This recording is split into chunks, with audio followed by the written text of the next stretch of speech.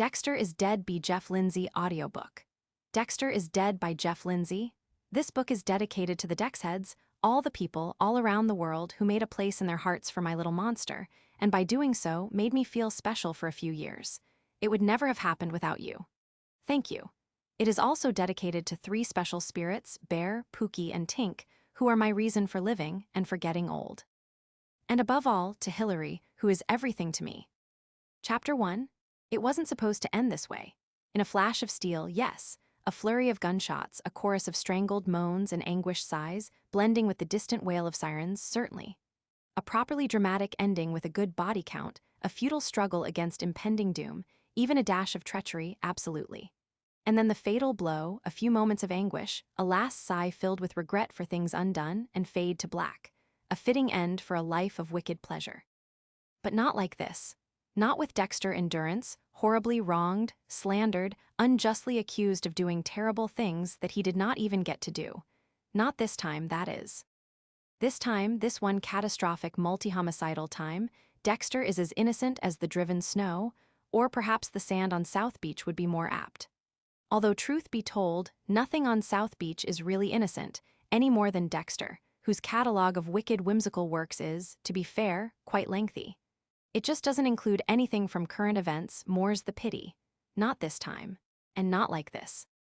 Not locked away in the tiny, chill, ill-smelling cell in Turner Guilford Night Correctional Center. And on the top floor, at that, the special purgatory reserved for the most heinous and unrepentant monsters. Every basic freedom ripped away. Every moment, waking and sleeping, subject to scrutiny.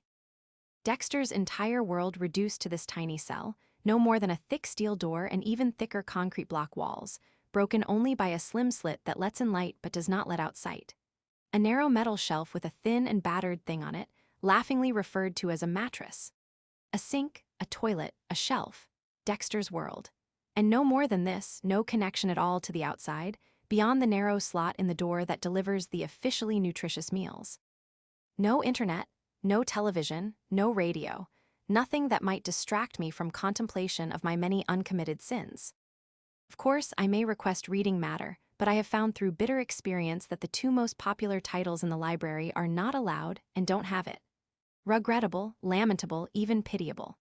Poor sad sack Dexter, tossed on the sterile institutional scrap heap. But of course, who could have sympathy for a monster like me?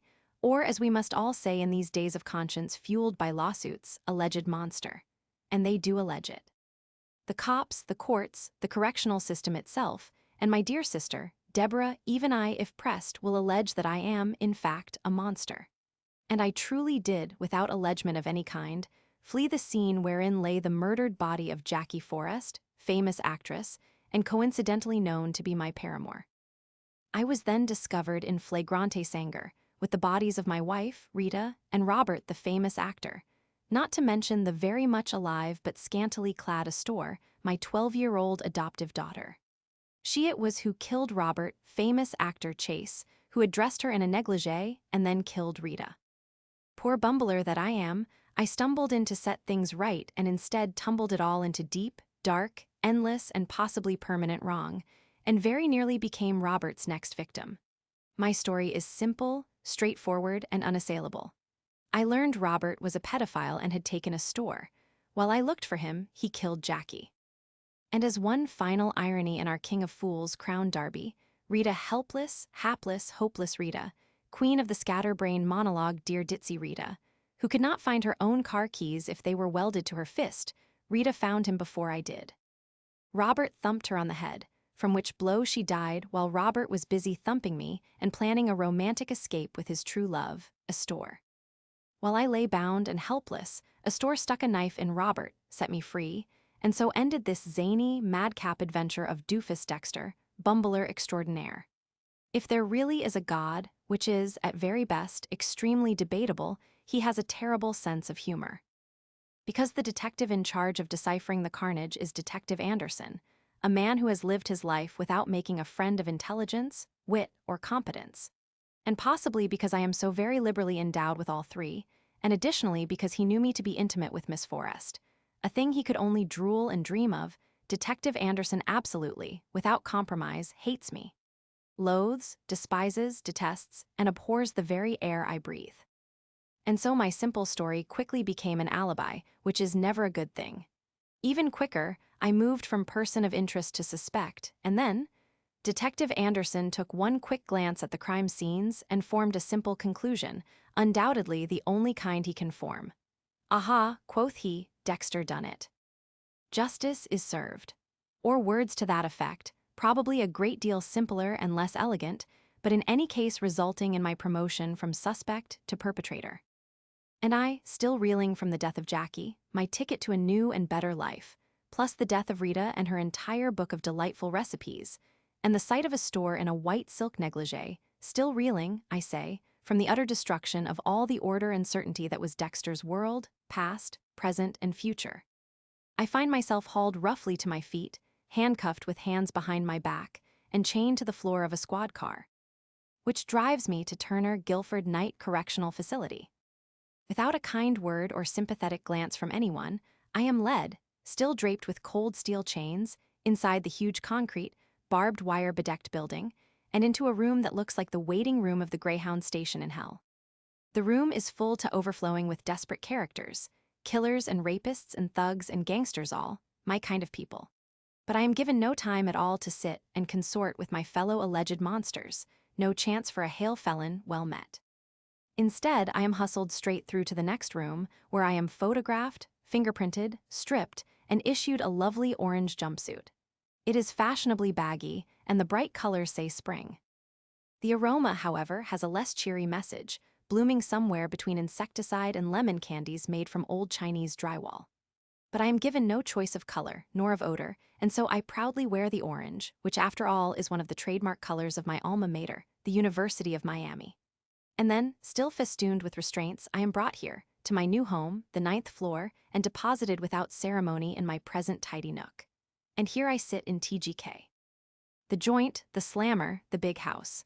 One small cog in the gigantic correctional wheel, which itself is only a little piece of the massive and coldly incompetent machine that is justice. Dexter is now being corrected. What is it, I wonder, that they hope to correct? I am what I am, irredeemably, irretrievably, implacably, as are most of my fellow desperados here on 9. We are monsters, stamped from birth with forbidden hungers, and these can no more be corrected than can the need to breathe. Bird gotta whistle, fish gotta swim, and Dexter gotta find and fence the slippery wicked predators. However incorrect that may be, it irreversibly is. But I am in the correctional system now, subject to its clockwork whims and institutional hardness. I am no more than an uncorrectable error waiting to be corrected, while the proper forms are filled out and filed and forgot, however long that may take. Parenthetically, it does seem to be taking quite a while. There is some small tidbit of arcane constitutional trivia rattling around in my poor withered brain that mumbles something about a speedy trial, and I have not even been arraigned. Surely this is somewhat irregular. But I am offered no company other than my guards, and they are not terribly chatty, and I have no opportunity to make the acquaintance of anyone else who might answer my polite questions about due process. So I am forced into the ludicrous position of trusting in the system, a system that I know far too well is far from trustworthy. And in the meantime, I wait. Life is, at least, simple and regular. I am awakened at 4:30 a.m. by a cheerful bell. Shortly after, the slot in my cell's door, sealed over by a steel flap that is held shut by a very strong spring, reluctantly opens, and my breakfast tray comes through on the metal tongue of the cart made for that purpose. Ah, delectable viands. Institutional cereal, toast, coffee, juice. Almost edible, and there is nearly enough. What bliss! Lunch is similarly delivered at 10:30. It is an even greater flight of gourmet abandon. A sandwich containing a cheese-like substance, carefully hidden under a piece of soft and fluffy green stuff that is clearly synthetic recycled iceberg lettuce. Beside it on the tray, some lemonade, an apple, and a cookie. In the afternoon, under the watchful eyes of my shepherd, Laszlo, I am permitted an hour of solitary exercise in the yard. It is not really a yard at all. There are no trees, no grass, no lawn chairs or toys. It is in fact a wedge-shaped concrete floor whose only virtues are that it is open to the sky and contains a netless basketball hoop. Of course, this time of year it is usually raining in the afternoon, and so even this small virtue is somewhat double-edged. I also discover that once I am in the yard, I must stay there for the full hour or go back to my cell. I learn to enjoy the rain. And soaking wet, I return to my cell. Dinner at 5. Lights out at 10. A simple life of modest comforts. So far the great rewards one reaps from solitude and simplicity, as promised by Thoreau, have not been forthcoming, but perhaps they will emerge in time. And time is the one thing I have plenty of. 10 days in jail. I wait. To a lesser man, the endless spell of oppressive nothingness might seem stifling, even soul-destroying. But of course, Dexter has no soul if such things even exist, and so I find a great deal to do. I count the concrete blocks in my wall. I arrange my toothbrush. I attempt mental games of chess, and when I can't remember where the pieces are, I switch to checkers, and then, when that fails, to go fish. I always win. I pace my cell. It's large enough to permit me almost 2 full steps. When I tire of this, I do push-ups. I do a little tai-kai, bumping my fists on the walls with nearly every move. And I wait. From my wide reading, I know that the greatest danger of solitary incarceration is the temptation to succumb to the dreadful weight of tedium, sink into the stress-free bliss of insanity. I know that if I do, I will never get out, never resume my safe and sane normal life of happy wage slave by day, even happier night of the knife by night. I must hold on, keep a tight grip on what passes for sanity in this vale of tears, hold on white-knuckled to the absurd and baseless belief that innocence still counts for something, and I am truly innocent, relatively speaking. In this case, at least.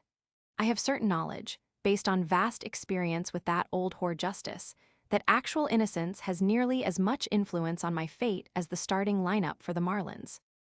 But I cling to hope anyway, because anything else is unthinkable. How can I face even one more hour of this if I don't believe that eventually it will end with me on the outside? Even the thought of endless cheese-like sandwiches is no comfort. I must believe, blindly, unreasonably, even stupidly, that someday truth will out, justice will prevail, and Dexter will be free to run laughing into the sunlight. And, of course, smirking into the moonlight, sliding softly through the velvet dark with a knife and a need, I shiver. Mustn't get ahead of myself. Must avoid such thoughts, fantasies of freedom that steal focus from right now and what to do about it. I must remain here mentally, as well as physically, right here in my snug little cell, and concentrate on getting out. Once more I flip through my mental ledger and add up the blurred and uncertain figures. On the plus side, I really and truly am innocent. I didn't do it. Not even some of it. Not me. On the minus side, it sure looks like I did. And worse, the entire Miami police force would like to see someone like me convicted for these crimes. They very publicly promised to protect our 2 famous actors and more publicly failed to do so. And if the killer was some plausible insider, me again, they are off the hook. So if the officer in charge is willing to bend things a little bit, he almost certainly will. Even more minus. Detective Anderson is in charge. He will not merely bend things. He will mangle them, hammer them into the shape he wants, and serve them up in sworn testimony. He has, in fact, already done so, and it must be said that the legion of wonderful haircuts that constitutes the media has been eating it up, for the very simple reason that it is simple as they are, which is possibly even simpler than Anderson, a shudder-inducing thought. They have lunged to grab my guilt with both greedy fists, and the photo of Dexter arrested, according to Laszlo, has festooned the front pages and adorned the evening news for over a week now. The picture shows me draped in chains, head bowed, face set in a mask of stunned indifference, and I must say I look extremely guilty, even to me. And I do not need to point out that, moral clichés to the contrary, appearances do not deceive, not in our age of instant, summarized soundbite certainty. I am guilty because I look guilty, and I look guilty because Detective Anderson wishes it. Anderson wants me dead, enough so that he will cheerfully perjure himself to get me halfway there. Even if he didn't loathe me, he would do it because he has a professional hatred for my sister, Sergeant Deborah, who he quite rightly sees as a rival, and one who must eventually surpass him by a considerable margin. But if her brother, c'est moi, is a convicted murderer, this would almost certainly derail the mighty choo-choo of Deb's career track and consequently advance his. I do the math. On one side, Anderson, the entire police force, the media, and most likely the Pope himself. On the other side, my innocence. This does not add up to a terribly encouraging bottom line. But surely there is more. Certainly it could never end like this. Somewhere, somehow, isn't it absolutely essential to the immutable principles of balance, righteousness, and a healthy GNP that some small but powerful whole card exists? Shouldn't it be true that some unknown but potent force will emerge and set things right? Somehow, somewhere, isn't there something? There is. Unknown to the forces of evil and indifference that grind so ponderously powerfully slow, there is an equal and opposing force that even now must be gathering its irresistible strength for one mighty, liberating blast of truth that will topple the whole rotten mess and set Dexter free. Deborah, my sister. She will come and save me. She must. This, I must confess, is my one happy thought. Deborah is my forlorn hope, the tiny ray of sunshine trickling into the dark and dreary night of Dexter's detention. Deborah will come. She must, she will. And she will help me, her only living relative, the last of the Morgans. Together we will find a way to prove my innocence and spring me from this, my soul-crushing confinement. She will breeze in like the winds of April, and the doors will spring open at her touch. Deborah will come and end Dexter's durance vile. Put aside for the moment the memory of Deborah's last words to me. These words were far from supportive, and some might even say they were rather final. They were spoken in the heat of an unpleasant moment, and not to be taken at face value in any permanent sense. Remember instead the deep and abiding bonds of family that lock us unchangeably together. Deborah will come. The fact that she has not come yet, has not in any way communicated with me, should not really trouble me. It is almost certainly a strategic move, creating the appearance of indifference to lull our enemies into complacency. When the time is right, she will come, I must not doubt it. Of course she will come, she's my sister. This implies quite strongly that I am her brother, and it's exactly the sort of thing one does for family. I would do it for her, willingly and even cheerfully, and so I know for a stone-cold fact that she will do it for me. Without even a moment of doubt, I know it. Deborah will come. Eventually. Sooner or later. I mean, where is she? The days pass, and inevitably they turn into weeks, 2 of them now, and she has not come. She has not called, she has not written. No secret note written in butter and pressed into my sandwich. Nothing at all, and I am still here in my ultra-secure cell, my little kingdom of solitude. I read, I ponder, and I exercise. And what I exercise most is my healthy sense of very justified bitterness. Where is Deborah? Where is justice? Both are as elusive as Diogenes' honest man. I ponder the thought that I, above all, should be reduced to hoping for real justice. A justice that, if it frees me as it should, has clearly done an outrageous injustice by turning me loose to resume my beloved pastime. It is ironic, like so much of my present circumstance. But out of the many ironies in my current unhappy contretemps, perhaps the worst of all is that I, Dexter the monster, Dexter the ultimate outsider, Dexter the non-human, I, too, am reduced in extremis to that ultimate human lament. Why me? Chapter 2. The days pass indistinguishably. Dull routine plods along in the wake of dull routine. Nothing, in short, happens that has not already happened yesterday and the day before, and will almost certainly happen again the next day, and the next, ad infinitum. No visitors, no mail, no calls, no sign at all that Dexter still has any sort of existence outside of this unchanging, unending, unpleasant one. And yet, I hope. This cannot continue eternally, can it? Something must someday happen. It is not possible that I should be a permanent fixture here, on the 9th floor of TGK, perpetually repeating the same small and meaningless rituals by rote. Someone will realize a monstrous injustice has been done, and the machine will spit me out. Or perhaps Anderson himself, overcome with shame, will perform a public mea culpa and set me free in person. Of course, it is more likely that I should burrow through the concrete block walls with my toothbrush, but surely there will be something. And if nothing else, sooner or later some bright day, Deborah will come. Of course she will. I hold on to that certainty, raising it in my mind to the status of immutable eternal truth, something as certain as the law of gravity. Deborah will come. In the meantime, I know that at the very least, TGK is not a prison. It is merely a detention center, intended for temporarily housing the provisionally wicked until such time as their promotion to enemy of society is made permanent. They can't keep me here forever. I mention this in passing to my shepherd, Laszlo, as he escorts me to my daily stint of sitting in the yard and enjoying the rain. They can't, I say, keep me here forever. Laszlo laughs, not cruelly, it must be said, but with a certain wry institutional amusement. The guy in the cell next to you, he says, Know who he is. We haven't met, I admit. In fact, I haven't seen any occupant of the other cells. You remember, I think it was 1983, Laszlo says. Not very well, I say. There was a guy drove his car into the mall and opened up with an automatic weapon, killed 14 people, he says. I do remember that. Everyone in Miami, whatever their age, remembers. I remember. Laszlo nods at the cell next to mine. That's him, he says, still awaiting trial. I blink. Oh, I say.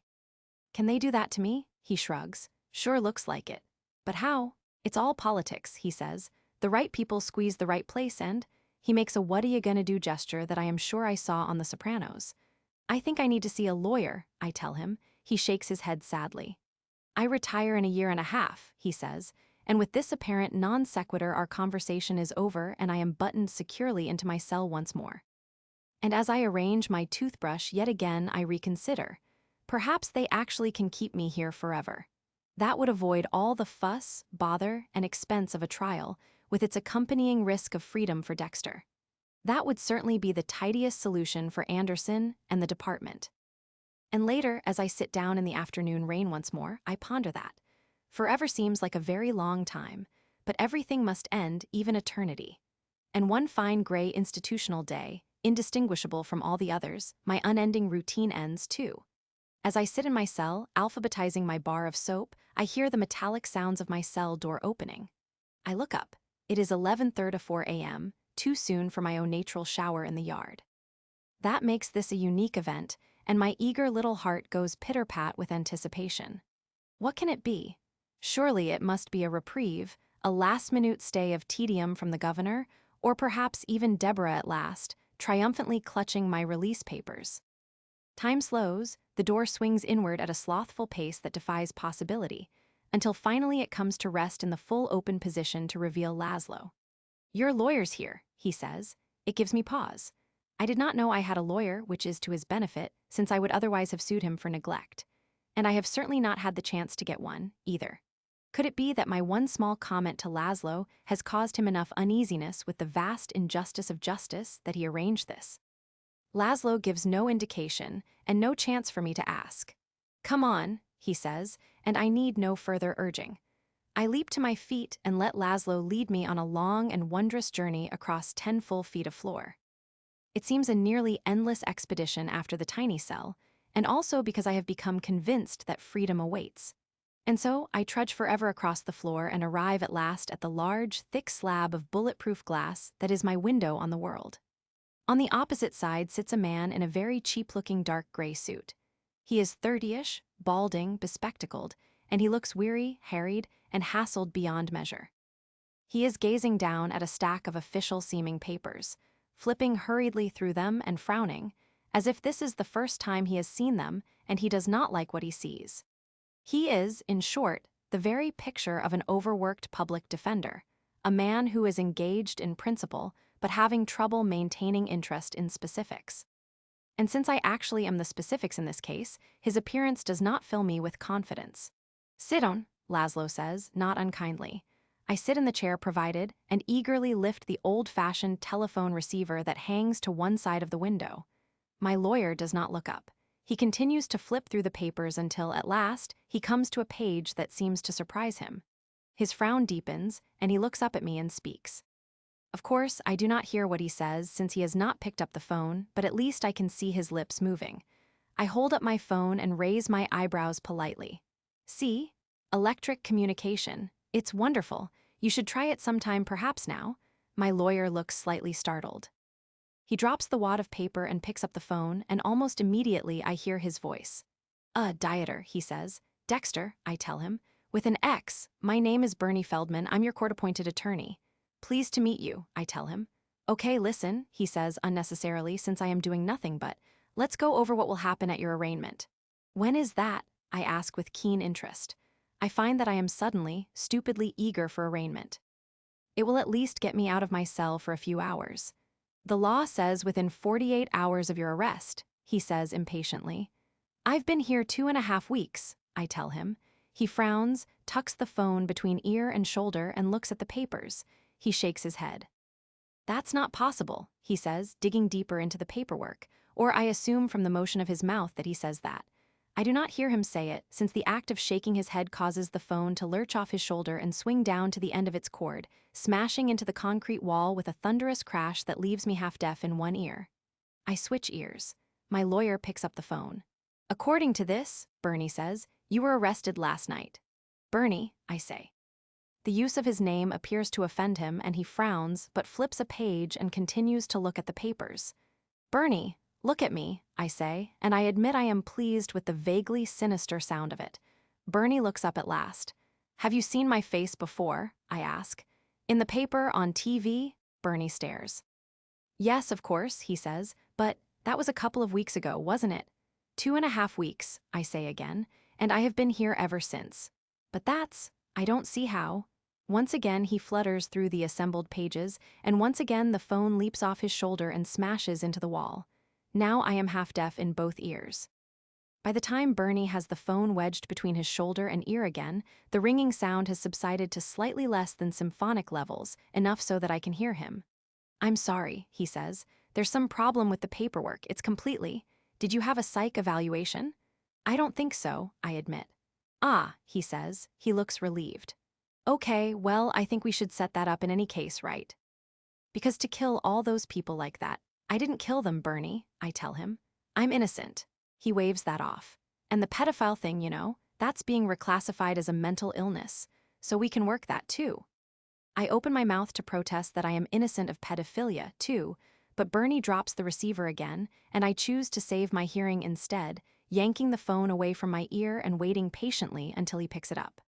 So anyway, the arraignment has to be within 48 hours. The law, so it should have. He frowns again and pulls out one stapled stack of papers. Except shit, I didn't see this before. His lips move as he reads, flips quickly through 3 pages to the end, frowns heavily. Didn't see this, he repeats. Shit, what is it? I ask. He shakes his head but miraculously keeps his grip on the phone. I don't get it, he mutters. This doesn't make any. Bernie flips through the entire stack once more, apparently without finding anything he likes. Well, shit, this changes everything, he says briskly. In a good way, I ask hopefully. This whole, the paperwork is, he shakes his head.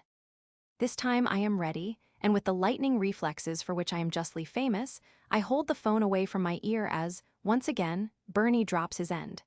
Even from a safe distance, I hear the crash. I put the phone back to my ear and watch as Bernie juggles the stack of papers, vainly trying to shove it into some state that resembles neatness. All right, he says, I'm going to look into this. I'll be back, he promises, without sounding even vaguely sinister. Thank you, I say, since good manners must prevail even in the darkest circumstance. But Bernie is already gone. I hang up the phone and turn around. My faithful companion Laszlo is right there, and he nods at me to stand. Let's go, Dex, he says. I rise, still in something of a fog, and Laszlo takes me back to my snug little alcove. I sit down on my bunk, and for once I don't feel the hardness underneath the pitifully thin mattress. There is much to ponder. Arraignment within 48 hours of arrest, for starters. It rings a dim bell, summoning up some faint memory from a criminal justice class long ago at I believe I recall that it is one of my most basic rights, along with presumption of innocence, and the fact that Anderson has managed to avoid both is very troubling. Clearly things are much worse than even I could anticipate. I think of my next-door neighbor, here since 1983. I wonder if Detective Anderson's father arrested him.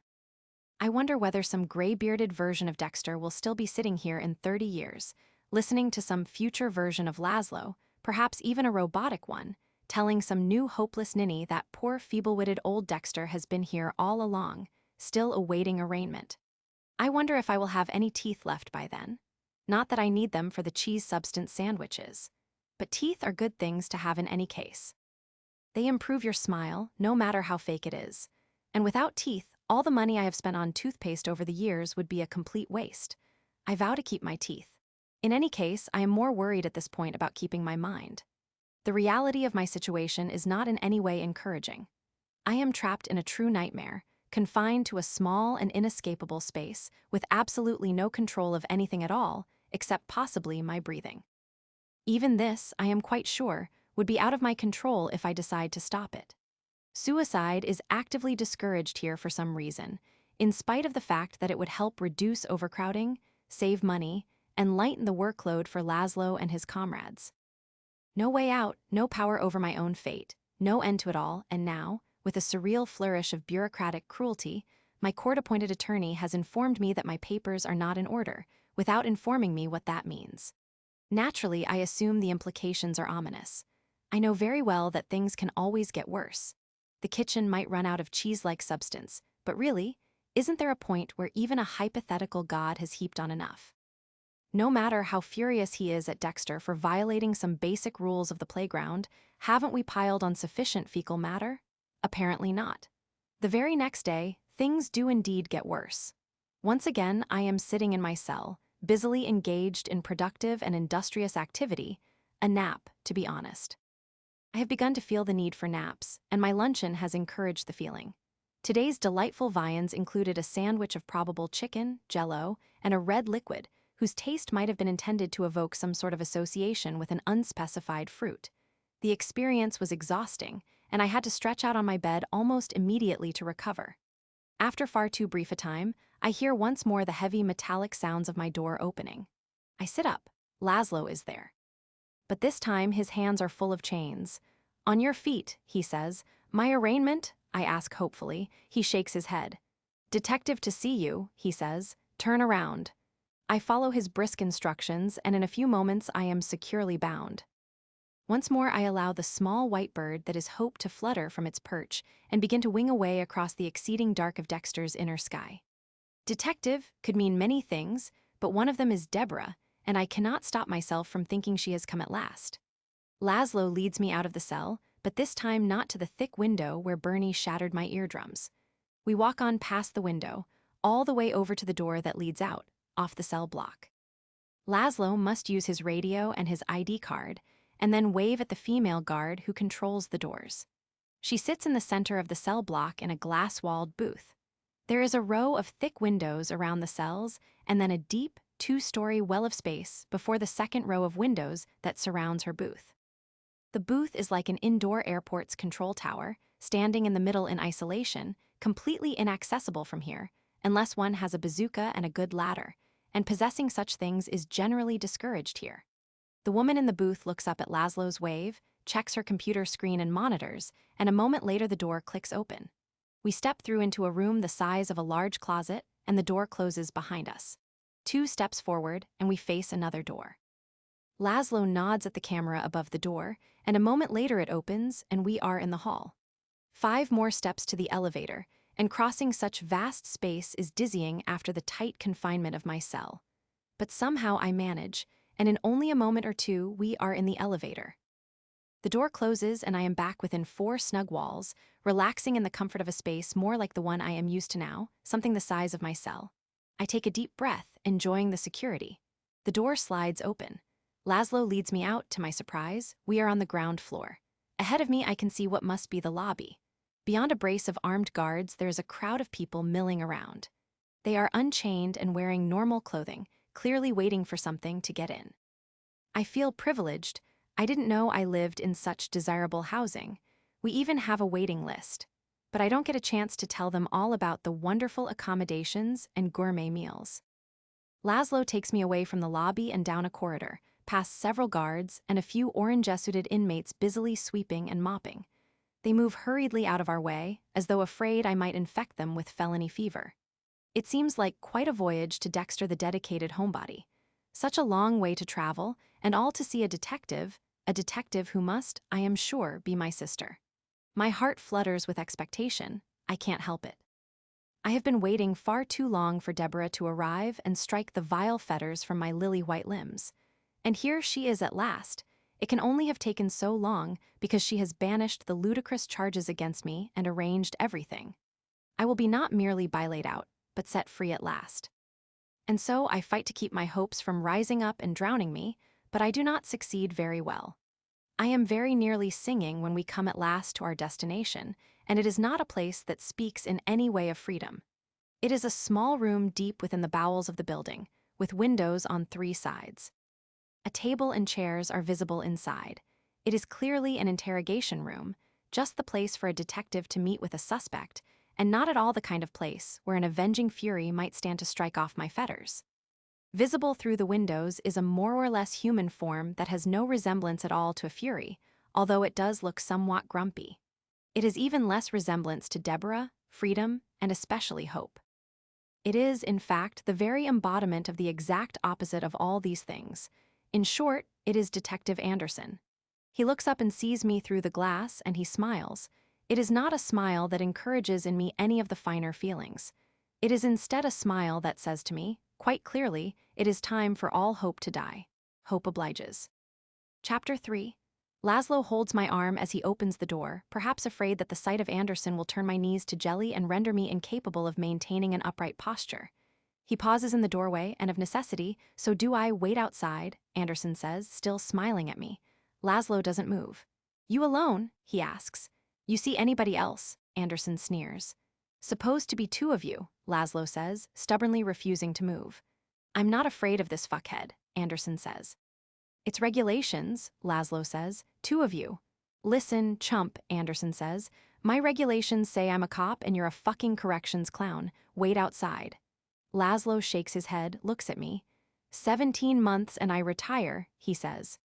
He looks at Anderson and shakes his head again, then turns to go, closing the door behind him. Well, fuckhead, Detective Anderson says in cheerful greeting when we are finally alone. How do you like it here? It's very nice, I tell him. You should try it sometime. His smile morphs into a sneer, an expression that is much more natural for him. I don't think so, he says. Suit yourself, I say. I move to a chair and Anderson scowls. I didn't tell you to sit, he says. That's true, I say, which is unusual for you. I sit. For a moment he thinks he might stand up and smack me out of my chair. I smile patiently at him and glance at the window, where Laszlo stands. He's watching us and talking into his radio. Anderson decides against smacking me and slumps back into his chair. What did your lawyer say? He asks me. It's a surprisingly illegal question, even from a malignant pimple like Anderson. Why do you want to know? I say. Just answer, fuckhead, he says with massive authority. I don't think so, that's privileged information, I tell him. Not to me, he says. Especially to you, I say. But maybe you were absent the day they went over that in middle school. I smile. Or more likely you never got as far as middle school. That would explain a lot. Why, sus, he says. Is dumb ass better? I mean, in your experience? He has at least lost his annoying smirk, but it has been replaced by a rather alarming flush of color and an angry frown. This is clearly not going the way he had fantasized. As someone with recent professional acting experience, I wonder briefly whether I should grovel and plead just to play out his script, but I decide against it. My character just wouldn't do that. You're in a lot of fucking trouble, he snarls. If you're so fucking smart, you'll cooperate a little.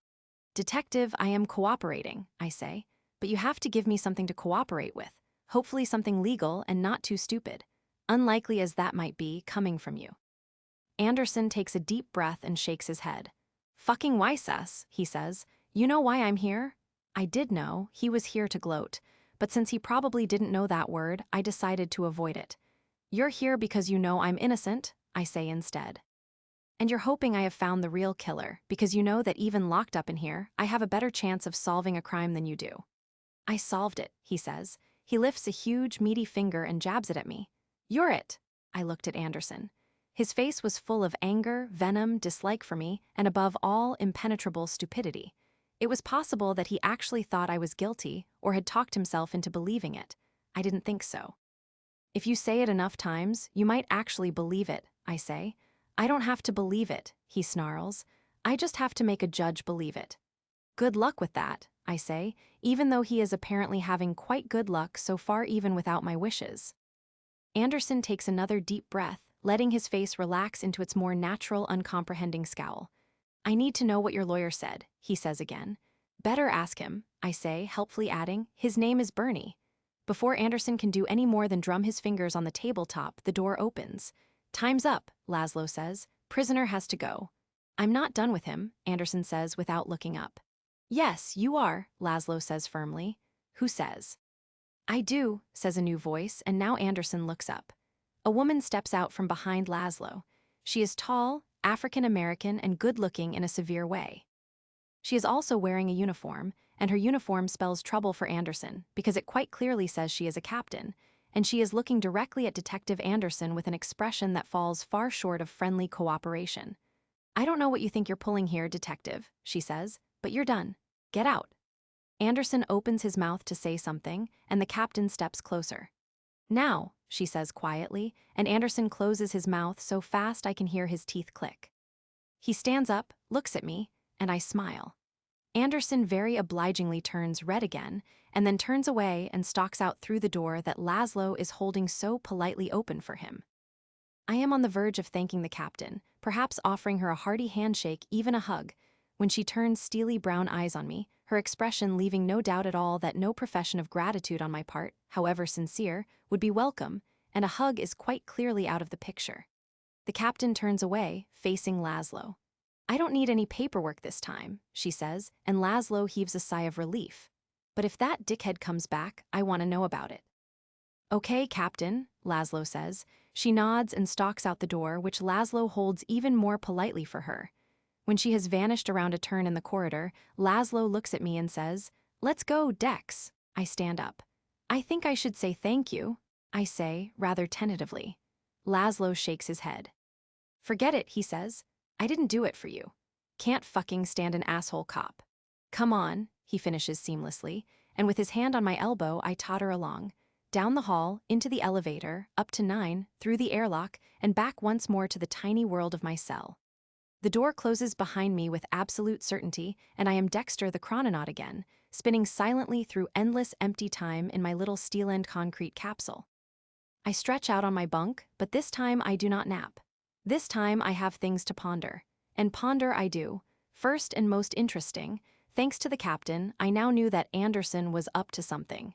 This was highly significant.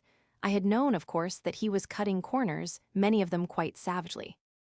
And I had been sure he was shading the truth, shaping the evidence, coloring events.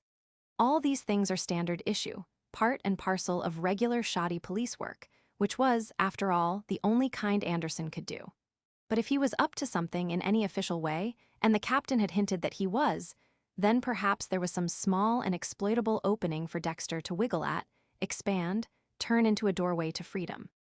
I added that to what dear Bernie, my lawyer, had said. The paperwork wasn't right. Instead of viewing that with alarm, as evidence that they could keep me here forever, I began to look at it as more ammunition in my anti-Anderson salvo. He had committed hanky-panky with paperwork, and if something in the system is committed to paper, it becomes transubstantiated into a sacred relic. To violate any official and therefore consecrated paperwork was a cardinal sin, and it could well result in Anderson's utter ruin, if I could prove it and get the right person to see it. A big if, but a vital one. Because Anderson wasn't keeping me here, paperwork was, and if that paperwork was desecrated. We read every day of some vile perpetrator of dark deeds, turned loose on an undeserving world because proper procedure had been neglected. Just this once, why couldn't the vile perpetrator be me? And if procedure was not merely neglected but willfully falsified, and if I could prove it, it was at least possible that the consequences for Anderson might go far beyond administrative scolding, suspension, even loss of pay. He might actually be sent here, perhaps even to the very cell I walked out of. The sheer, poetic, balanced beauty of that possibility was dizzying, and I contemplated it for a long time. Switch places with Anderson. Why not? Of course, first I had to find out a few relevant details, and then find a way to bring them to the attention of a proper authority of some kind, a judge. Perhaps the judge at my arraignment, when it someday came along, if ever. If Anderson kept me here permanently without arraignment, as it seemed he was doing so far, I couldn't wait. Forever was much too long. I had to find someone on the outside to get the information to a judge or even to Captain Matthews. Someone, yes, and who? It could only be Deborah, of course. No one else had the skill, the cojones, and the sheer force of will to pursue this to its happiest conclusion. Deborah it was, and at last I had something helpful to give her when she came.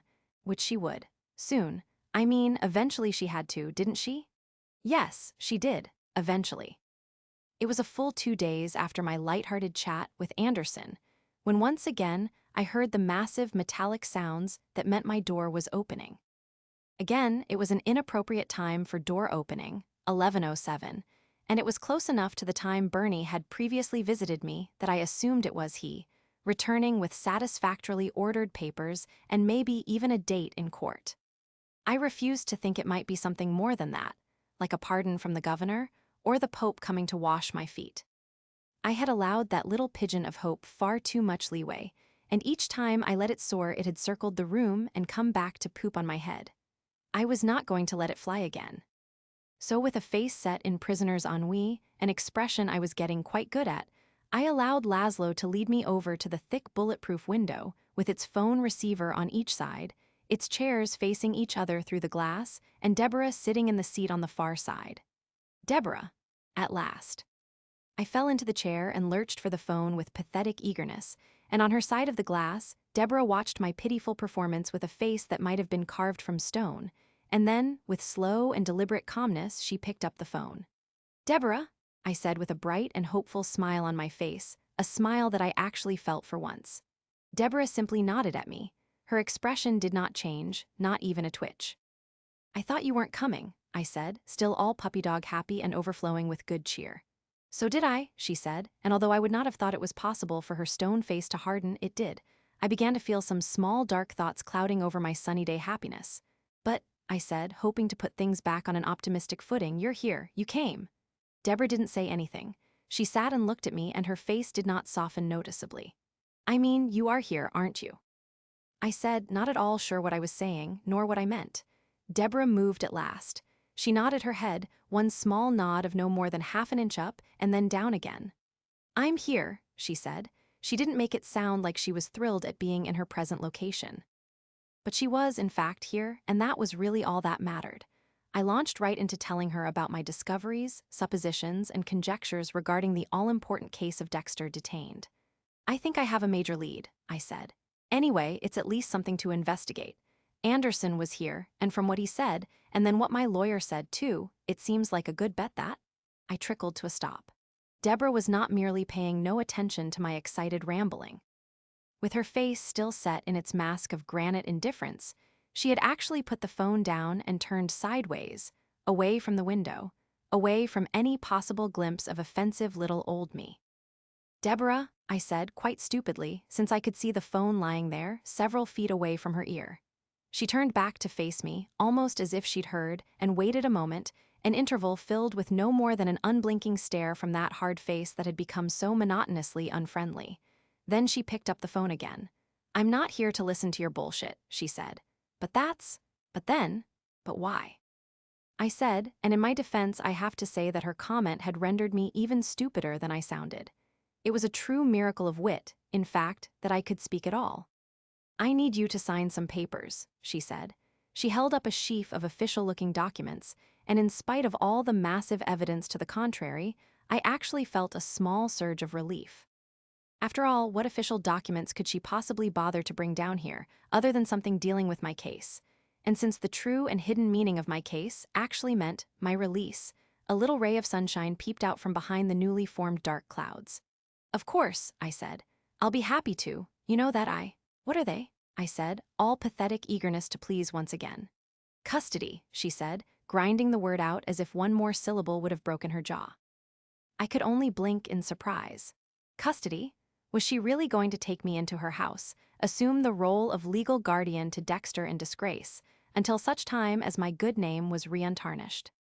It went far beyond what I hoped, for it sounded very much like a full pardon, if only a non-legal one from Deborah. "Custody," I repeated inanely. "Well, of course, thank you. I didn't think you would—" "Custody for your kids," she said, nearly spitting the words. "So they don't go to a foster home." And she looked at me as if it had been my plan, my entire purpose in life, to send children to orphanages. Whether from the look or from her words, I felt so completely deflated that I had to wonder whether I would ever hold air again. "Oh," I said, "of course." Deborah's look changed at last, which was all to the good. On the downside, however, what it changed to was a sneer. "You haven't given those kids one fucking thought, have you?" It may not stand as absolutely the best character reference for me, but in truth, I had not thought about the kids. Cody, Astor, and of course, Lily Ann, they must have been scooped up somehow when I was arrested. And naturally, Deborah, as their closest relative, because of course my brother, Brian, would be totally out of the question and… Honestly, I had not devoted even one gray cell to thinking about the kids, and I am quite sure that anyone with actual feelings would have a rather large lump of shame in their lap. I did not. In my defense, however, I would like to point out that I did have other things to think about. For instance, I was actually incarcerated. For multiple murders, remember? And unjustly. Well, I said, I have been kind of, in jail? That's what I thought, she said. Not one fucking thought. For a moment I was too stunned to respond. Here I was in quite literal chains, with reason to think it would soon be my permanent condition, and she was blaming me for not thinking of the children. Who, it must be said, were perfectly free to wander around and sit on the swings and eat pizza, or whatever they wanted. It was a monstrous injustice approaching even the unfairness of my imprisonment, but there it was, and at last my wits returned and brought with them a large helping of indignation. Deborah, that's completely unfair, I said. I have been in here without any kind of, and I trickled to a truly feeble halt, because once again, Deborah was holding the phone away from her head and waiting for me to stop talking. When I did, she let it hang for another minute before she finally picked up the phone. The papers give me full custody of the kids, she said. I'm leaving them with the guard. She waved the papers. Sign them. She began to stand up, and panic flooded into me from the basement up. My only hope, and she was leaving. Deborah, wait, I called. Deborah paused in an awkward position, a kind of squat between standing and sitting, and it seemed to my fevered brain that she stayed like that for an awfully long time, as though she couldn't wait to leave, but some stupid obligation had frozen her in place and kept her from fleeing something distasteful. We both thought she was going to leave anyway. But then, to my idiotic relief, she sat down and picked up the phone again. What? She said, in a voice as dead as it could be and still come from a living human mouth. Once more I could only blink stupidly. The what of it seemed painfully obvious, so patently clear that I couldn't think of any way to say it that wasn't insulting her intelligence. I said it anyway. I need your help, I said. And just to prove that she could insult my intelligence right back, she said, for what? To get out of here, I said. To find a way to prove that you're innocent, she snarled. Bullshit. But I am innocent. The hell you are, she said, looking and sounding angry for the first time, but at last she was finally showing a little emotion. You left Jackie alone, you abandoned Rita and let her get killed, and you handed a store over to a homicidal pedophile. I could see the knuckles of her hand clutching the phone turning white. She took a deep breath, and her face settled back into cold indifference. Show me the innocent part, Dexter, because I don't see it. But Debs, I whimpered, I didn't kill anybody. This time, she snapped. Oh, but, I stammered, but that's what I'm in here for, this time, and I didn't. This time, she repeated softly. But even though her voice had softened, her eyes were still hard and bright. She leaned in close to the window. How many other times did you kill somebody, Dexter? How many more times would you if you got out? It was a fair question, and the answer would certainly compromise my innocent plea, so I wisely said nothing, and Deborah went on. I've been thinking about that, she said. I can't help it. I know you say Dad set the whole thing up so you… She looked away again. I can't do it anymore. I thought I could live with it, close one eye and just… She looked back at me, and there was no softness in her anywhere. But now this, and I don't have any idea who the fuck you are anymore. Maybe I never did, and you could have been lying all along about Daddy, and… I mean, he was a cop and a Marine vet. What would he have said, Dexter? What would Daddy say about the shit you just pulled? She glared at me, and I realized she really wanted an answer, but all I could think of to say was, Semper Fi. Deborah looked at me a little longer. Then she leaned back in her chair. I wake up at night, and I think about all the people you killed. And I think about all the people you'll kill if you get out again. And if I help you get out, I am as good as killing them myself, she said. I thought you were okay with, Dad really did set it up, and, once more her expression was enough to make me trickle to a stop. I can't do it anymore, she said. It's wrong. It goes against everything I ever… Her voice was rising, and she caught herself, stopped, and went on calmly. You belong here, she said matter-of-factly. The world is a better and safer place with you locked up. It was difficult to argue with her logic, but it would have been rather counterproductive not to try. Debs, I said, I'm in here for something you know I didn't do. You can't let them hang it on me, you're better than that. Save it, she said. I'm not the fucking Innocence Project. And if I was, I'd pick somebody who deserved to be saved. I've got nobody else, I said, trying very hard not to sound whiny. No, you don't, she said. You let them all get killed. That's not, and you don't have me either, she said. You're on your own. You can't mean that. You're goddamned right I mean it, she said. I help you get out, I do nothing but turn a killer loose and just incidentally kill my career too. Oh, well, I said. And I was so unhinged at her attitude that I sank into sarcasm. Of course, if it's a question of your career, I mean, what does my life matter compared to your career? She ground her teeth audibly, and her nostrils flared out and turned white, which I knew from our childhood meant she was about to lose it. If I can save my career, keep a killer in jail, and help the department at the same time, you're not helping the department, I said, and I was peevish now, too. You're not helping anyone but Anderson, and you're doing it by abandoning your own brother. Adopted, she spat, not my real brother. For a very long moment those words just hung between us. For my part, I felt as if I had been poleaxed. For her to think that, let alone say it, was so far beyond any possible propriety that I couldn't believe she'd really said it. Surely I had imagined it. Deborah would never. I mean, would she? And for her part, Deborah spent a long stretch of that eternity grinding her teeth at me. There was one small, quick flash of something in her eyes. A frail and fleeting thought I could almost see that said she knew she should never say such a thing, and she couldn't believe she'd said it either. But that thought was gone, faster than a speeding bullet, and she settled back into her chair and got comfortable, nodding slightly, as though she was actually quite glad she'd finally said something that had been troubling her for a while. And then, just to be sure I was completely and utterly crushed, she said it again. Adopted, she said with matter-of-fact venom, you were never really my brother. She glared at me for another eternity or two, and then she stood up, gathered her papers, and walked away. Chapter 4. I don't know how long I sat there. It seemed like a very long time. But at some point I became aware that Laszlo's hand was on my shoulder and he was urging me to my feet. I let him lead me back to my cell and button me in, but I didn't actually see or hear anything that happened along the way. There was room in my poor battered brain for only one thing, and it played in an endless loop. You were never really my brother. She'd said that. Deborah had actually said those words, and then looked perfectly satisfied with herself for saying them, and then, on top of that mind-melting sequence, she had repeated them, just in case I didn't hear her the first time. But I heard her. I heard her over and over, and I could not hear or think anything else but that. You were never really my brother. I know a great deal about me. I know that I am not, for instance, ever going to change. I will always be Dexter the monster, human-appearing, but walking through life with one foot always in perpetual darkness. And I am also not able to feel real human emotions. This is a fact, and it cannot change either. I do not feel. I am not capable. So what were these terrible things surging through me, smashing at the tight, slick walls that held me in perfect cold indifference? This stomach-twisting dread, the sensation of everything around me and in me being diseased, dead, rotten, and empty, what could they possibly be? They certainly felt like feelings. You were never really my brother. Barely, only just almost, I could understand Deborah's decision not to help me. Her career was everything to her, and I really was, after all she said I was and feared I would be again. I was and I would be, undeniably, unchangeably, and eagerly.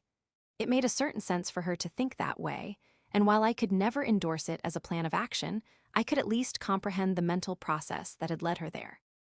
But this, the utter rejection of our entire jointly led life, the complete denial of family ties, stretching back through the years to Mom and the house in the Grove, and even including St. Harry and his plan, to take 30-some years of actual existence and fling it away like roadkill, and then to throw it in my face, not once but twice, in a cold, uncompromising, and, it must be said, a cruel manner. This I could not understand. This went so far beyond mere self-preservation, so deeply into the surreal realm of human emotional wickedness. A kingdom that was forever closed to someone like me, the emotion part. I mean, that I could not begin to fathom it. I could not even imagine a set of circumstances that would lead me to deny Deborah in such a complete, absolute, and unbending way. It was unthinkable, no matter how I thought of it. You were never really my brother. That sentence of death still rang in my ears at lights out that night. It was still there the next morning at 4:30 when my loud, bright, and unnecessary wake-up call sounded. I did not need to be awakened. I had not slept. I had not performed any other higher functions of any kind, either. I had, in fact, done no more than lie on my bunk and listen to the endlessly repeating loop of Deborah's voice, casting me out of my entire life and into eternal all-alone darkness. Breakfast came, delivered with cheerful invisible competence through the slot in my door. I am almost sure I ate it since the tray was empty when I put it back through the slot, but I could not say what I had eaten. It might have been anything: baked frog vomit, deep-fried possum nostrils, human fingers, anything at all. I would not have noticed. But things change.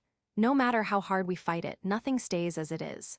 All things, as you may have noticed, must change and even end. At some point, even the greatest misery begins to fade. Life, or what passes for life, plods on in its own unending weary footsteps, and somehow we plod along with it, if we stay lucky. Eventually, other little thoughts began to trickle into the pit of despair where I lay and, it must be said, where I wallowed.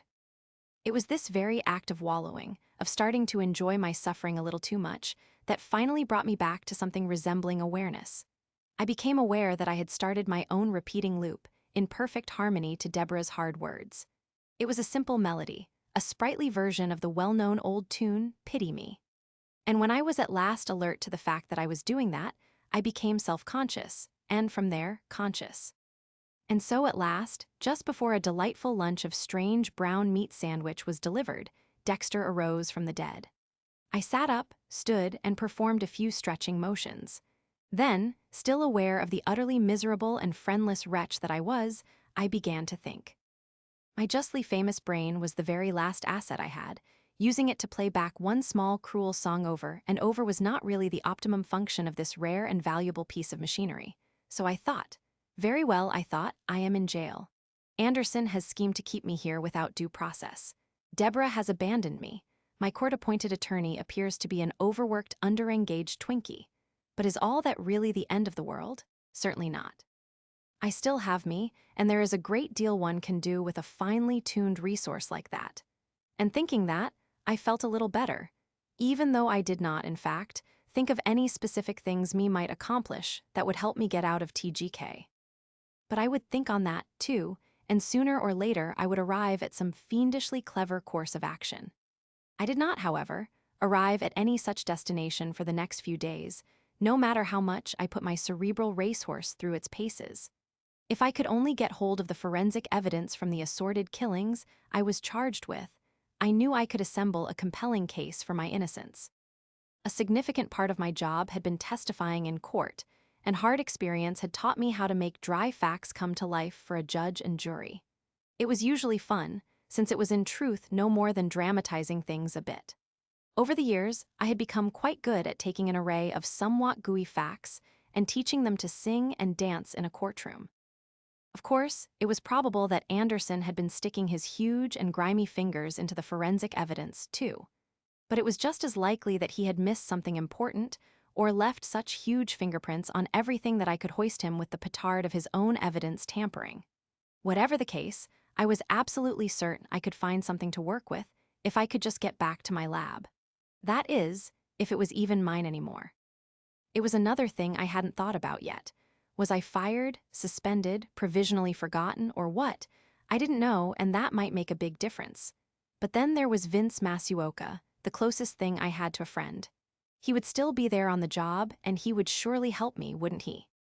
I thought over what I knew about him, which was surprisingly little, considering we had worked together in perfect amity for so many years. I knew where he lived. He had thrown me my bachelor party at his little house. I knew he wore a Carmen Miranda costume on Halloween. I knew he liked to go clubbing, and he had invited me to join him more than once. I had always begged off, pleading family obligations. And I knew his laugh was as completely fake as mine, though not nearly as convincing. It was one of the things that made me comfortable with Vince. He was quite obviously just as unclear about how to fit in with the rest of the world as I was. But other than that, what did I really know about Vince Masuoka? It didn't seem like much when I trotted it out and lined it all up like that, a few little factoids that I might as well have read somewhere, and yet he was my closest friend. Is it like this for humans too? Does anybody ever really know anybody else, no matter how well they know them? It seemed impossible. It also seemed like a stupid distraction. It didn't matter how well I knew Vince. It only mattered that he would help me. He had to. He was all I had left. He was, officially, my friend, And when family leaves you so dramatically in the lurch, friends are all you have. My friend Vince would help me. And so my next gigantic mental public works project became trying to think of how I could get a message to him. I had to assume that Anderson was keeping a tight lid on any attempts I might make to communicate with anyone, so I could not come right out and tell Vince what I needed him to do. Anderson would just quash it, and if he didn't, he would in any case know what I was trying to do and prevent it. Among his many charms, Anderson was a bully, and he would certainly lean on Vince, and lean a lot harder and heavier than poor little Vince could tolerate. So I had to find a way to let Vince know I needed help, and yet keep Anderson off the scent. I really don't like to boast, but I have so much supporting testimony that I would be less than truthful if I did not admit that I am fiendishly clever. I take no credit for it. I was born this way. Something as basic as a message that Vince would understand and Anderson wouldn't should have been absolute simplicity for me. I pondered it with confidence, certain that some bright and devious ploy would pop into my busy brain. It should have been the work of a few comfortable minutes. And yet a day later I was still pondering. It may be that the TGK diet, however nutritious and wholesome, did not contain enough fish to keep my brain functioning at the highest levels. But I had thought of nothing, and I was still empty of inspiration when once again, a little while after my delightful midday meal, I heard the gears clicking in my door. Once again it swung open, and Laszlo beckoned, saying, "Your lawyer's here." It was almost certainly my imagination, but he seemed to put a bit more respect into those words than he had done previously. I trudged out of my cell and over to the large, thick window to face once more Bernie and his fabulous flying documents, and I stopped dead only halfway there, because Bernie was nowhere to be seen. Instead, another man sat in his place in the chair on the far side of the glass. He was a man unlike any I have ever seen, outside of the movies. Everything about him seemed to radiate calm assurance, power, and money. He was tanned where Bernie was pale, relaxed and confident instead of hassled, harried, and exhausted, and he was dressed in a suit that was so unlike the poor, ill-fitting, grubby thing Bernie wore that it cannot really be thought of as the same kind of garment. This man's suit has a life of its own. It sparkles with vitality and wit, and seems to glow with the same perfect health as the man wearing it. This suit is the kind of thing ambitious tailors dream of making when they hear that royalty is in town. I feel Laszlo's hand on my shoulder, and I turn to look at him quizzically. He just nods and pushes me toward the window. And so I sit, quite certain that some large and comical mistake is unfolding, but willing to play it through, if only because it breaks the tedium. I look at the man through the glass. He nods and gives me a brief, professional smile. He is holding a beautiful Italian leather folder filled with neatly aligned papers. With his other hand, he picks up the phone, holds it for me to see, and raises an eyebrow at me. I pick up the phone on my side. "Mr. Morgan," he says briskly, and without even looking at the papers. Perhaps he didn't want to soil the leather folder. "Yes, I mean that's me, but..." He nods again and gives me a smile that seems friendly, but I can tell it is every bit as cold and phony as my own. "I am Frank Cronauer." I blink. This is a name I have only read in the papers. It is a name that is spoken, if at all, only in reverent whispers. Celebrity lawyer Frank Cronauer springs another horribly guilty client while sipping champagne on his yacht. Of course the inhuman fiend was guilty, but he had Frank Cronauer defending him. Killers and cartel kingpins rejoice in his presence, for Cronauer has but to speak, and the chains of their bondage wither and die. He is the home-run king of our courts. Every swing sends another felon over the walls. And he is now, for some reason, here to see little old me. Cronauer gives me several seconds to absorb the incredible cachet of his name, and then he goes on. "I have been retained to represent you. Of course, if you prefer to keep your present court-appointed attorney, Mr. Feldman," he lets his smile widen as he says it, clearly amused at the thought that anyone would be naive enough to prefer Bernie to himself. Personally, I am not amused. I am startled, confused, and, it must be said, I am also somewhat suspicious. "I don't know," I say carefully. "Who retained you?" He nods patiently, giving the impression of a man who appreciates caution in prospective clients. "The arrangement is a little unusual." He admits this from a man who defended wholesale drug dealers and was probably accustomed to being paid in suitcases full of blood-soaked cruderans. "But I am instructed to tell you that I have been engaged by a Mr. Herman O. Atwater." He cocked his head to one side, looking simultaneously amused and yet breathtakingly self-assured and competent.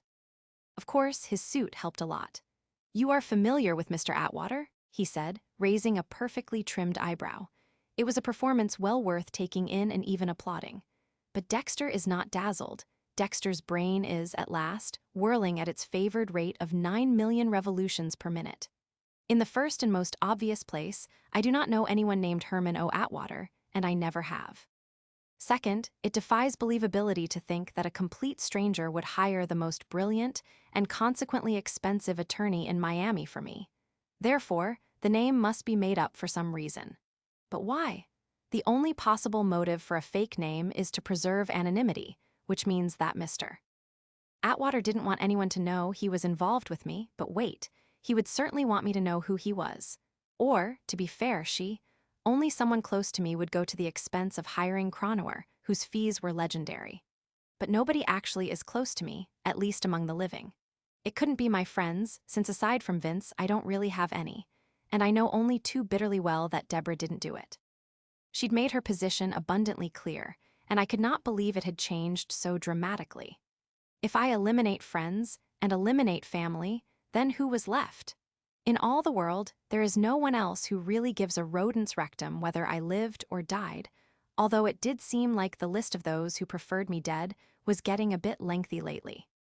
So not a stranger, not a friend, not family, which left, I blink again. A tiny little ray of light peeks into the dark and stormy maelstrom of Dexter's brain. I had been trying very hard to come up with something clever. Somebody had just outdone me, neatly and completely. They had, in fact, run several laps around me while I still stood in the blocks, cringing from the starter's pistol. And in a surge of warm and wonderful relief, I felt my mental powers return to me at last, and I knew who it was. It was all right there in the name. Herman O. Atwater. The O did not stand for Oscar, nor Oliver, nor even Oliphant. It did not, in fact, stand at all. It connected with Herman, as in Hermano Hermano, which any resident of my fair city could tell you is the Spanish word for brother. Atwater was simply the clincher, the final clue, the one hint so completely private and personal that no one else in the world could possibly know what it meant. Not a name either, but a location. At the water, the most significant place of my life. At the water, in a shipping container, where I had been ripped out of normal life and reborn into blood. At the water, where poor, traumatized 4-year-old Dexter had been found, after 3 days of sitting in a pool of his mother's blood, all alone in the world, except for Mommy's severed head and one other relatively living thing, though just as thoroughly dead inside as I was. A small, cold shipping container at the water, all snug and abandoned in the dreadful sticky red mess, just the 3 of us. Mommy, me, and my hermano. My blood relations. My brother, born anew like me at the water's edge. Hermano Atwater. Brian. I had not been flung onto the dung heap by all my family after all. My true family had come through. My brother, Brian, had hired the best lawyer in town for me. If it had taken as long for all these thoughts to whip through my brain as it took to lay them out, I am sure Cronauer would have had to leave for an important appointment with his mani-pedi practitioner. But when Dexter's brain is in high gear, such a dazzling train of wit is quicker than the blink of an eye, and in almost no elapsed time at all, I was smiling and nodding at Cronauer. "Of course," I said into the phone. "Dear Herman, how thoughtful of him. You are familiar with Mr. Atwater?" he repeated. "Naturally," I said. "And is it your wish to have me represent you in this matter, rather than Mr. Feldman?" he said with his small, slightly superior smile. The smile I gave him back was much larger and a great deal more real. "Absolutely," I said. He nodded his head twice and opened the beautiful leather folder, all in a way that said, of course, what else, and now let's get down to business. He looked down at the pages and shook his head. "I'm afraid there have been some rather singular." He paused and looked up at me. "Irregularities?" I wasn't sure what he meant, but recent experience told me it probably wasn't positive. "Irregular how?" I asked, not altogether sure I wanted to hear the answer. "I mean, in a good way." "Good," he said, as if it was a dirty word. "Not if you care about the law." He shook his head disapprovingly, but a single tooth gleamed, like a wolf trying and just barely failing to hide his fangs, and he held up the paperwork. "I'm afraid I can't call any of this good." "Oh," I said, not quite sure how to feel about that. "So, what does it mean, I mean, for me?" Cronauer smiled, and now the wolf fangs were out for all to see. "Let's just put it this way," he said. "If you're still sitting here in TGK tomorrow at this time, it means I'm dead." He closed the folder and allowed his smile to get much, much broader. "And I don't plan on dying anytime soon, Mr. Morgan." Chapter 5. It must be that somewhere there truly is a malevolent deity who watches over the wicked with tender care. Because Cronor did not die, and his word was as good as gold, better, really, when you consider the terrible inflation on the gold market lately. In any case, gold would not have sprung Dexter overnight, and Cronor did. Bright and early the next morning, well before I had another chance at the Epicurean ecstasy of TGK's lunch, I was blinking in the sunlight of the parking lot at the front of the building and wondering what happened next. They had given me back my clothing and all else they had taken from me on my arrival, plus a thick folder of paperwork that I assumed gave details of my release and terrible threats dealing with my certain reincarceration. I had bundled it all up and changed gratefully into my own clothes. To be perfectly honest, I had grown a wee bit weary of the cheerful orange jumpsuit, and it was very nice to wear my own, relatively bland clothing again. On the downside, my pants still had some bloodstains on them from the hectic multi-victim evening of carnage that had unfolded just prior to my arrest, and the jumpsuit had at least always been 100% bloodstain-free. Still, the successful life is a series of trade-offs, and I shed no tears over the loss of my jumpsuit. I'd also gotten back my wallet, my phone, and even my belt. The belt was the real clincher. It was a truly euphoric feeling to know that I could hang myself now if I wanted to. I didn't, of course, but I might consider it soon if I couldn't think of a way to get home. I'd arrived in a police car. Sadly, there were none waiting to give me a ride, and in truth, I did quite enough of police for the time being. Walking would be far preferable, and it was good for me, too. A nice, brisk 15-mile stroll to my house would get the blood flowing, put a smile on my lips and a song in my heart. On the other hand, this was Miami, which is to say that it was hot and getting hotter. It would be a terrible shame if I got out of jail only to die of heat stroke. Perhaps if I waited long enough, a cab would turn up. And if I waited only a little longer, they might build a rail line right to the door. It seemed just as likely. There were few other options that I could see. Although they had given me back my phone, it was of course completely dead after its unhappy incarceration. So I stood just outside the front door, looking stupidly around me. I'd come in through the back on the opposite side of the building. The view here in front was far more pleasant. Towering up behind me was the delightfully ominous gray facade of the building, and wrapped around me, in a thought-provoking design moment, was a high barbed wire fence. Cars were parked absolutely everywhere and anywhere they might, even in spaces that were not actually spaces. The parked vehicles stretched around 3 sides of the building and overflowed a large lot in back. They were crammed in too deep under trees, on top of median strips, and in no parking fire zone spots. Anywhere else in the city, such madcap abandonment of vehicles would certainly be rewarded with towing and impoundment. It made one reflect on the irony that here, at the actual jail, where the most nefarious repeat meter violators and illegal parking offenders were incarcerated, there was no apparent parking enforcement. It also made one reflect on a further irony, that with so many vehicles lying about unused, not a single one of them was available to give poor liberated Dexter a lift. It didn't seem fair. But of course, nothing in life ever is fair, outside of a few old-fashioned board games. Ah, well, freedom is a two-edged sword, for it carries with it the terrible burden of self-reliance. And I now knew, from hard-earned experience, that my spirit yearned to breathe free air, and I should be willing to pay the price. And I was. But in truth, if paying the price meant walking home, I would rather have put freedom on a credit card. So I stood there blinking in the bright sunlight and wishing I had sunglasses, and my car, and what the hell, a Cuban sandwich and an iron beer. And I had been standing there for a good 3 minutes before I became aware of a horn beeping nearby, at regular intervals. The sound came from my right. Out of no more than idle curiosity, I glanced that way. Some 50 feet away, the car-crammed driveway bent right. Just beyond that, on the far side of the tall chain-link fence, there was a big vacant lot, also overflowing with cars. Standing half-hidden by the open door of one of those cars, one arm reaching in to sound the horn, stood a man in resort clothing, baseball cap, and large wraparound sunglasses. He raised a hand and waved, beeped the horn once more, and as I realized with a start that he was waving at me, I also realized who he was in spite of his outlandish tourist costume. It was my brother, Brian. The laws of our universe are not terribly lenient when it comes to unbelievable coincidence. Seeing Brian here, so soon after he had sent me a get-out-of-jail-free card in the person of Mr. Frank Cronauer, could not possibly be random chance. And so, it was with almost no pause at all that I deduced that Brian had come to get me, and that I should take advantage of his presence. I therefore strode briskly over to the fence that separated his car from the detention center. Brian watched me walk toward him, his terrible fake smile almost too dazzling to bear in the bright daylight. When I was 10 feet away, he lifted a hand and pointed to my right. "There's a hole in the fence," he said. He jabbed his index finger. "Right over there." Sure enough, there was indeed a hole in the fence, just a few feet away. It looked well used, and it was large enough to allow me through comfortably. In no time at all, I was standing in the mud beside my brother's green Jeep and showing him most of my teeth. "Brian," I said. "In person," he said. He gestured at the passenger side of his car.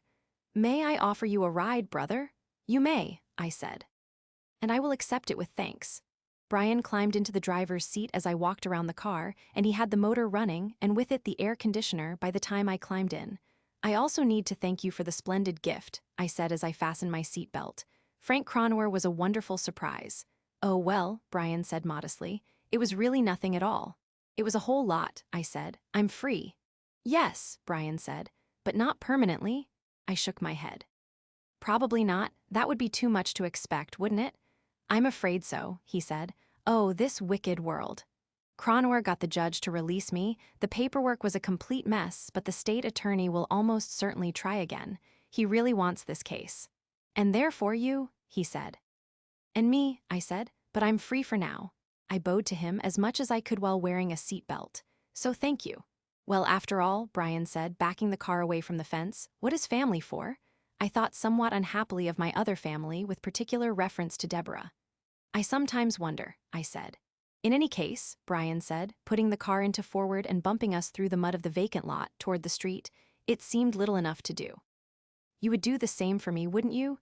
"Well," I said, "I certainly would now, although I'm not sure if I could afford Cronauer." "Oh, that," he said dismissively, waving one hand. "I've had a little windfall, and it's only money." "Still," I said, "I am awfully grateful." "It does get to be a little close in there." "Yes, doesn't it?" Brian said. He turned out onto the side street, and then right onto NW 72nd Ave. I watched his profile, so much like my own, as he drove us happily away, and I wondered whether he had actually spent time inside TGK.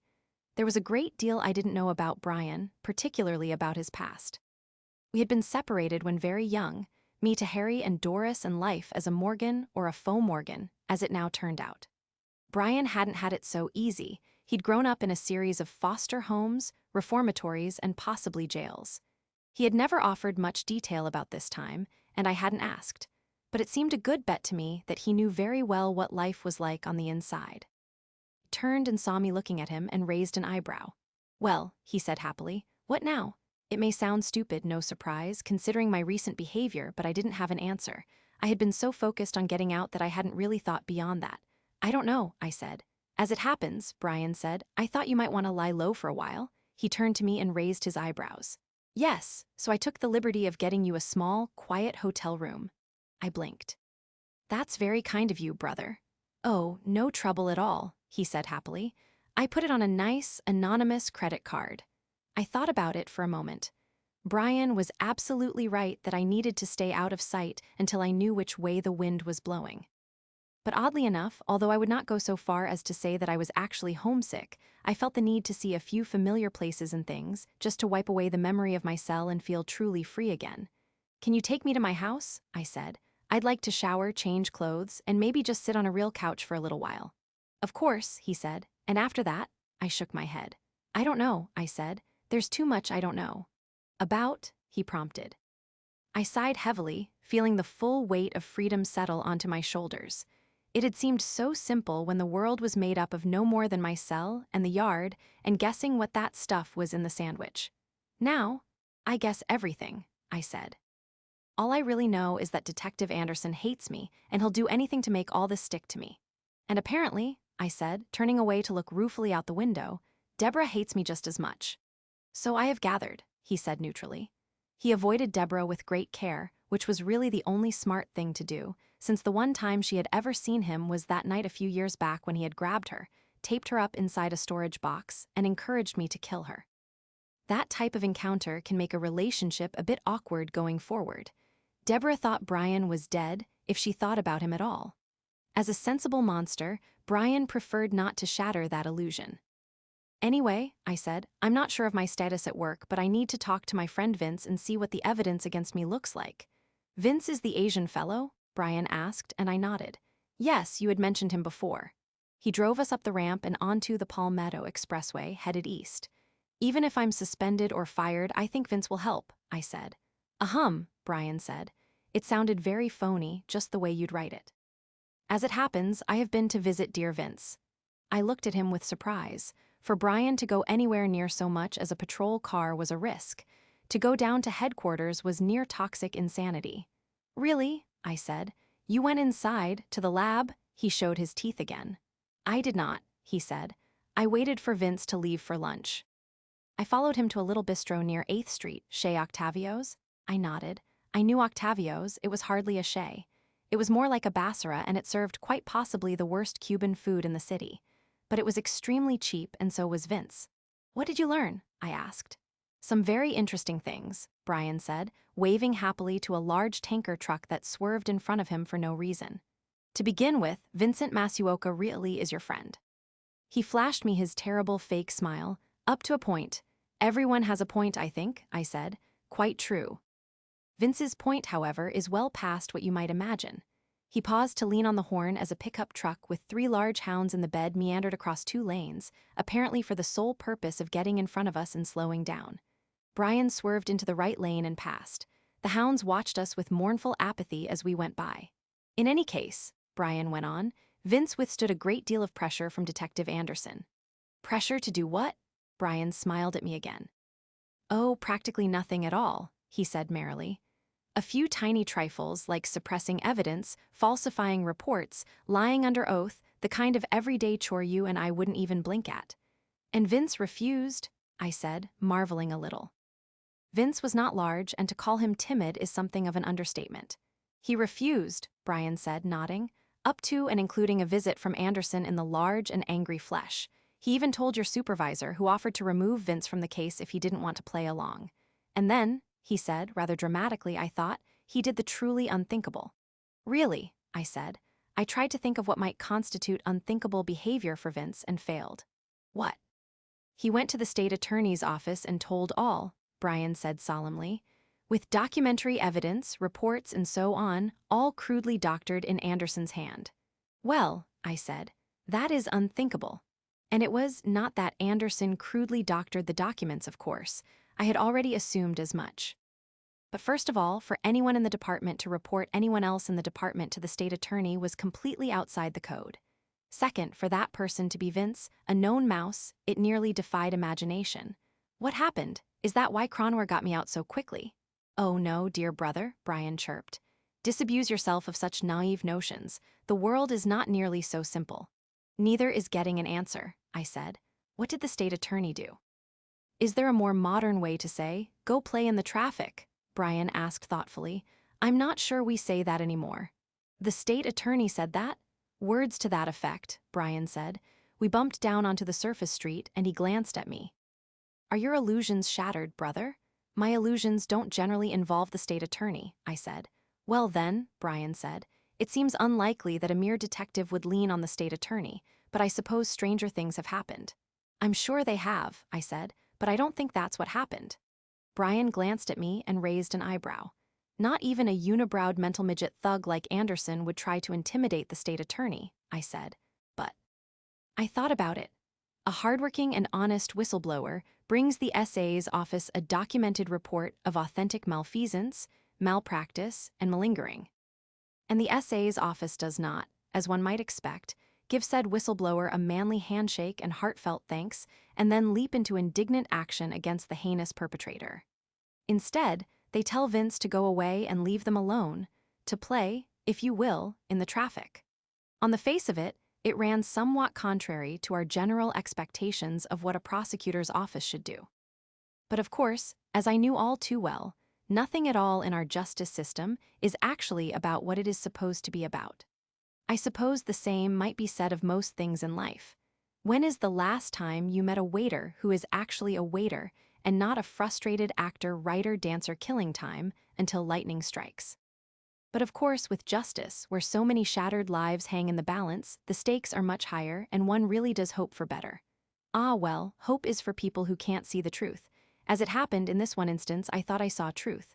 Aha, I said. If that doesn't sound too corny? No more corny than go play in the traffic, Brian said. So tell me. In the first place, I said, my case is a very public national black eye for the department. International, Brian said. It was all over the news in Mexico too. So they need to have it solved, I said, and they need to have it done by convicting someone like me. Well then, Brian said, who better than you yourself? None other, I said, but there's more. Imagine you are a lawyer. Please, Brian said with a very real shudder, I have some standards. And now imagine that one of your clients, or many of them, have been convicted on evidence supplied by Detective Anderson. Oh, Brian said. Yes, I said. When you learn that Anderson has doctored evidence once, then you can easily persuade a judge he doctored evidence twice, Brian said. I nodded. Or more, maybe every time in every single case. And Detective Anderson has a rather large caseload, I said. Most of the detectives do. And suddenly the streets are flooded with released felons, Brian said. Right, I said, which many people would prefer to avoid. Ah, well, Brian said happily, we live in wicked times. Very busy times, too, I said. And suddenly every conviction of the last 5 years is overturned, and now it was my turn to pause dramatically. Oh dear, there's more? Brian said in mock horror. Just this, I said. The state attorney is elected in Florida. Oh, bravo, Brian said with real good cheer. What wonderful stupidity. It is, isn't it? I said. The quality of mercy is not strained, but it is handed out by someone who got the job by pandering to the lowest possible common denominator. And they must present an impressive record of convictions to get reelected, Brian said. Yup. And so the picture is complete, he said. He steered us up the on-ramp and onto I-95 South. Very nearly, I said. Great heavens, there's more, said Brian with mock horror. Quite possibly, I said. Do tell. Well, I said slowly, just speculation here, but if it was me... Oh dear, Brian said, for the first time he frowned. Poor dear Vince, surely they wouldn't, I shrugged. As I said, speculation, they might not actually kill him. But in any case, Brian said, disgrace, dishonor, discredit, and dismissal. Almost certainly, I said, and that we cannot allow, Brian said, since he is our whole card and we need him alive, well, and highly credible. I looked at my brother with some fondness. He had cut right to the very practical chase, without dithering around about friendship, gratitude, or honor. It was nice to be around somebody who thought so much like me. Precisely, I said. If some dreadful accident happened to Anderson, he suggested. I admit it's tempting, I said, but it would look a little too convenient for me. You would have a wonderful alibi, he said, a little too seductively, I thought. No one could ever pin it on you. I shook my head. Deborah would know, I said. She has already hinted that she might rat me out someday. He said, and I knew what he would suggest before he ever said it. There could be 2 dreadful accidents. I opened my mouth to tell him to forget it, drop it, put the thought permanently out of his mind. Not Deborah, never my sister, no matter what might happen. It was out of the question, off the menu, not remotely a possibility, and I paused, closed my mouth, and pondered. It had been pure unthinking reflex to deny the merest thought of accidenting Deborah, and like so many reflexive denials, it did not truly bear the weight of logical thought. I would never have considered it before, even for a moment. Family loyalty and obligation, all drilled into me by Harry and so many years of acceptance and practice, made it impossible. Deborah was unthinkably untouchable. She was home and hearth, kith and kin, as much a part of me as my arm. But now, after she had so thoroughly disdained, dismissed, and disowned me, so very completely rejected me and all I am, was it really unthinkable to send Debs away on the long dark journey now, when she had already suggested that she did not find it at all unthinkable to do exactly that to me? I felt a small, sly, slithering purr from deep inside, where the passenger napped, nestled in webs and shadows, and I heard it whisper to me what I realized I already knew. It was not unthinkable, not at all. It was, in fact, suddenly very thinkable. More, it could even be painted with a light patina of true justice, in a sort of Old Testament way. Debs was willing to see me dead. Didn't it make perfect, eye for an eye sense for me to see her dead first? I remembered her words, never really my brother. They still stung, and I felt a slow-burning anger smoldering at the outer edges of my hairy-built propriety. I was never really her brother? Fine. That meant that she was never really my sister. We were now and forevermore unsibling, unfamily, unrelated. And that meant I became aware that Brian was humming happily, so very far off-key that I could not even recognize the melody. He would be just as happy, and perhaps much happier, if I gave him permission to do away with Debs. He didn't understand my past objections, and certainly felt no hesitation himself. After all, he had never thought he was related to Deborah. That had been my tragic fallacy. And even though he was no more capable of human feelings than any other reptile, it was Brian who had come to my aid, after Debs had refused with great self-righteous loathing. The great illusion of my bond with Deborah had been exposed, rejected, flung from the fracas at the first real trial. And instead, blood had proved true after all. And yet, I still found it very hard to picture the world without Debs. Brian had stopped humming, and I looked at him. He looked back, his terrible fake smile in place. "Well, brother," he said, "today's special, 2 for the price of 1? I could not hold his gaze. I looked away out the window. "Not yet," I said. "All righty then," he said, and I could hear disappointment in his voice. But he drove on, and I continued to look out the window. I buried myself in dark musings and didn't really see any of the scenery, even as we approached my house, and it got more and more familiar. Neither of us spoke again until some 20 minutes later Brian did. "We're here," he said, slowing the car. And then he said, "Yoo-ho," and I looked out the window. He was driving us slowly past my house, the home where I had lived with Rita for such a long time. And right in front of the house, another car was already parked, a police car. Chapter 6. As I may have mentioned, Brian had a very real aversion to police in any form at all, and he had no intention of pausing to chat with the 2 cops we could see in the cruiser. They glanced up at us, just doing their job and checking out the traffic, looking bored but still prepared to spring out of the car and open fire if we should suddenly unlimber a howitzer or try to sell them drugs. But Brian very coolly smiled and nodded and continued his slow cruise past the house, pointing at a neighboring house in a very good imitation of the house gawkers crawl, a South Florida custom that involves driving around at a maddeningly sluggish pace while staring at houses that may someday be for sale. It was a perfect disguise, and the cops gave us no more than a glance before turning back to their conversation, no doubt involving either sports or sex. But it was, after all, my house, and it contained most of my earthly possessions. I wanted to get inside, if only for a change of clothing. "Circle the block," I said to Brian. "Let me out up at the corner and I'll walk back." Brian gave me a concerned look. "Is that really a good idea?" he asked. "I don't know," I said, "but it's my house." "Apparently it's also a crime scene," Brian said. "Yes, it is," I said. "Detective Anderson has stolen my house." "Well," he said lightly, "as I said, there is a hotel room waiting for you." I shook my head, suddenly feeling stubborn. "It's my house," I said. "I have to try," Brian sighed theatrically. "Very well," he said, "but it seems like an awful risk, less than an hour out of jail." "I'll be fine," I said, although in truth I was not nearly as optimistic as I sounded. So far Anderson and the mighty juggernaut of justice that he represented had had their way with me, and there was no reason to think things would change now, merely because I was represented by Frank Cronauer. But one can do no more than try one's best in this vale of tears, and so I climbed out of Brian's car absolutely brimming with synthetic hope, a cheery fake smile painted on my lips. I stuck my head back inside and said, "Go up to the strip mall on the corner. I'll walk up when I'm done." Brian ducked down and looked at me searchingly, as if afraid he might never see me again. "If you're not there in half an hour, I'm calling Cronauer," he said. 45 minutes, I said. "If I get in, I want a shower." He looked at me a little longer, then shook his head. "This is a very bad idea," he said. I closed the door, and he drove slowly away, up toward Dixie Highway. I understood Brian's worry. It was perfectly natural caution on the part of somebody who preferred the sort of entertainment he liked. He had always seen cops as the enemy, a rival predator in the food chain to be avoided whenever possible. But even though I shared his distinctive tastes, I had no inbred aversion to blue uniforms.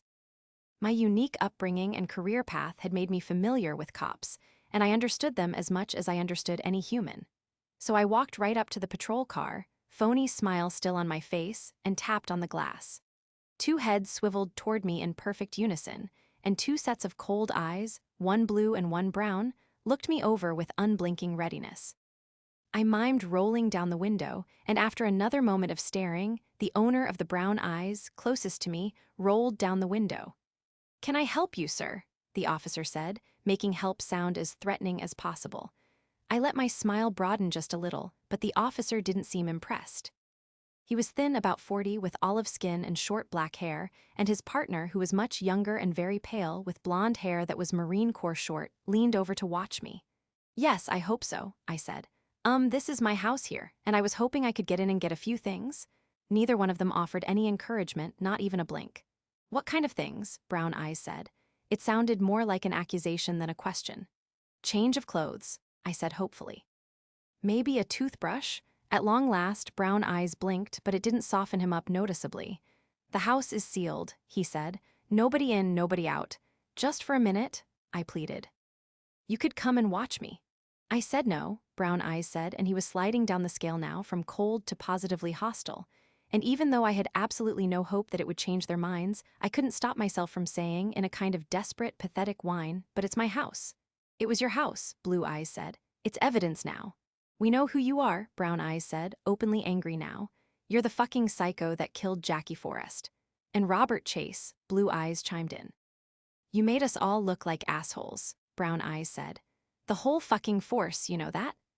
A very great number of wonderfully clever replies flitted into my brain, like, "Oh no, you already did," or "maybe, but you sure helped," or even "it wasn't that hard." And under normal circumstances, I wouldn't have hesitated to let one slip.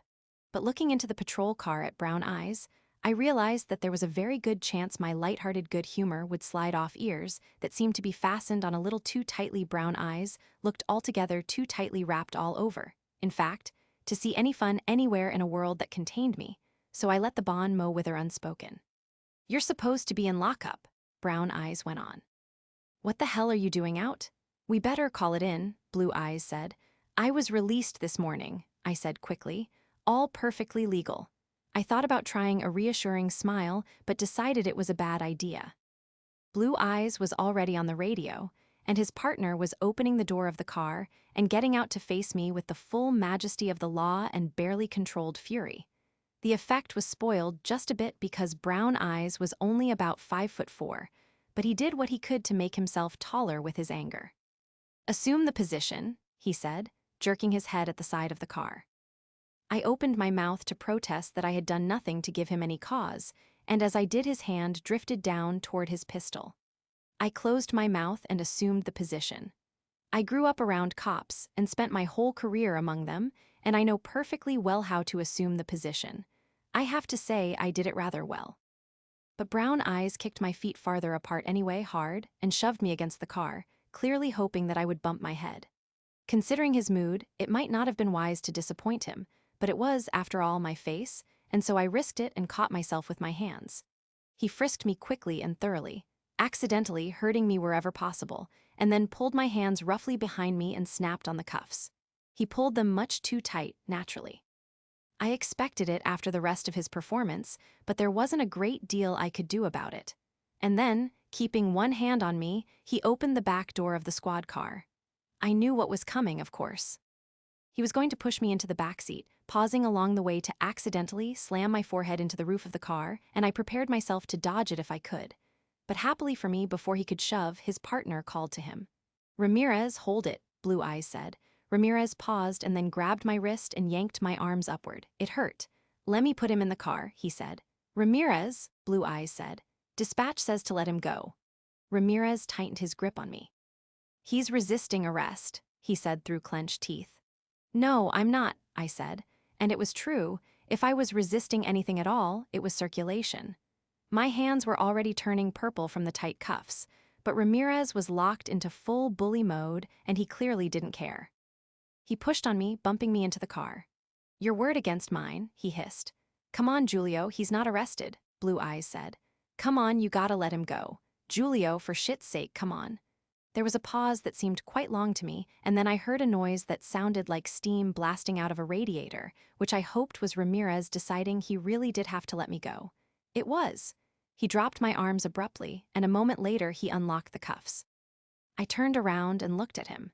He was clearly waiting for me to scurry timidly away, and thinking about some ominous parting line to make my heart quail within me, and probably hoping he could stick out his foot and trip me as I went by. He was also standing much too close, a standard ploy of bullies. Maybe he hoped I wouldn't notice at that distance how short he was. But I did notice, just as I had also noticed all his stupid, petty attempts to intimidate me, cause me pain, and otherwise kill the song in my heart. It wasn't necessary, in theory, it also wasn't legal. And I was, after all, innocent. His bullying had irked me. So instead of scurrying, I stepped a little closer to him, not close enough to give him a reason to open fire, but just enough to remind him that I was much taller, and force him to bend his neck a little more to look up at me. "Julio Ramirez," I said, nodding briefly to show I would remember. "You will be hearing from my attorney." I paused long enough to let him begin a sneer, and then said, "His name is Frank Cronor." I knew, of course, that Cronor's name was heap big magic. At its merest mention judges bowed and juries swooned. I had been hoping it might have some small effect on Ramirez, and I was immediately rewarded by a reaction that exceeded my hopes and was very gratifying to watch. He actually turned pale, and then he took a step backward. "I didn't do anything," he said. "Your word against mine," I said. I let it sink in for a moment, and then I gave him a big smile. "And Frank Cronor's." He blinked rapidly, and then his hand began to drift down toward his gun belt. "Shit, Julio, would you get in the car?" Blue Eyes called. Ramirez shook himself. "Psycho asshole," he said, and then he climbed into the car and slammed the door. It was a small victory, especially compared to the loss of a shower and a change into clothing without dried blood on it. But it was still a victory, and I hadn't had many of those lately. In any case, it was a great deal better than collecting a few facial bruises and a ride down to headquarters in chains. So I put on a confident face, turned around, and headed back up the street, to the strip mall where Brian waited. I walked briskly, in part because it went with my confident face, but also because I wanted some distance between me and the squad car, just in case Ramirez changed his mind and decided to snap and go medieval on me anyway. Even so, it was a little more than 10 minutes before I finally turned the corner and walked the last half block to the parking lot of the strip mall. The day had grown much warmer, and I worked up a nice sweat, which made me regret even more that I hadn't gotten my shower and some fresh clothing. But at least Brian was right there, pulled up in front of a mattress store, with his engine idling. He saw me coming, took in my sweaty face and unchanged clothes, and nodded, a phony, sympathetic smile on his face. I walked around his car and climbed in on the passenger side. "Well," he said in greeting, "may I take it that things did not go as you hoped?" "Indeed you may," I said. I held up my wrists, which were visibly chafed and red from the handcuffs. "Somewhat less than optimal." "At least you can be grateful," Brian said, "that I am not the type who insists on saying, 'told you so.'" "Didn't you just say it?" I asked him. "Nobody's perfect," he said, and put the car in gear.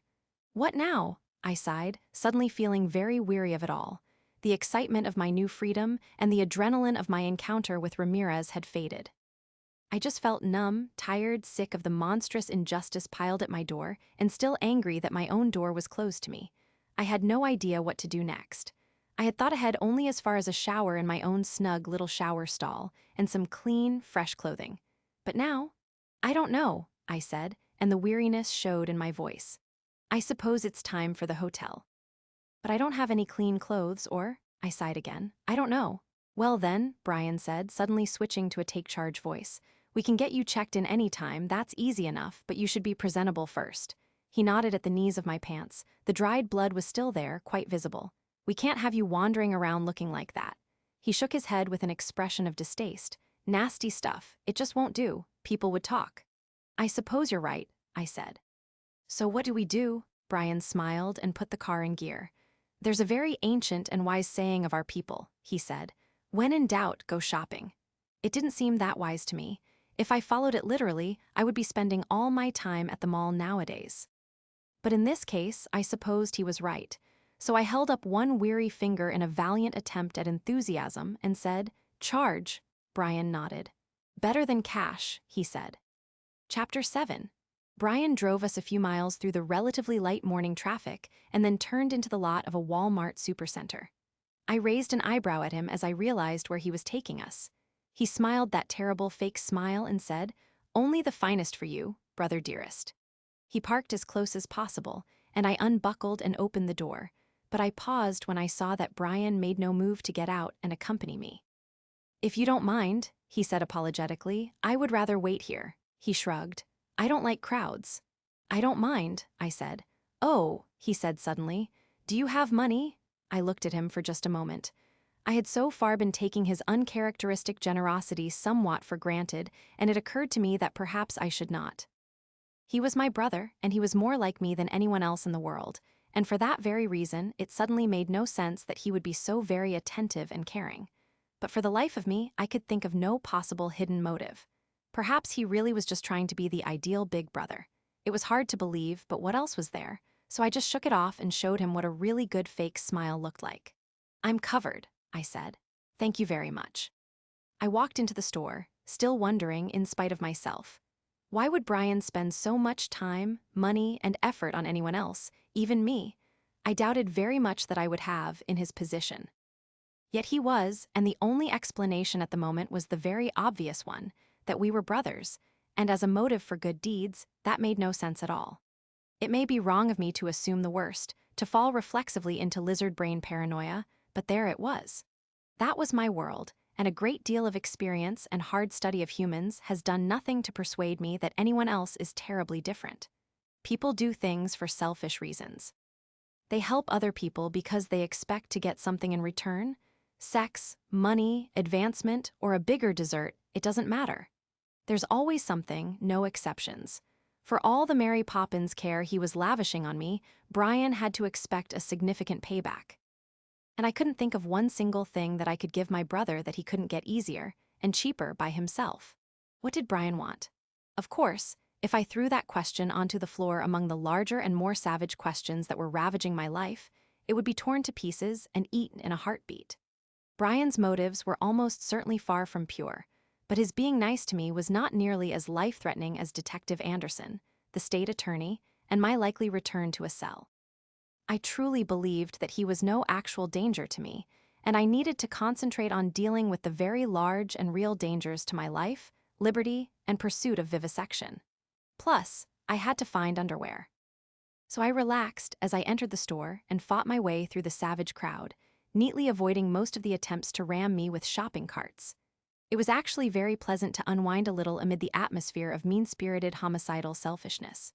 It was soothing, really.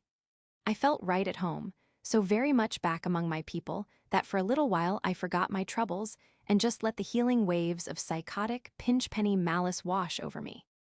I found some wonderful underwear, exactly like what I always wore, and a new toothbrush, a few shirts, pants, even a bright blue suitcase to keep it all in. And I bought a charger for my phone and one or two other necessities. I wheeled it all up to the register and waited patiently in the checkout line, smiling as I shoved my cart at the people who tried various ruses to cut in front of me. It was fun, and I was good at it. After all, I grew up here too. I am brimful of that wonderful Miami spirit that says, "Up yours, I deserve it." And I began to ease back into the old Dexter who really believed he did. Brian was waiting patiently right where I left him, listening to the radio.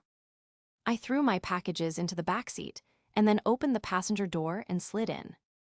To my mild astonishment, the radio was playing a call-in show, the kind where distracted idiots blather their most intimate secrets to a nationally syndicated audience in the vain hope that a psychologist can convince them they are real, important, and worth more than the chemicals that compose their bodies. Of course, the program's host is never actually a psychologist. She usually has a degree in volleyball from a community college. But she is reassuring and sells a lot of cereal for the network. I had always found this type of program only slightly more amusing than minor surgery without anesthetic. But Brian was frowning, head cocked to one side, and giving the appearance of listening intently as the host explained that bedwetting was perfectly normal, even at your age, and the important thing was not to let it affect your self-worth. He glanced up at me as I closed the door and looked a little embarrassed, as if I had caught him doing something naughty. "Guilty pleasure," he said apologetically. He turned off the radio. "It's just so very hard to believe such people exist." "They exist," I assured him, "and they outnumber us by quite a lot." "So they do," he said, starting the car, "but still hard to believe." Brian drove me to a hotel close to the university. Aside from being very near my old home and my alma mater, it was cheap and clean, and I knew all the restaurants nearby. Once again, he waited patiently outside while I checked in. When I had a room key in my hand, I went back out to his car. He rolled down the window and I leaned on the car door. "All set," I said. "No problems?" he asked, a little too innocently, I thought. "None at all," I said. "Should there be?" "One never knows," he said happily. I held up the little envelope that held the plastic key. "I'm in 324, I said, and he nodded. "All righty then," he said. For a moment, we just looked at each other, and once more the wicked, unworthy thought occurred to me that eventually he would expect something in return, and payback was always a bitch in my family. But I pushed the spiteful notion away. "Thank you, Brian," I said. "I really do appreciate all your help." He flashed that awful smile. "Don't mention it," he said. "Always glad to help." I stood up and he called after me, "I'll be in touch," and then he rolled up the window and drove away. Room 324 was, as you might expect, on the third floor of the hotel. It was nestled snugly in between the ice machine on one side and the elevator on the other, and had a breathtaking view of the building next door. But it was neat, comfortable, and completely anonymous, which suited me just fine for now. I plugged in my phone to charge and then unpacked my meager but functional wardrobe. And then I was done, out of important tasks, and surprisingly out of steam, too. I sank down on the bed and stared around at my new domain. It was a very small room, but it seemed huge after my super snug cell at TGK, and all the extra space made me nervous. I would get used to it, of course, and probably just in time to be hauled back to TGK again when they decided to rearrest me, which they almost certainly would, and sooner rather than later. So what I really needed to do right now was explode into vigorous and positive action. That was my only hope, find a way to derail their train before it even left the station. Yup, that was the ticket. Charge, get going, do something. And yet somehow I just couldn't. It suddenly seemed futile, hopeless, a complete waste of time and energy. I was just one small bug on the windshield, and there were so many large and mighty wiper blades eager and ready to smear me off the glass. No matter what I tried to do, they were just too big, too powerful. And I was much too all alone, even with my fancy lawyer. I was David, but this time Goliath had a bazooka. I felt the vitality drain right out of me as quickly and completely as if somebody had pulled a plug, and a dark, bleak mist seemed to roll in and cover me. I'd let myself have hope, and I knew better than that. The only thing hope ever does is make the eventual, inevitable disappointment hurt even more. I should have learned that by now, learned it for all time when Deborah showed up at last, and slapped me down because I had hoped. I was well and truly alone in a world that wanted nothing from me except to take away my life, and they would win. They had all the guns, they made the rules, and they always won. I was going down, and expecting any other outcome was sheer delusional fantasy. I should just get used to the thought that if I was very lucky, I would spend the rest of my life in a cell. It was going to happen, no matter what. There was no point in pretending, no point in trying to avoid it, no point in anything. Everyone who cared about me was either dead or had changed their minds, and the worst of it was, I couldn't really blame them.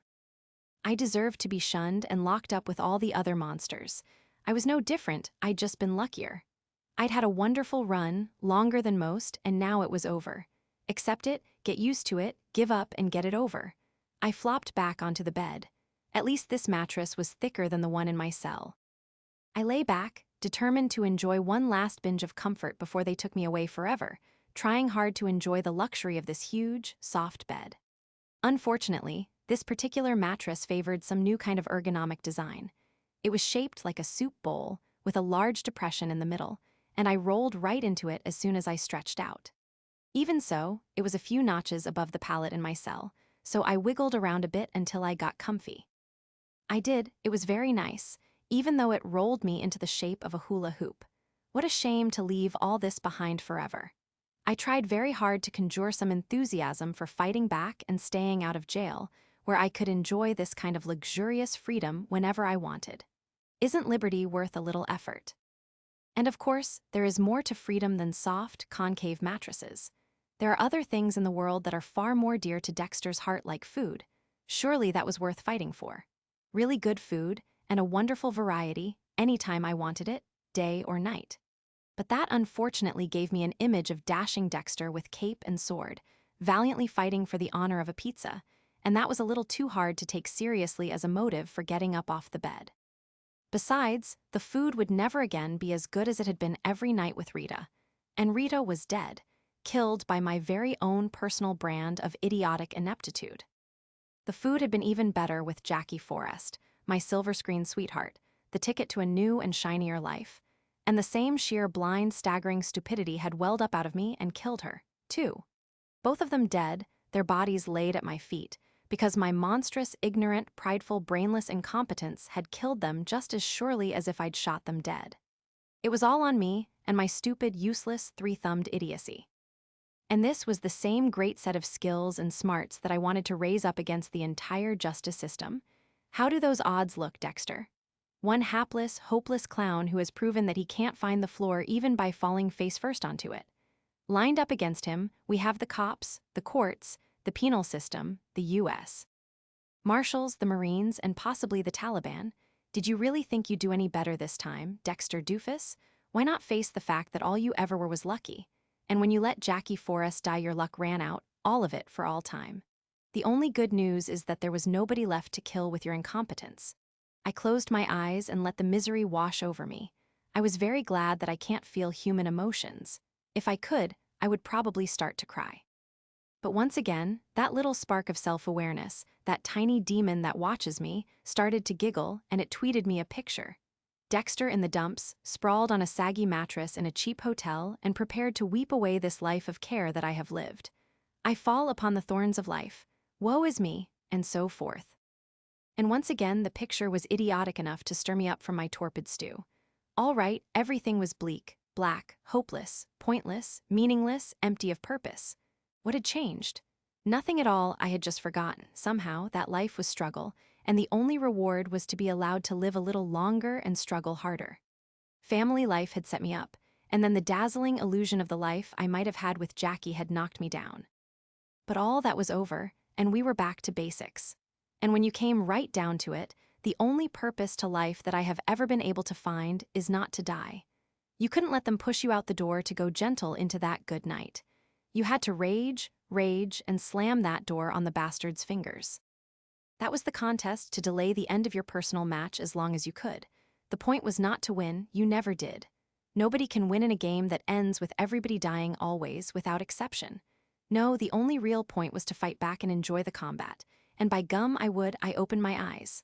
"Rah-rah," I said softly. "Yay, Dexter." All right, I accepted the challenge. Dexter would duel. I might not win, I almost certainly would not win, but they would know they'd been in a fight. With that decided, I felt better right away. Well done, Dexter. Show that good old team spirit. Wave the flag, give him hell and all that. Just one small question: how? It was wonderful to resolve to do something, of course, but that meant I had to define something. Fill in the blanks, dig out a few specific worms, and decide where the fish might bite them.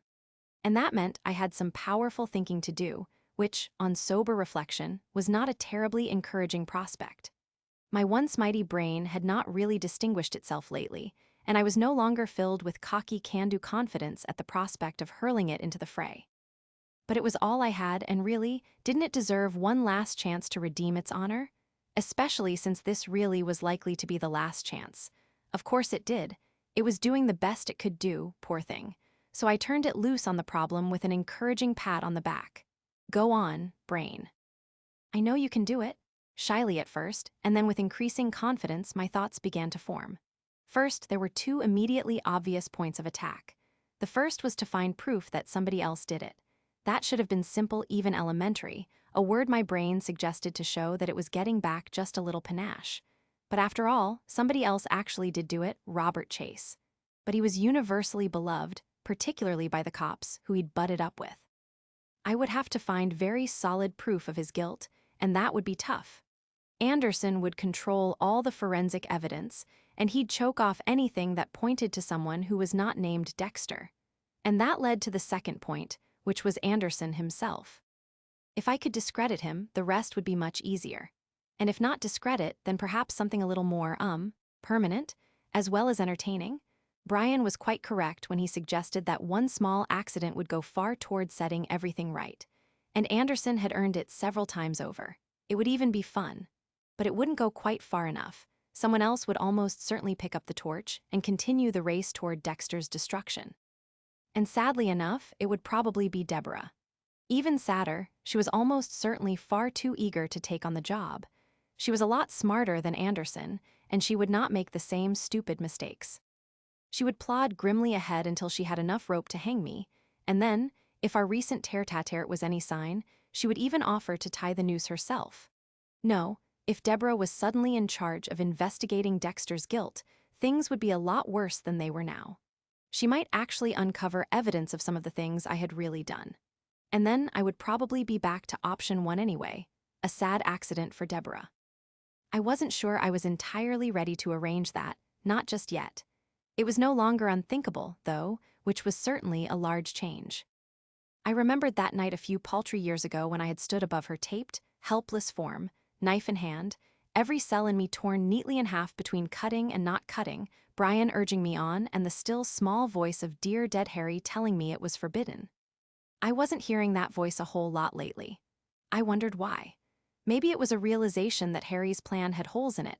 It wasn't perfect. It had let me down. And maybe it was Deborah's complete rejection of any kinship between us. I was no longer a Morgan, and therefore no longer subject to Harry's posthumous manipulation. I was my own man now, and after all, I had never really been her brother. If I suddenly felt an urge to dispose of Deborah, why shouldn't I? And I would, too, if I felt like it. I just didn't, not quite, not yet. So, casual assassination aside, what were my options at the moment? They seemed rather limited. Trust in Cronwer, trust in Brian, or take a little independent action of my own. Trust had always been something I had trouble with. Perhaps it's a character flaw, but putting my life into someone else's hands seemed a little rash. To me, even putting my lunch in someone else's hands was lunatic irresponsibility. So even though I had every reason to believe that Cronwer could pull off another miracle, and even though I had no reason to think that Brian would suddenly stab me in the back like Deborah had done, I decided that option 3, independent action, was my best course. Either find evidence that Robert was guilty, or reveal to the world that Anderson was playing dirty. Good, I would start with both and see which one paid off first. I looked at the bedside clock. As hard to believe as it might be, it was still only a little after 10. I had a meeting with Cronwer at 2, and after that, I would begin. I felt much better once I'd made my choice, so much better, in fact, that I fell asleep almost at once. When I woke up, I had no idea where I was or how much time had passed, and I spent several minutes lying on my back and blinking stupidly at the ceiling. It was the wrong ceiling, unfamiliar, and I was sure I'd never seen it before. My back hurt, too. It was bent in a strange half-circle, as if I had fallen asleep inside a huge beach ball. Slowly, memory came back. I was in a soup bowl bed in a hotel room because I was out of jail and Anderson had sealed my house as evidence. But I was free. I didn't have to stay in a tiny cell and wait for odd sandwiches. It was a nice day outside, and I could go out and enjoy it if I wanted to, walk the 3 blocks to the Italian restaurant and eat something that was actually good. I could do whatever I wanted for the moment. But my first job was to work at making this giddy freedom a more permanent thing. I thought of Cronwer and had a brief moment of panic. I was supposed to meet him at 2. Had I slept through it? What time was it? I rolled over and scrabbled out of the crater in the center of the bed with some difficulty and looked at the clock. 11:12. Still plenty of time. Since I was in no hurry, I didn't rush up off the bed. I kicked my legs over the edge and sat there for another minute or two, trying to organize my thoughts. It is all very well to decide on independent action. The problem comes when you realize that it is, by its nature, independent. That means that you don't have anybody else to tell you what to do or how to do it, and that generally means that a great deal of deliberation is required before you get to the actual action part.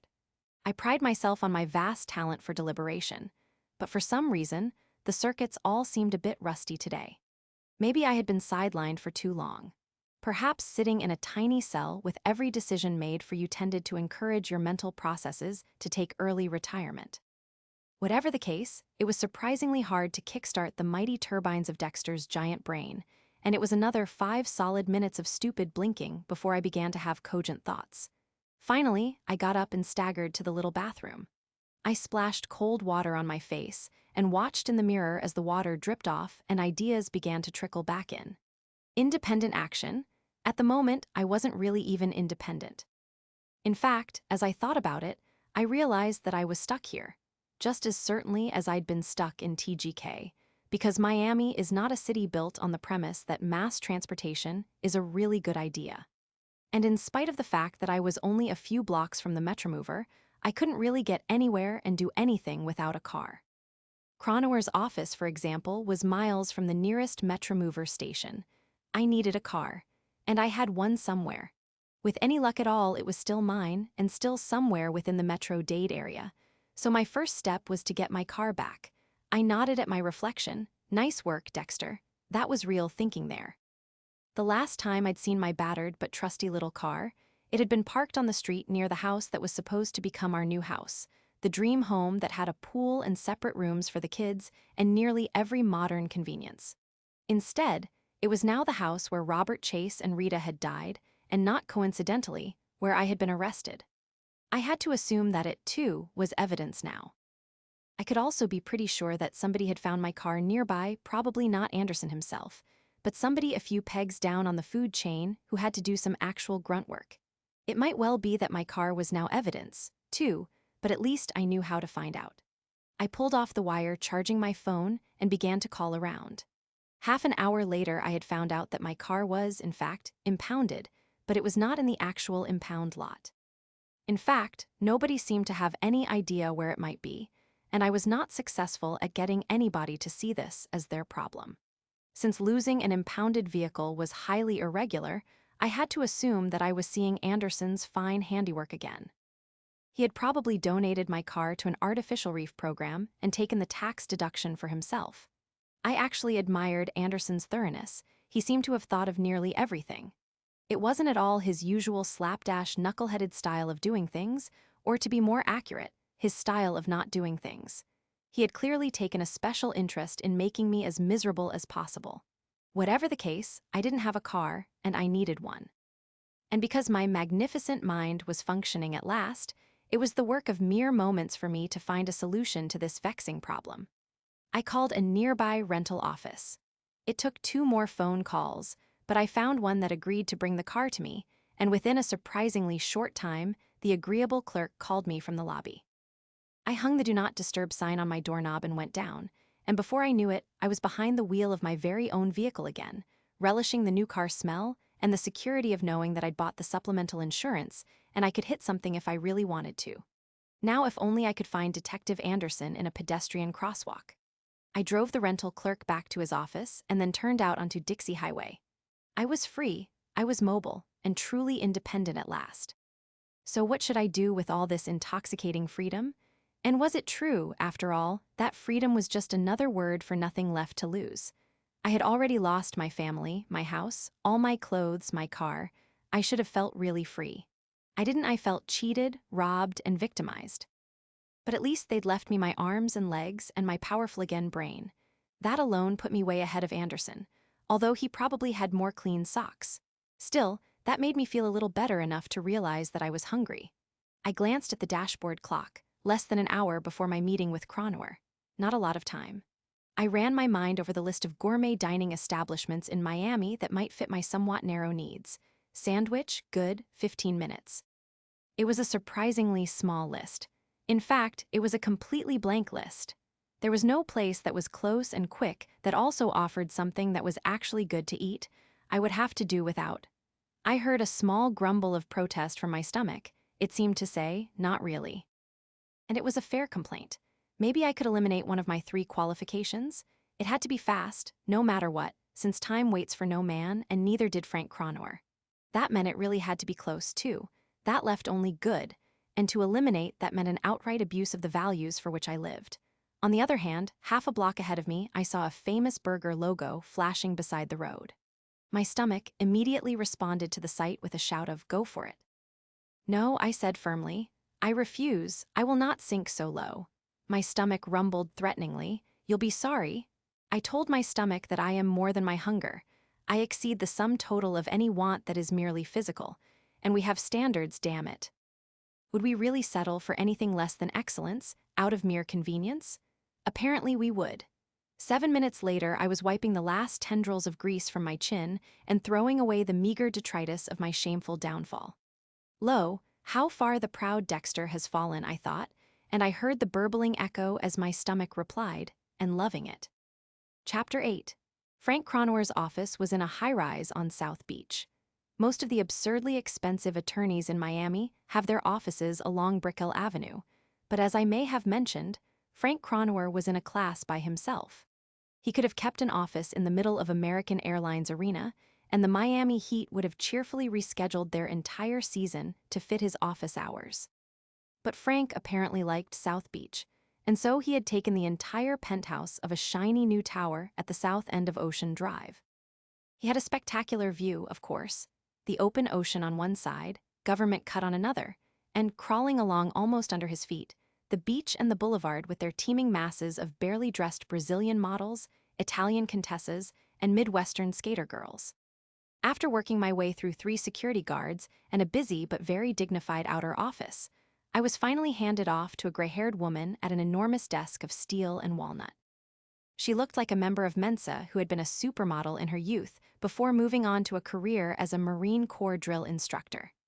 She looked me over with a steely, unflinching eye, and then nodded, stood up, and led me to the end of a hall where a massive door stood open.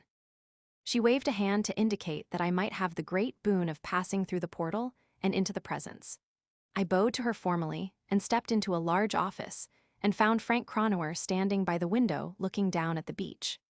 The window was actually a floor-to-ceiling wall of thick and tinted glass, but in spite of the huge expanse of window, I didn't think he could see very much detail from this high up. Still, the light from the window lit him with what looked like a full-body halo, the perfect effect for the attorney messiah. I wondered whether it was on purpose. His suit today was clearly a first cousin to the one he'd worn to see me at TGK.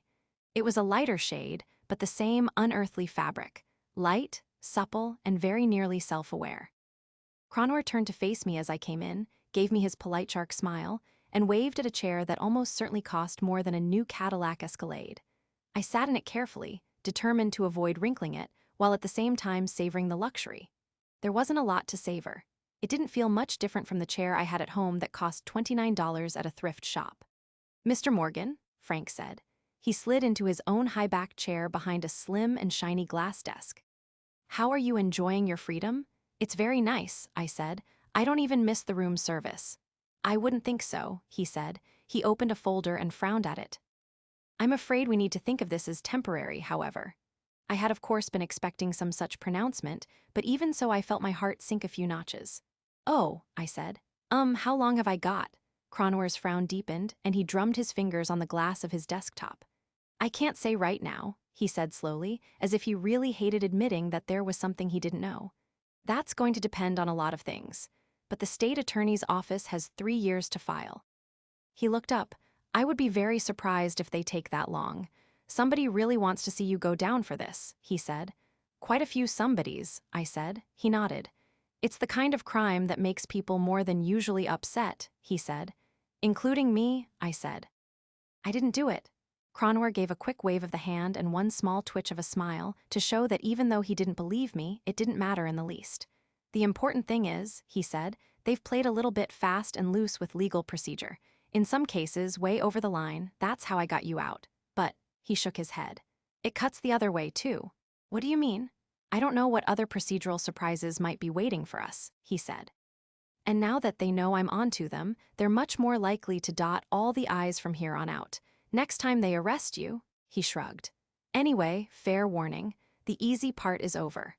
I had a little trouble thinking of anything that had happened so far as easy, but maybe he meant easy for him. In any case, I took his point. "What can I do to help?" I said. "Oh, well," he said, looking slightly amused and forbidding at the same time. "You can't really approach any potential witnesses or anything like that. I don't want any amateur sleuthing." Actually, it wouldn't be amateur, I said. I am a trained forensics investigator. Yes, of course, he said politely. The point is, we don't want to muddy the water or give them any more ammunition than they already have. He gave his head a very slight, very elegant shake. I don't want you to kid yourself. The state attorney is taking this on in person, and he's pretty good. He spread both hands about 6 inches apart and then let them drop back to the desktop. I happen to think I'm better, but he will make a good case. You are in very real danger here. He waited for it to sink in for a moment, then let me see 3 gleaming teeth. On the plus side, he said, they don't know what I'm doing or what I know. I can tell you I've seen the paperwork they've filed already, and I think I know what they're going for. A lot of it having to do with your stepdaughter. He waggled a finger at me absent-mindedly. They're going to hang the whole case around the pedophile angle. I'm not a pedophile, I protested. He waved a hand dismissively. They'll make you look like one, and they'll assume you threatened your daughter and she'll say what you want her to. Standard scenario, pre-digested, and the courts eat it up. So whatever you can do with the forensic stuff won't matter. He nodded, as if he approved of the prosecutor taking that approach. I think that's the plan. I see, I said, and to be honest, I almost did. And do we have a counterplan? We do, he said, with the kind of firm, decisive command that added at least 1 more zero to his fee. But it's not a sure thing, it never is. This time I got 4 teeth. I do have a pretty good batting average, he said modestly. And I think we have a decent chance of beating this thing. But for the time being, I want you to keep a low profile. You can't leave town, of course, but stay out of sight, don't make trouble. He nodded at his own wisdom and added, and keep all your receipts naturally. We're going to tack all your expenses onto our countersuit. Oh, I said, mildly surprised. There's a countersuit. Cronwer smacked the desktop with both hands, and for the first time he looked genuinely happy. Absolutely, he said. After the bullshit they put you through, they're going to pay for this, believe me, through the nose. I thought for a moment he would rub his hands together and say MWA ha, but the moment passed and all he said was, 7 figures, certainly. If it's the right judge, 8. 8 figures as in more than 10 million, I said, almost sure I was misunderstanding him.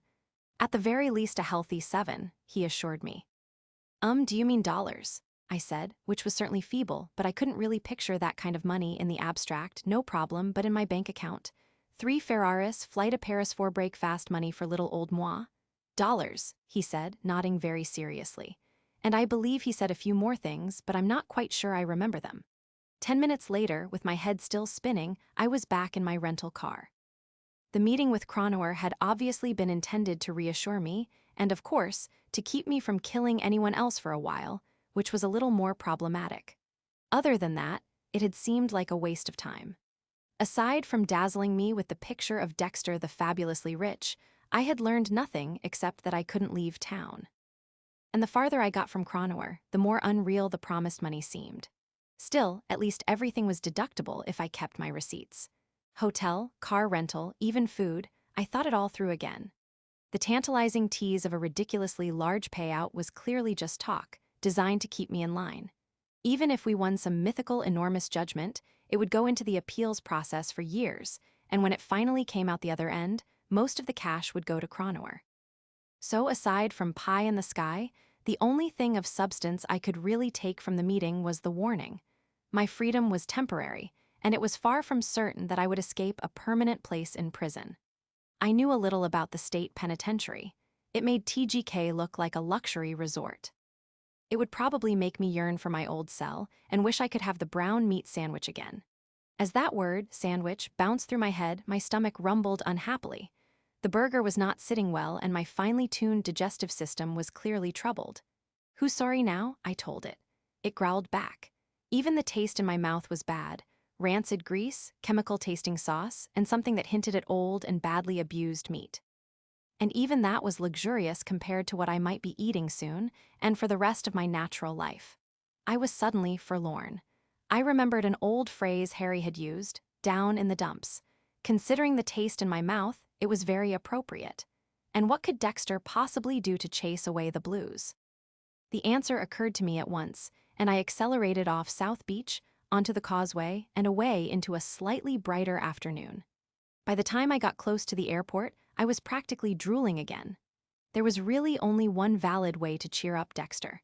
But since that was out of the question, food is always a satisfactory, though somewhat distant second best. The food that does it better than any other for me has always been Cuban, and for Cuban food there is only one possible destination for me. And so, in spite of my recent unhappy meal, I was eager to get there and set things right in the land of lunch. 2 generations of Morgans have been going to Café Relampago for their comidas cubanas, 3 if you count my baby, Lily Ann. She was very partial to the majoras. I was, too, and the medianaches and ropa vieja and palomilla, and the batidos de mamey, and of course the black beans. Hundreds of other places in Miami made all these things, but to my prejudiced palate none compared to Relampago. So when I realized that I needed a Cuban sandwich, it was natural for me to head out to the little strip mall near the airport where the Morgans always went for such things. But as I pulled into the parking lot, it occurred to me to wonder whether I would still be welcome there. Technically, I was not a real Morgan anymore, at least according to Deborah. And what if she was having her lunch there right now? Would it be awkward? Violent? Anything could happen. The sight of me might even ruin her digestion. But considering our recent history, I decided I could live with that, so I nosed my new-smelling car into a parking spot and went in. The decor of Café Relampago had not changed much in 20 years. It was rather basic, running to paper placemats rather than tablecloths and thick, battered white plates, most of them with a chip or two banged out of the rim. The service was, to be diplomatic, indifferent, and sometimes downright odd. But as I walked in and smelled the aromas coming from the kitchen, I felt like I was coming home. Just to be certain that the homecoming wasn't a little too literal, I looked carefully around, no sign of Deborah. So I just stood for a moment, sniffing, before going to my usual booth toward the back and sliding in, facing the door. My feeling of homecoming continued through the long and strange ceremony of trying to attract the attention of a waitress, ordering, and then, finally, eating my sandwich and a side of majoras. It all seemed to take on the air of a ritual, and when at last my plate was empty and the food was inside me where it belonged, I felt satisfied in a way that went far beyond mere sated appetite. It was very near what I imagine religious bliss must feel like, for those who have souls and can maintain a straight-faced belief in that kind of fairy tale. In my case, it took the form of a mysterious sense of ungrounded optimism. The sandwich was good, and now it was gone, deep into Dexter. The miracle of transubstantiation had happened again, and now everything would be all right. Even as I recognized this feeling as stupid, I enjoyed it anyway, and I leaned back in the booth, ordered a café con leche, and thought about what Cronor had said. Amateur sleuthing. It nettled a bit, though I did see his point. But I had already decided that my only real hope was exactly that, and nothing he'd said changed that.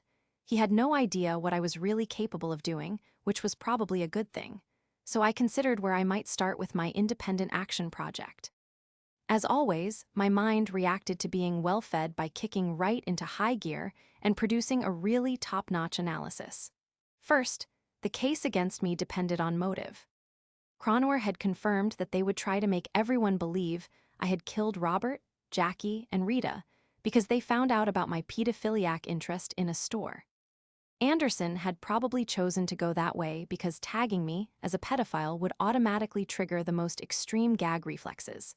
I was already guilty just because I was accused of that most heinous of crimes. And just as important, because a store was a minor. And as Cronor had said almost certainly bullied into a fake cover story by me, her brutal slavering stepdad, her testimony would be discounted if it was presented in evidence at all. That made the whole case a simple matter of my word against a massive amount of circumstantial evidence. And whatever you might have learned to the contrary from watching Perry Mason reruns, circumstantial evidence is very convincing. If a prosecutor leads a jury, or even a judge, through a logical, barely credible sequence of events backed up by 1 or 2 flimsy pieces of happenstance, he will get a conviction 9 times out of 10. When you factor in how badly Anderson, and most of the force, really wanted me to be guilty, it rose to 9.5. So that meant that as long as the essay could believably present me as a pedophile, it was ipso facto proof that I was also a murderer. And of course, once I was perceived as a murderer, it was just common sense to believe I was a pedophile, too. Most people find circular logic oddly compelling, even reassuring. I had testified in enough courtrooms. I could see it going that way as clearly as if it was unfolding in front of me. All right then, taking the ipso facto as prima facie, it stood to reason that if I was not a pedophile, I was also not a murderer. Quod erat demonstrandum. And that meant that if I could provide reasonable doubt, if I could prove, for example, that Robert Chase was the real pedophile, then I should be in the clear. Robert actually was the pedophile in this case. But thinking about things the way I was, reflecting on them as evidence, taking into account legal procedure and precedent, had already pushed my brain into a groove of wily, multifaceted paranoia where nothing was as it seemed. And so, I actually had to pause and reflect for just a moment, because the fact that Robert really was a pedophile made it seem like a disadvantage to present him as one. Dealing with our legal system will do that to you. You begin to doubt your own existence unless you have very specific instructions from the judge. Happily for me, I shook the mood off quickly. Since I knew Robert was guilty, I also knew I could find a way to prove it. I am not being conceited.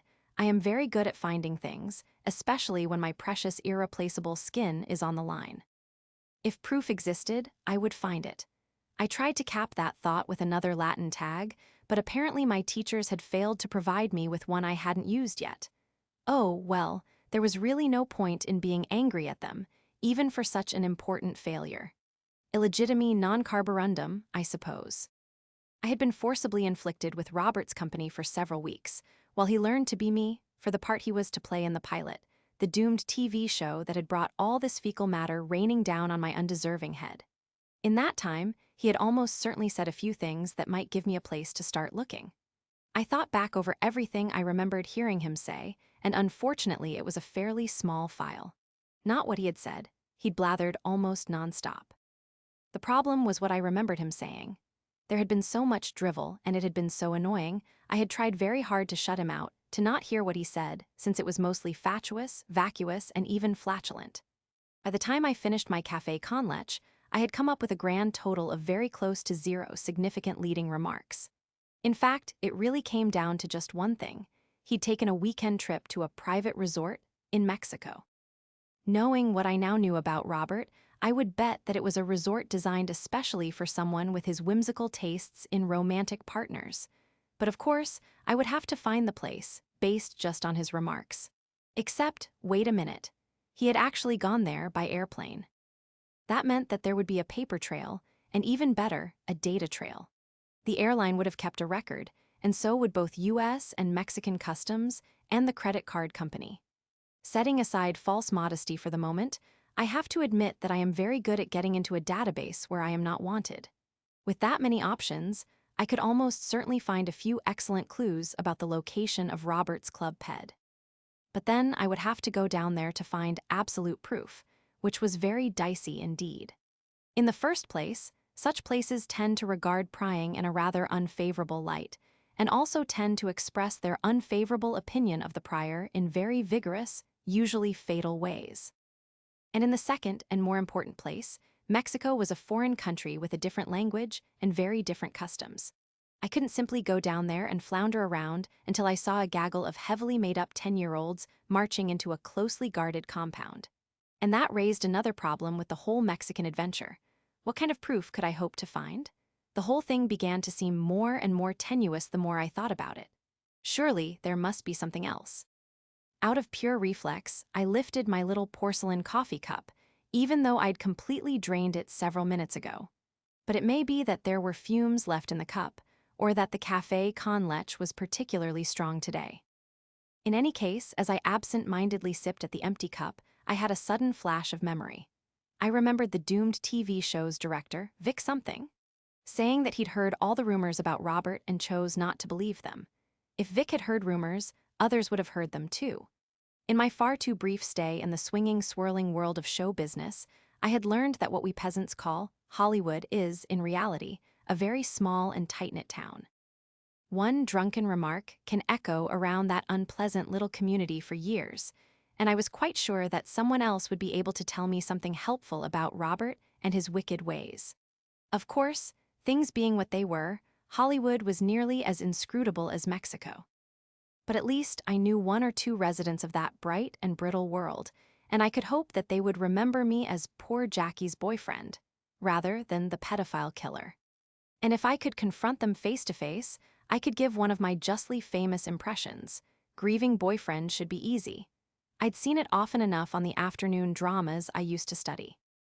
And perhaps the coffee really wasn't as good as I'd thought a minute ago, because in the midst of feeling slyly smug about my anticipated acting, I remembered that I was not supposed to leave town, and that made it just a little harder to get face to face with somebody on the West Coast. I was back to the legendary square one. So I sat for a few more minutes, trying to think, and realizing only that I was still not as good at it as I used to be. Maybe I never really was. I'd probably just been stumbling along wrapped in a cloud of ignorant luck, unaware that there was a huge storm of retribution trailing along behind me. It had caught up to me at last, and I wasn't going to think myself out of it. Happily for the tatters of my self-esteem, when I was just about to think up some wonderful new adjectives for self-deluded idiot, I pulled myself back from the bleak landscape that I was suddenly finding far too comfortable. Misery is a weakness, I told myself sternly, and you can't afford it right now. There were things to do, people to see, and no time at all to sit and mope. I looked at my watch. It was almost 4.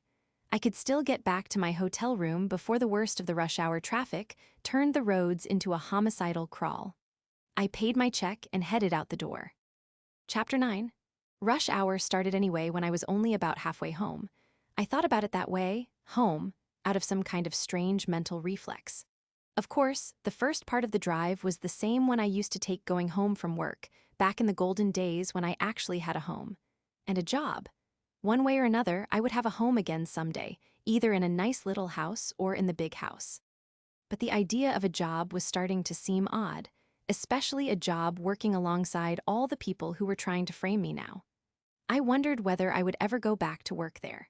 In any case, the traffic had slowed to a vile-tempered crawl long before I got off the Palmetto Expressway and came down onto South Dixie. I tried, but I couldn't make myself relax and get into the true spirit of it, honking and flipping people off. It just didn't seem worth doing. I'd always enjoyed it in the past, but now, I wasn't enjoying anything lately. Not getting out of jail or Cronwer's suits, nothing at all. It was very disturbing, but on the list of Dexter's big problems, survival, freedom, life itself, I couldn't rank it very high. Nevertheless, that was what I was musing about when I finally got to the hotel. Why couldn't I take pleasure in anything? Had it been too long since I'd had a chance to unwind and enjoy a quiet evening with a special friend and a roll of duct tape? I tried to remember the last time and couldn't. Patrick Bergman, the idiot redneck who'd been stalking Jackie Forrest, didn't really count. Smacking somebody with a boat hook in broad daylight just wasn't the same thing as really taking time to get to know a person, really expressing myself in a pointed way, getting a new friend to open up and share his feelings muffled by a gag, of course. Some of those feelings were quite loud and shrill, and it wouldn't do to bother the neighbors. But how long had it been? It seemed like an awful long time ago. In fact, I couldn't remember the last time. That was even more disturbing. I tried harder, but my memory wouldn't cooperate, no matter how much I furrowed my brow. And finally, I couldn't think about anything else but trying to remember. And as I turned into the hotel parking lot, I was so busy flogging my memory that I almost didn't see the police car parked at the lobby entrance. Almost. At the last moment I did, in fact, see the patrol car, and I had absolutely no doubt that their presence at this hotel was no coincidence. They were here because they discovered that this was Dexter's secret hideaway. I didn't know if they were here to observe, to hassle me, or to rearrest me, but I didn't look favorably on any of those choices, so I drove calmly around to the rear of the building and found a parking spot near the dumpster, where they couldn't see me getting out of the car. I sat for a moment with the engine off. It was unlikely that they were here to arrest me. There was only one unit, which meant 2 uniformed officers. If they came for me, when they came, there would be several of those, plus a couple of motor pool cars filled with detectives, and probably a satellite truck or 2 from the TV stations. So they were probably here just to watch or to prod me a bit. But the smart thing to do was still to avoid the cops altogether. My morning chat with the 2 gendarmes in front of my house had proved that amply. So I got out of the rental car, locked it carefully. I knew well that Anderson was not above planting something incriminating, and used my room key to slip in the back door of the hotel. I took the stairs up to the 3rd floor, not really a hardship for me, although I found that I was actually breathing a little heavily by the time I passed the second floor. It reminded me forcibly that I had been sitting in a cell without my evening jog for much too long a spell. I would have to start again soon, or risk losing all my hard-won fitness. Still, I did make it all the way up to the third floor without fainting. I peeked through the fire door to make sure nobody in a blue suit was watching. Nobody was. I stepped through and strolled down the hall to my room, thinking that the really clever move here was to grab my stuff, slide back down the stairs, and find a new hotel. I didn't actually have anything to hide, of course, but if they knew where I was, they would hound me.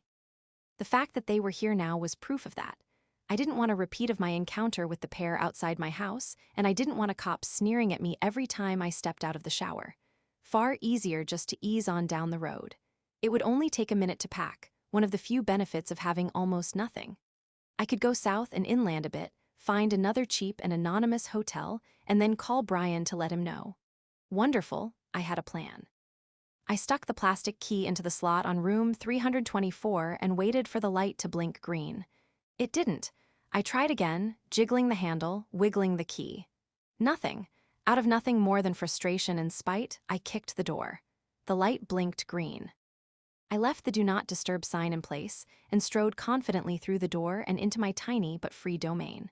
I managed 2 very nice strides before I looked at the bed and jerked to a halt as abruptly as if I'd been yanked backward by a rope. Not because I'd run out of striding room, and not because there was a cop on the bed. There was somebody on the bed, but he didn't look like a cop. He was short and stocky and dressed in dirty work clothes. His skin and hair were dark, and his face was scarred and pockmarked, almost as if it had caught fire and somebody put it out with a golf shoe. It was the look of a day laborer hoping for a green card, not a cop. And I really, truly, devoutly hoped he was not a cop in disguise, because he was also dead. He lay on the right edge of my bed, one arm crossed peacefully over his chest, and the other dangling over the side.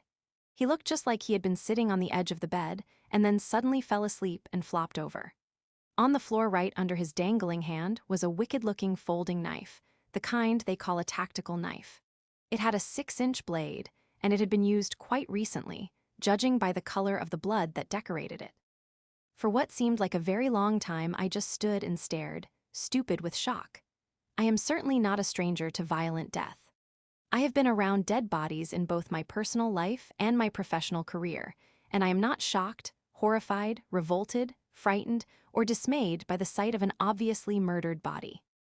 Under different conditions, I might even enjoy one from time to time. But to find one here and now, in my room and in my present circumstances, was so calamitous, appalling, and perilous that I could not even think. I finally became aware that my mouth was dry. I had been gaping, with my mouth hanging open. I closed it hard enough that my teeth made an audible click. I took a deep breath and tried to concentrate. This was no time to dither and gawk. I was a murder suspect, and there was a lobby filled with eager cops below, and here I stood consorting with a dead body in a room registered to me. No explanation I could possibly invent would get me out of this, not even if it was presented by Frank Cronauer. Action was required, decisive, effective, and immediate action. First step, determine who had the audacity to be dead on my bed. I summoned all the shards of my cool analysis and stepped in for a closer look at my new roommate. The bed around him was still relatively clean and blood-free, which was wonderful news. But the front of his shirt was soaked with the stuff, and it appeared to be coming from a wound in his chest, just left of center, right where the heart is located. For a moment, a little voice nagged at me that something was wrong, and I didn't get it. Then, quite suddenly, the nickel dropped. This picture didn't make sense, and not merely because it was in my room. The wound that must have killed him should have spouted a fountain of blood and colored the whole room. It hadn't.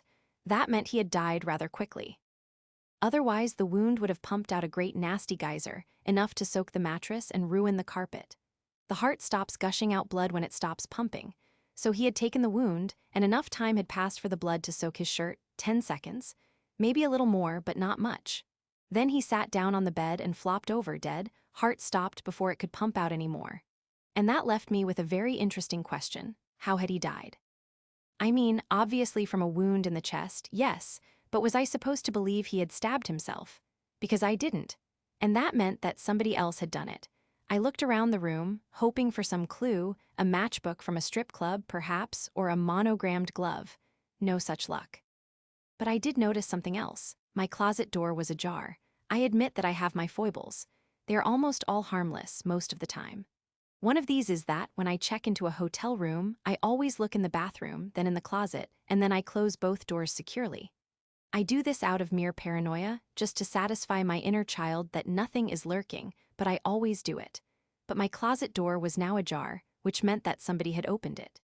It wasn't housekeeping, the do not disturb sign would keep them away, so it was almost certainly my new and silent friend. It was possible he had searched the room. It was not possible that he had searched the room and then stabbed himself. And that meant there had been 2 people in my room, and one of them was in my closet. I felt my heart leap instantly into high gear, and I looked around me for some kind of weapon. Nothing. Perhaps the chair, but wait.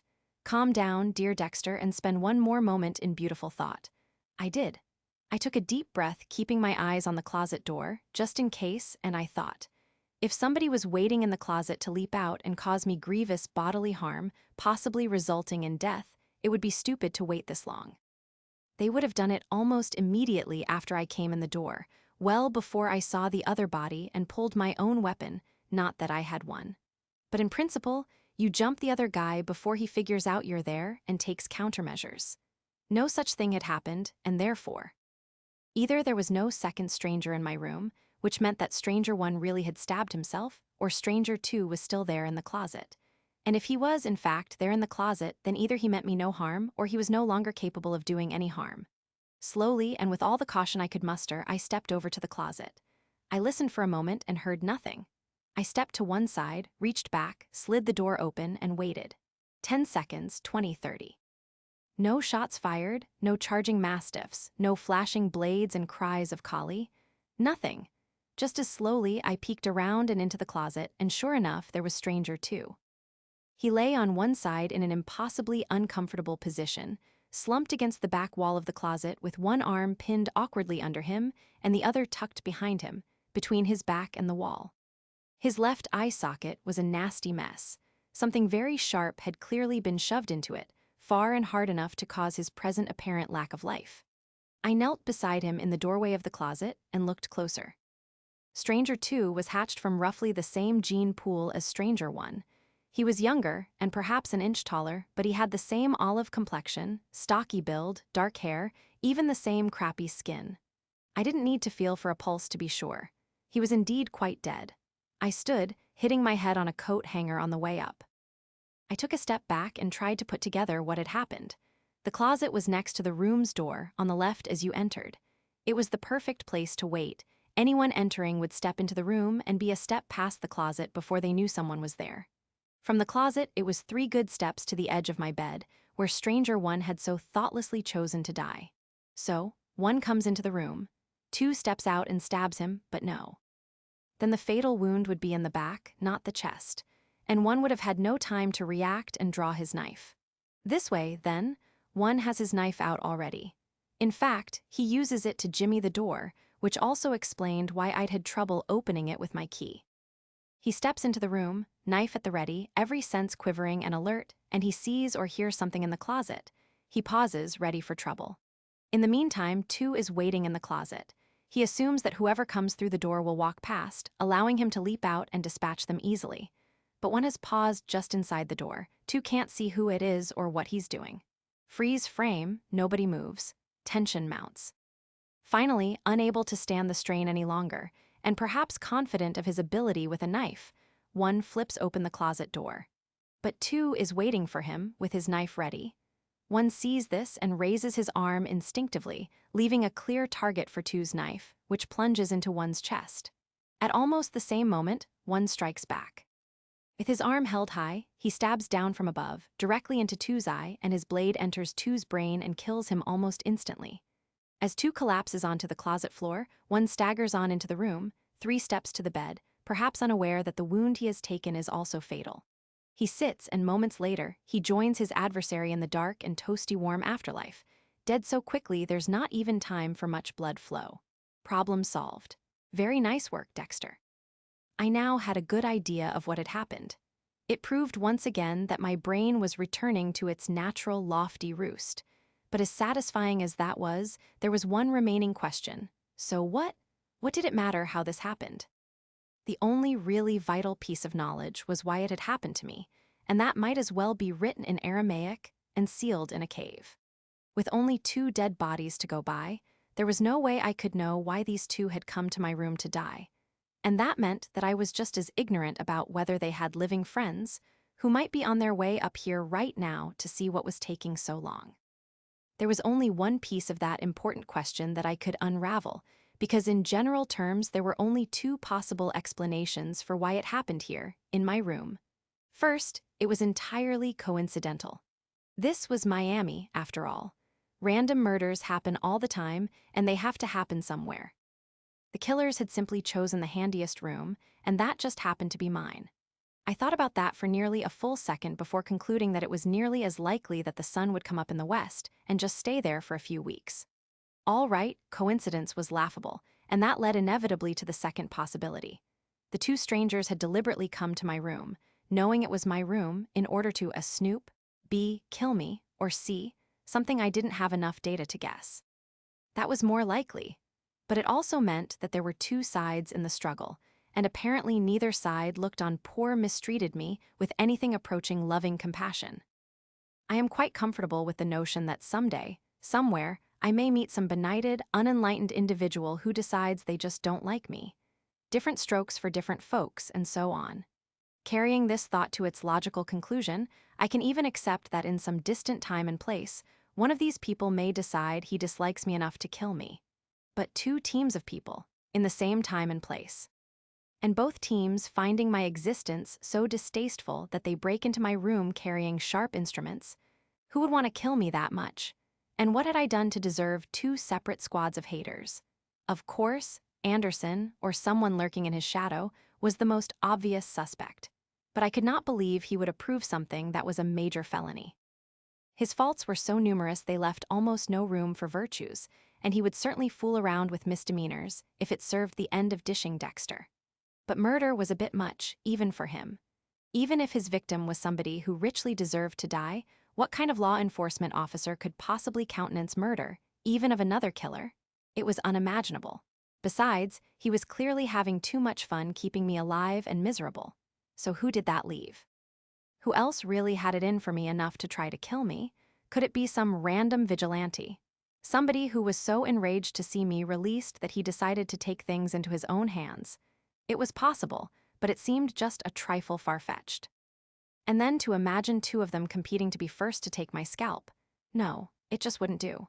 But there wasn't anybody else who hated me this much, at least, not among the living. If you could choose from among those I had helped over the edge and into death, you could easily make up 2 teams, even an entire league. Other than that, though, it seemed impossible. In truth, aside from my recent unwelcome burst of publicity, nobody even knew I existed. I had worked very hard my whole life to keep a low profile. I had worked even harder to be certain that no surviving friends, relatives, or business associates of my playmates knew who and what I was. Who did that leave? Without thinking, I sat on the edge of the bed to ponder. My weight caused the body to roll toward the crater in the middle of the mattress, and one of its arms flopped over toward me. If nothing else, it confirmed that the body was freshly killed. It also confirmed that I was still stupid. I got up quickly and moved over to the desk and pulled out the chair. I sat and unconsciously assumed an erect, upright position. My second-grade teacher, Mrs. Parker, had always insisted that we sit up straight. She said it encouraged a good flow of blood up the spine and into the brain, which would help us think and learn better. We had always laughed at her for this lunatic idea behind her back, of course. Mrs. Parker had a temper. After all these years, though, it now seemed that she might be right. Because after only a few seconds of sitting up straight in the wooden desk chair, I had an actual thought. I couldn't possibly figure out who these dead strangers were, not just from looking at them. And if I didn't know who, I couldn't tell why.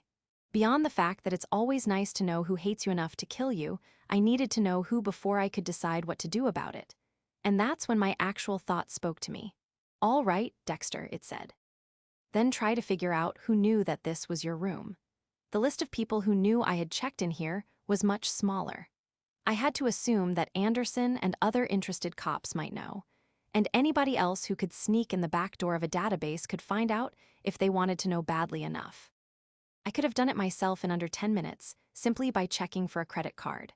The moment I used a card with my name on it, my location became public knowledge, and the record would state quite clearly the name and address of the hotel, and then I blinked.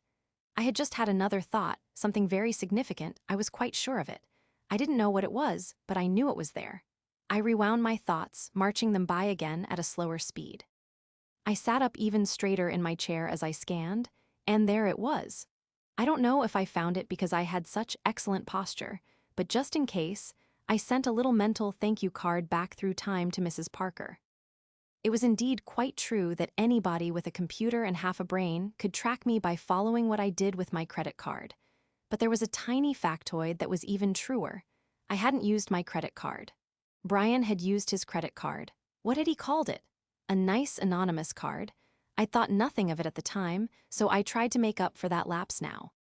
Brian could not possibly have a credit rating of any kind. He had no fixed address. For that matter, I wasn't sure he even had a fixed identity. That obviously meant that the card was either fake or stolen. Most financial companies would look on this with very strong disapproval.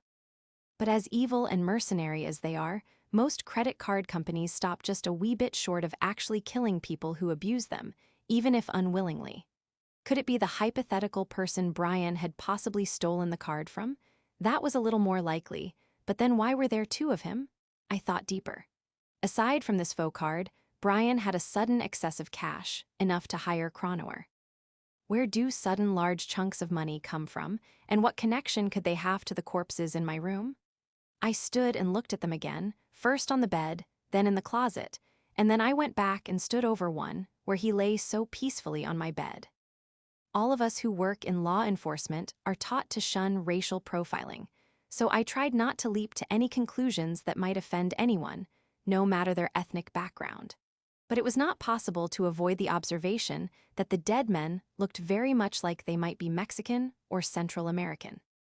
And having said that, one could not help adding, with all possible political correctness, that if indeed they were Mexican or Central American, and since they had actually been violently murdered, and it had happened right here in Miami, and if, additionally, there truly were significant amounts of money lurking in the background, then it was at least possible. Mind you, no more than a chance that had very little to do with the men's ethnic identity. It was, as I say, possible that drugs might be involved somewhere along the line. Brian would certainly have no moral scruples about the drug trade. In truth, he had no actual morals at all. He had all the advantages I enjoyed of being heartless, soulless, empty inside, and devoid of human feelings. But he was not burdened with any of my disadvantages of artificially grafted-on standards. The business of buying and selling drugs would seem like a perfect opportunity for profit, and even self-expression, considering the nature of the competition. He might well have gotten involved in some way. And knowing Brian, he could just as easily have done something that made someone in this ultraviolent world just a trifle peeved. That didn't explain who my new friends were. But it did offer the first clear explanation of how and why, and it had the added virtue of being very easy to check. I picked up my phone and called. After only 3 rings, Brian answered. "Brother," he said with low-quality artificial bonhomie, "how art thou?" "Not bad," I said, "a great deal better than my uninvited company." "Company," he said, "is this wise in your present circumstance?" "Terribly unwise," I said, "especially since they are both exceptionally dead." For a long moment, Brian said nothing. "Should I add that I have no idea who they are?" I said at last, "and that I also didn't do it." "Good additions," Brian said softly, and there was a dangerous edge to his voice I hadn't heard before. "Describe them." "Both about 5'6" and stocky," I said. "The nearer one is mid-30s, dark hair, olive skin, pockmarked face," Brian hissed. "The left wrist," he said. "Please examine it." I stepped over to the bed and flipped the left arm off the chest. There was a tattoo about 4 inches long. It showed a bleeding Jesus wrapped in the coils of a cobra. "Interesting tattoo," I said into the phone.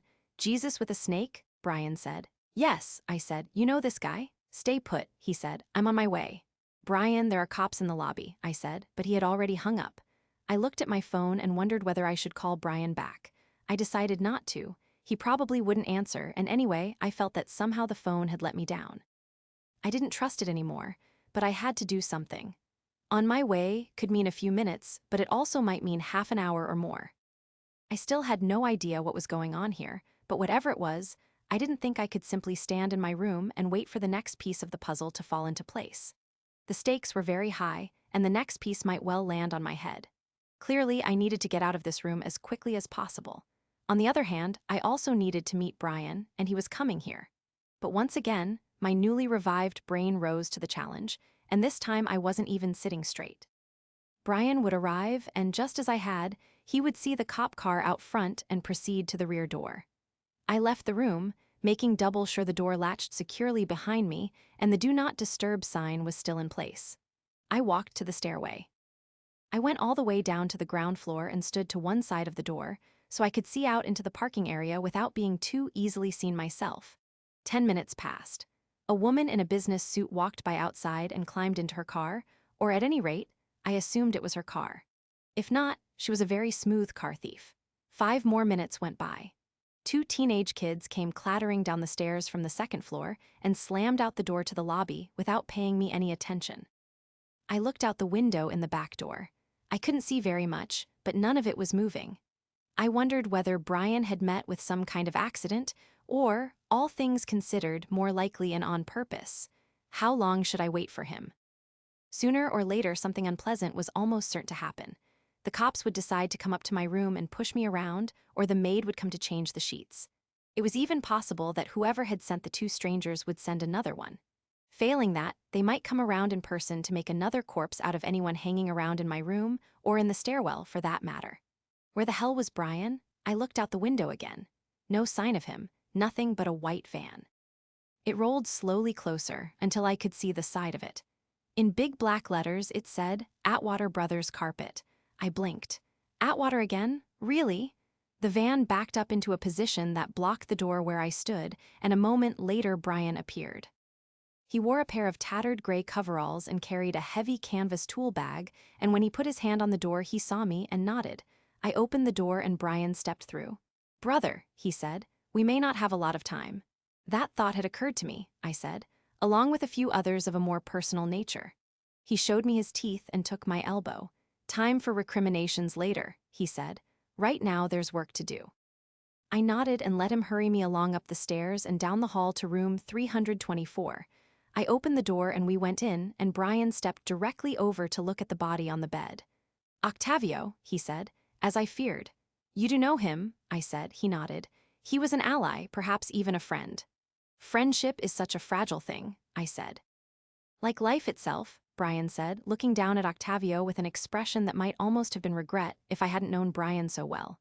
"I don't want to intrude on your grief," I said, but his head snapped up and he looked at me, all traces of expression completely gone. "Yes," he said briskly. "You said there were 2?" "I did," I said. I motioned him over to the closet, and he pushed the door open and knelt beside Stranger 2 for no more than 3 seconds. Then he stood and said, "I don't know him." "Well," I said, "even so." "Right," Brian said. "Let's get them out of here." He reached into his canvas bag and took out a rolled-up gray cloth something. "Put this on," he said, tossing it to me. I unrolled coveralls that matched his own and pulled them on over my clothes. By the time I had them buttoned up, Brian had rolled up the bedspread with Octavio snugly inside. "If you would, brother," he said politely. "Take that end, please." I picked up the near end of the bundle. It felt like the feet. Brian picked up the other end, nodding toward the door, and together we clumsied Octavio out, into the hall, and down the stairs. For some reason, dead bodies always seemed to be heavier than live ones, and Octavio was no exception. He was surprisingly heavy for such a small corpse, and by the time we had him down the stairs to the back door, I was thoroughly winded and had acquired a brand new cramp in my back muscles. Brian bumped the door open with his backside, and we carried Octavio the short distance to the back of the van. Showing surprising strength, Brian held the bundle with one hand while he opened the van's rear door, and then lifted the body up and in while I came forward with my end. I looked casually around as Brian pulled the bedspread out and slammed the doors shut. I saw nothing at all except a few dozen parked cars. "All right," Brian said. "Next." We went back up the stairs and repeated the process with stranger 2.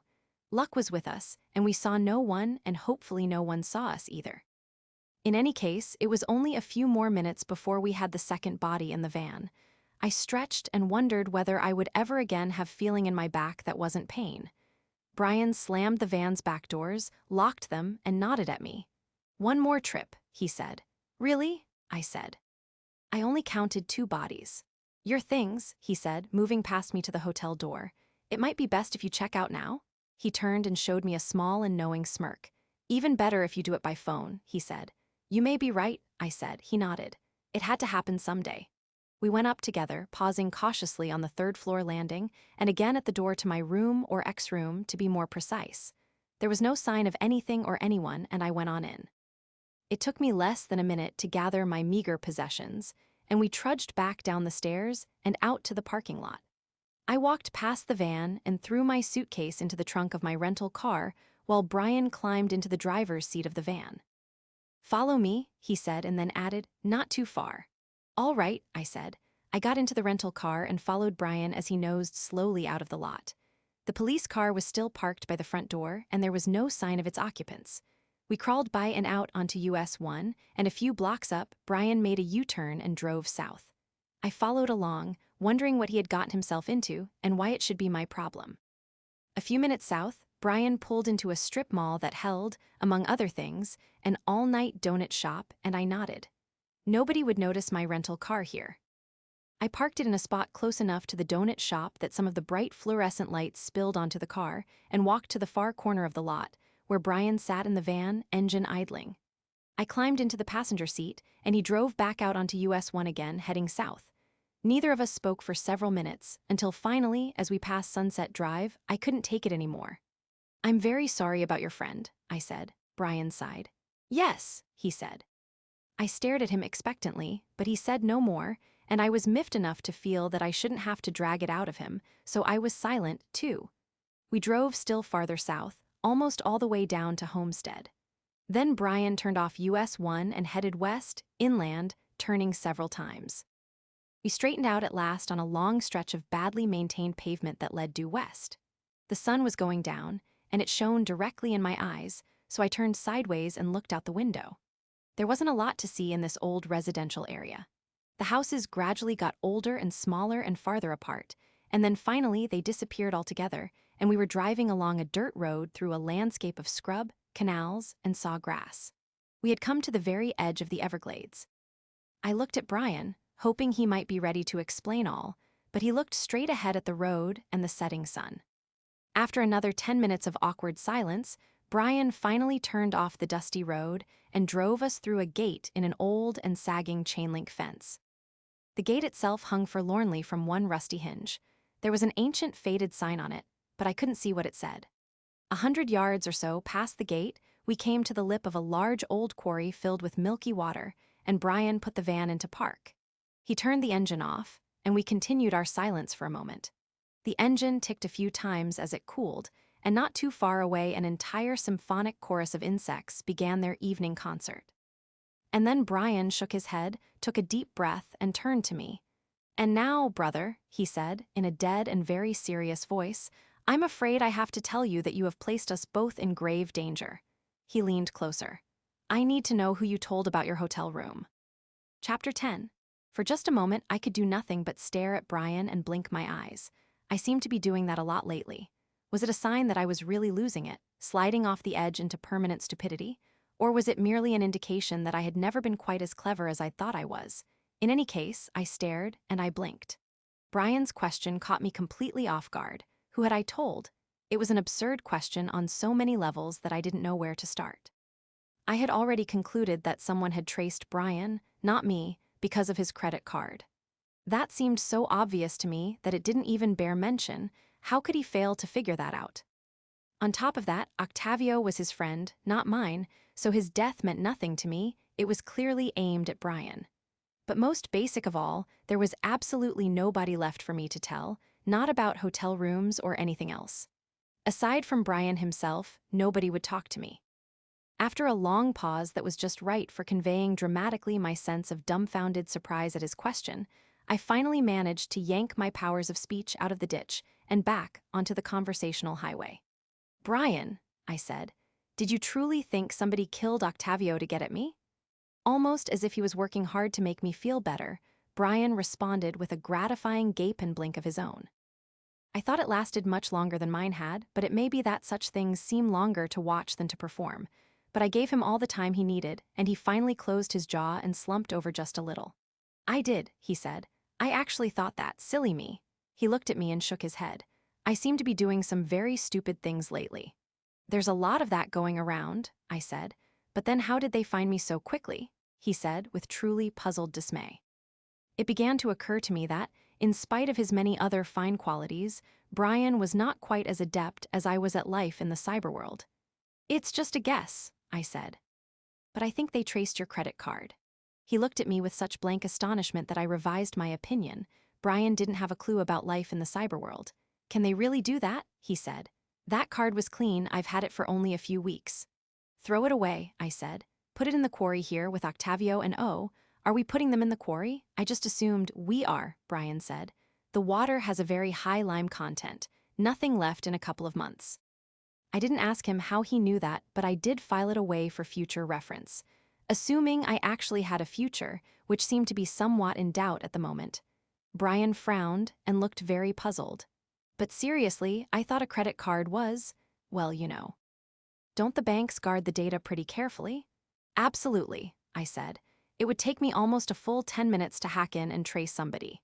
"Oh dear," he said, and he shook his head again, very slowly. "I can see that there are some rather glaring holes in my education." He leaned back in the seat and furrowed his brow, looking like he was trying to remember if he'd done anything else that might come back and bite him. "Perhaps I spent too much time learning to get rid of bodies, and not enough on the more pedestrian side of things." "So it seems," I said. "Let me suggest that for the time being, cash is probably safest. You do have plenty of cash, don't you?"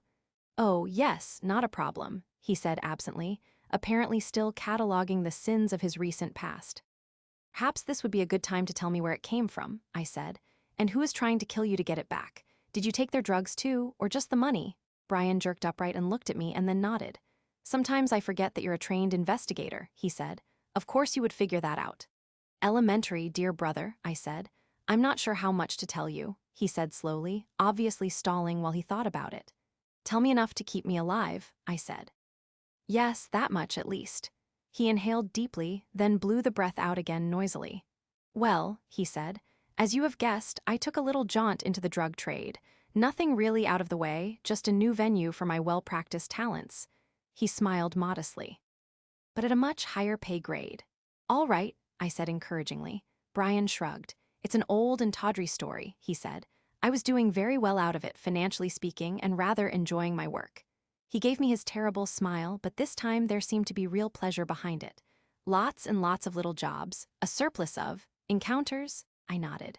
Brian shared my sense that actually speaking aloud about what we did was somehow indelicate, but we both knew what he meant. He had been permanently and painfully removing people who his employers considered obstacles.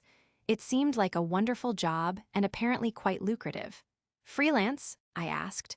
"Or working for one particular outfit?" "Just one, just Raúl." He smiled again. Rather melodramatic, but they called him El Carnicero, the butcher. "Yes," I said, "it is a bit over the top." "That's their world," Brian said with a shrug. "They seem to enjoy histrionics." "So what happened?" I said. "Did you piss off the butcher?" "Oh no, not at all," he said emphatically. "I was very good at my job and he appreciated that, but unfortunately for all concerned, the butcher pissed off Santo Rojo." He showed me his teeth. "More histrionics, I'm afraid." "It means the Red Saint?" "Yes, I know. Apparently Raúl overstepped his proper boundaries," Brian said, trying very hard to sound regretful. "He wasn't nearly as good as I was at that kind of thing. Santo resented it. And soon we were in a full-scale war." He paused and cocked his head to one side, as if seeing the things he described. "Santo was a much bigger man, far more powerful, with lots more minions and money and influence. Raúl was relatively small potatoes, an up-and-comer, but definitely not there yet." He shrugged. "To cut to the chase, it seemed to me that I was on the losing side, and it was only a matter of time until Raúl and all of us in his little family were eliminated." I discussed this with a coworker, Octavio, I said. Brian nodded. Yes, because as it happened, Octavio knew where Raoul had stashed a rather sizable chunk of money in case he needed to, relocate quickly. He twitched his mouth in a brief and unconvincing smile. One of the hazards of the trade, he said. Every now and then you really do have to get away in a hurry. So I understand, I said. So you and Octavio took the money and ran. Yes, that's right, he said, and he sighed. All that money, I had no idea there would be so much. He looked at me happily. So very much, brother, you have no idea. I'm sure, I said. But where's the problem? With Raoul and most of his gang dead, who was left to come after you? Ah, well, that's the thing, Brian said ruefully. You see, we made a very small miscalculation. As it happens, Raoul managed to plant a bomb in Santo's headquarters. It went off quite successfully. Santo Rojo and a large number of his minions were killed, and the rest flocked to Raoul's banner. The war was over, but unfortunately, Raoul was still alive. He smiled at me again, no more convincingly than any other time. And among the missing were 2 of his trusted associates and an extremely large piece of untraceable cash. Raoul feels very possessive about his cash, he said. A common failing, I said. And so, to conclude, Brian said, Raoul and all his remaining henchmen are working very hard to find me, probably not with the intention of begging me to return to work. Almost certainly not, I said. I frowned and tried to reason out loud. All right, I said. So Raoul's computer guy tracks your credit card to my hotel room. No doubt he assumes that Dexter Morgan is you, a nom de guerre. He sends someone to conduct your exit interview. Nicely put, Brian murmured. And he waits in the closet, thinking your return is imminent, I said, and then I stopped. But what about Octavio? What was he doing there? Brian sighed again, the 3rd time he'd done it. It was getting a little annoying, especially since I knew quite well he felt nothing at all, let alone anything that might induce a sigh.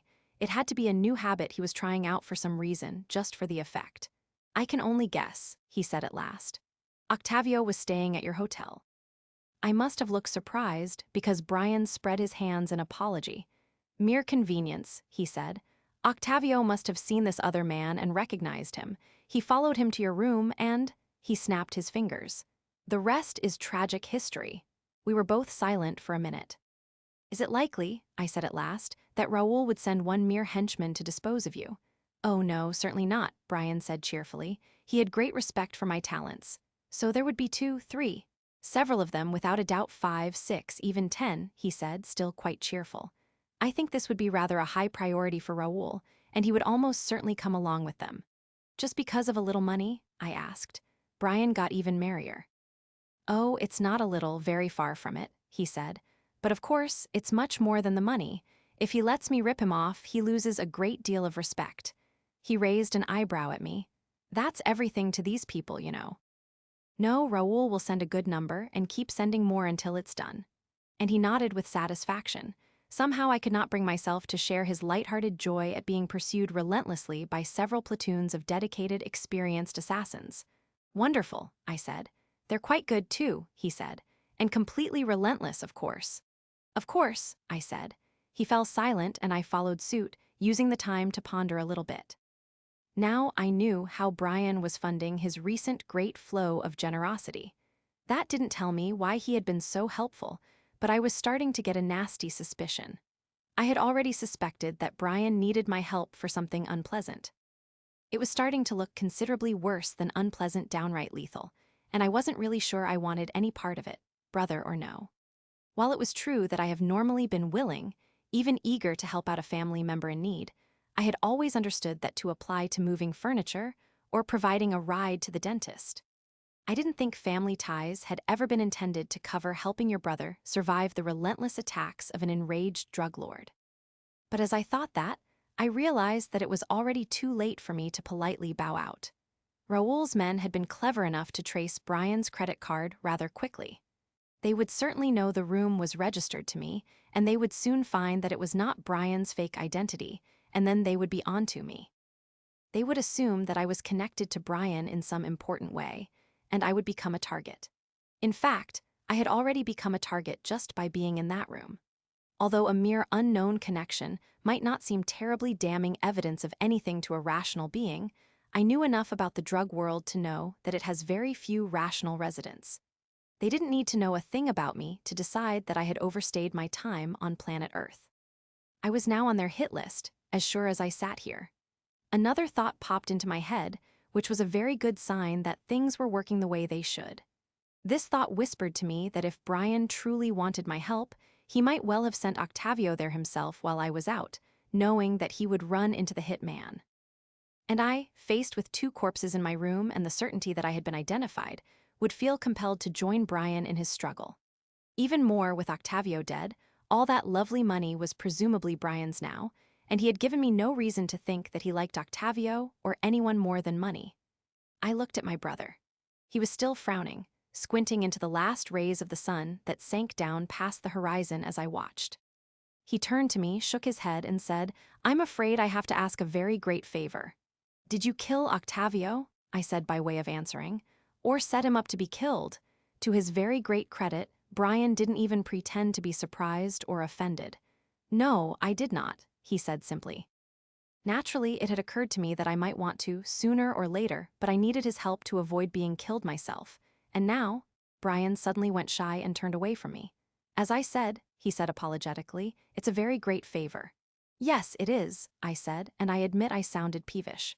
"I don't know how I can possibly, I am being watched, by the police, and I may be dragged back to jail at any moment. What did you think I could do?" "Nothing strenuous," Brian said a little sulkily. "Some light and entertaining chores. Watch my back while I do the heavy lifting, and then join in for the fun part."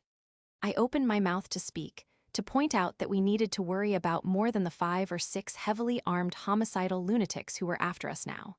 Even if we disposed of them, there was a large and ruthless organization behind them. And then I closed my mouth again as I realized that of course Brian knew that, and what that meant he was hinting at. The word hubris popped into my head, and just to show that I remembered even more big words, I tacked on overweening. Because if what I suspected about the nature of his plan was true, overweening hubris was a huge understatement.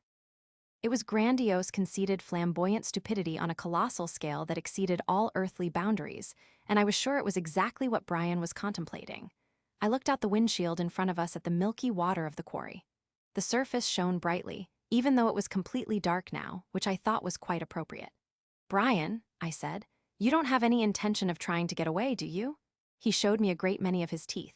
They gleamed oddly in the darkness. "Why, no, I don't," he said happily. "What would be the point? They'd find me eventually." "But that's insane," I protested. "You can't possibly believe that you can take out an entire cartel." "Not by myself," he said sweetly. And he very wisely said no more and cast no significant glances at me. "Shit," I said, and I meant it. "Quite possibly," Brian said. "How in hell could you possibly eliminate dozens of armed, crazed drogas?" Brian smiled modestly. "One at a time," he said. "Raoul is the only really hard one to get to, and as I said, he will show up to be in at the finish." "Shit," I said again, quite aware that I was repeating myself, but unable to think of a better summation. "I admit it's challenging," Brian said, "but with a little help, the right help." He sighed and shook his head. "Octavio was very handy in some situations, and he had some skill with a knife, apparently," I said, "but he was basically an accountant." This would have been far beyond him. "I'm pretty sure it's beyond me too," I said. "Oh no, not at all," Brian insisted. "It's absolutely made to order. Aside from the gifts we share, you know about the law and cops and how they react. And you know a great deal more that may be important, as you have just demonstrated with my credit card." He leaned toward me and lowered his voice, as if afraid that Octavio might overhear us from his snug nest in the back of the van. "And in addition to all that, dear brother," he said, with silky suggestiveness, "we could finally do something together. More than one something." I looked away. I knew that Brian had always wanted to play, him and me together, working in unison on the one thing we both liked and needed to do above all else. And quite honestly, the idea was not totally unattractive to me either. It seemed like the closest I could ever hope to come to sharing a human experience with another living creature. That was a little ironic, of course, considering what that experience would be, but even so. But no, it was madness to think about it. In my present circumstances, I couldn't even leave town. I was watched, maybe even tailed occasionally, and Brian wanted me to join him in a full-blown bloodbath. Worse than that, I was now involved whether I wanted to be or not. So if I wanted to stay alive, and I thought I just might, I had no choice but to go along with Brian. And if I wanted to stay out of jail, and I was quite certain I did, I had to help Brian create and dispose of dead bodies. At very best, this would clearly violate Cronower's instructions to keep a low profile and stay out of trouble. At worst, it didn't bear thinking about. "Brian," I said at last. "I know," he said. "As I said, I ask a great deal." He turned to me, and for the very first time I thought I saw genuine enthusiasm, even warmth on his face. "But think of it, brother," he said. "What a glorious undertaking. You and me against the world, into the fray side by side, guns blazing and hearts singing." He smiled modestly. "Or if not actual hearts, yes, I get the picture," I said, and somehow I still failed to catch his enthusiasm. In fact, I was rather sour on the whole thing. "But you have to understand the trouble I'm already in, Brian." "Well, yes," he said. "But doesn't that just add spice?" "It does not," I said firmly. "What it adds is lethal uncertainty. I am very likely to be back in jail at some point. But surely Frank Cronower is hardly a sure thing," I said. "He himself has said not to be too optimistic." "I'm sure he's just being cautious," he said. "Caution is an excellent choice," I said. "I am pursued, hounded, and even chivied by the mangy curs of justice, and you want me to go with you to wade in rivers of blood? I would hope not actually in the blood," he said with distaste. "It's impossible, Brian," I said. "I can't possibly risk it." "You can't possibly avoid it," he said. I looked at him. He was very serious now, no fake smiles, phony sighs, or second-rate histrionics of any kind. "Quite seriously, brother," he said. "They have shown some skill at locating people, and they have your name." He shook his head. "I'm afraid your choice is rather simple. Go hunting or be hunted." I clenched my teeth and looked out through the windshield. In the full darkness of this night, the water of the old quarry still gleamed, but in the greater darkness that surrounded Dexter, there was not even a single tiny pinpoint patch of brightness. Brian was quite right. Whatever I might wish, I was in this thing with him, and my only choice was exactly what he said it was: hunt or be hunted.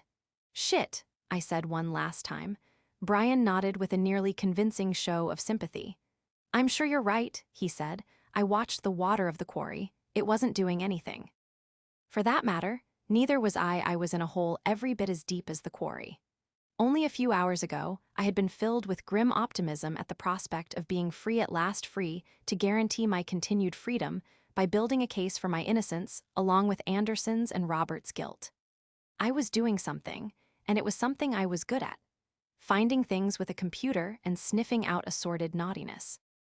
I had finally managed to move the game back to my table, where I knew the rules and the odds, and I had stupidly allowed myself to see just one tiny glimmer of light at the end of the long, dark tunnel. And then, with a terrible, self-satisfied smirk, life had come breezing in and blown out all the candles again. If Raoul didn't get me, I'd be back in jail. Death or durance, it didn't seem to make much difference. And quite honestly, death looked a little more likely at the moment. I couldn't even hide properly. I was forbidden to leave town, which meant my investigation was hamstrung before I started. I couldn't go to Mexico or LA to find evidence against Robert. And Brian just sat there with a stupid smile on his face when he had dropped me into this mess, and he could stroll out of town at will, even flee the country if he wanted to, leaving me behind to twiddle my thumbs and wait for the axe to fall. He could go anywhere, and aha. "Brian," I said. He looked at me with polite inquiry. "Yes," he said. "You know I need to work on my own problems," I said. He nodded. "You may have mentioned it. If I help you with this," I said, "will you help me?" "Of course," he said, then he frowned. "Ah, what kind of help, brother?" "I need some answers I can only get in LA, maybe Mexico. But I can't leave town," I said. "You can," Brian nodded. "A trip to LA, a delightful town filled with kindred spirits, I'd be happy to go." He frowned and hesitantly added, Mexico might be a little awkward." I sighed. Didn't someone once say that every stumbling block is really a stepping stone? Whoever had said it, if I had them here right now, I would crack them on the head with their stepping stone and put them in the quarry with Octavio. "We'll do what we can," I said. Brian nodded, cheerful again. "Perhaps even more," he said. Chapter 11. Brian had 2 storm anchors in the back of his van. We wired Octavio to one and his new friend to the other, and muscled them both into the water of the quarry. They sank quickly, leaving not even a ripple to show where they had been, and I tried very hard not to see that as a metaphor for my life at the moment. It didn't work.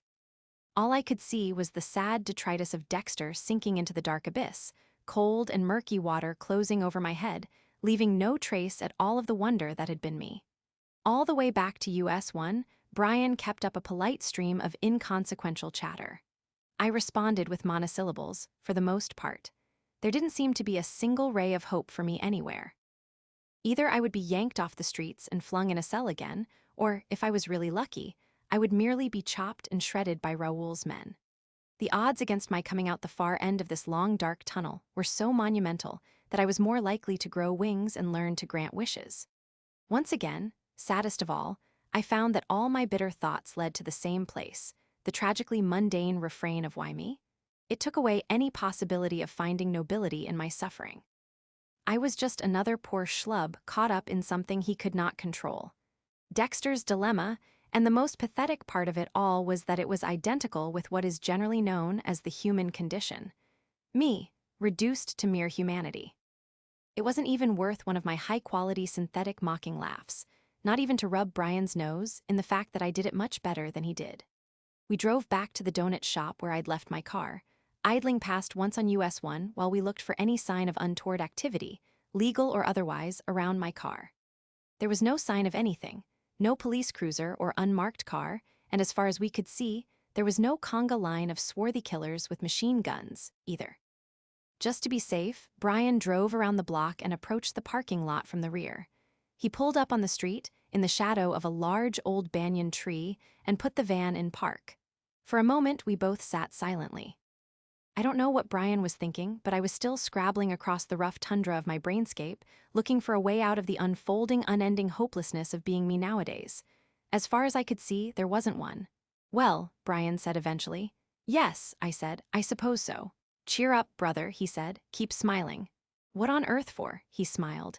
"It confuses people," he said. I sighed. "I'm afraid it's beyond me at the moment," I said. I opened the door. "I'll find another hotel and let you know where I am." "By phone," he said, sounding rather anxious. "I mean, I suppose the business with the credit card has made me overcautious, but you're right," I said, mentally kicking myself. I should have thought of that. "Let's meet here at the donut shop for breakfast." "A wonderful thought," Brian said. "I do like fresh donuts." 8 o'clock, I said, and he nodded. "All right then." I jumped down out of the van and Brian put it into gear. "Good night," he said as I reached to close the door. It was a wonderful sentiment, but it seemed unlikely, so I just nodded and trudged over to my rental car. I found a small and anonymous motel just south of Goods, a little north of Homestead. It was an old-style one-story hotel, clearly built in the 50s to accommodate weary northerners as they rested from motoring down the old Dixie Highway and exploring the wonders of Florida. The place was run by a mom and pop who really should have retired no later than 1963. They seemed surprised and a little put out that somebody would interrupt their TV viewing by asking for a room, but I showed them cash, and after a certain amount of grumbling, they gave me a key and pointed away toward the left wing. My room was halfway down a row of identically tatty doors with peeling paint and missing numerals. The inside was no better.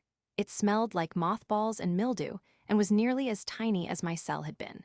But I hoped that the place was small enough to be off the grid somewhat. And the proprietors had shown no sign of any technical savvy beyond changing channels on their old TV set, and not even with a remote control. So perhaps they would simply pocket my cash without leaving any trace on the information grid. I locked the door and secured it with the rusty chain that hung there, and then walked over to the bed and looked it over. A large part of the mothball smell seemed to be coming from the bedspread, and the two pillows were so flat I thought they might just be empty pillowcases. I put one hand on the mattress and felt it. It offered all the firm support of a bag of fresh marshmallows, but it was a bed, and I was suddenly very tired. I flopped onto the bed, a little too energetically, as it turned out. It was apparently a few years older than my host's, and it did not merely sag. I actually felt my back touch the floor. Then it moved a few inches upward again, leaving me in a half-folded position that was already starting to give me back pain. The mattress in my other hotel room had been bad enough. This one was far worse, enough to make me nostalgic for the nice hard shelf they let me sleep on in jail. I turned and twisted and finally found a position that was not actually painful, though it was very far from comfy. So much to do and so many distractions. Was it really only this morning that I woke up in a cell? It seemed impossible, so much had happened since that it seemed like another lifetime. But it was true. Mere hours ago I had been blinking in the sunlight, thrilled at my re-entry into a world with fewer steel bars. And I spent most of the day convinced that nothing in the world could possibly be worse than going back to jail, until my brother had very thoughtfully provided a couple of new options that were far, far worse. But I still had to keep myself free. I pushed my brain away from contemplating the hordes of savage, drug-crazed assassins who were no doubt sniffing my trail, and I forced myself to think about my real agenda, keeping Dexter out of jail and, if possible, putting Anderson in. Let's see, I had just decided on independent action. I needed to find some proof that, what was it again? I was distracted by an enormous yawn that seemed to take over my entire body. Proof. I needed to show that Robert was a pedophile and Anderson had played games with evidence. I remembered that I had decided my first step was to talk to Vince, ask him to help me gather some stuff that another enormous yawn.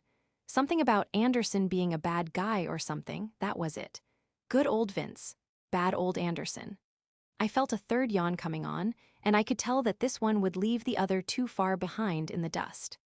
It felt so powerful, overwhelming, gigantic that I was afraid it might actually crack me in half, and I fought against it for a few valiant seconds. And then, the sun was doing its very best to break through the tattered, mildew-smelling curtains when I opened my eyes. Somehow it had turned into morning, and an obnoxiously bright and cheerful one too, just to rub salt in all my psychic wounds. It's very hard to maintain a properly grumpy perspective when the sun is beaming down from a cloudless sky, and the voice of the turtle is so clearly warming up in the wings. But I tried.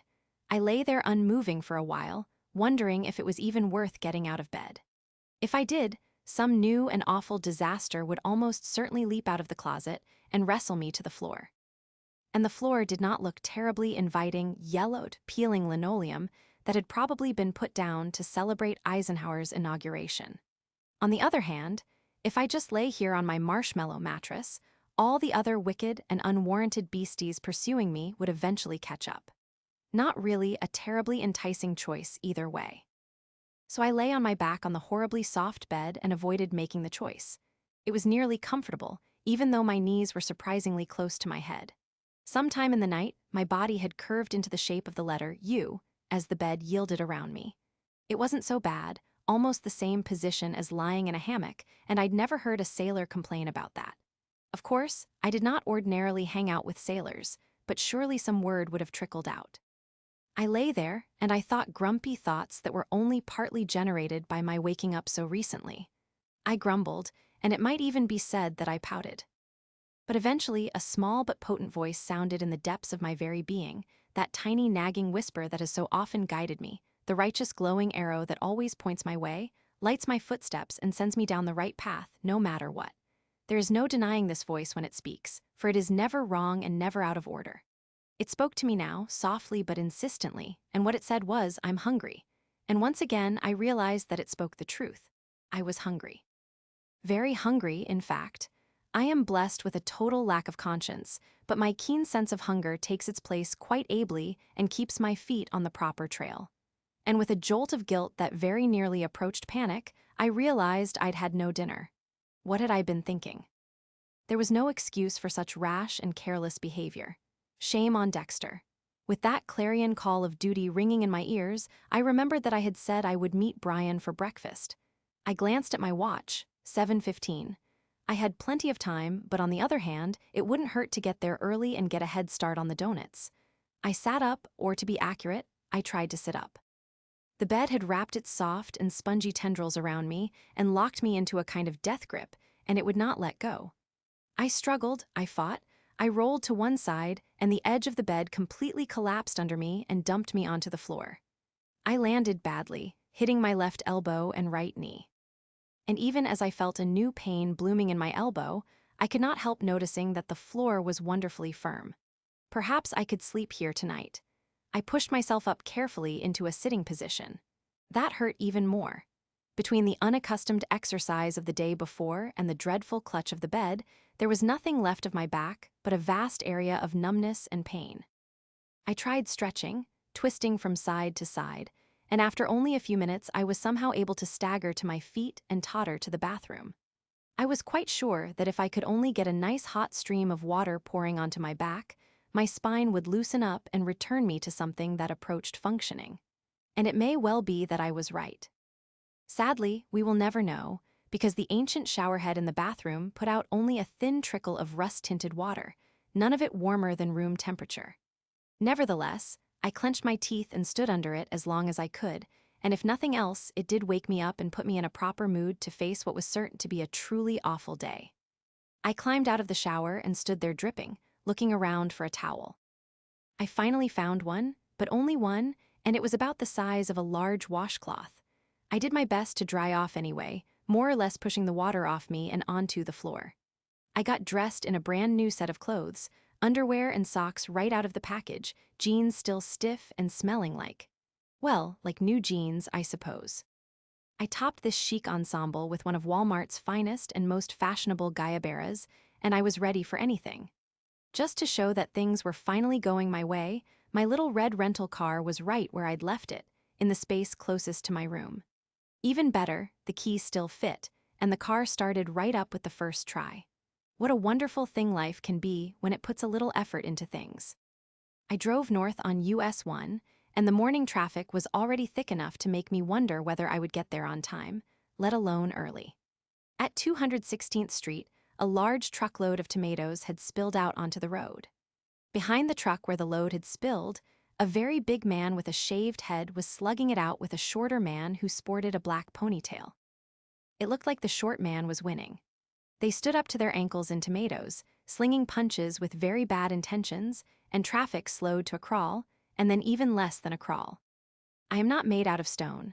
I understood full well that the spectacle was worth watching, even if it meant slowing and making several thousand people late for work, while you watched and hoped both fighters would fall into the tomatoes before you crawled past.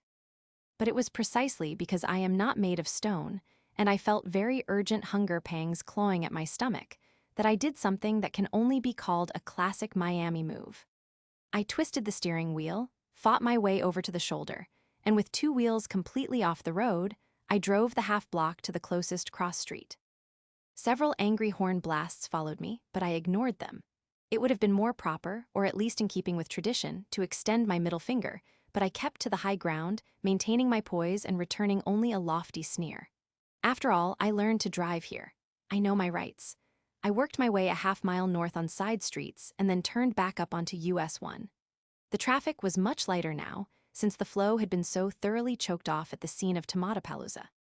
I pulled into the lot and parked at the donut shop 13 minutes early.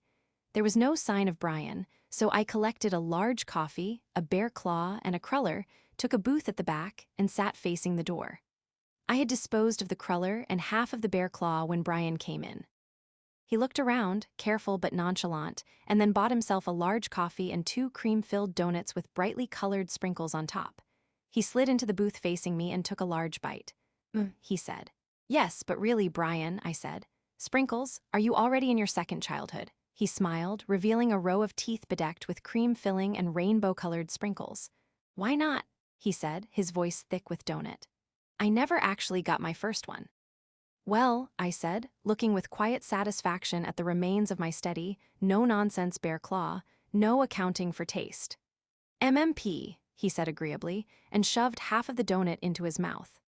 He washed it down with coffee and started on his second donut, while I finished my bear claw and wondered whether it would be considered greedy if I topped it off with a couple of Bavarian creams. I decided that no one could possibly criticize me for having only one, and I bought one and used it to help the rest of my coffee go down smoothly. Brian made one more trip to the counter, too, returning with a cake donut smeared with maple frosting, leaving me to ponder once again the vast marvels of heredity versus environment. Well, Brian said, as we sipped at the last of our coffees, where shall we begin? I suppose with my new address, I said, and I told him the location of my little Shangri-La. He nodded and took a sip of his coffee. And on to new business, he said happily. How should we stay alive today? I have no idea, I said, but you have to remember that I have my own agenda too. I want to stay out of jail. He arched his eyebrows at me. Yes, of course, but really, he said, isn't staying alive more important? Give me liberty or give me death, I told him. Death is much easier to arrange, I'm afraid, he said, shaking his head. Maybe, I said, but I have to do what I can. Well, he said, I suppose you're not much good if you're in jail. Exactly my point, I said. He waggled a finger at me. But sooner or later, having two separate agendas is going to cause trouble. Well, I told him with my customary light-hearted touch, perhaps I'll think of a way to merge them. And I thought happily of sending a troop of drogas after Anderson. A happy ending for all, he would even get a hero's funeral, which was certainly a great deal more than he deserved. But Brian, I don't know how much good I am out of jail. I mean, I can't risk carrying a weapon of any kind. And that's… Seriously, what's the plan? Brian said nothing, just finished off his coffee, and to my mind he looked a little bit shifty, as if he hoped his ostentatious coffee swallowing would distract me and I wouldn't remember what I'd asked him. It didn't work. He put down the cup, looked vaguely out the window. Brian, I said, a little testy, you do have some kind of plan, don't you? He looked back at me, hesitated, and then shrugged. To be perfectly honest, he said, I was hoping something might occur to us. I noticed that he said us, and that was almost as irritating as his notion of winging it when pursued by a horde of assassins. All this time, nothing has occurred to you, I said. One thing did, he said, trying hard for a tone of injured righteousness. I got you out. I felt myself grinding my teeth together at the realization that, just like Deborah, Brian had decided that when the going gets tough, the tough get Dexter, and then they make him do all the work. This is my problem, I said with some heat. I'm supposed to figure out how to keep us both alive? Well, he said. I mean, you had a much better education. Yes, but he's your drug lord, I said, and I realized that he'd succeeded in knocking away my cool control and I was speaking much too loudly. I lowered my voice. I don't know the first thing about these people, Brian, I said. Not what they're likely to do or how they'll do it or nothing at all. How am I even supposed to find them? Oh, that shouldn't be a problem, Brian said soothingly. I'm quite sure they'll find us. For some reason, I could not find any comfort in that. Wonderful, I said, and I can assume they know what they're doing, of course. Of course, he said happily. Some of them are very good, too. He smiled, and even though it was the closest to a real smile I'd ever seen from Brian, the effect was spoiled somewhat by the bright pink, blue, and green sprinkles stuck to his teeth. Let's just hope we're a little better, he said. I ground my teeth some more. It didn't actually do any good, but it was probably better than leaping across the tabletop and sinking my canines into Brian's neck. All right, I said. So your wonderful plan is to wait until they come after us and then be better than them. A little oversimplified, he said, but accurate. I closed my eyes, took a deep breath, and let it out slowly. When I opened my eyes again, Brian was looking at me with a happy little smirk on his face. How will they do it? I asked him. I mean, if it won't spoil your plan to tell me. Oh, not at all, he said. I know how Raoul thinks. I ran so many of these little errands for him, and he got very specific most of the time. He nodded, and at least he lost the smirk. He hasn't found me yet, and he is not a patient man, so his first move will be to try to frighten me, so I'll do something silly and become visible. Frighten you with something like killing Octavio and dumping him in a room you got with that credit card? I asked. Maybe, Brian said thoughtfully. Of course, he wanted to kill Octavio anyway, and, I was really looking for something a little splashier. And if we survive the splash, I asked. Then we watch for his men, he said. Whatever they do, they'll be very close, watching for us. We find them first. I sighed again, wondering whether Brian really believed it would be that simple. All right, fine, we wait, I said. At least I could do that without too much effort. And in the meantime, I can use the time to try to stay out of jail. Oh, certainly, he said. You do what you must. When something happens, I'll call you. He hesitated slightly, and then, looking a little uneasy, he added, But do watch your back, brother. I plan to, I said. He nodded. What are you going to do? He asked. The whole case against me is pure fiction, made up by Anderson, I said. If I can find something to show he tampered with evidence. He did tamper, didn't he? Brian asked. Only when he didn't just invent it, I said. So I thought I would have a quiet chat with Vince Masuoka. Brian nodded. That would certainly be a good place to start, he said. He seemed very indignant. Perhaps he still is, I said. He still was. I called him from my car after Brian left me with a promise to get in touch this evening, and Vince answered right away, speaking in a kind of shocked and reverent whisper. "Dexter, my God," he said. "I can't believe, I really tried to shit. I can't talk now. I'm in the lab and there's, can you meet me for lunch?" I said. "I think so yes. I'll do what I can get away around noon." "Good," I said. "Meet me at Lunar Sushi." "I will," he said in an eager whisper. I'll try, and if somebody's coming. "See you at noon, Vince," I said and broke the connection. I had 3 hours to fill before then and not a great deal to fill them with. I thought about going back to my hotel room and firmly rejected the idea on humanitarian grounds. If I wasn't going to rest, then the most natural thing would be to eat. But I had just eaten, and I would be eating more when I met with Vince, so it really seemed like a bit much to kill time between meals by eating. I thought about it anyway. After all, donuts are not really substantial, are they? Very little protein in the average bear claw, in spite of the name. And since I hadn't partaken of the garish sprinkles my brother gorged himself on, I'd had nothing green to eat either. I remembered a map I'd drawn in my cell, after days of unspeakable swill they laughingly referred to as food at the TGK. The map traced a route that wound its way through South Miami, into the Grove, and then over to Miami Beach. At every point along the route where there was a restaurant I liked, I had placed an ornate little star and a small icon of the appropriate kind of food. Tiny pizzas, sushi rolls, stone crabs, and so on. It had been my whimsical thought that if I ever saw the clear light of freedom again, I would trace the whole course, stopping at each star to sample their icon. I could start my trip now, work my way through the first 4 or 5, and end up close to Lunar Sushi just in time for my lunch with Vince. The idea had its charms, but on the whole, I couldn't make myself believe that gorging myself was the best way to spend my time when both life and liberty hung so tenuously in the balance, presumably to be joined at any moment by pursuit of happiness. I put the thought away. What I really needed to do was to keep a low profile, avoid any chance of discovery by either the good guys, as played by Anderson, or the bad guys, starring Raoul and a cast of thousands. Since I had already ruled out returning to my miserable, bone-breaking hotel room, there were very few options left to me. I could always take out my boat.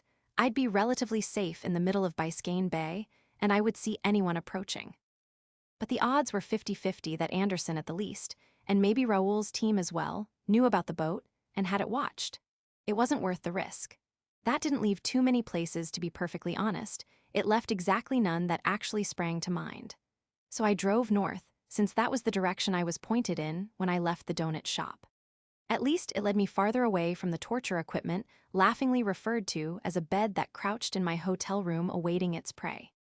The morning rush hour was dying down at last, and the traffic moved easily enough all the way up to Lejeune Road. Still with no definite goal in mind, I turned left and headed toward Coconut Grove. As I drove along through the center of the grove, I marveled yet again at how much had changed since I grew up here. Most of the shops I had known then were gone, replaced by different, new shops filled with totally different overpriced and pointless items. Of course, there were a few landmarks that hadn't changed since the dawn of time. The park was still pretty much as it had been, and across from it the library was still there, though it was now partially hidden by the newer buildings that had sprung up around it. I had spent many happy hours in the library, trying to find a book that would explain to me once and for all how to act human, and when I was a little older, a book that might tell me why I should bother. As I turned onto McFarlane Road and headed down the hill toward the library, I wondered whether it might not be a good place to lay low for a few hours. It was cool, quiet, and had both internet and reading matter aplenty. And then, right in front of the building, I saw that there was a parking space open. In the memory of living man, this had never happened before, so I took it as a sign from God and made an immediate U-turn.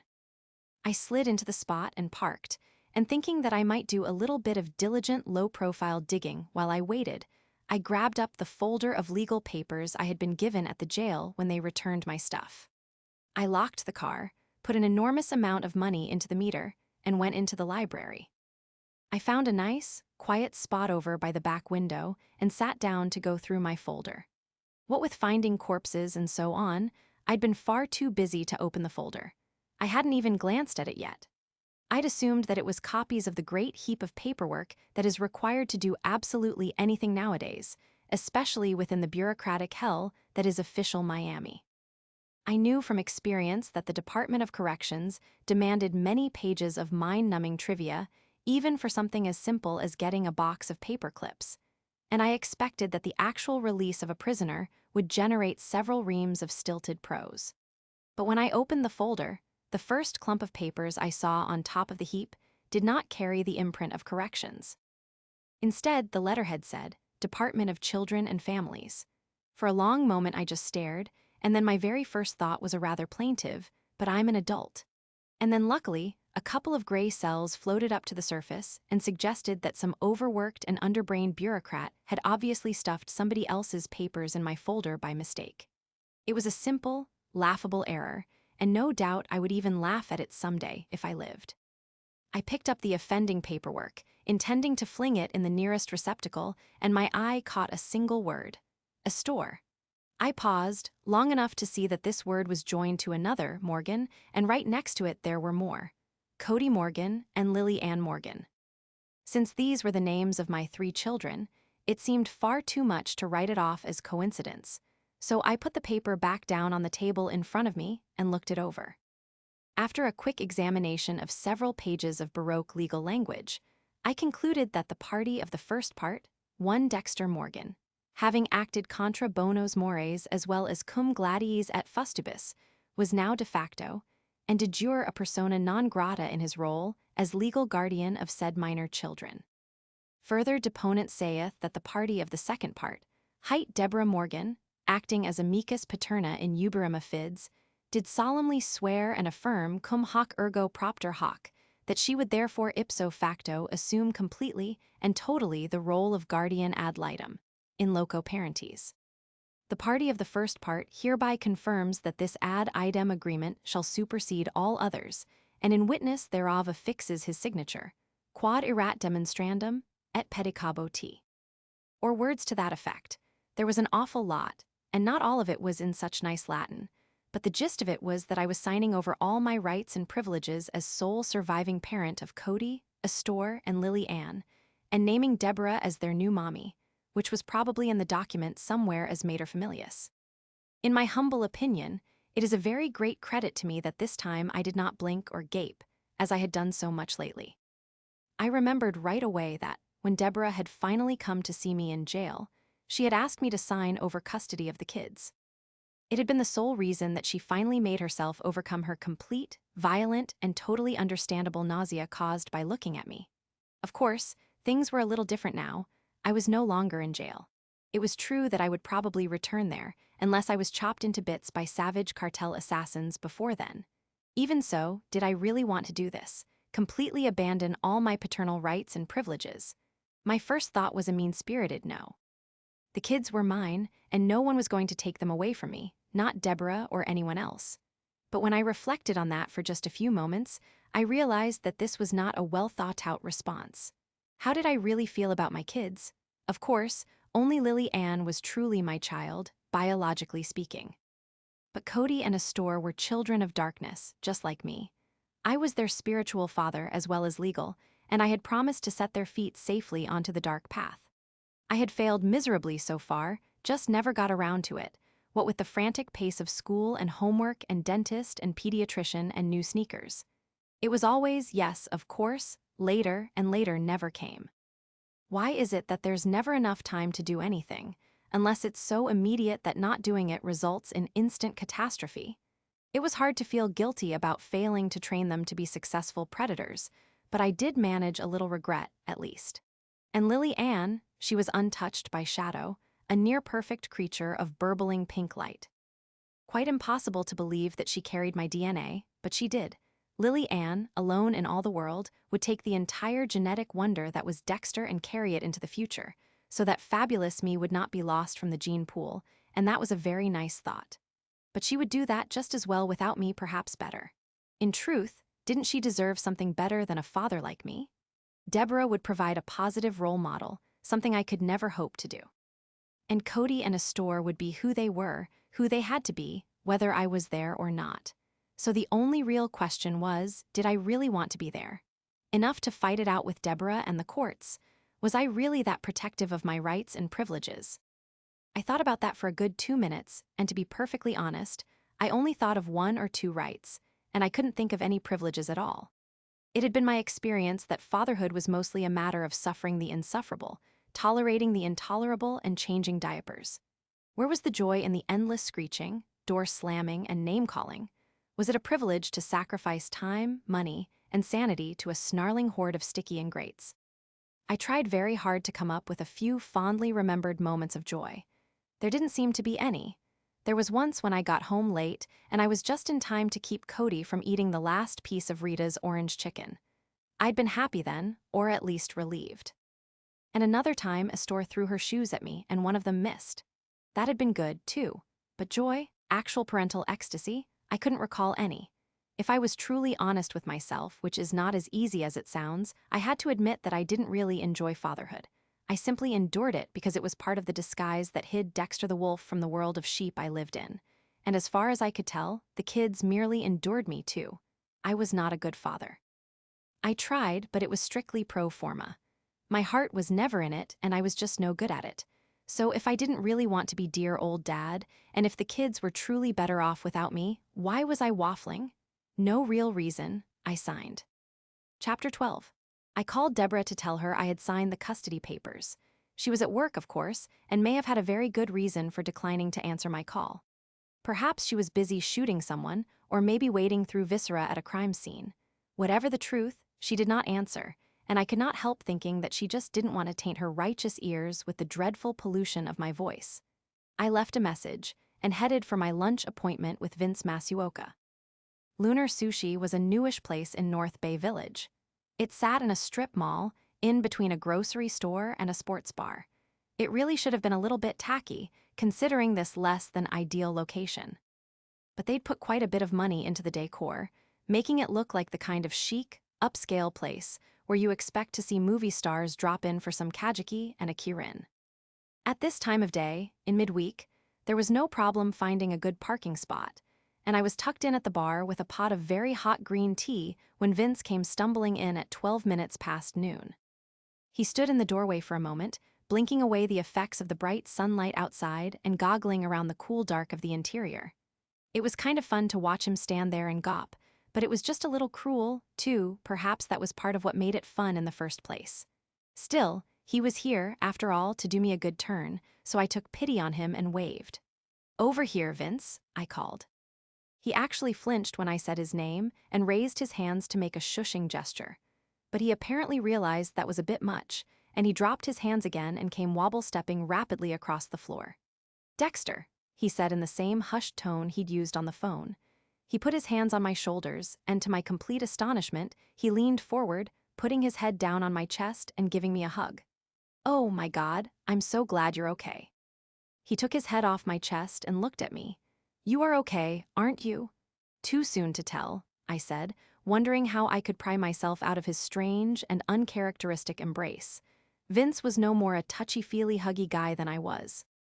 In fact, one of the reasons I liked him was that I could tell he was faking most of his human behavior, too, just like I was. I was merely a little better at it. But as far as I could remember, we'd never even shaken hands, and here he was locking me in a stifling and very awkward clinch. But happily for me, he gave me one last quick squeeze and then stepped back. "Well, you're out of jail," he said.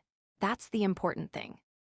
He stood only about 2 feet away and looked at me with a weird expression, kind of a yearning, searching gaze, as if he was trying to find some hidden pain in my face, and he might cry when he found it. "I am out," I said. "At least for now." Vince blinked. "Is there they can't just—" he said, stumbling to a halt and looking over my shoulder. I turned. The sushi chef had appeared noiselessly on the far side of the bar and stood there regarding us with solemn expectation. I looked back at Vince. "Let's put in an order and move to a booth," I said, "so we can talk." Vince nodded and stepped up to the bar. And then, to my utter astonishment, he began to make a series of harsh and sibilant sounds in the direction of the chef. Even more surprisingly, the chef stood a little straighter, smiled, and made some very similar sounds back at Vince. They both laughed and then actually bowed at each other, and the chef scurried away, a wicked-looking blade already raised in his hand. He began slapping great chunks of raw fish onto his chopping block and attacking them with his knife. I looked at Vince, and it occurred to me again that I really didn't know anything at all about him. "Was that Japanese?" I asked him. He turned and looked at me as if I was the one speaking a foreign language. "Huh," he said. "Those noises you just made," I said. "You were speaking Japanese with the sushi chef?" He looked a little puzzled. "You did know that Masuoka is a Japanese name, right?" He shrugged. "What did you expect?" I might have pointed out that Morgan is a Welsh name and I didn't speak a word of that language, but it seemed like a rather low-priority observation. "Let's get a booth," I said. "Oh right," he said, looking startled and furtive again, and I led him to a booth in the back, sliding in so I faced the front door. Vince climbed in across from me and glanced all around the restaurant with a wide-eyed, paranoid glare. If anyone actually was looking for suspicious behavior, they would definitely know that they should start with Vince. But maybe he had a real reason, other than a fevered imagination. "Vince," I said, "you weren't followed, were you?" He snapped his head back around and looked at me. "What?" he said. "Why would you? Did you see somebody?" No, I said, trying to sound confident and soothing at the same time. "You're just acting like you expect to be shot at any moment." He shook his head. "You don't know," he said. "I mean, the things that have been going on since you," he leaned toward me and lowered his voice. "Dexter, I've never seen anything like this. It's gotten so Anderson is completely off the reservation. He's gone rogue, and nobody seems to. It's like they all want him to do it because they want you to be convicted." "What was Anderson doing?" Vince looked around again. A bead of sweat formed on his forehead and began to roll slowly down his face. "He's falsifying records," he said in a strangled whisper. "Putting in fake evidence and forging the signatures," and he fluttered his hands in dismay. They looked like two spastic birds who'd forgotten how to fly. "Dexter, Jesus, it's illegal, like a felony, and he's just doing it and nobody does anything about it." It's like he stopped abruptly as a young Japanese girl in tight black pants and a loose white shirt came smiling out of the kitchen, put 2 glasses of cold water and a pot of tea on our table, and then vanished again. Vince watched her go, swallowed, and then picked up his glass and gulped down about half of it. "Anderson hates me," I said. "He'll do anything to see me burn." "But that's just it," Vince said. He put down his water glass with a thump so hard it scared him. He flinched and then pushed the glass nervously to one side. "It's not just Anderson," he said, back to a near whisper again. "It's the whole department, and even," he shook his head and sighed. "When I saw the first report Anderson turned in, I thought, okay, he's got a hard-on for Dexter." He looked startled by what he'd said and stammered out, I mean, metaphorically." "Yeah, I got that," I said reassuringly. He nodded, relieved. "Right, so I thought, no way he'll get away with this, and I reported it." He leaned toward me as far as he could go without climbing onto the table. "I was told to mind my own business." "But you didn't," I said. "What? No, how could I?" "I mean, it's my name on the forensic report, and it's not what I wrote." He rubbed his hands together, hard enough that I could hear a kind of whispery, raspy sound coming from them. "I can't let him do that, not my name." He frowned. And when they're framing you too?" "Unthinkable," I said, thinking it was a nice sentiment, even if my life and liberty got second billing to Vince's good name. "So, I kept at it," he said. "I mean, I tried to tell anybody, and everybody told me to mind my own business." He gave a one-syllable not funny laugh and spread his hands. "Mind my own, I always thought it was everybody's business when somebody does that sort of thing." He shook his head in wonder. "I even told the captain, and it was the same thing. Stay out of it. Mind your own business. Don't make waves, Masuko." He blinked at me, looking like he had reached a new and deeper level of despair and degradation. "He calls me Masuko," he said. "Some people's ignorance knows no bounds," I said. "Ignorance and he picked up his water glass and chugged the rest of the contents. "So I went to the state attorney." "And he told you to mind your own business," I said, hoping I could urge him to the finish line. After all, I'd heard a recap of all this from Brian, and I was really hoping to move on to some sort of understanding on the future agenda. "He told me," Vince started to say. He sounded like he was choking on something, and he turned his head and coughed violently for a few seconds. Then he looked back at me, took a deep breath, and in a soft and raspy voice he said, "He told me that these were very serious allegations involving an ongoing case, and was I aware that I was bringing them against a distinguished officer?" He gave that one-syllable not laugh again. "Distinguished. Anderson is distinguished now. He coughed again, just once. I told him they weren't allegations. I had proof, and when I tried to show it to him, he said no, he would have to recuse himself, and I should just stay out of it and let justice take its course. Otherwise, he would speak to the commissioner and see that I lost my job. He blinked and looked away. And then it got even worse. The next day at work, Anderson grabbed me from behind, lifted me up, and slammed me against a wall. He turned to me. "He's very strong," he said unnecessarily. "Yes, I'm sure," I said. "He told me if I tried anything like that again, he'd break my neck." He made a limp-wristed gesture of despair, raising both hands and then letting them flop back down onto the table again. He knew, Dexter. Somebody at the state attorney's office must have told him. "Probably the state attorney," I said. He looked at me with his mouth open, moving it like a grouper struggling to breathe. Then he sagged over, looking defeated and helpless. "Well, shit," he said with a very nice mix of hopelessness and despair. "If the state attorney is in this?" He shook his head, and he made it look like his skull weighed 50 pounds. "What the fuck can we do?" he said, and I looked at him with mild surprise. I couldn't remember hearing Vince use dirty language, except sexual, in the course of one of his awful jokes. Here he had just done it twice in 10 seconds. The poor fellow really was on the ropes. "This is crazy," he went on. "I'm trying to do the right thing, and the people who are supposed to help me, supposed to be grateful. I mean," he shook his head. "Dexter, my whole life, I didn't get to find out what he couldn't, because our food arrived. And if I showed more than my normal enthusiasm in attacking it, it's only fair to point out that I had quite nobly abstained from following my restaurant map in a pilgrimage of gluttony, and I therefore truly deserved to enjoy my lunch now, since there was only one of it. And I did, all the more because Vince just picked at his food. Waste is a terrible thing, so I helped him finish the hand rolls. One of them was quite good spicy, with a little crunchy something in it and a burst of umami at the finish. When I was happily full, and somewhat tired of watching Vince mope and push sushi around the platter with a chopstick, I leaned back and decided to get down to the real business at hand. "I appreciate what you've done, Vince," I said. "It's always nice to start with kind words, especially when you want something. But I didn't do anything," he said. "Not really." His eyes got very moist, and there was even a little quaver in his voice. "I wanted to help you," he said. "You still can," I said with firmness and an optimism I didn't feel. For some reason, he didn't look any more optimistic. "You don't know," he said. "They're watching me now, and I know it's stupid, but..." He leaned across the table again and lowered his voice. "I actually started to think like my life might be in jeopardy, from cops." "It might be," I said, and he goggled at me and then nodded, took a deep breath, and leaned back again. "This is completely insane," he whispered. "I mean, the whole system is against us, the captain and the state attorney, and they might kill me and there's nothing I can do about it." The smile I gave him was not quite a shark's smile, but I did feel like I could taste red meat as I did it. "Actually," I said, "there's one really good way to guarantee your safety." He looked at me dubiously, as if he couldn't believe there was any way out. I mean, you can't do any because..." "What?" he said, and the way he said it was so fragmented that for just a half second, I thought of Rita, my dear dead wife. That was the way she had talked. But of course, nostalgia for run-on sentences in a female voice would not get the job at hand done, so I pushed her memory away. "Do you still have all those doctored reports?" I asked Vince. "Yes," he said. "I kept the originals and filed copies." I looked at Vince with surprise. His behavior is usually so eccentric and even goofy that every now and then I forget that he's actually very smart too.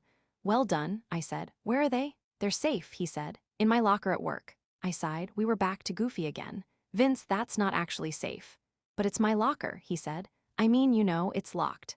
"They've falsified official documents and threatened your life," I said. "Did you really think they would hesitate to pick a lock?" He looked very startled. "Oh," he said. "Oh, right." He shook his head. "Oh boy, what should I do, Dexter?" "Bring them to me," I said. "The whole file, all of it." He actually looked offended, as if I was suggesting something indecent. "I can't do that," he said. "It's a misdemeanor to take that stuff out of the building." I stared at him, and I admit I was a little shocked at the depths of his naive and loony rectitude. "Vince," I said, "if they get the stuff out of your locker, there's nothing to stop them from killing you, and that will be your fault, and suicide is a felony." "But you," he said. "That's a joke, right?" "Almost," I said. But it's true, too. Vince, your only hope here is to let them all know you have that stuff, and you've put it someplace safe. And in the meantime, I said, with a very small return to the shark smile, I show it to my attorney. Your attorney, he said. He might. I mean that, he stopped himself mid-dither and said, is Frank Cronauer really representing you? He is, I said, and they can't ignore him, can they? No, not Frank Cronauer, they'd have to, he said. But what will he, even so, what will he do with that stuff? He'll take it to a judge, I said. No, Vince said, the first forceful and undithering thing he'd said so far. No, they would know it came from me. I could lose my job. For just a moment, I was speechless. Lose his job, with his life on the line? And mine, of course, which was considerably more to the point. Vince, you're not thinking clearly, I said. They're going to kill you, and then you'll be permanently unemployed. But he still looked stubborn. No, Dexter, he said, it's wrong. I can't let you make that stuff public. Think how it would look. What do we care how it looks if we're both dead? I said, and it might not go public anyway. Once the judge sees it, he'll probably just throw my case out and issue bench warrants. But he might not, Vince said, and I really wanted to slap him. It might get out and then no, Dexter, there has to be a better way. This is the better way, don't you see? I said. This is perfect, for both of us. And now I gave him my best imitation, kindly smile. It's so simple. Cronauer uses that stuff to prove that I was framed, I am free, and you are exonerated, probably even promoted. I nodded at him to show that I regarded it as a sure thing. I get out of jail for good, and Anderson gets my old cell. Happy ending all around. I could see he was wavering a little, so I leaned across the table to make my point. Of course, there is an alternative. He looked hopeful, so I went for the jugular. You let them kill you, and they plant all sorts of incriminating stuff in your house, drugs, kiddie porn, dirty money from the evidence room, so you're dead and disgraced. And I go to trial and spend 20 years on death row, wondering why I ever tried to help poor old Vince Masuoka, the bribe-taking pedophile junkie. I spread my hands and then leaned back to show I was all done. Your choice, Vince, it's up to you. Life or death, shame or praise, all or nothing. He goggled at me again, clearly not quite there yet despite my magnificent oration. I poured a cup of tea and didn't look at him. I can picture Anderson standing over your cold dead body with that stupid smile of his, and then, just because nobody can stop him, zip. He opens his fly and pees all over your cold, dead, all right, Jesus, Dexter, he said, his face twisted into a mask of disgusted anguish. Just saying, I said, you know he will.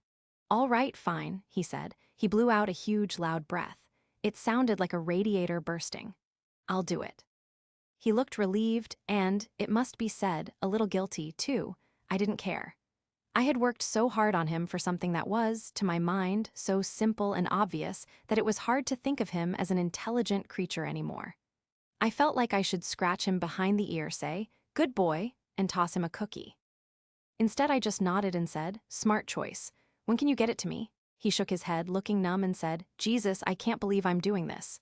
Doing what, Vince? I said sweetly. Saving your own life? I can't. He said. He sighed. I can bring it home with me tonight, after work. I nodded. But if there is a wicked thought to be had, we must assume that Dexter will have it first. So I said, can I suggest that you leave work early? What? No, he said. I have a ton of work, we are short-handed, you know.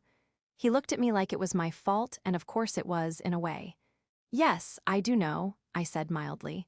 But if you stay late, you're giving Anderson a shot at you. And even if you leave on time, he'll be expecting it, and I turned my hands palm up and shook my head. We don't know what he might do, or when. Oh, he said, very faint and looking shocked again. So the best move is to do the unexpected, right? Yes. Of course, okay, he said, staring down at the table and clearly thinking very hard. He snapped his head up and looked at me, clear-eyed and determined. I can leave at around 3:30, dentist appointment or something, he said. Perfect, where should I meet you? He blinked. He said, my house, like a little after 4? I tried to think of a reason that would be a bad idea. I didn't come up with anything. No one would look for him to be at his house at 4 o'clock on a workday, and it would make him feel more secure, so I nodded. All right, I said. I'll come by to collect it a little after 4. He looked away, staring out the front window of the restaurant as if he could see his childhood out there in the parking lot. I can't believe I'm doing this, he said again. Chapter 13. Vince managed to get all the way back to his car without collapsing into a puddle of warm and spineless goo, and I got into my little rental vehicle with a full stomach and the added satisfaction of a job well done. Of course, there were still several hours before Vince actually brought the file home, and after seeing his performance at lunch, I was sure he would spend the whole time in a cold sweat, changing his mind, wringing his hands, hopping nervously on one foot and flinching at shadows. But in the end, he would see that this really was the only way, and I had every confidence that he would come through and bring the file. Well, perhaps not every confidence. I started my car to get the air conditioning going and thought about my next move. It was nearly 1:30, plenty of time left in the day for absolutely everything I needed to do, which, on sober reflection, was not really a great deal. Getting Vince to help had been my main event for the day, and everything else that remained was somewhat vague important, yes, but still vague. The most imperative remaining item was keeping me alive, and although I do not minimize its importance, its parameters were, as I said, somewhat unformed. For no reason at all a synonym for unformed popped into my head. Inchoate. I don't know why I thought of that word right now. I didn't need a synonym. What I needed was a sea change, a paradigm shift, an evolution in the zeitgeist, something to make the entire world get off my back and pick on somebody else for a while. But if that happened as I sat in my car in a strip mall parking lot in North Bay Village, I saw no sign of it. No young man in bellhop's uniform came to the car window with a telegram on a tray bearing a full pardon from the Pope. There was no spontaneous parade in my honor, and no suddenly appearing billboards or mysterious skywriting with a simple but clear message like, "You win, Dexter." Nothing but the traffic and the sun and the afternoon heat that somehow worked its way through the car's air conditioning and made the back of my shirt stick to the seat. I sighed. This would have to be done the hard way, if it got done at all. By the sweat of my brow shall I something something. I couldn't remember the rest. I was pretty sure it was from the Bible. If it had been Shakespeare, I would have remembered it better, but the meaning was both clear and relevant. Dexter had work to do, a lot of it, and as always, nobody else was going to do it for him. My eyes fell on the custody agreement, and I thought, all right, first, let's clear away the trivia. I picked up my phone and called Deborah again. Once again, she let it go unanswered. This time, I left a message. Very thoughtful of you not to answer. I don't think I could stand to hear your voice now that I am free, dear sister, I said, just to show that I could play the game too. However, I have the custody form for you. I will drop it at your house this evening, shall we say 7:30. If you're not home, you can come get it from me tomorrow. I broke the connection and felt I had been too snarky, and yet at the same time not nearly cutting enough. Our relationships with family members always so complex. Next, I called Frank Cronwer's office. I got through 2 layers merely by saying that I was a client. The third person I was transferred to was clearly the ice goddess at the massive desk who guarded the inner sanctum. I told her I had something important for Mr. Cronwer, and she said, in a voice filled with polite scorn and skepticism, "I'll see if he's available." There was a small and refined click, and soothing music filled my ear. After only a few minutes, the music stopped abruptly, and Cronwer himself came on the line. "This is Frank Cronwer," he said, quite unnecessarily. "This is Dexter Morgan," I said, and I realized I had unconsciously copied his stentorian tone. I cleared my throat to show that I didn't know I'd done it and said, "I have some very important information to give you," I said. About my case." "Yes, that would have been my first guess," he said dryly. "What sort of information?" Actually, it's in the form of a file," I said. "On paper?" "I see," he said. "Where did this file come from?" "If you don't mind," I said, "I'd rather not say on the phone." Cronwer chuckled. "I can assure you the NSA is not monitoring my calls," he said. "They wouldn't dare." "Even so," I said. "It's a little bit, sensitive." He was silent for a few seconds, and I heard a rhythmic clacking sound drumming his fingers on the desk, no doubt. "Mr. Morgan," he said, "you haven't been doing any amateur sleuthing, have you?" "Oh no, not at all," I said. After all, Vince had done all the legwork. "All right," he said abruptly. "Can you bring it to me at the office? I'll be here until about 6. "I should be there around 5, I said. "See you then," he said and hung up. No peaceful music this time, just a dead line. I looked at my watch. I had killed an entire 17 minutes and accomplished just about everything definite I could think of. On the one hand, I was filled with a hard-earned pride at my industry and efficiency. On the other hand, I still had several blank hours before I met Vince, and no place to go other than a lethal hotel room at the far end of town. I sighed heavily and shook my head. For the first time, I understood and appreciated the true joy of having a job. It gave you someplace to go. And when you were done there, you could go to a home, however squalid. Suddenly, I had neither, and I truly felt it. This whole homeless and unemployed thing was becoming a true burden. Still, I couldn't just sit here in the parking lot with the engine running. Eventually, I would die of exhaust fumes or perhaps boredom. And with the price of gas what it is, I couldn't afford it either. I thought about going back to the library, but that seemed almost as bad. I wondered about trying a few stops on my food pilgrimage. True, I'd just eaten lunch, but it was only sushi. Wasn't I supposed to get hungry again in half an hour? Or was that only true of Chinese food? It could be both if the recurring hunger was caused by rice. But it was probably MSG, and I was pretty sure Japanese food didn't have any. In any case, I wasn't hungry, and I was quite sure that a pro forma eating binge would be frowned on in the best circles. I looked out the side window. The scenery hadn't changed. I was still in a strip mall parking lot. Was it really the library or nothing? In the time I spent languishing in jail, I had formed an ideal picture of freedom as something worth having, even striving for. As with all idealistic notions, the reality was proving to be quite different. I had a choice of doing nothing in a parking lot or doing it in the library. I tried to revive my flagging enthusiasm for sacred liberty by reminding myself that I could also go back to my hotel room or even drive pointlessly around the city. It didn't work. My enthusiasm stayed flagged. With one last heavy sigh to show that I was acting under protest, I put the car in gear and headed back to the library. It took about 20 minutes to drive over the causeway, down US 1, and back to the Grove. Nothing had changed when I got there, except that the parking spot in front of the library was taken now. So were all the other parking spaces. I drove around for a few minutes until I finally found a place down at the foot of the hill by the sailing club. I tried to put money in the meter, but it was jammed. It still had 5 minutes on it, though, and it didn't seem to be ticking off the time. A meter that perpetually showed 5 minutes was a marvelous thing, a real stroke of luck. Perhaps my fortunes were changing after all. I trudged up the hill to the library and went in. My seat by the back window was still available. I was literally being showered with good fortune. What a wonderful world we live in. I sat and flipped through magazines I didn't care about and scanned stories that bored me to tears. When I finally glanced at my watch and saw that only 15 minutes had passed, I was stunned. It had seemed like an eternity. I flung down the magazines and went looking for something more substantial to read. I found something better, books with lots of pictures. I settled on an art history book that bragged about having over 2,500 pictures, from cave to contemporary.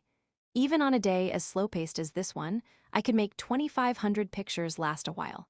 I sat back down with the book. I took my time with the pictures, and not merely because I wanted to while away a few hours. I have always liked art. In the first place, some of it is quite pretty. And even if you don't always understand the picture or the emotions it tries to convey, there is usually some nice, colorful something to look at somewhere in the picture. There were a lot of religious pictures in this book, many of them quite cheerfully gory. I particularly liked the pictures of saints with holes in them.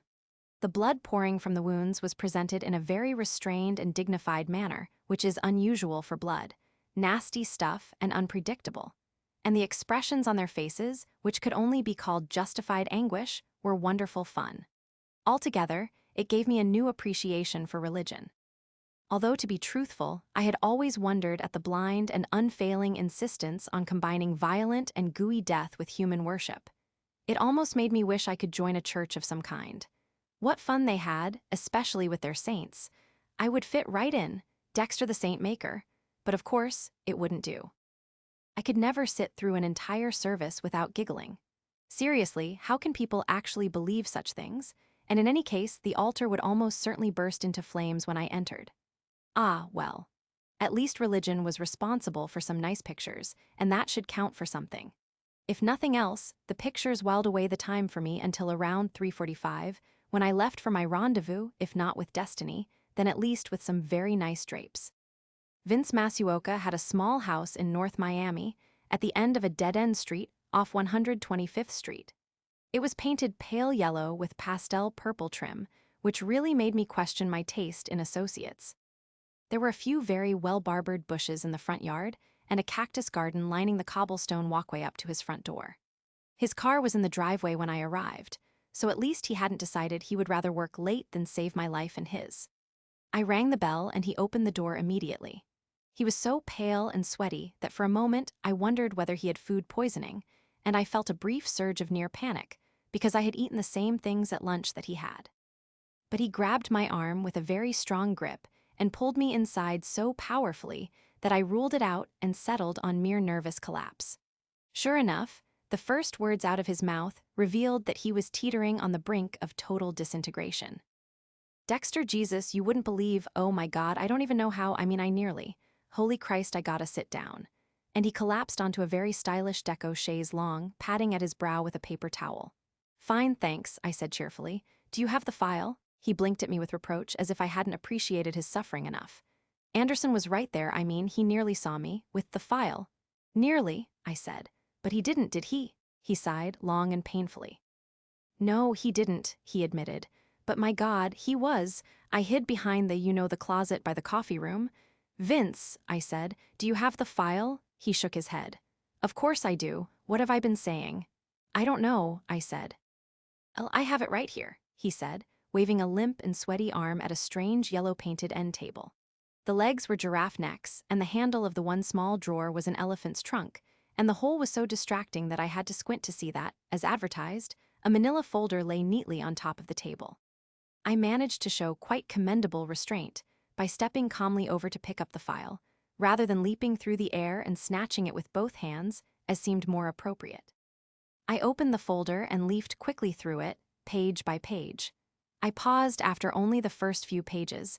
Vince had been wonderfully thorough. The file started with the initial incident report and went on step by step through the long and many-faceted paper pathway that our wonderful system of justice demands. It was all here, every step, and even to the casual eye it was clear that most of the scribbled signatures were done by the same messy hand, though the names were different. And by a remarkable coincidence, that ubiquitous sloppy handwriting looked an awful lot like Detective Anderson's. I looked at Vince with a raised eyebrow. "How on earth did they get away with this?" I asked. He nodded vigorously. "I know, right?" he said. Anybody can tell, and Dexter, that's not even the worst of it." He jumped up off the chaise and leaped to my side, eagerly snatching away the folder and flipping to a page near the bottom of the stack. "Here, look at this," he said with a kind of triumphant shock. I looked. The page in question was the lab report submitted by V. Masuoka, who signed his name in the same hand as the officer who had signed the incident report. Even better, Masuoka was spelled wrong. Massoka, shame on you, Vince, I said. "At your age, you really should know how to spell your own name."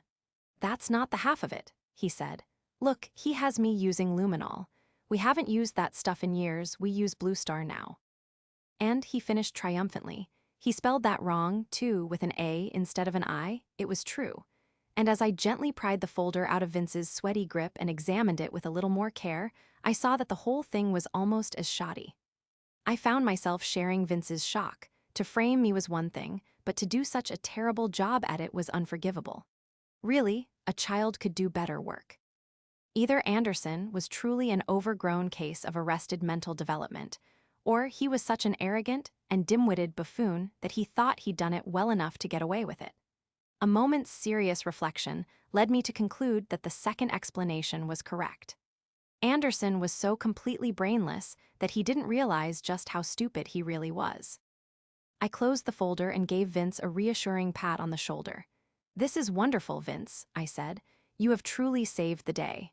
And I wondered whether I'd laid it on too thick because he seemed to swell a few sizes and he actually blushed. "Well, he said. "I wanted to help and, this just isn't right and everything I ever worked for.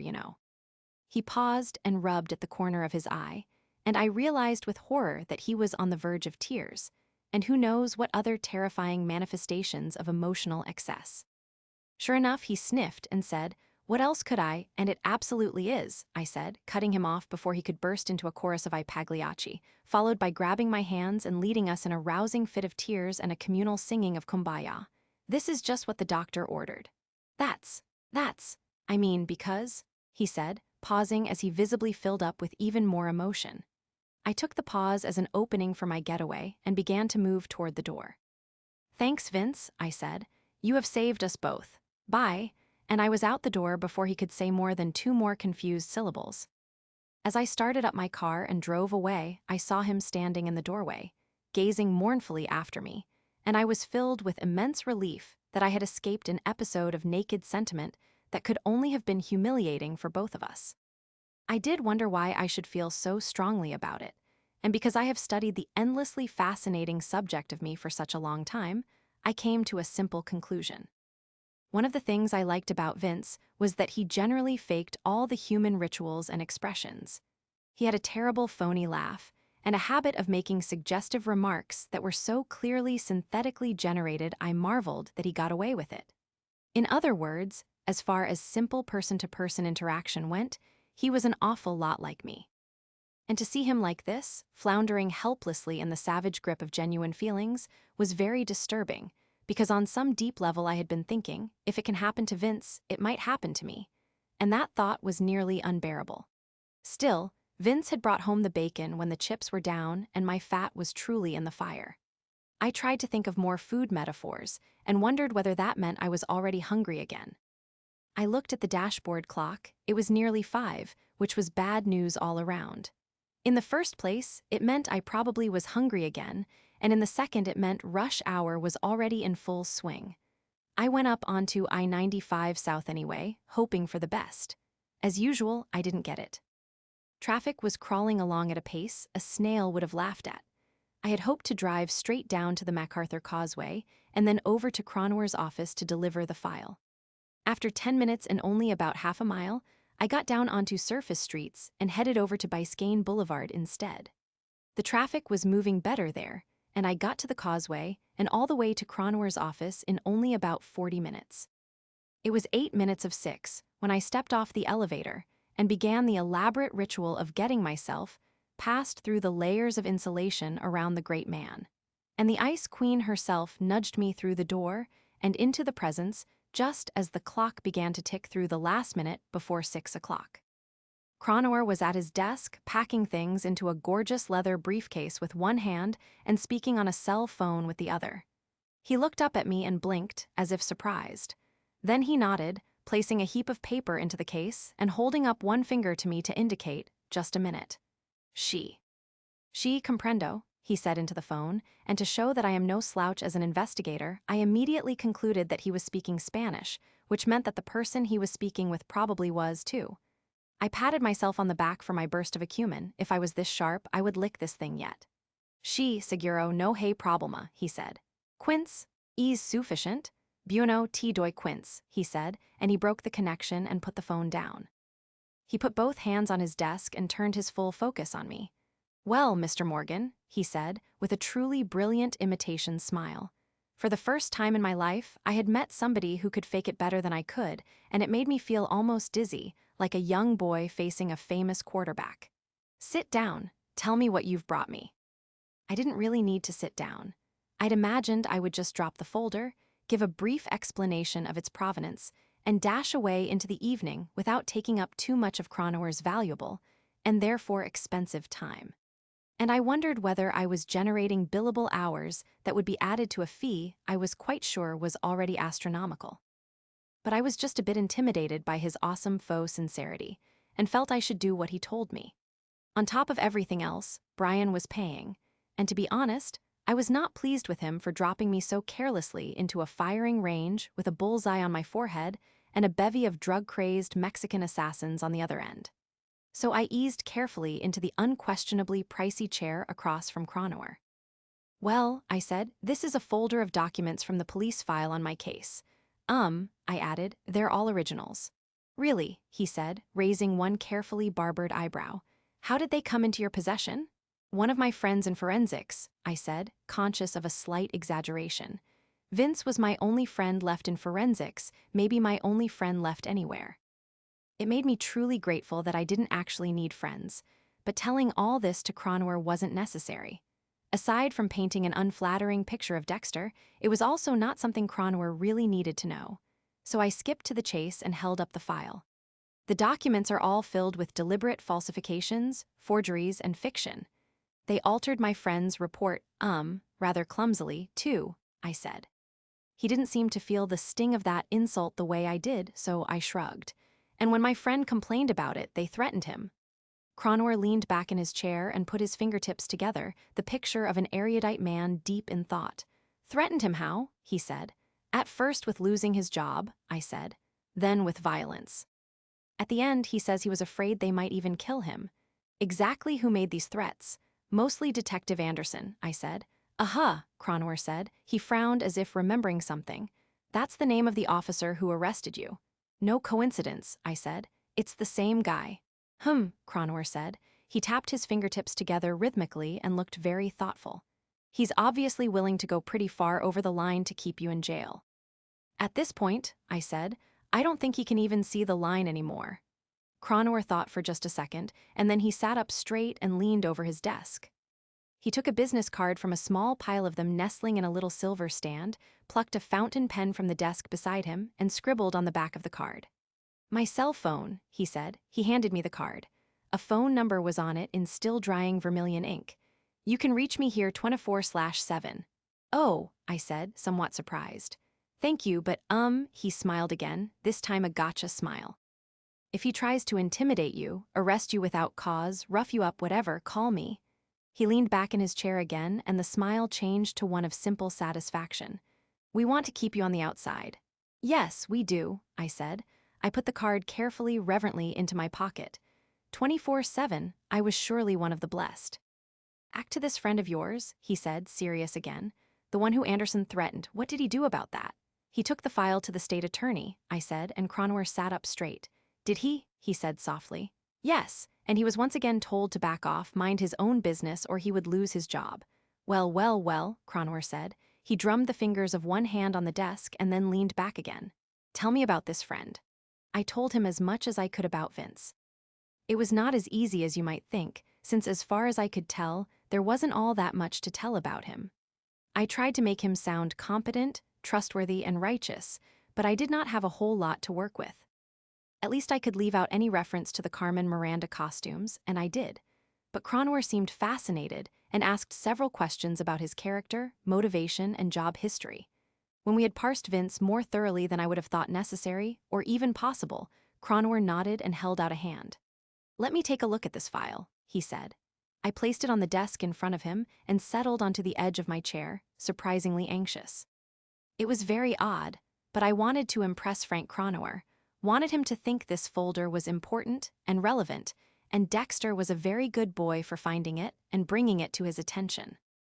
Even so, at least I managed to keep myself from leaping up and pointing out the good parts, and I just watched for several minutes as he frowned at each page in turn, nodding from time to time and making notes on a legal pad of all things.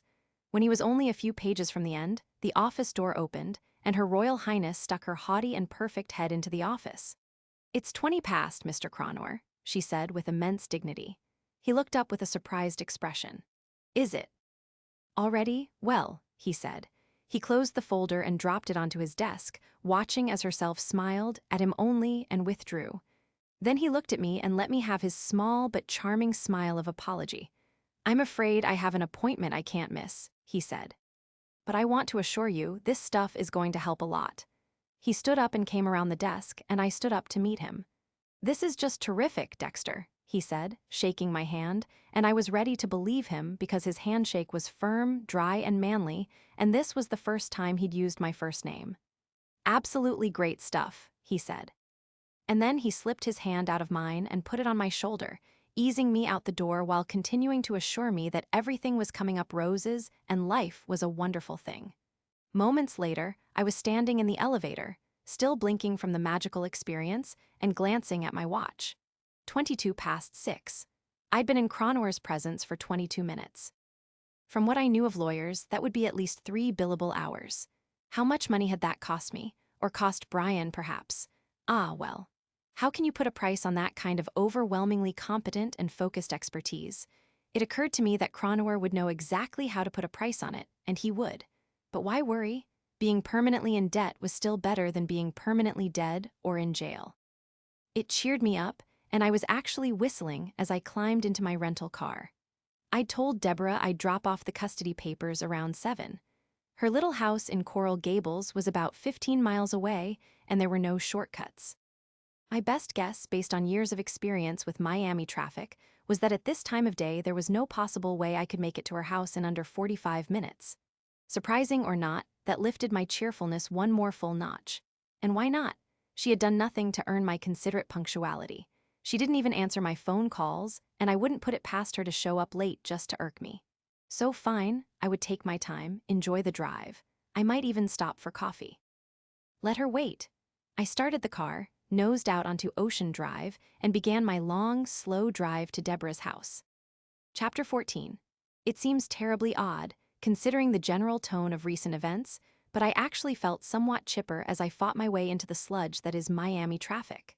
I had a brief moment of uneasiness as I drove away from Croner's office and headed for the MacArthur Parkway. A small and anxious hiss from the dark passenger that said things were not at all what they should be. And sure enough, a moment later, a car right behind me slammed on its brakes and leaned on the horn. I stepped reflexively on my own brakes and looked back, senses on high alert. But it was no real threat, just an eager idiot, over-anxious to get home after a hard day on the job. I watched the car in the mirror, a newish dark blue SUV, as it pulled out into traffic and joined the rest of us in the long, never-ending stream of cars headed for the causeway and home. Aside from that, I saw no suspicious cars on my tail, and no one on the sidewalk seemed to be pointing a bazooka. I decided that the passenger was just responding uneasily to our newfound freedom, no doubt simply picking up on tiny things, the perfectly normal universal hostility of the rush hour drivers all around us. So I dismissed it and settled back to enjoy my own rare and unwarranted high spirits. There was absolutely no reason for me to feel anything but angst, and yet there was an unquestioned spring of good cheer welling up from some rarely used spot inside. It wasn't just my excellent prospects for making Debs wait for me, juggling children, and gnashing her teeth.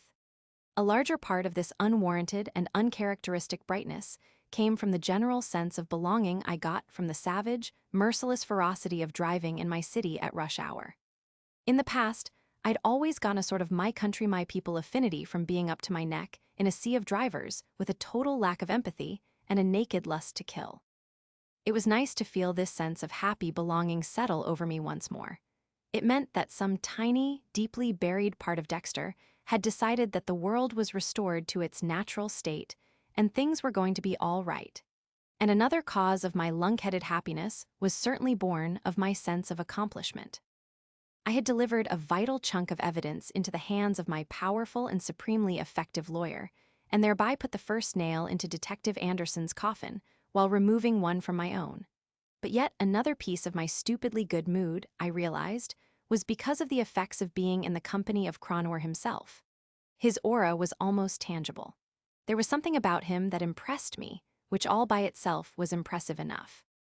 I had always considered myself the master of duplicity, the paradigm of synthetic behavior.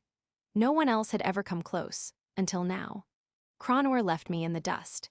He was the most highly polished faker I had ever met, and I could do nothing but watch and admire every time he favored me with one of his completely artificial smiles. And he had not merely one fake grin. I'd already seen at least 7, each with its own very specific application, each so perfect as to leave me breathless with admiration. Aside from my appreciation for someone who was better than me at something I held dear, there was an unspoken assumption of command in his bearing. And it worked. Just being near him made me want to please him. It should have been deeply unsettling, but somehow it wasn't. I have no real feelings.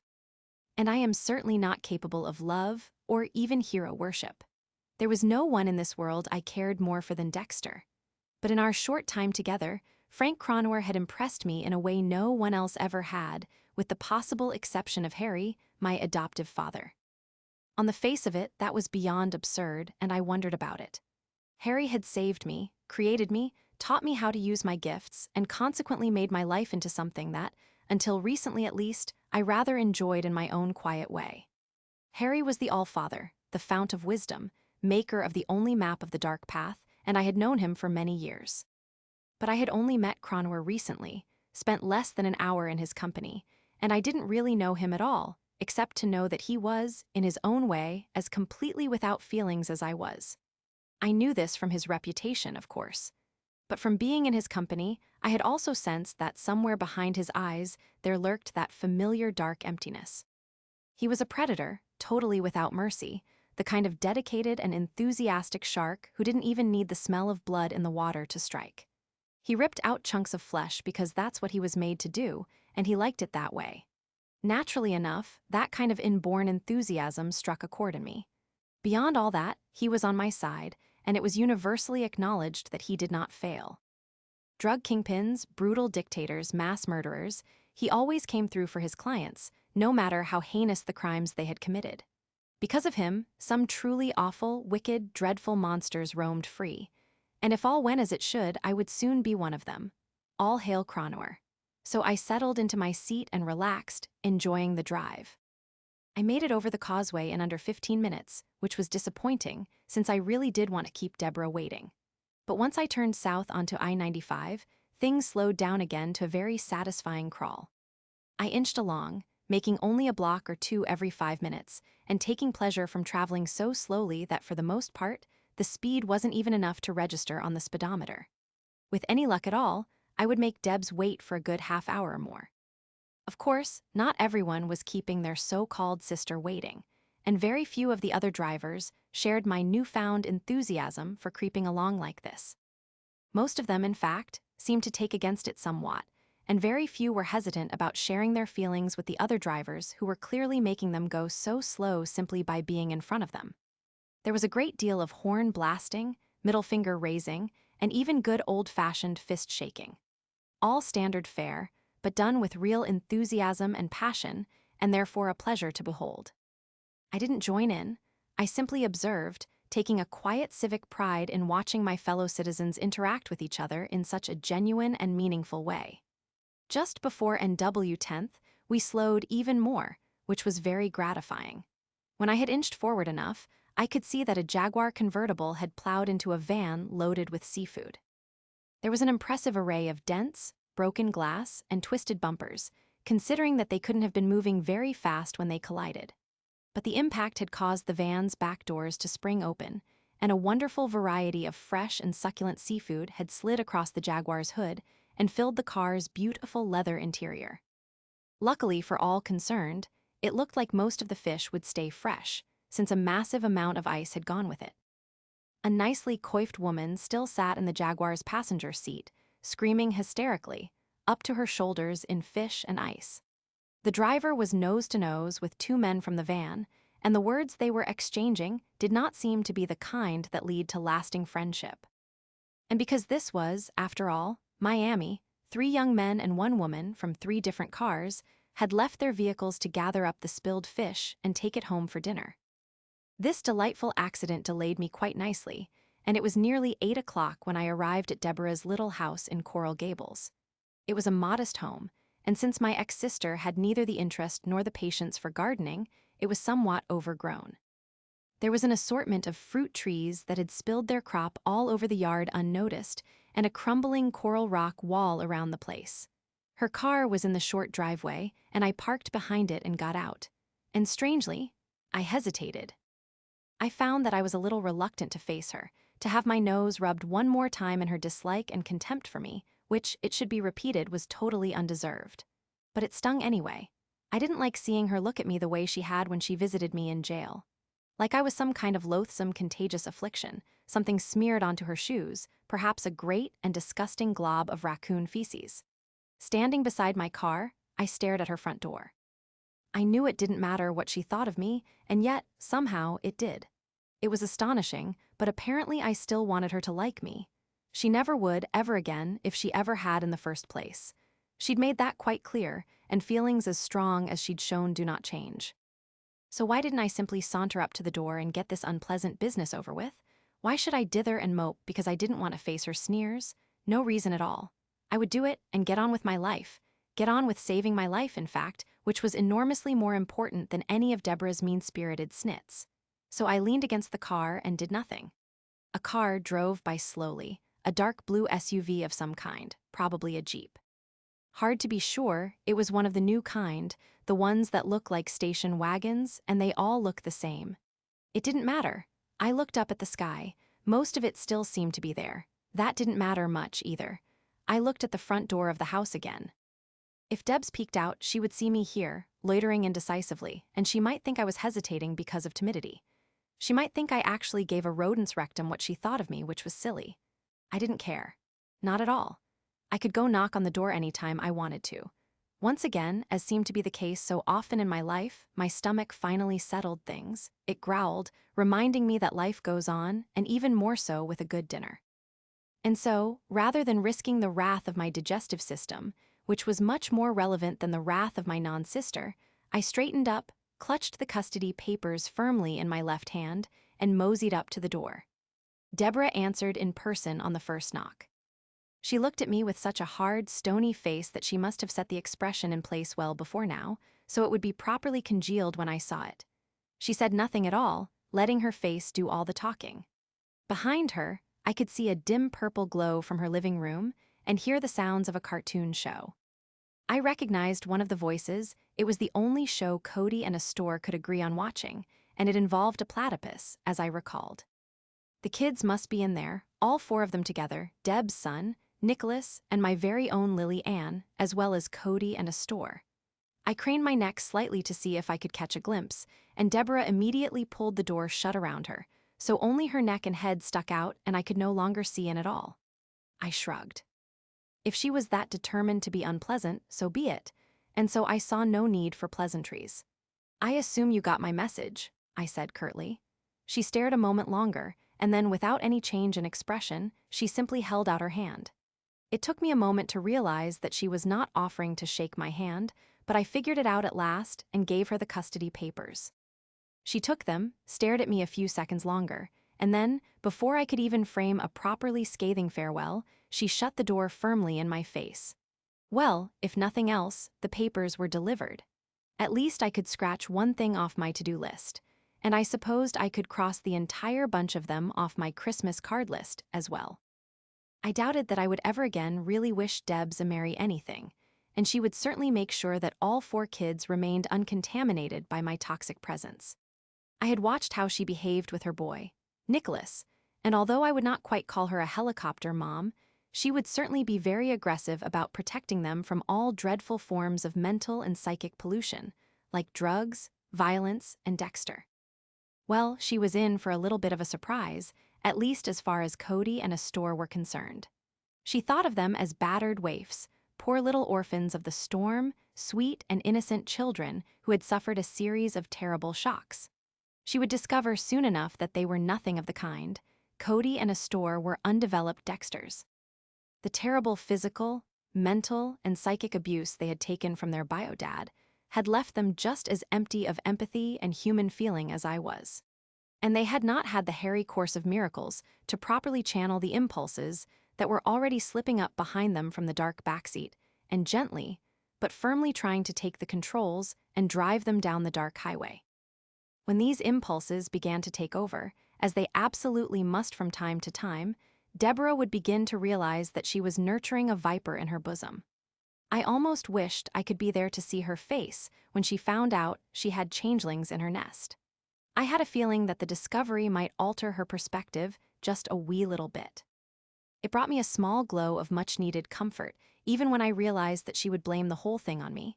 That didn't matter at all. I was already dead to her, and I could not conceivably get any deader. So be it. I was never meant to be a father.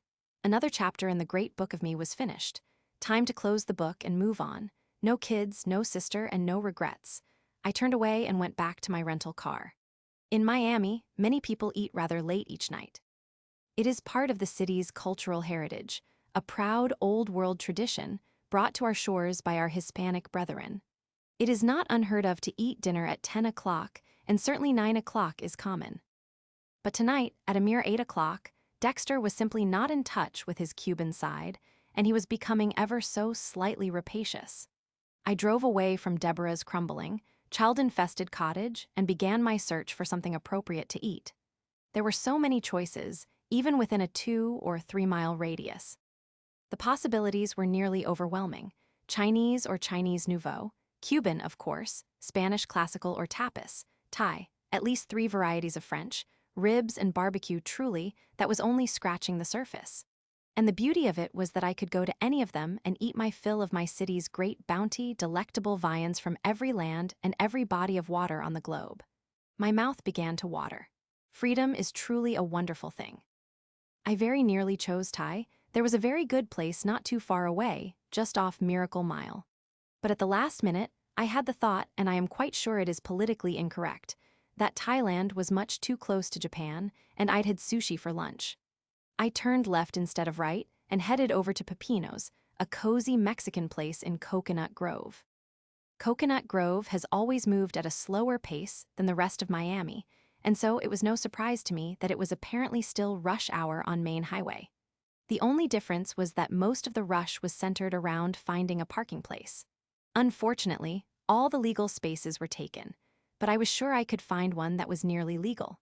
I grew up here, and I had a few tricks that latecomers to the Grove didn't know. I drove down a side street about half a mile from the restaurant. 50 yards down, I turned into a dark alley that cut between two boutiques.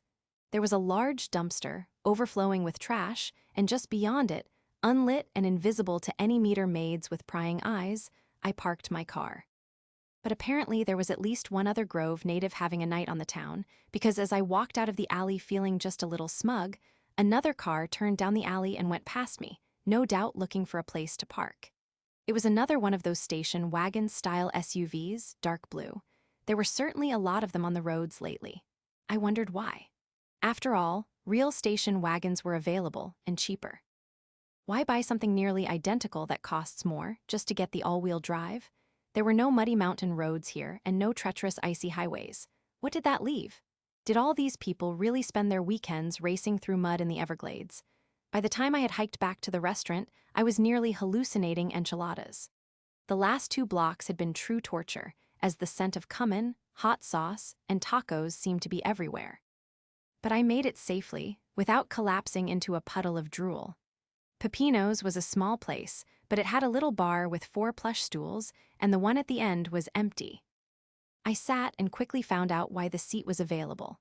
Every time anyone went into or out of the kitchen, or the restroom, I had to move, and for a large tray filled with steaming food, I actually had to stand up and skitter along the wall like a cockroach when the lights come on. But my food arrived quickly, and it was good, and in a very short time I was full and happy once more. The walk back to my car after dinner was far more of a contented saunter than the famished stagger my hunger had forced me into on the way in. And the car was right where I'd left it, too. Life can be so easy when the universe is feeling cooperative, can't it? I drove south to my little torture chamber of a motel, through traffic that was a great deal lighter than rush hour had been. Of course, as a native Miami driver, I knew very well that this only meant there were new dangers to watch for. Because there was more room to maneuver, there were more drivers weaving in and out of the lanes at 2 or 3 times the speed limit. The motorcycles were bad enough, but they were far from the most numerous. Sports cars, of course, and sedans, SUVs, delivery vans, and even a mammoth flatbed tow truck with a minivan on its bed. Escalades seemed popular tonight. At least 3 of them roared by me in the first 5 miles. Maybe there is some special psychotic wrinkle in everyone who decides to buy a Cadillac. It was an intriguing thought. Perhaps I should shop for an Escalade. I didn't really mind the reckless speed seekers. I was used to it. And it's no real burden at all. All you have to do is maintain a steady speed and keep to your lane and let them move around you freely. And if they get a little overeager and actually crash into someone, move carefully around the wreckage with a wave and a smile and a feeling of satisfaction that it wasn't you this time. So I drove south, and as I did, my Mexican banquet began to catch up to me, not in any unspeakably rude digestive way. I just began to get sleepy, as I always did after a large dinner. In fact, I started to feel so entirely drowsy that I was actually looking forward to my horribly misshapen, agony-inducing bed. I sped up a little, not enough to make the Escalades think I was competing, of course. That would probably have made them kick it up to warp speed and drive the interloper off the road. But I did go just fast enough to cut a few minutes from the journey, and just when my drowsy eyes beheld the ancient, half-dead neon sign that marked my hotel, my phone began to chirp. I glanced at the screen, not that I needed to. Only one person would be calling me, and that's who it was. "Hello, Brian," I said into the phone. "Hello, brother," he said in his favorite fraudulently happy greeting. "Where are you now?" "I am just pulling into the parking lot of my hotel," I said. And as I did so, I noticed that the lot was nearly full, which seemed absurd enough to be nearly surreal.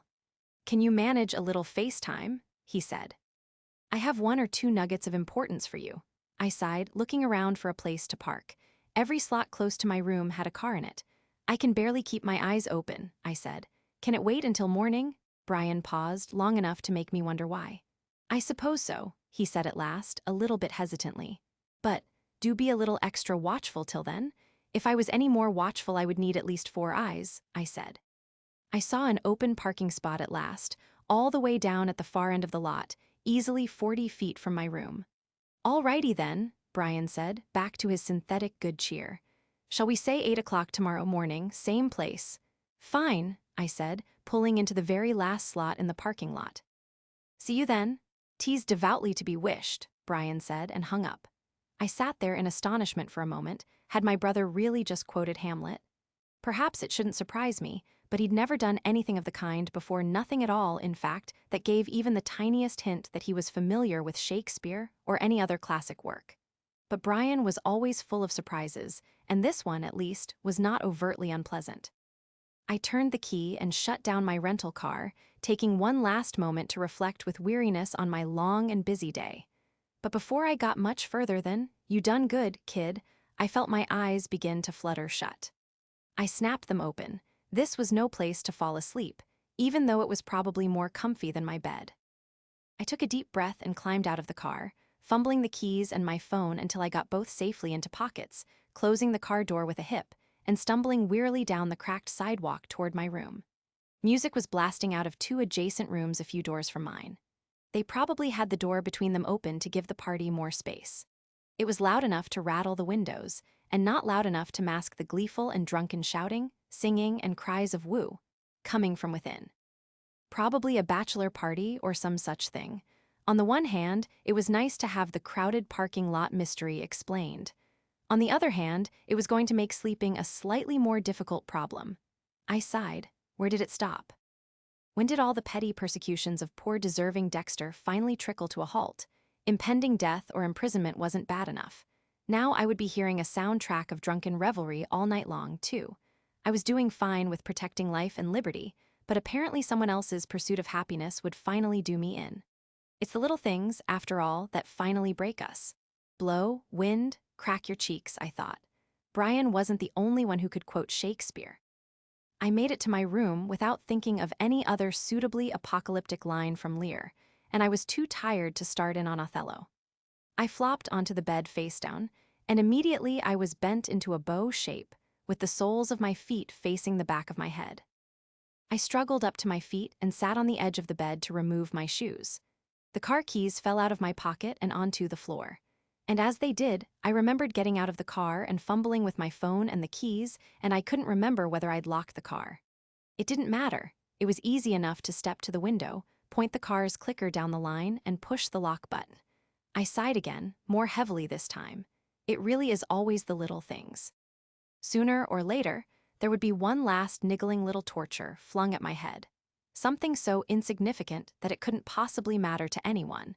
And it would be the one tiny saddle sore too many that finally sent me screaming and drooling over the edge into red-eyed raving insanity.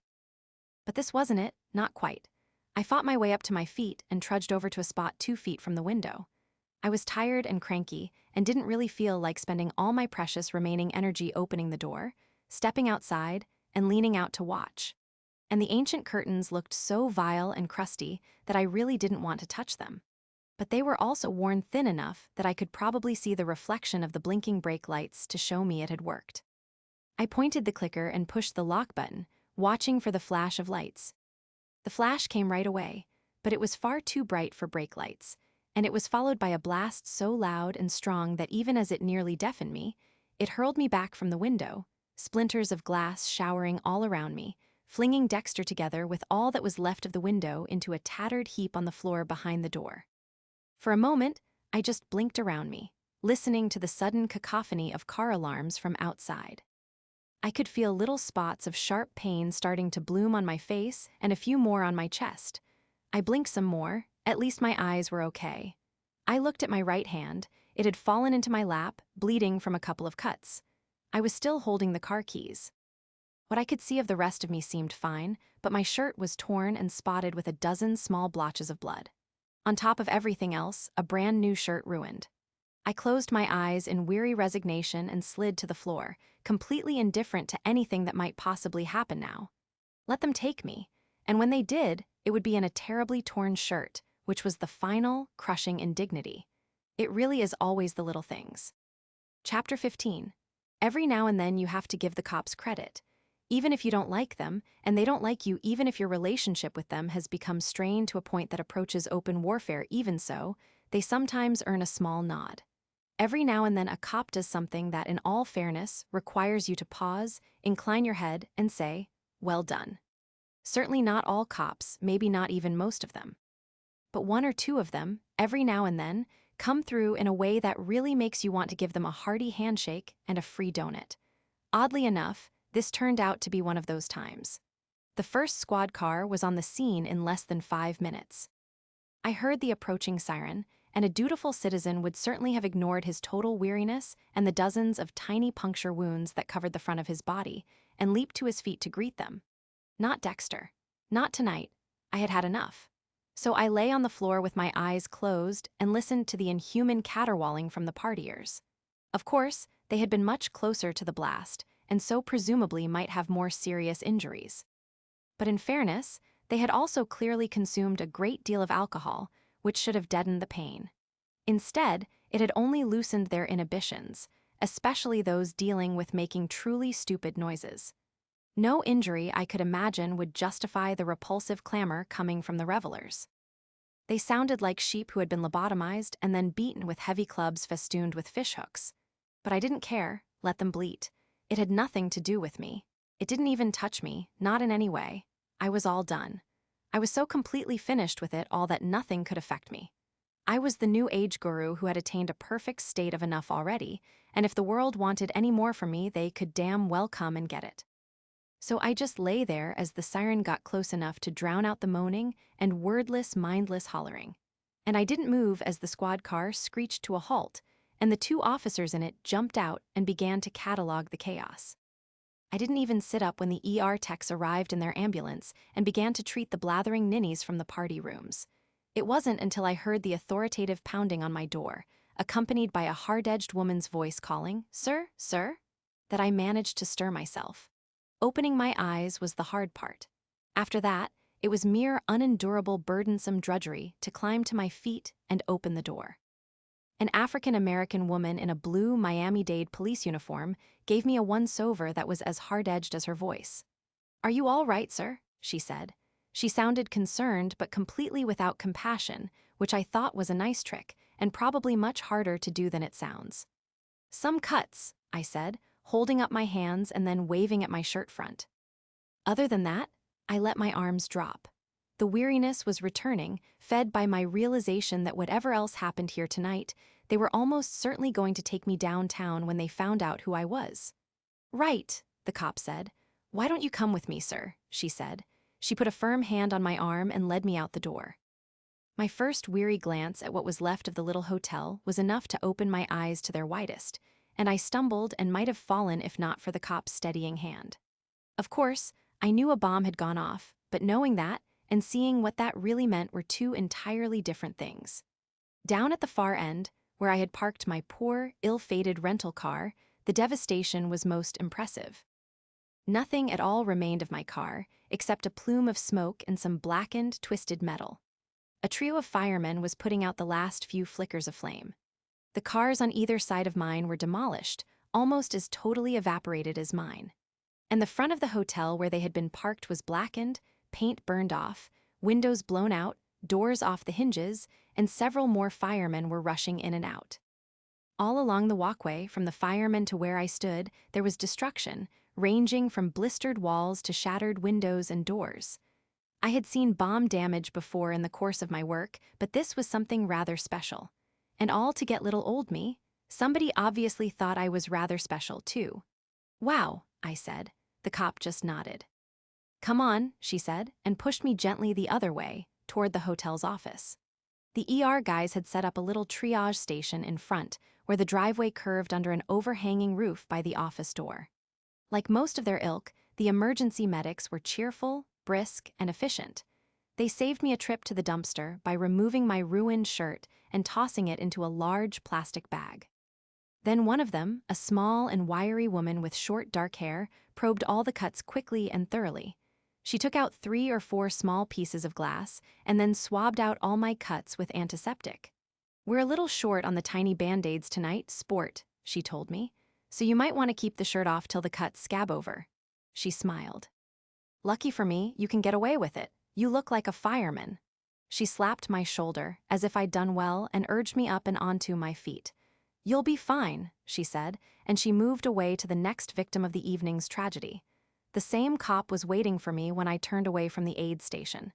"Can you answer a few questions, sir?" she asked me. Nothing that had happened in the last 20 minutes had made me less tired, and each one of the 24 small perforations that covered the front of my body was now stinging.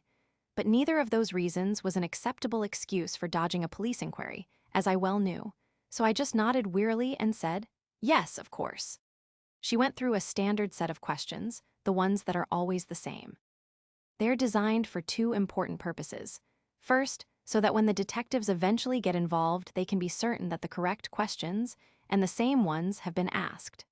The second vital purpose is to make sure that the first responder cops, usually in a patrol car, don't come across as vacuous idiots. This is important because most detectives seem to think that the beat cops actually are vacuous idiots.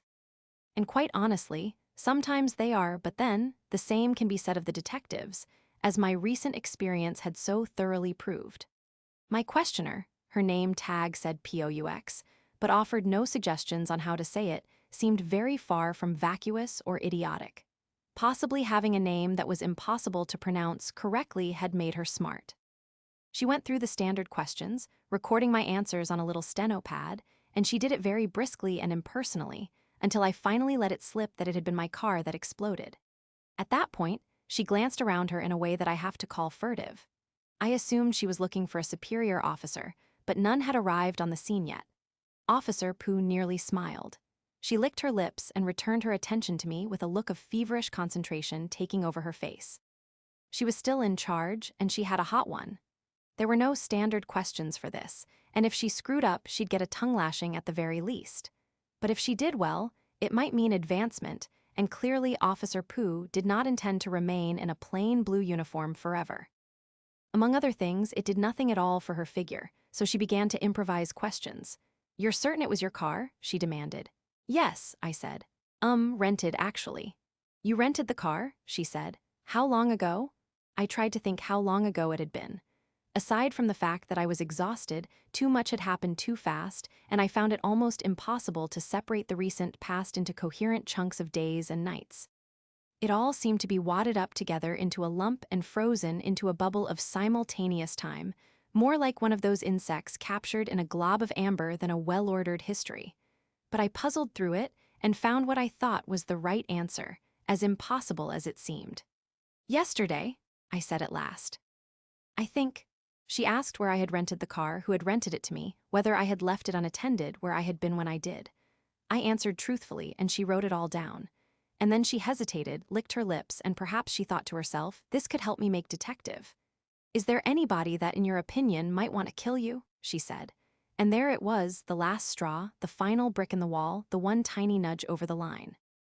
Was there anybody who wanted to kill me? In all this violent, wicked, sinful world, was there anybody left who didn't? I could think of no way to begin, no possible starting point, and the thought of even attempting a complete list was so ludicrous that I looked at her for just a moment, and I started to laugh. I do not actually feel real emotions, so laughing was not something that came naturally or easily to me. In fact, I had spent a good chunk of my youth learning when and how to laugh properly. I prided myself on the final result, which sounded dignified, restrained, and natural, and it was nothing at all like the sound that came out of me now, a crackly, high-pitched, gasping kind of noise that sounded like an endless cough by a second-rate tenor. Even if you could find somebody who liked me, they would not have said it was an attractive sound. But it came pouring out, an interminable wheezing cackle, and I couldn't stop it. Officer Pooh just watched and waited patiently for me to stop laughing for perhaps half a minute. And just as I began to slow down, she hardened her face into a near-perfect imitation of Deborah's stone-faced cop look, and I had to laugh some more. Officer Pooh waited it out only a little longer, and then she turned away. I thought I had offended her, which seemed funny, but she came right back with one of the med techs, not the one who had treated me. This one was an African-American man, about 35, who looked like he should be playing linebacker for the Pittsburgh Steelers. He walked right up to me, peered into my eyes, grabbed my wrist and felt my pulse, and then turned to Officer Pooh. "I don't know," he said. "Not really a psych expert." He shrugged. "Probably just shock." Let him laugh it out. And he went back to the victims with more interesting injuries. Officer Pooh watched him go, then turned back to me and just stared. She didn't seem to blink, and she looked like she could wait as long as she had to. That turned out to be not very long, since I was already winding down. After only a few more seconds, I managed to grab the reins away from whatever strange spirit had driven me into paroxysms of cackling glee. I took a deep breath, smiled reassuringly at Officer Pooh, and said, "I'm sorry. It's a little hard to explain." She kept staring for a few more seconds, and then said, like nothing at all had happened, "Can you think of anyone that, in your opinion, might want to kill you?" "Yes, I can," I said, fighting back a tiny tickle of resurgent hilarity. "In fact, it's a very long list. Can you give me a couple of names, sir?" Well, came a voice from behind me. It was unfortunately a very familiar voice, with a tone that held a perpetual sneer and quite clearly said brainless bully to those who know about such things, and it was a voice that I really did not want to hear behind me under any circumstance, much less when my car had just blown up. "Actually," I told her, "here comes one of them now." Officer Pooh glanced over my shoulder and came to a sort of stiff, half-at-attention pose, and the owner of the aforementioned voice stepped into view. "Detective Anderson," I said. "Wonderful to see you again. But isn't it past your bedtime?" "Oh, I wouldn't miss this for anything," he said. He looked at me with an expression that can only be described as a gloating glare, and without taking his eyes off mine, he said to Pooh, "Cuff him. And it doesn't have to be gentle." "On what charge, sir?" Officer Pooh said. Anderson spun on her. "On a charge of because I say so," he sneered at her. "Do it." Pooh stood motionless for just a moment longer, and it may be that she would have done what Anderson said eventually, but he didn't give her the chance. "Fuck it," he snarled. He leaned over and grabbed her handcuffs. "This goes in my report," he told her, already turning on me. "Yes, sir," she said. "Mine too." He didn't hesitate for a second. He just grabbed me by the shoulders, spun me around, and yanked my hands halfway up my back. "I knew you'd pull something," he growled as he put the cuffs on me, much too tight. "Never should have let you back on the street." He gave a final, brutal tug and then stepped back to sneer at me where I could see it. "You just can't keep away from trouble, can you, asshole?" "Why bother?" I said. "You just make something up and tag me with it anyway." I smiled. "Like now, how many reports will you have to forge to make this stick, detective? And when are you going to learn to disguise your handwriting?" He just glared at me for a moment. And then he stepped forward and gave me an open-handed slap to the face, hard. It hurt. It was hard enough to turn the world dim and make me stagger back a step, and I'm pretty sure it loosened a molar, too. But I just straightened up, smiled again, and said, "I notice you didn't hit me until after the cuffs were on." His face turned darker, and he clenched his fists and his teeth, and I thought I might have gone too far. But before he could do anything more, Officer Pooh stepped between us. "Sir, that's enough," she said. "It's not half enough," Anderson said. "Get out my way." "No, sir," she said, and then she turned to face him. "And this goes in my report, too." She glared at him for several seconds and then added, "Sir." It didn't sound respectful in the least. "You put this in your report," Anderson said through clenched teeth, "and you'll be a meter maid by morning." "Better than this," she said. "Meter maids got too much balls to whoop on a man in cuffs." They stood toe-to-toe and glared for a moment, and then, just as Anderson opened his mouth, probably to threaten her some more, one of the other uniforms called out, "Hey, detective, bomb guys are here." Anderson twitched a couple of times, as if he was being tugged in two directions by two equally rotten impulses. But he just told Pooh, "Put him in my car," spun around and walked off to talk to the bomb guys. Officer Pooh watched him go, and when he was at a safe distance with his back turned to us, she unlocked the cuffs, took them off my wrists, and said, "Your hands are blue. Shake 'em around, get the circulation going." The hands in question were kind of blue, which was no surprise since they'd already gone numb. I shook them, flexed them, and then raised an eyebrow at Officer Pooh. She shook her head. "Hold 'em out," she said. I did, and she snapped the cuffs back on again, but in front of me this time and a great deal looser. "Thank you," I said politely. "Just doing my job," she said, and since that was quite true, I said no more. But just before she put me carefully into the backseat of Anderson's motorpool car, she leaned close to my ear. "When it's a bomb like this," she said softly, "it's also my job to call the feds." I looked at her with some surprise. "Did you?" I asked. She gave me a very brief, nearly invisible smile. "I did," she whispered. And then resuming her role as a tough-as-nails, hyper-effective cop, she returned to her normal voice and said, "Duck your head, sir." And she pushed me into the car and shut the door. I watched her go with a certain amount of admiration. In today's paranoid post-9/11 world, it was indeed part of the job to alert as many federal authorities as possible when something happened that had even the faintest whiff of terrorism. And of course, a bomb always qualifies. But I had seen cases where Homeland Security, the FBI, and ATF were all fighting for jurisdiction with Miami-Dade, FDLE, and representatives of other government organizations so important they didn't even have a name. And normally, since the local cops really want to be in charge of something that happens on their turf, the first responders would probably wait for a superior officer to arrive before calling the feds. Of course, this can waste precious time and even allow a suspect to get away, but at least it does preserve our local rights, possibly preventing another civil war. Officer Pooh had not waited. She had taken initiative and done the smart thing. And just incidentally, it was the thing that was going to save me from another stretch of sitting in the pokey with no paperwork and no hope of getting out. When the feds arrived, any suspect taken into custody, in this case, me, would be turned over to them. And since the feds were generally a little more careful about forging documents merely because they didn't like somebody, and since they did not, as yet, actually dislike me, I would almost certainly be turned loose, and rather quickly. And all because Officer Pooh did the right thing. It was a wonder, a rare marvel, and I decided on the spot that if I was ever police commissioner, I would promote her first thing. She had gone far beyond the call of duty and actually done her job. I watched Officer Pooh as she walked away and went back to work, thinking kindly thoughts about her. As I said, every now and then you really do have to give the cops credit for a job well done. I sat there unmolested for quite a while, nearly an hour and a half, according to my watch, which I could now see quite easily, thanks to Officer Pooh. The whole time no one beat me, or threatened me, or called me unpleasant names. On the other hand, nobody brought me coffee and a cruller either. I was left entirely alone, free to do absolutely anything I wanted to do, as long as it could be done wearing handcuffs while locked in the backseat of a car. It's not a long list of activities. Happily for me, though, the list included something I wanted to do very much: sleep, so I did. I dropped off almost immediately into a deep and dreamless sleep, and didn't wake up at all until I heard somebody opening the door of the car I was in. I opened my eyes, expecting to see Officer Pooh again, and I was not disappointed. But standing directly behind her were two new faces. I did not know either one of them, but when the door opened and Pooh helped me out, turning me to face the strangers, it took only a glance to know exactly who they were. They were a matched set, one man and one woman, in their 30s, fit-looking and wearing expressions that were as serious as their nearly matching suits, and so it was kind of anticlimactic when the woman held up a badge and said, "FBI, Special Agent Revis." She nodded at her male clone. "This is Special Agent Blanton.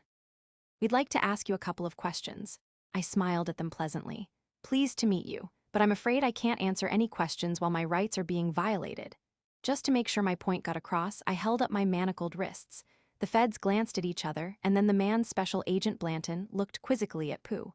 "Officer, is this man under arrest?" "No, sir, not to my knowledge," Pooh said. "Is he a danger to himself or others?" Revis asked. "I don't believe he is," Pooh said very carefully. "He has shown no sign of it." The two feds glanced at each other again, and Blanton frowned and looked back at Pooh. "Then why is he cuffed?" With one of the straightest faces I have ever seen, Pooh said, "Sir, the detective in charge ordered me to cuff this man." I asked him the charge, and he told me it was a charge of— she cleared her throat and made a very clear effort to keep her face blank— "a charge of because I said so." "He said that," Blanton said mildly. "And then you cuffed him," Revis said. No, ma'am, Pooh said. Then the detective in charge grabbed my handcuffs and did it himself. She hesitated and then added, I recuffed him later. Why? Revis said.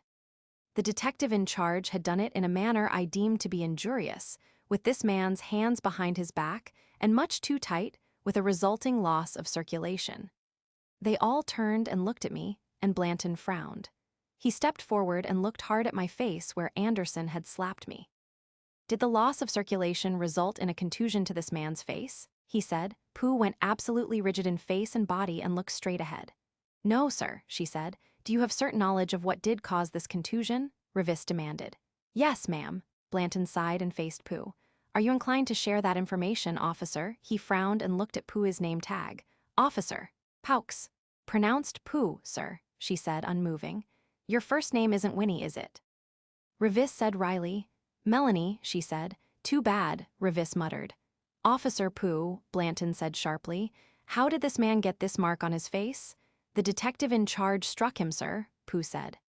After he put on the cuffs. She looked so absolutely upright and military I had to stop myself from whistling the Stars and Stripes Forever. Blanton closed his eyes and sighed. Revis merely said, I think you can take the cuffs off him, Pooh. Pooh stepped smartly over to me and I held up my wrists. She unlocked them and just before she turned away, I winked at her. She didn't wink back. Thank you, Officer Pooh, Revis said. You can return to your duties. Pooh marched off and I stepped forward into the space she'd been in. Pleased to meet you, I said to Revis as she turned to look at me. My name is Dexter Morgan. Would you be willing to answer a few questions, Mr. Morgan? She said. Of course, I said. They led me into the hotel's dingy little lobby. It was far enough from the blast that it hadn't been damaged. Considering the state of the rotting old furniture, that was neither believable nor fortunate. The old couple who ran the place had turned off the television.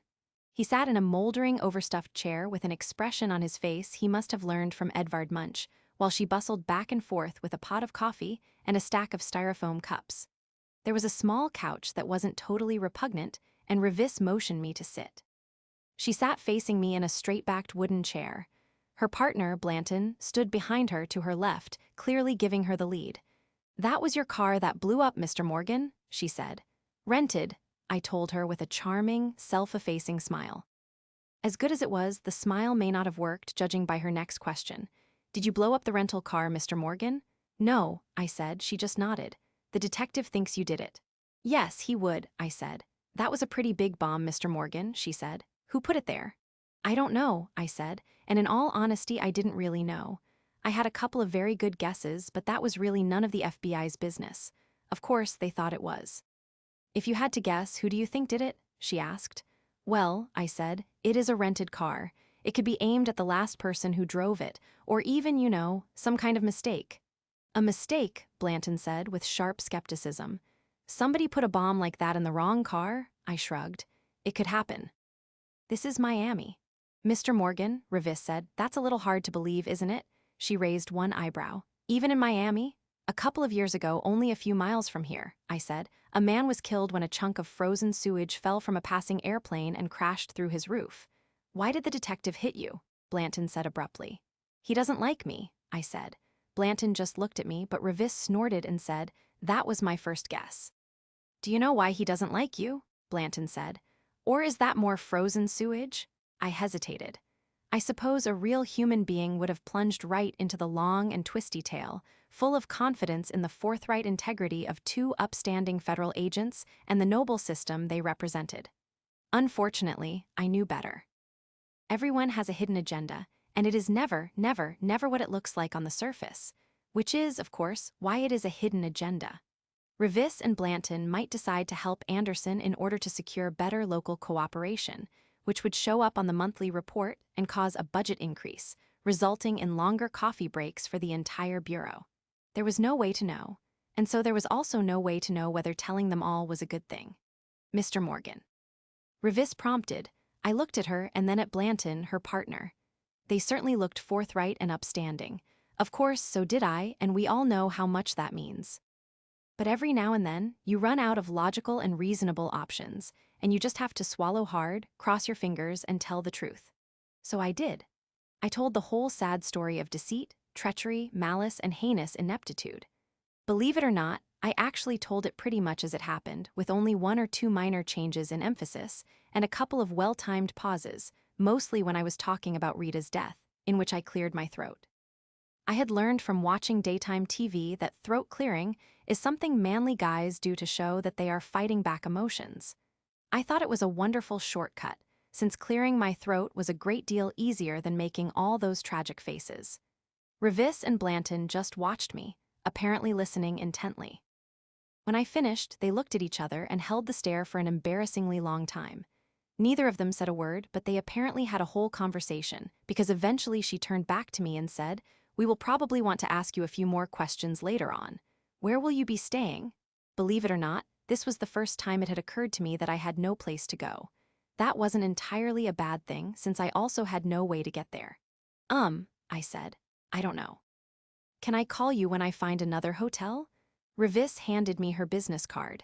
It was very nice, embossed with an FBI logo and everything.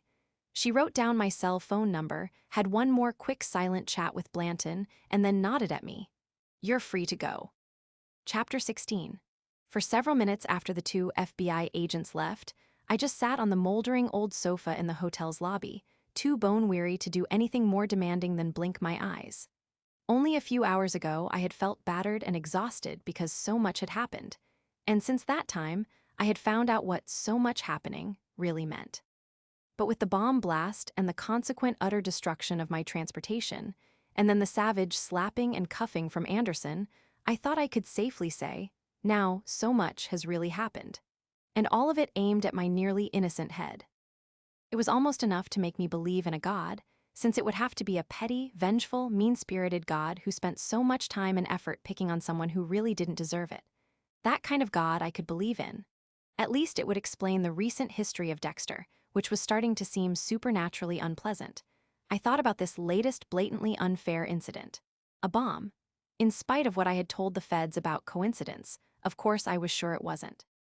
I had too many real enemies to give coincidence a chance to break into the lineup. Which one was it this time? It was not terribly mysterious. I ruled out Debs right away. She was much too fussy about the little things, like legality and collateral damage. Anderson would certainly have done it if he could figure out which end of the bomb to hold, but I didn't believe for a second that he had. He was having too much fun whipping me with his custom-modified legal system.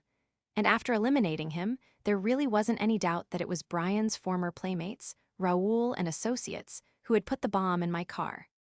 The only question was how they'd found me. The more I thought about that, the more important it seemed. I really and truly didn't want them to find me again. They would almost certainly do a more thorough job next time. More immediately, though, I had to let Brian know what had happened. It was quite possible that they would find him, too, and I thought it would be best if he knew about the possibility. After all, he was the last person who still seemed to be on my side, unless I counted Officer Pooh, which was probably a little bit of a stretch. So I reached into my pocket for my phone, and of course I didn't have it. Somehow it had been magically replaced by a small piece of cardboard with vermilion ink on it, Cronwer's card, and his personal cell number, of which I could avail myself 24/7. A bomb in my car and subsequent police brutality certainly seemed like something he would want to know about, and I knew I should call him, except that I didn't have a phone. Come to think of it, I still didn't even have a shirt. Both items could be had in abundant quantity if I could somehow manage to travel all those weary feet from the lobby to my room. It seemed like much farther away than it had been before, but there really wasn't much choice. So I dragged my exhausted, battered, punctured, and slapped self up off the ancient couch and staggered manfully out the lobby door and down the walk toward what had recently been my room. Alas, it was mine no longer. A different uniformed officer informed me politely, but firmly that I could not enter until after forensics had finished, not even to retrieve my phone. I was too tired to do more than blink at him resentfully a few times, and that seemed to have no effect. You just can't put good, hard-edged resentment into a blink. And now what? I could think of nowhere else to go, unless I returned to the backseat of Anderson's car or to the dreadful little sofa in the lobby. Believe it or not, the sofa was so uncomfortable, old, and repellent that I had to think about it for a minute. But no matter how far beyond the established norms of civilized furniture it might be, At least the couch was not in any way connected to Anderson. I trudged back to it. As I trudged, I tried to think of a way to call Brian without my phone. It seems stupid in retrospect, but it must be admitted that the cell phone, that personal, ubiquitous, all-encompassing, nearly everything device, has become so important to every one of us that we cannot imagine life without it. And most of us cannot complete the simplest tasks unless we are holding our techno BFF in our hand. Without it, we can't write anyone, check the weather or stocks, find out where we are and how not to be there, pay bills, keep an appointment, make a flight, nothing at all. It has taken over nearly every aspect of our lives. And every now and then, when we actually want to make a phone call, our phones can even do that. They have replaced an entire suitcase full of other devices, and it is no longer possible even to think of life without one. And so it was not until I walked all the way into the lobby and sat, allowing the ancient couch cushions to suck me down into their vile grasp, that I thought of a novel and ingenious way to get in touch with Brian. In the interest of full disclosure, I must admit that I did not actually think of it. The truth is, the ancient, battered landline telephone on the hotel's front desk rang. I turned to follow the sound, saw the archaic device, and thought, aha, I remember what those things are for. The ancient phone rang for nearly a minute, and no one answered it. The old man had disappeared, and the old woman was just visible in the back room, moving back and forth much too energetically in a rocking chair. She made no move to get the phone, and so when the thing had stopped ringing, I got up and went to it. My memory is a wonderful thing, and I was quite sure that I knew Brian's number, so I dialed with calm confidence. Rang several times, and then a soft and husky voice I did not recognize said, "Yes." "I'm sorry," I said, thinking as quickly as I could in my current state of collapse. "Is this Atwater Brothers carpet?" After only a slight hesitation, the answer came, but in a completely different voice. "Brother," Brian said, "I didn't recognize the number. Where are you calling from?" "Hotel lobby," I said. "My phone is being examined by forensics at the moment." "Really?" he said. "May one ask why?" I told him in short and simple terms. He hissed out a long breath. "I was afraid of this," he said. For a moment I was speechless. Afraid of it? Meaning he thought it might happen and had decided not to warn me? "Were you?" I said at last. "Remember I called?" he said, and of course there was not even a tiny trace of guilt in his voice. "I meant to tell you, but you pleaded fatigue." It was just barely true, but even so I was so upset that I didn't even correct him for saying pleaded instead of pled. "All right," I said wearily. "What did you mean to tell me?" "I received a warning," he said, "that a certain associate of Raoul's had arrived in town." "An associate?" I said.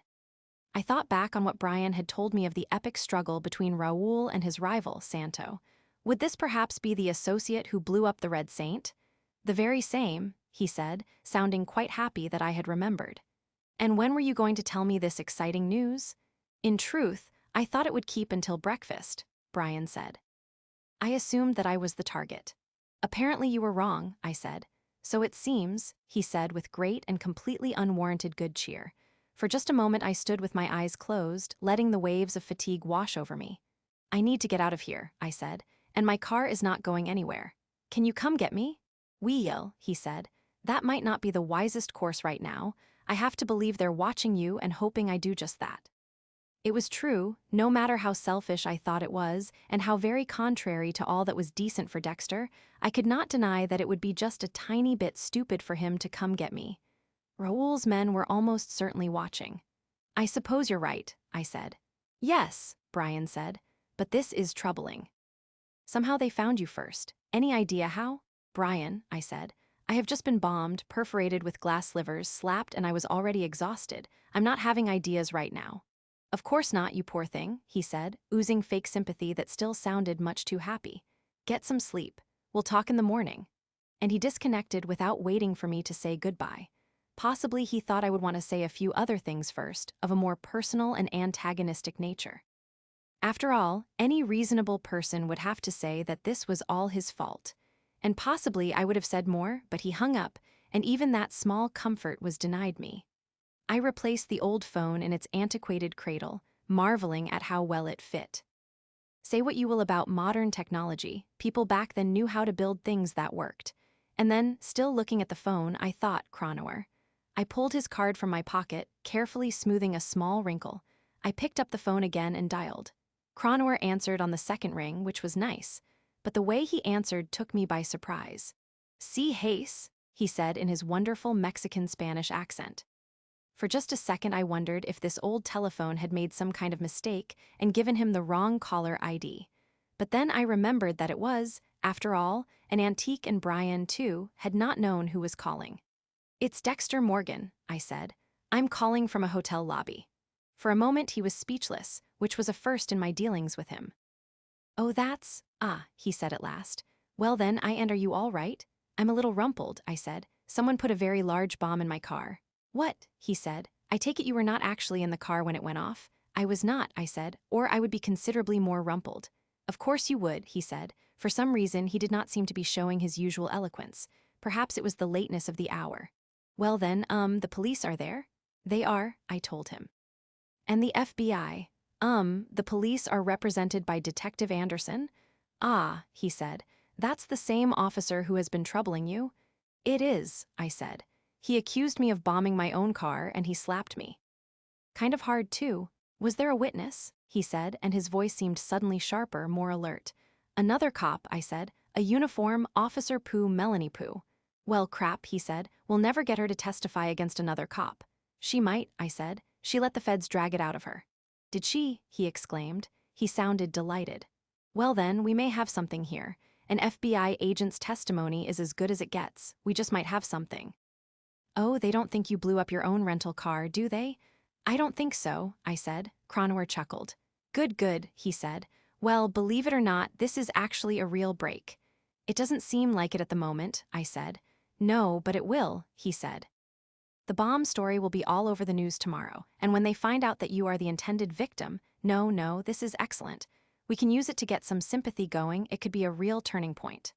"Really?" I said. "Absolutely. Don't kid yourself, Mr. Morgan. 9 out of 10 cases are won in the media before you even meet the judge. And if we roll into it with something like this, I hate to repeat myself, but this really is a big break." "Oh, well, good," I said. And in spite of being well aware that I needed to maintain my sense of awe when speaking with Cronauer, I was suddenly overcome with fatigue, and I yawned. "Excuse me," I said. "Perfectly all right, you must be exhausted," he said briskly. "You go get some sleep, and we'll talk in the morning." His voice slowed down and he sounded suddenly very casual. "Where are you staying?" "I don't know yet," I said. "I'll find another hotel somewhere." "Of course, all right," he said, all business again. "Get some sleep and call me tomorrow." "All right," I said. "Good night," he said cheerfully and broke the connection. I thought about his excellent advice, sleep. The whole concept was starting to take on mythical proportions. It had begun to seem like something only epic heroes could do. I certainly couldn't manage it. I wasn't yet so tired that I would take the risk of sleeping here, in the lobby, surrounded by Anderson and mad bombers and horrible tattered curtains. Mere rest was no longer enough, and I didn't think I could face the couch again anyway. So I did the only thing I could, the last pitiful choice left to me in this world of pain and dwindling options. I left the lobby and stood outside beside what had once been my room, standing in a miserable bovine stupor until forensics finally finished. Then I went in and put on a shirt, grabbed my few sad belongings, and used my phone to call a cab. Chapter 17. By the time my cab arrived, I had used my phone to find another hotel, only a few miles from this one. But at the last second, just as I opened my mouth to give the address to the driver, one final tendril of consciousness waved the little red flag of caution, and instead I told him to take me to the airport. It would mean an extra hour or more of being painfully awake, but it might also make it a little harder for the bad guys to find me. At the airport, I decided to play the game a little longer. I went in and wandered for a few minutes and failed to spot anybody following me. I rode the SkyTrain around the whole circuit twice, getting off and on suddenly and randomly, until I was quite sure I wasn't being tailed. I picked up a shuttle to a hotel in Coral Gables, got another cab there, and ended up at a small hotel in Homestead with barely enough strength left to stagger up to my third-floor room and flop onto the bed, still fully dressed. I remember thinking that this bed, at last, seemed very firm, and then I was blinking at the bedside clock that told me it was 11:53. That didn't seem possible. It had been well after midnight when I fell onto the bed. How could it be 7 minutes before now? I closed my eyes again and tried to think, which was even harder than it had been lately. For just a moment, I thought I must have slept backward through time, finally arriving here in bed before I actually got here. I spent a few pleasant moments thinking of what I should say to myself when I saw me walk in the door. But then I opened my eyes again and noticed a bright edge of light showing around the bottom of the heavy curtains, and I thought, aha, it's daytime. I slept through the night and lo, the sun has riz. That explains everything. Still, a little disappointing. I'd been hoping for a really interesting conversation with someone I knew to be a brilliant conversationalist. I rolled over and sat up. Everything hurt. My entire body was as sore as if I had just gone 10 rounds with the heavyweight champ. Or one of them, anyway. There seemed to be quite a few lately. Perhaps they'd taken turns working me over. On top of all that, each one of the 24 perforations from the glass splinters was stinging, my head throbbed, my jaw ached where Anderson had hit me, and I had a cramp in the arch of my left foot. I tried very hard for some positive spin. I was alive. It was the best I could do, but at the moment that didn't seem like any real cause for celebration.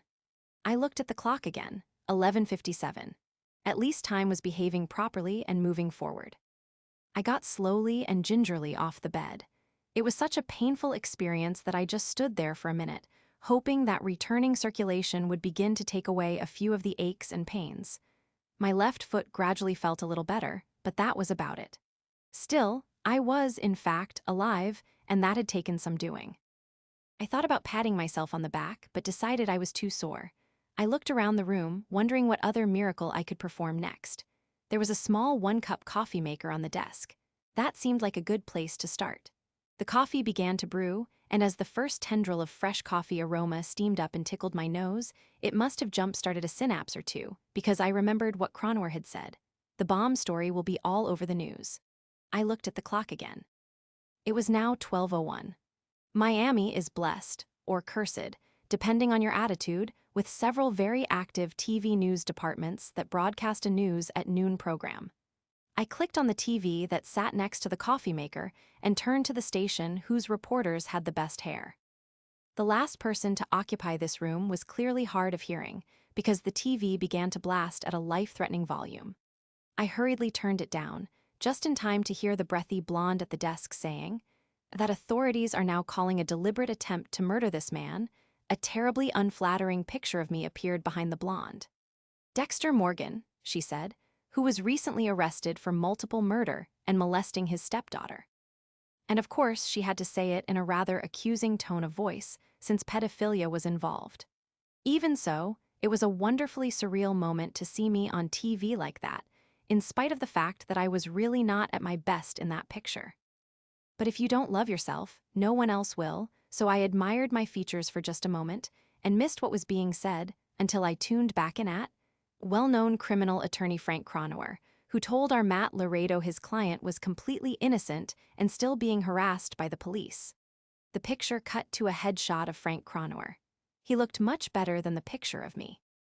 In fact, he looked magnificent, angry yet composed, intelligent, formidable, and every hair in perfect place, which is very important to all major news outlets nowadays. There's no longer any question that Mr. Morgan is being railroaded, he said. From the very beginning, the evidence has been manipulated or even manufactured. My client has been falsely accused, unjustly and improperly jailed, and even physically assaulted by a member of the Miami-Dade police force.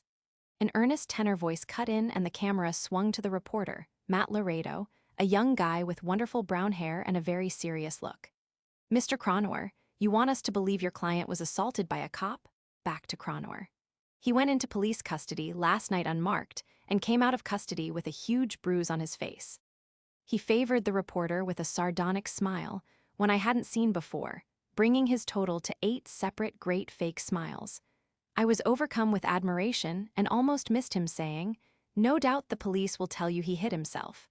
But I have a witness who saw the officer hit my client. This is the same rogue cop who threatened my client's life." Matt Laredo jumped in. "Where's your client now? Can we talk to him?" Cronor gave him a pitying look. "No, of course not. Mr. Morgan feels that it isn't safe to show his face, and I agree." Cronor paused, a perfect 2-second interval for maximum dramatic effect. Mr. Morgan's life was threatened by a cop, and then somebody put a bomb in his car. Matt Laredo's face filled the screen, wearing a wonderfully crafted expression of dubious amazement and shock. Great hair and acting ability, the kid had network potential. Mr. Cronauer, Laredo said, are you asking us to believe that a police officer planted this bomb? Back to Cronauer, who left Laredo in the dust, facially speaking, with a superb expression of cynical amusement, combined with disgust and angry outrage. Draw your own conclusions, he said grimly. I make no accusations. But the threats were made, and then the bomb happened, and it would be very convenient for certain members of the police department if Dexter Morgan was no longer able to testify against them. The camera jumped to Matt Laredo, standing at my previous hotel, with the blasted ruins of my car behind him. Anita, it seems like a clear-cut story of a multiple murder is morphing into an epic case of police corruption and cover-up, and it begs the question, how high does this go? And just how much can we trust our cops to do their job fairly and honestly? With or without Frank Cronauer, we suddenly have some huge questions and very few answers. 3 full seconds of Matt Laredo looking nobly serious, and then back to the breathless blonde in the studio. Thanks, Matt. And federal authorities have now intervened in the case, although terrorism is not suspected at this time. And that sure makes it look like the FBI doesn't trust the Miami-Dade police either. The picture behind her changed to an aerial shot of a pod of whales, and the blonde went right on without skipping a beat. Another tragedy on the beaches of South Florida, as 11 pilot whales have been stranded near Everglades City. Debbie Schultz is on the scene. Even with Debbie Schultz on the scene, it was hard to get worked up about the tragic plight of a few whales when poor disheveled Dexter was in such terrible straits. I turned off the TV. Of course, it meant that I would never get to admire Debbie's hair. It might even be riffled by a light breeze, and that was always a marvelous news moment. But perhaps I could comb my own hair instead. Besides, the coffee was ready. As I sipped it, I tried very hard not to gloat, but I admit a few sly smirks snuck out anyway. Cronauer had done a wonderful job. He was worth every penny I wasn't paying him. He even made me believe I was a poor, innocent victim of an evil, corrupt police force. And of course I was, at least in this one case, but I would never have dared to suggest it if not for Cronauer. The coffee did its job, too, and I was almost up to normal speed when my phone began to chirp. I glanced at it. The call was from Vince Masuoka. I picked up the phone and answered. Hi, Vince, I said. Dexter, my God, are you all right? He said in a voice that was near hysteria. I mean, I know you must be but holy shit, a bomb, the news said. And you were, are you? Okay, Vince's outburst had been so frantic it was near the legal definition of assault, but I gathered he had seen something in the news similar to what I had just watched. I'm fine, Vince, really, I said. Just a couple of scratches. Oh my God, but you could have been killed, he said. I think that was the idea, I said, but he was already rushing on. Jesus, Dexter, a bomb, and they just, who would do that to you, I don't know, I said, but the FBI is handling it now. They took it away from Anderson. Anderson, he said, sounding even more alarmed. But that's Anderson is. He lowered his voice to a near whisper and added, Dexter, you think Anderson might have, he said, dropping to a full whisper. I found out he's reading my email. It's always wonderful to witness the emotional agility that some people with actual feelings can manage, and Vince had just performed a truly acrobatic feat, from concern for my life right to a petty problem he was having at work, all without losing a step. But beyond that, it was interesting in another way. Anderson, hacking, Vince, that's not possible, I said. Anderson can barely work his phone. I'm positive, Dexter, Vince said. I wrote a note to my mother, just, about going to see her at Easter. And then Anderson comes up to me and he says, what makes you think you'll still be alive at Easter, Masuko? He calls me Masuko, he added, in case I wanted to remind him that wasn't really his name. Oh, I said. It certainly sounded like Anderson was, in fact, reading Vince's email. He must have some technical help. I know, but it could be anybody, Vince said. Dexter, this thing is just crazy. It's like everybody is in on it all of a sudden, and it's so totally overwhelming. Vince sounded like he was about to cry, which would have been a bit much for me, so I tried to calm him down. It's almost over, Vince, I said. It's all coming to a head now. You just hang on for a couple of days. Days, but Dexter, he said. It's just crazy here. There was more, but I got him calmed down eventually. I told him he was a good boy who had done a good thing and only good things could happen to him, and oddly enough, he began to believe it. So I said I had to go, and promised to call him and let him know what was going on, and put the phone down with a cramp in my neck and a sore ear. Anderson was growing into an even bigger problem, which hardly seemed possible or fair, for that matter. If this truly was a rational and well-ordered universe, wouldn't it be enough that somebody was being chased by a posse of hired killers and nearly blown up by an enormous bomb? I mean, what was the point of adding Anderson's persecution on top of that? It really seemed kind of small-minded of the universe, like cutting off somebody's legs and then saying, "And you're ugly too." I thought briefly about doing something about Anderson, but I quickly realized I was fantasizing rather than planning. He was a problem, yes, but not as immediate as my other ones. I could worry about Anderson if I managed to stay alive for a few more days. I reached for my phone and called Brian. He answered right away, but instead of hello, he said, "Front page of the Herald, lead story on TV, and now me? So glad you haven't forgotten the little people now that you're famous." "Fame has its price," I said. "That was a terrible picture of me." "It was," he said agreeably. "Unfortunately, it's good enough to help my former friends identify you." "I don't think they need help," I said. "Perhaps not," he said, "and perhaps the phone is not the place to speak of it. Can we meet somewhere?" "As it happens, I'm hungry," I said. "What a surprise," Brian said. "It might be wise to pick a new place, though," I said, "and not because I'm tired of donuts." "Where would you suggest?" he said. "Well," I started, and then stopped as a relatively relevant thought hit me. "Brian, I am Carlos. Can you come get me?" "Where are you?" I told him, and he promised to arrive within a half hour. I spent the next 20 minutes showering and then looking at my multiple punctures in the mirror. None of them actually seemed life-threatening. In fact, they seemed to be healing up nicely already. I remembered what the paramedic had said, that I looked like a fireman, and I tried out a calendar pose in the mirror. It was not terribly convincing. Aside from the fact that I'd never actually seen a fireman calendar, I still had an unhealthy jail pallor to my skin, and it must be admitted that there was a slight roll of non-essential material beginning to form around my waist. I frowned at it, and then realized what I was doing. "Oh, vanity, thy name is Dexter." I brushed my teeth, combed my hair, and dressed in a clean set of brand-new Walmart clothes, and made it down to a place outside the hotel's front door with 5 minutes left in Brian's half-hour interval. I stood beside a large cement urn with a dead-looking tree in it. It also had quite a few cigarette butts squished down into the potting soil. I tried to look casual, but I was anything but as I looked around the parking area and out onto the street. There was no sign of anything living anywhere, aside from 2 birds on the power line. I walked nonchalantly down to each end of the building, as if I was just a bored man waiting for a ride, and glanced to the sides. Still nothing. A handful of empty cars. We were past the hotel's checkout time, and still a few hours before check-in, and the whole place was as lifeless as it could be, which was all to the good. I stood beside the urn for another 2 minutes before Brian arrived. Today he was driving his green Jeep, and he stopped it right beside me and I climbed in. "Good morning, brother," I told him. "Hardly morning and not quite good," he said, "but thank you for the thought."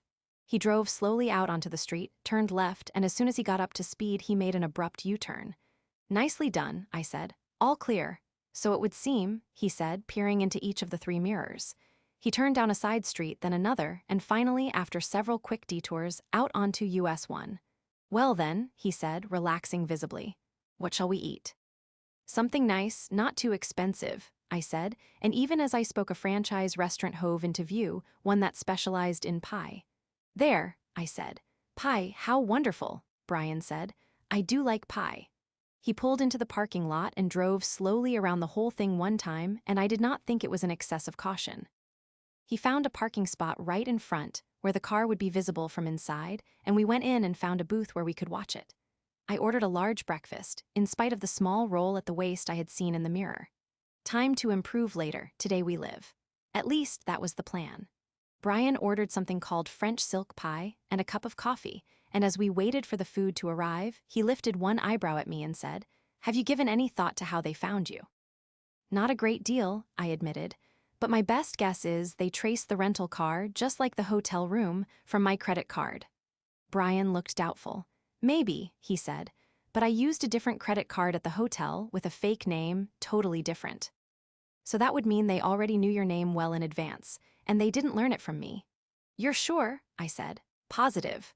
I thought about it, and from Brian's expression, he was doing the same. A small and vague thought stirred, deep down on the floor of my brain, but as I reached for it, a cheerful clamor from my cell phone interrupted me. I picked it up and looked at the screen. I didn't recognize the number immediately, but it seemed familiar, and just before I pushed the button to decline the call, I knew it, Cronwer.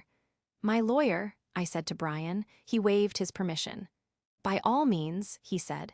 Mr. Morgan, Cronwer said, the FBI would like to ask you a few more questions. Oh, I said. Not a truly brilliant response, but he had reminded me that I had not checked in with the feds as I'd said I would. In your opinion, I asked, will these be hostile questions? Not at all, Cronwer said. Apparently just a few loose ends, some bureaucratic stuff. Shouldn't take more than half an hour. And, he added in a casually reassuring tone, I will be there to hold your hand. That's very thoughtful, I said. All part of the service, he said. Can you meet me there in, say, 45 minutes? Yes, I can, I told him. And Mr. Cronwer? That was a wonderful performance on the news, I said, fighting to keep the naked admiration out of my voice. Cronwer chuckled. I played that kid reporter like a violin, he said. It was really much too easy. There was some background noise, papers rustling, and a few whispered words. I'm sorry, I have to get going. See you in 45 minutes, he said and hung up. Brian looked at me with raised eyebrows. The feds want to ask me a few questions, I said. Oh dear, he said. That sounds a little chancy. I don't think so, I said. They seemed reasonable last night and Cronwer will be there with me. Well then, Brian said. I guess it will be all right if there's still time for some pie. There's always time for pie, I said. Chapter 18. In spite of my grand claim, it was closer to 55 minutes before Brian dropped me at the corner of NW 2nd Avenue and 165th Street, across the street from the FBI's Miami field office. I didn't mind the short extra walk across the street and a half block down. Brian was certainly not going to put himself any closer than necessary to such a hornet's nest of law enforcement. Cronwer was waiting for me in the lobby. There you are, he said in greeting. Yes, sorry to keep you waiting, I said. Travel is a little iffy without a car. He nodded. Miami is a big city with a small town infrastructure, he said. They're waiting for us. He nodded toward reception, where a young woman in a severe blue business suit stood beside the desk. She was looking at us with a very serious expression, which told me even more certainly than the suit that she was an agent and not a secretary or file clerk. She led us to a conference room on the second floor, where Revis and Blanton, my two new friends from last night, were waiting. And alas for all that is right and decent in the world, they were not alone. Sitting at the foot of the table, leaning back in his chair and displaying his well-polished sneer, was Detective Anderson. Oh, wonderful, I said.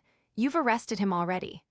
Cronwer gave a short snort of amusement, but nobody else thought it was terribly funny, especially not Anderson, who scowled at me, which at least meant he understood me.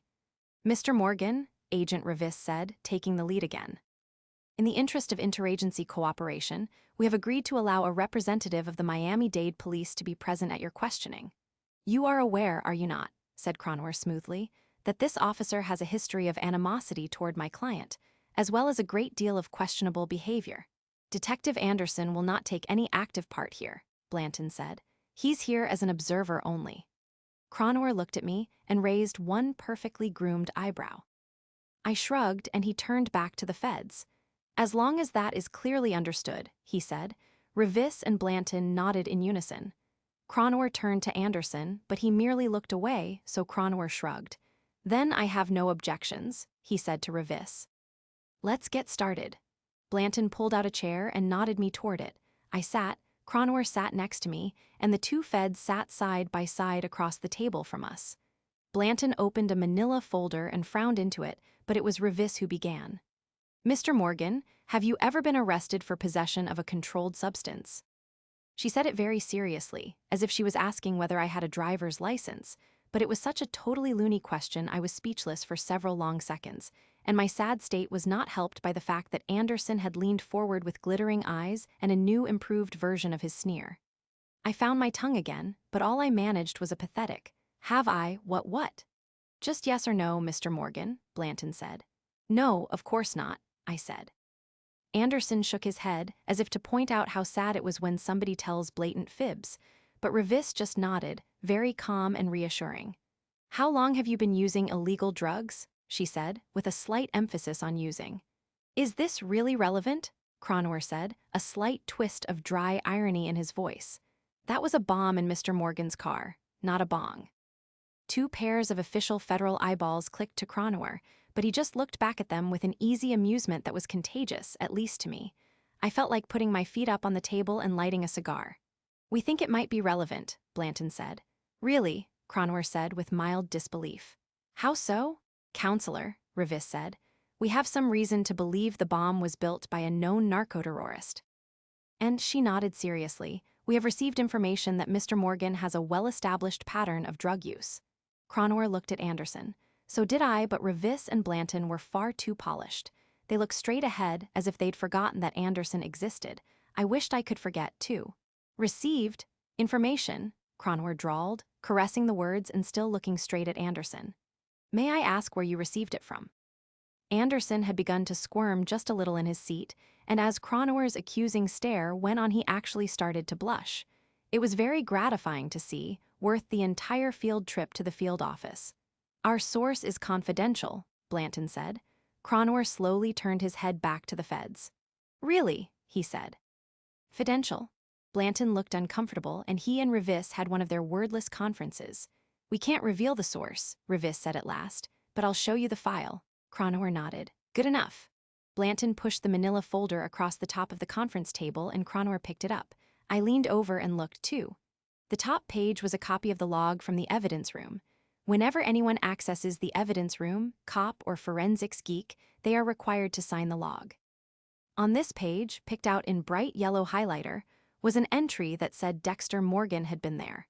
And it was signed with a childish scrawl that looked as much like my signature as Egyptian cuneiform writing does. Cronwer flipped the page. The second page was a copy of an interdepartmental memo stating that someone had removed 2 kilos of confiscated cocaine from the evidence room at a date and time that was amazingly similar to the time Dexter Morgan had been there. "Well, it does prove one thing," I said. "I have superpowers." Cronwer looked at me and raised an eyebrow. I tapped the line with the date. "I was in a cell at Turner Guilford Night on this date." Cronwer looked at me blandly for a moment, then turned to Revis. "Easy enough to check," he said. "What about the signature?" Blanton asked. "It's not even a good forgery," I said. "It looks like a third grader's handwriting." "Tell me, detective," I said, facing Anderson, "as the only third grader here, do you always have trouble making your letters?" Cronwer cleared his throat, whether from amusement or postnasal drip I couldn't tell. "Agent Revis," he said.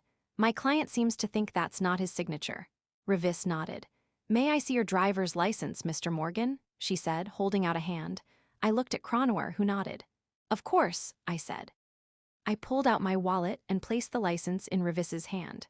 Cronwer slid the folder back across the table, and Blanton picked it up. He and Revis huddled together for a moment, comparing the signature on my license to the cheesy scrawl on the evidence log. It didn't take long. I have always prided myself on my penmanship. I like to make neat, regular letters and write words that are legible to anyone who can read. The forged signature was so obviously by a different hand that even a total clot like Anderson should have known better. And the 2 feds were by no means total clots, nor even partial. After just a few seconds, Revis flipped my license back to me. "Not the same signature?" Cronwer said to her. "Probably not," Revis said. "He changed it," Anderson said. "Detective," Revis said warningly. "He disguised his signature. It's obvious," Anderson went on. Blanton stood up. He took the 2 steps along the table to Anderson and stood over him, looking down at him with an expression of ice-cold annoyance. Anderson looked back, and for a moment he thought he might bluster on. But Blanton leaned down until his face was only an inch from Anderson's. "The understanding was," Blanton said softly, "that you would observe." He held up a finger, making Anderson flinch. "Not talk, observe." Anderson opened his mouth but thought better of it, and Blanton nodded and returned to his own chair. He sat, looked briefly at Revis, and then both agents looked at me. "Thank you for your cooperation, Mr. Morgan, Mr. Cronwer," Revis said. "You can go now." Cronwer stood up and said politely, "Thank you, Agent Revis, Agent Blanton." He looked at me, said, "Mr. Morgan?" and then turned away and headed out the door. I stood up too. I felt like I should say something polite to the two feds, but nothing came to me that didn't make me sound like a puerile lickspittle, so I just nodded and turned for the door. Anderson was there ahead of me. He stood right in the doorway, filling it with his bulk and making it impossible for me to pass. "This ain't over yet, fuckwad," he said softly. "Not while you're still at liberty," I said. "I mean, really, detective, drugs, that's the best you can do." He stared at me some more, perhaps hoping I would melt. But I didn't, and after a long and dull pause, he just nodded. "It ain't over yet," he repeated, and stepped aside. I went gratefully through the unblocked door and closed it behind me. Cronwer was waiting for me, standing next to the same young and serious agent who had brought us up. "I'm beginning to believe," Cronwer said, "that Detective Anderson may not like you." "Whatever gave you that idea?" I said. He just chuckled briefly and said to the young woman, "Agent?" She had clearly been waiting with some impatience to take us down to the lobby, and now, given her freedom, she did so very briskly, without wasting any expensive bureau time on idle chit-chat. She set such a vigorous pace, in fact, that it was not until we arrived at the reception area that I remembered I had no way to get back to my hotel. "Oh," I said to her, Ms. Agent?" She looked at me without any trace of expression. "Yes," she said. "Is it possible to get a cab in this area?" "I don't have a car." "Oh," Cronwer said before the agent could speak. "My God, of course you don't. Well, hell, I can certainly run you back to your hotel." "That's very kind," I said. "If you really don't mind?" "Not at all, of course not, come on," Cronwer said, sounding oddly eager. He put a hand on my elbow and propelled me toward the front door, leaving in his wake the serious young agent, who looked rather relieved to be rid of both of us. "My car is right over here," Cronwer said, steering me toward a modest-looking gray sedan with a stylized letter B on each hubcap. And in spite of that, it wasn't until I opened the door and saw the walnut-lined instrument panel and soft glove-leather seats that I realized the B stood for Bentley. I slid onto the sweet-smelling seat and tried not to soil it by sweating or thinking impure thoughts. Cronwer jumped in behind the wheel and started the car. It started right up, with a purr like a large cat with a throat full of honey. "All right," he said. "Where are you staying?" I gave him the hotel's name and address, and he took us up onto I-95 and headed south. His car was so quiet I was afraid even to clear my throat, so we rode in silence for a few minutes, and then Cronwer finally spoke. "I hope you understand that this is all positive," he said. "Extremely positive." "I know," I said. "Except for the bomb." "Oh no, that was the best part," he said quite seriously. "That bomb is buying you a lot of sympathy, Mr. Morgan. The news hounds are already starting to wonder out loud if you might be innocent." "I actually am innocent, you know," I said. He just nodded, poker-faced, and kept his eyes on the road. "I suppose all your clients say that," I said. "No, not all of them," he said, and added a small chuckle. "One or two of them have been quite proud of their accomplishments." "That must make it a lot harder for you," I said. "Not at all," Cronwer said. "It doesn't matter at all what I know or what I believe. All that matters is what I make the court believe. And in your case, that just got a lot easier. And anyway, I'd be very surprised if your case even goes to trial," he said. And then he jerked his head around to give me a quick look, as if I'd startled him somehow.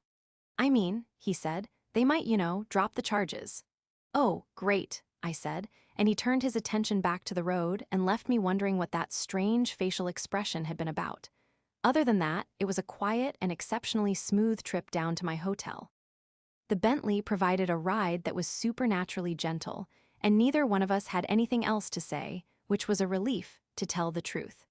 Most of the time, when you're cooped up in a car with a relative stranger, they want to talk about football or politics or sex. I can't muster much interest in any of those things. Of course, as one small part of my human disguise, I've learned enough about all of them to keep a polite conversation going. But it really was a relief not to have to try to compare the Dolphins' current offensive line to the one they'd fielded in 2008. In a little more than 20 minutes, Cronwer was pulling into the driveway of my new hotel. I looked at it out the window as we ghosted up to the door, wondering how long I would be able to stay at this place before something forced me to move again. I hoped I could get a couple of nights out of it. It had the best bed yet, and I was looking forward to spending a little more quality time on it. "Well," Cronwer said as he came to a halt at the front door, "this place looks adequate at least." He smiled at me, a small and polite smile, not really one of his world beaters. "I hope the room's okay. They didn't put you on the ground floor, I hope?" No, the third floor with a lovely view of the dumpster, I said. Excellent, he said. Now, I may have to send you some papers for signature. So what's your room number? 317, I said. Good, all right, he said. Now, I know it's got to be frustrating, but I want you to stay put up there as much as possible. We can't have you showing your face, giving the reporters a chance to find you. Yes, I know, I said. It was not technically a promise to stay put, which of course I had no intention of doing.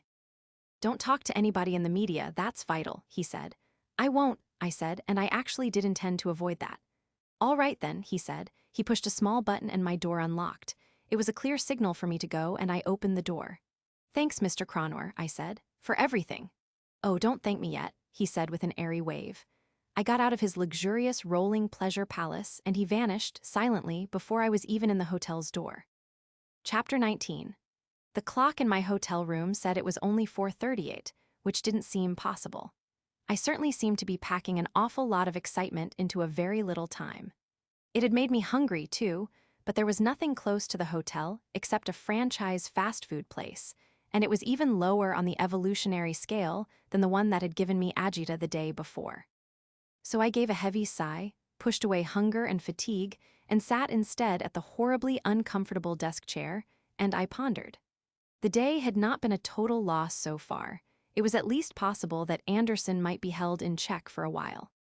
It was far too much to hope that the feds would investigate or prosecute him, of course, but they were aware that something was not quite right in Smallville, small referring, of course, to Anderson's IQ. That knowledge should restrain him, at least temporarily. Of course, it was almost as likely to prompt him to try something even more outrageous. His last words to me, "It ain't over," certainly made preemptive action seem more likely. And the fact that the FBI now had good reason to believe he'd been playing hokey-pokey with evidence and forged signatures would probably make him even more desperate to prove I was a true naughty boy of epic proportions. It seemed logical to assume that his best stratagem was framing me for drug possession. He already had that on the record, and if he could prove he'd been right, that would not only take me off to jail, but it would also restore his reputation. The more I thought about it, the more certain I became that this would be Anderson's plan. He would take some of the missing drugs and slip them into my meager possessions. It was simple, which was de rigueur for him, and it would probably work. Even if everybody was certain he'd planted the drugs himself, they'd go along with it. I nodded. That's what he would do if he found out where I was. He hadn't so far, and as long as I made sure he never did, his plot couldn't get off the ground. I slid that worry onto the back burner. Anderson was not on the same level of threat as the bombers. There was no wiggle room with someone who wants to kill you badly enough that they are willing to take out half your hotel as long as they might get you, too. They'd missed once, but there was no doubt that they'd make another try as soon as they could. How? I didn't have enough raw data even to guess their next move. I had no clue at all what they might do, or how many of them there might be. I knew nothing about them except that the size of their bomb revealed a reckless joie de vivre that I might have admired, except that it also indicated an unsettling seriousness about getting rid of me. Brian, on the other hand, did know them. And as a special bonus, he had a car, a vehicle well known for its ability to take people to places where food was available. That sealed it. I called Brian, and he agreed to come get me. Half an hour later, we were sitting together in a nice, quiet diner over in Homestead. I believe the meatloaf is quite good here, Brian told me, if you like that sort of thing. I do, I said, and in truth, the mere mention of it had made my stomach groan audibly. A brisk and efficient waitress took our order, 2 meatloafs, garlic mashed, green beans, coffee, sweet tea for Brian. She swished away, and I leaned back in the red plastic booth. The thing is, I said to Brian, it all comes down to what we were talking about this morning. Early afternoon, actually, Brian said politely. I waved it off. The point is, I said, Raoul's little buddies found me. There are 2 things wrong with that. My brother was already nodding, proving once again that he was no slouch. First, it's you, he said, instead of me. And second, I went on, it happened much too quickly to be coincidence or luck. So the question is how, Brian said. And without knowing that, it's really much harder to put an end to it, isn't it? The most difficult part to invent is the end, I said. He blinked at me inquiringly, and I tried to look modest.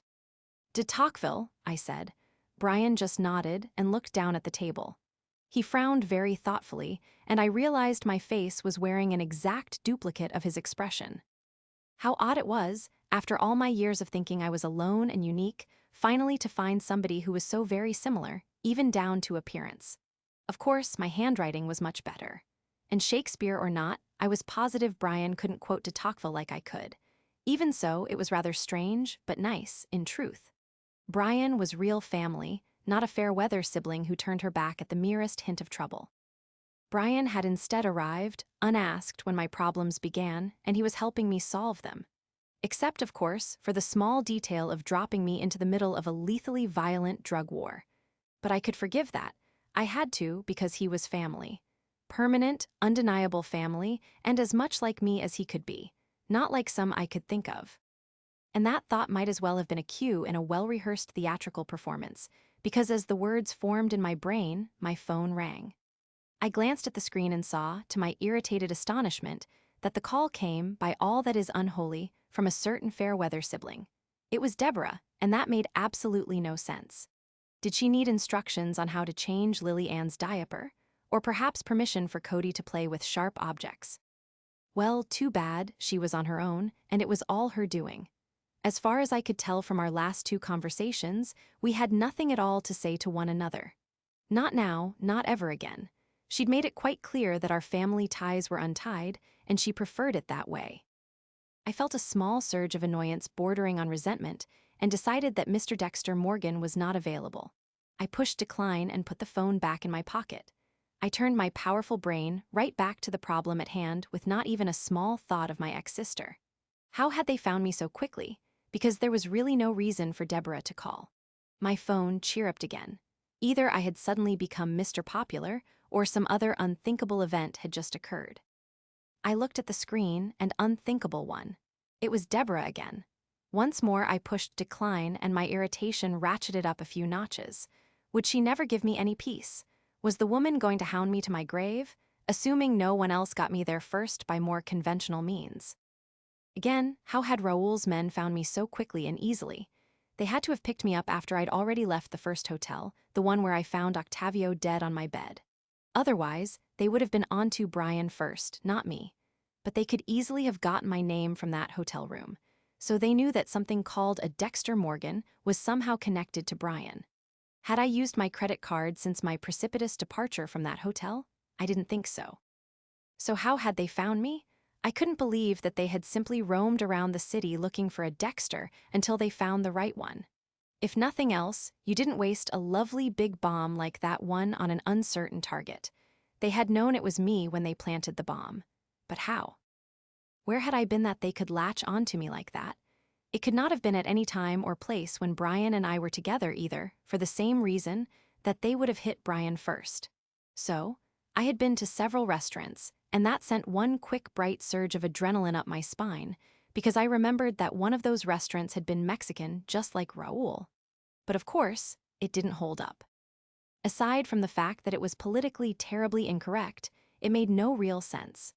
Peppino's restaurant had no more connection to a drug lord than the sushi place where I'd had lunch with Vince had with bombing Pearl Harbor. And that sushi place was just as certainly ruled out. I had sat there in my car for half an hour, a perfect and stationary target. Even a mad bomber would have said, "What the hell," and taken a whack at me by some more direct method. Not the restaurants. Where else? I had been out of jail a very short time, and I hadn't been very many places, and was my phone really ringing again? It was, and once again it was Deborah calling. A great number of things ran lightly across the surface of my brain. Most of them were biting things I could say to her. Unfortunately, the best of them would involve raising my voice and saying things that might even affect the service of my meatloaf. But one other thing slowly worked its way to the front of the line, gently shoving aside all the salty, profane, and entertaining words and phrases. Deborah, after making it quite clear that she never wanted even to say my name again, had just called me 3 times in 2 minutes. Why? It would be fun to think that after such a short time with my children, she wanted to give them back. And more fun still if she'd had an incredibly illuminating insight into the error of her ways, and she wanted to beg my forgiveness and make up. But as stubborn as I knew her to be, it would have to be an epiphany on the order of Saul on the road to Damascus, And Debs in the fast lane of I-95 didn't sound like it even belonged in the same league. So ruling out the ridiculous, that she had suddenly forgiven me, I could think of absolutely no reason in the world why she would call. And therefore no reason I should answer. Except curiosity, as the saying goes, killed the cat, and it has frequently proved lethal to non-felines as well. And yet a tiny but powerful tendril of curiosity was tugging relentlessly at my concentration, demanding all my attention. On top of that, it may even be that some small shred of family loyalty as instilled by Harry might still be lodged in a crack somewhere. Whatever the reason, I did the unthinkable, the unwise, the unresistible. I answered. Yes. I said smoothly, so she could see that her call, and by extension, she herself meant nothing. I need your help, Deborah said between her teeth. Really? I said, and I think I sounded as surprised as I felt. The possibility that she would even dare to ask such a thing had never occurred to me. What on earth could you believe I would ever help you with? And I put as much dry scorn into it as I could, knowing there was absolutely no possible satisfactory answer she could make. The children are gone, she said. They've been kidnapped. Except that, of course. Chapter 20. Brian very agreeably drove me north on US 1 and then turned left into the Gables, over to Deborah's little house. He said nothing, except to ask for directions, and I was grateful. Nearly anyone else in the world would have chattered away the entire time, filling the silence with sentimental expressions of sympathy and compassion, or worse, declarations of total support for me in my hour of need. Brian did no such thing, proving once again that he knew me better than anyone else in the world. He understood that the very first dewy-eyed gasp of empathetic blather from him, the very first manly compassionate "I'm here for you, buddy," would result in my leaning over and clawing his eyes out. Of course, it could also be that he knew I was aware that any such thing he might utter was completely artificial and meaningless, since he could not feel sympathy any more than he could feel anything else. And I was supposed to be just the same vacant, unoccupied, null and void in terms of inner content. No emotions, no feelings, no compassion or empathy or any of the other gooey human shortcomings. So it must have been hunger, caused by missing breakfast, that made my stomach churn and roil and my pulse thump at my temples like two small pointy fists. Kidnapped. My kids, the more I thought about it, the less I could actually think about. A powerful rising tide of anger mixed with anxiety flooded through me, and I could only grit my teeth, clench my fists, and fantasize about what I would do to whoever had taken them. It was counterproductive, even debilitating, since the only result was a return of this morning's headache, and a couple of new cuts in the palms of my hands, where I had unconsciously shoved a fingernail in too far while clenching my fists. Stupid, useless, sickening anger, and yet it did pass the time, and before I knew it, Brian was pulling up on the street outside Deborah's house. "If you don't mind," he said with great polite reserve, "I don't think I'll go in." "No, of course not," I said. It was obviously unthinkable for him to go in or to go anywhere near Deborah, and he was wasting my time even mentioning it. I reached for the door handle and his voice stopped me. "Dexter," he said. I turned and looked at him, angry at the delay. "I will help all I can," he said, without artifice of any kind, just a clean simplicity that said he really would. It meant more to me than all the crocodile tears in the world, and I unclenched my jaw for the first time since Deborah's call. "Thank you," I said. "I'll call you when I know more, when I can." He just nodded, and I opened the door and climbed out of his car. Brian's car was well out of sight before I even got to Deborah's front door. That was just as well, because she opened it when I was still on the front walk, 10 feet away. She stood there, framed by the doorway, her fists clenched tightly at her sides, and as I looked at her face, I saw with utter astonishment that she had been crying. Deborah did not cry. Ever. The last time I had seen her tears was when she was 8 years old and fell from a tree, breaking her wrist. Since then she had been icy control, tougher than nails, practically bionic. I knew she felt things, she just never, ever showed them. I had often thought it was funny. She felt everything and showed nothing, and I was just the opposite, the legacy of Harry. I stopped on the stoop, several feet away, unsure what happened next. Clearly she was just as unsure, because she looked at me, looked away, looked at me again, and then simply turned away and went inside, leaving the door open as an unspoken invitation to follow. I did, locking the door behind me. Deborah was already seated at her rickety kitchen table when I joined her. She slumped over a cup half filled with coffee, staring down into the mug like she thought she could find an answer in it. I stood watching her for a moment, but she didn't look up, so I pulled out a chair and sat opposite her. Some paperwork sat in the middle of the table, and I recognized it, the custody agreement I had signed. Yesterday's news, what mattered now was the kids. "How did it happen?" I said. Even to me, it sounded like, "How could you let it happen?" Debs just nodded like she deserved it. "I dropped them at daycare like always," she said. "I went to work, half-hour later they came, 3 men with guns, they said, 'Bring us the Morgan kids.' And nobody did anything, so they shot one of the teachers." She looked up quickly and then down again. "They got the kids, all 4 of them, threw them into a car and drove away." She slumped down even farther. "They have our kids." She sounded half dead, nearly empty, like she'd already surrendered. I'd never heard her like this, and it made me very uncomfortable. "Who were they?" I said. She frowned, but kept staring down. "The men with the guns," I said. "Who were they? Any hint at all?" She shrugged. "Hispanic," she said. "Thick accent. 2 of 'em short and dark, 1 taller, lighter hair."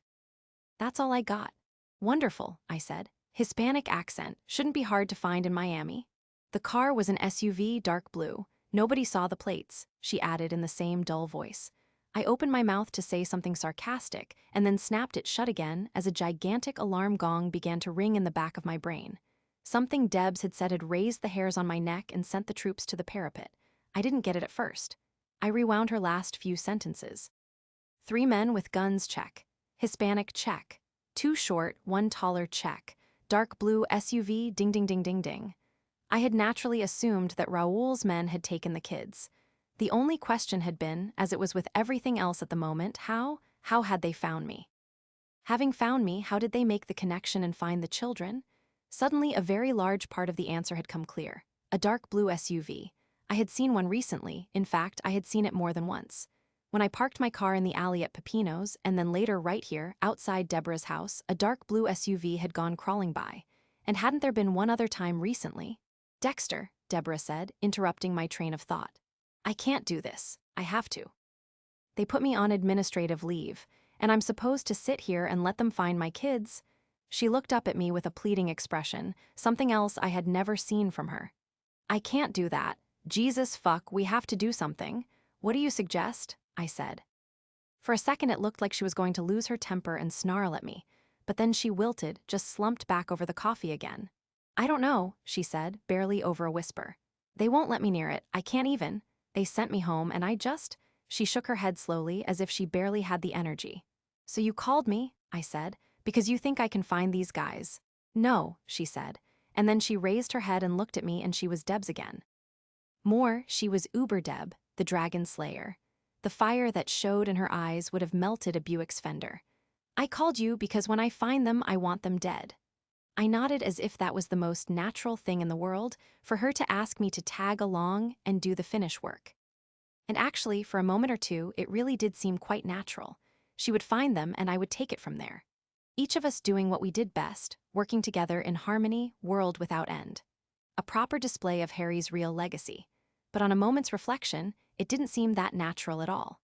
Mere hours ago, I was as good as dead in Deborah's eyes, lower than pond scum, and for the very same reason that she now found my company desirable. It was such a cold and utilitarian about-face, so completely reptilian, that I should have admired it. I didn't. I needed more. Because I have no real human feelings, Harry had molded me to look on family bonds as rules. I've always been quite good with rules. They help keep things neat and orderly, and it would be a much better world if everybody paid more attention to them, or even if we all agreed on the same set.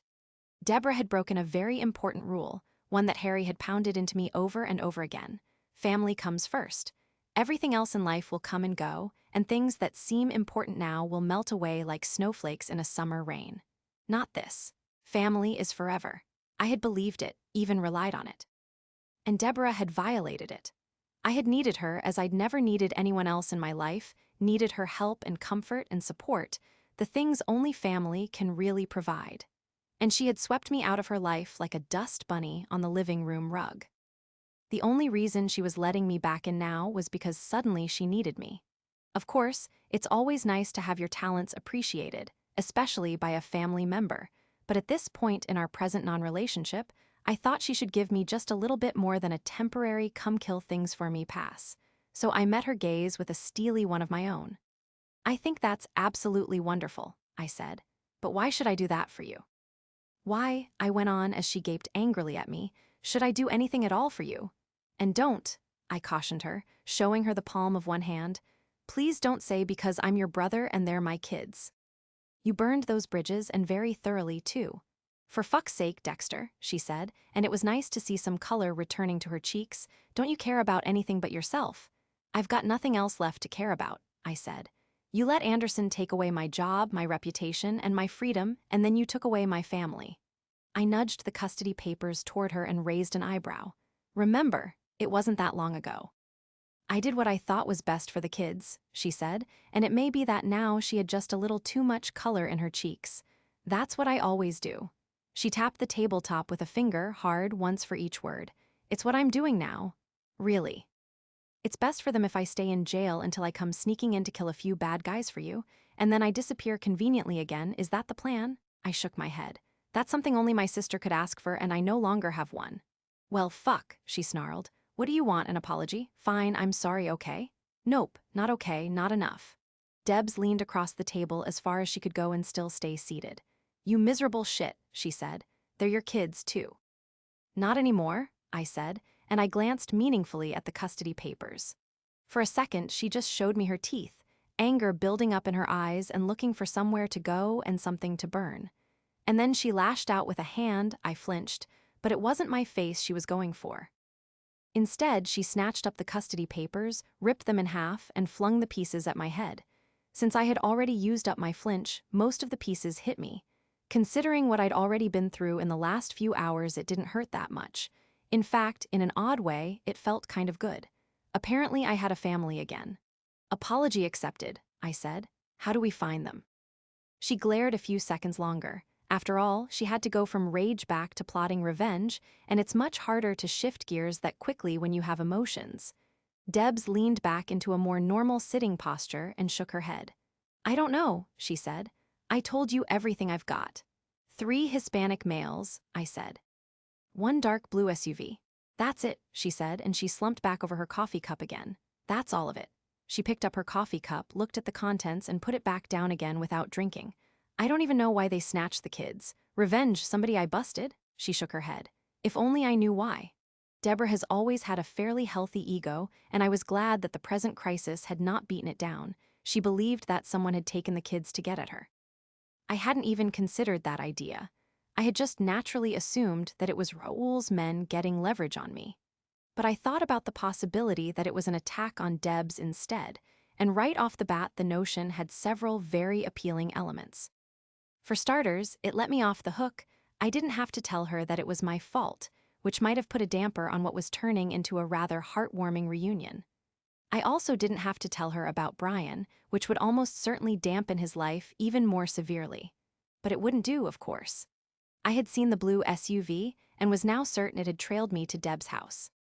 From there, it was a simple matter for them to watch her, see the kids, follow to daycare, and grab them.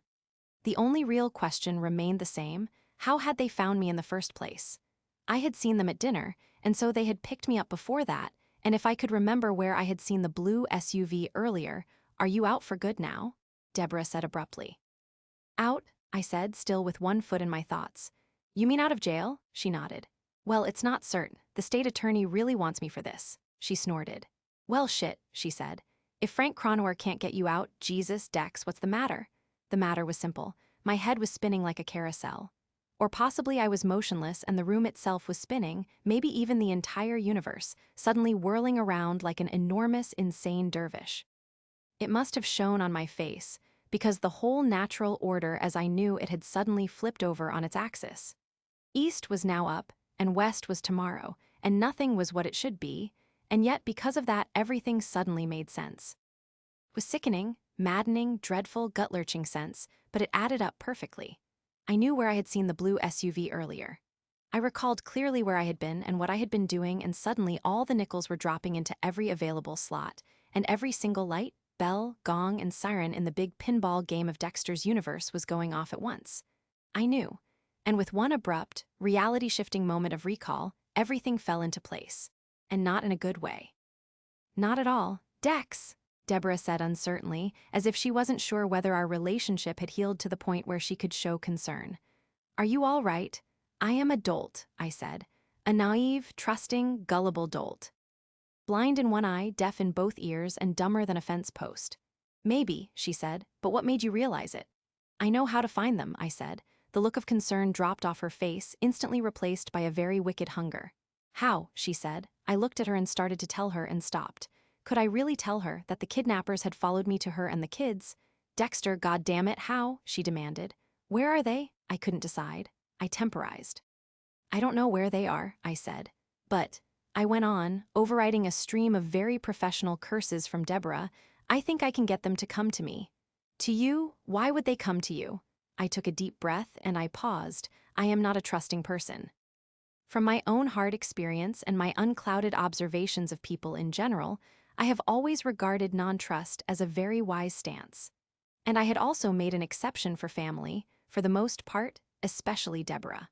But at the moment, when our new relationship was still defining itself, it did not look like a very good idea.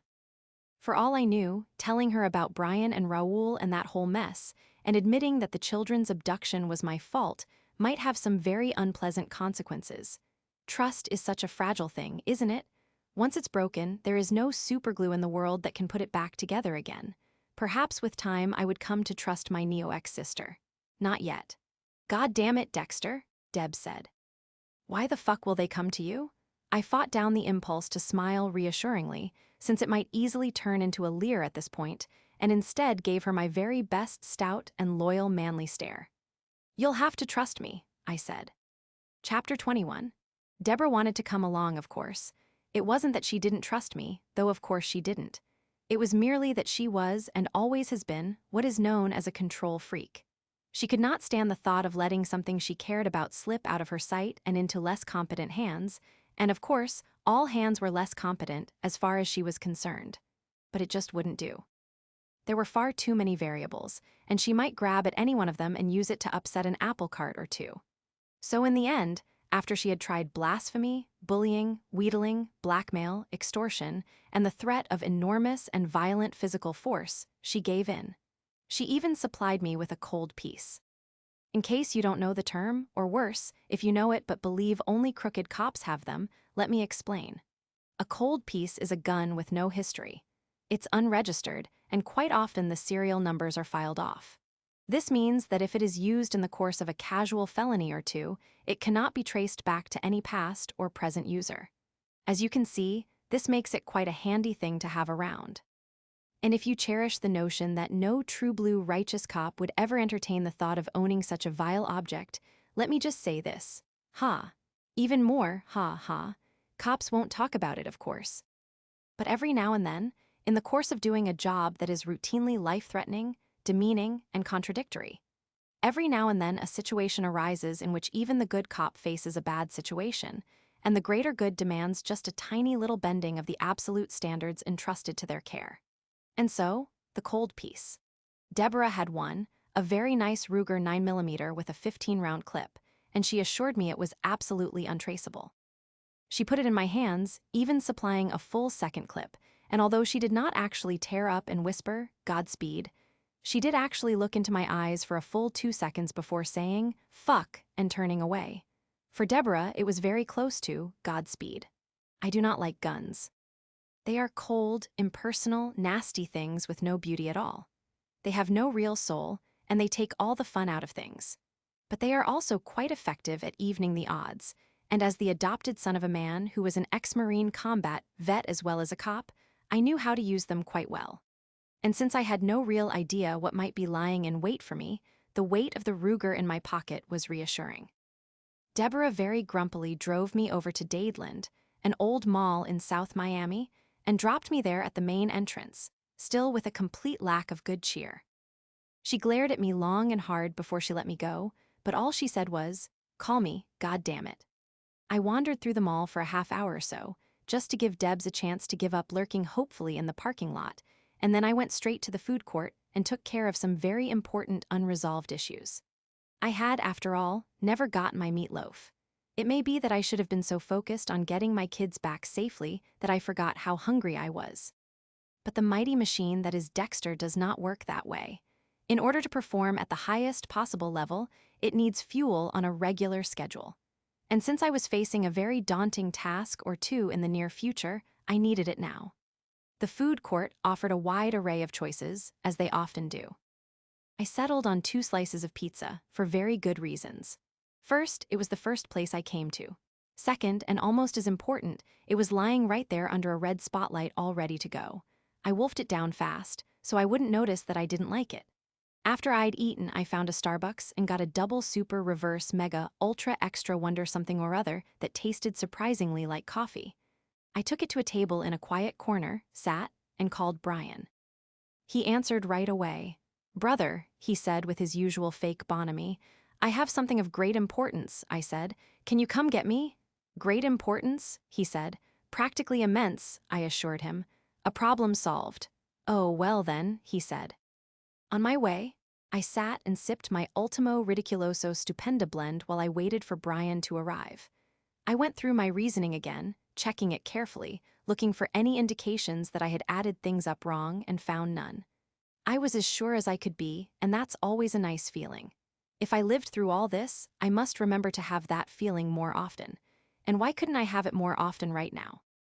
Why couldn't I think of something feeling forming to solve the absurd bumbling malice of Anderson? It really was too bad. For the first time since this whole thing started, I'd just begun to think there might be a way out. But if my new theory was right, I still had to deal with Detective Dolt. I remembered something my adoptive mother, Doris, had been fond of saying: 2 little problems make for 1 big solution. It had been her version of turning stumbling blocks into stepping stones, I suppose, and I'd never really found it to be true. But if it ever could be true, this would be a wonderful time. Every now and then, I think my thoughts are fixed on one thing, and in fact they are not. When this happens, they will quite often clear their throat politely to get my attention, and then let me know what I was really thinking. And as I sat there in Dadeland Mall remembering Dear Doris, I heard a soft but very distinct hum coming from an unused corner of my brain. I politely turned my focus there, expecting to hear a request for 1 more slice of the awful pizza. But what I found instead was much, much tastier. So much better, in fact, that I had that feeling again. Once more I picked up my phone, and this time I had only good feelings about the device. In fact, I regretted ever disliking it. What a marvelous piece of equipment it was. It can take pictures, send text messages, access the internet, become a GPS or a dictating machine or 100 other things, and even make phone calls. And on top of all that wonderful possibility, it can send emails. Working quickly, I began to use a few of those splendid features. I went online and found a site that allows you to book hotel rooms. I booked one at the Galleon in South Miami under the name of Brian Murphy, the name that had been on my brother's fake credit card. The site allowed me to pick a room, and I chose room 1221 for no particular reason, pressed confirm, and clicked off. Next, I used my beloved phone to send an email to Vince Masuoka. "Hi, Vince," I wrote. "Thought you SHD know I am at Galleon Hotel, room 1221. Don't tell anybody." And then I added, "P.S. I am out of the room for about 2 HRS, so don't come right now." And finally, just to keep things in proper perspective, I used the delightful device to make an actual phone call.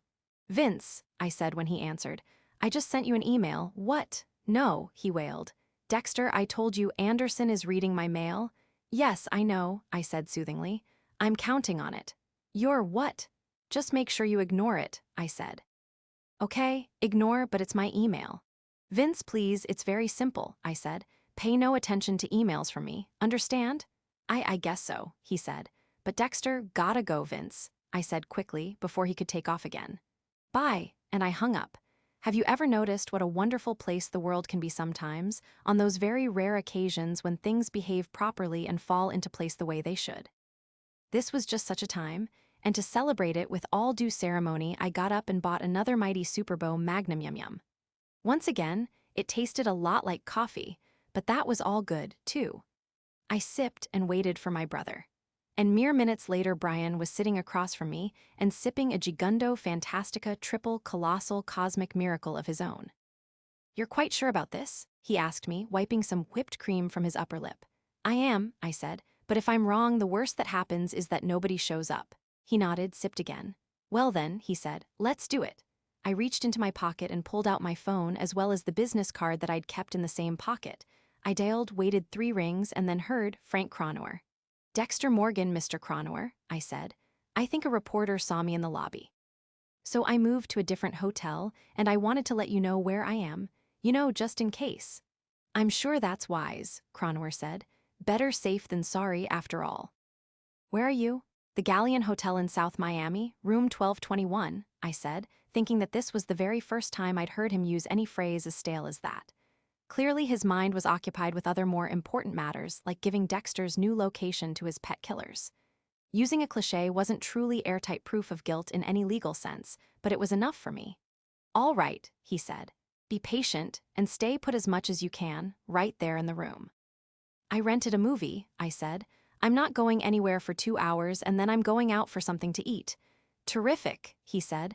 I think we'll have some good news very soon. Wonderful, I said. Thanks, Mr. Cronauer. You're entirely welcome, he said, and broke the connection. Brian was looking at me inquisitively, so I shrugged and said he didn't actually confess. No, he wouldn't. But I think I'm right, I said, and I think it will be soon, now if only the timing works out. It's still a bit hard to believe, Brian said. He has a very good reputation in certain circles. He flashed me a quick smile. The circles I recently left behind. He frowned at his coffee. Why would he do this to you, a client? Simple economics, I said. I am one case and with a limited fee. Raoul, on the other hand, represents a limitless wellspring of high-cash clients. And, I said, Raoul would probably kill Cronauer if he didn't do this. That can be persuasive, Brian said. And since you learned about Cronauer from your work with Raoul, I said, and Brian nodded a yes. We know that there is already a connection. I think it's pretty close to conclusive. I suppose it is, he said thoughtfully. He was silent for a moment, then he sighed and shook his head. What a world, he said. I guess nothing is sacred after all. Only 2 things, I said, lawyers and money. Amen, he said. Well, what do we do next? He asked. We wait, I said. Somewhere near the hotel, where we can see without being seen, would be best. Yes, Brian said, with an emphasis on not being seen, I think. The Galleon was only about a mile from the mall, and we were in place in under a half hour.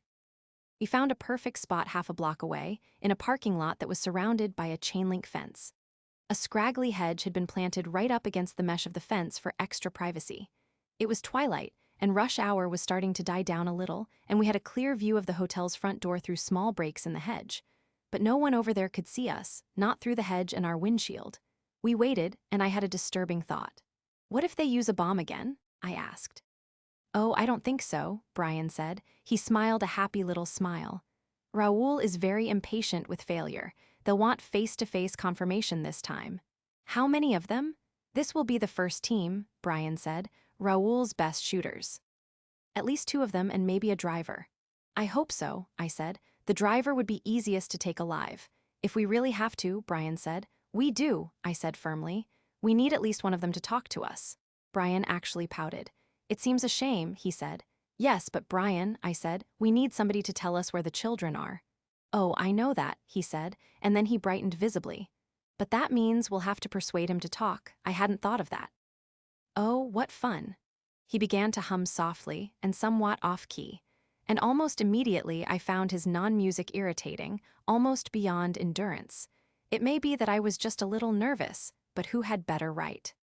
I finally had a way to hit back at all the pain, persecution, and perfidy that had taken over my life, but it was a risky move and an exceedingly delicate one.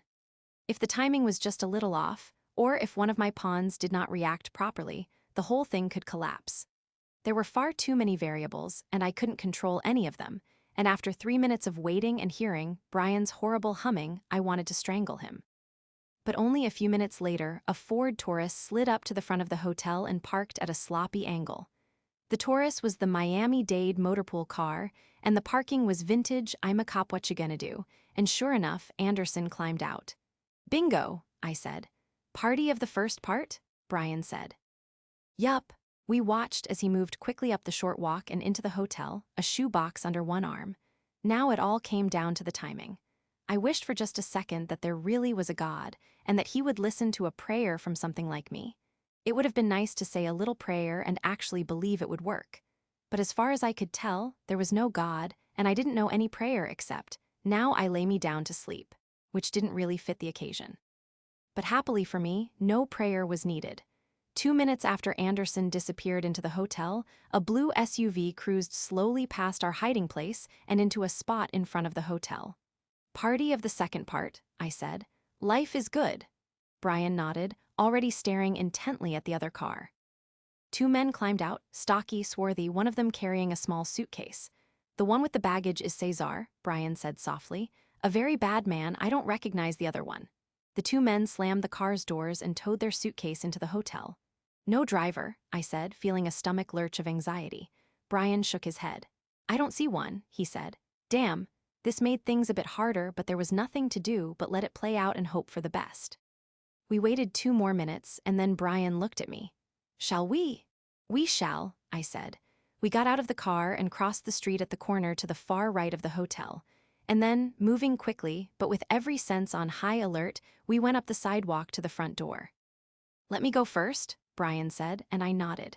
He strode in the door, and I waited for 30 seconds that seemed much longer, before he stuck his head out and said, "Clear," and I followed him in. It was a very nice lobby, if you like old terrazzo floors and golden wallpaper, peeling slightly at the edges. A bored clerk at the desk was tapping at an iPad.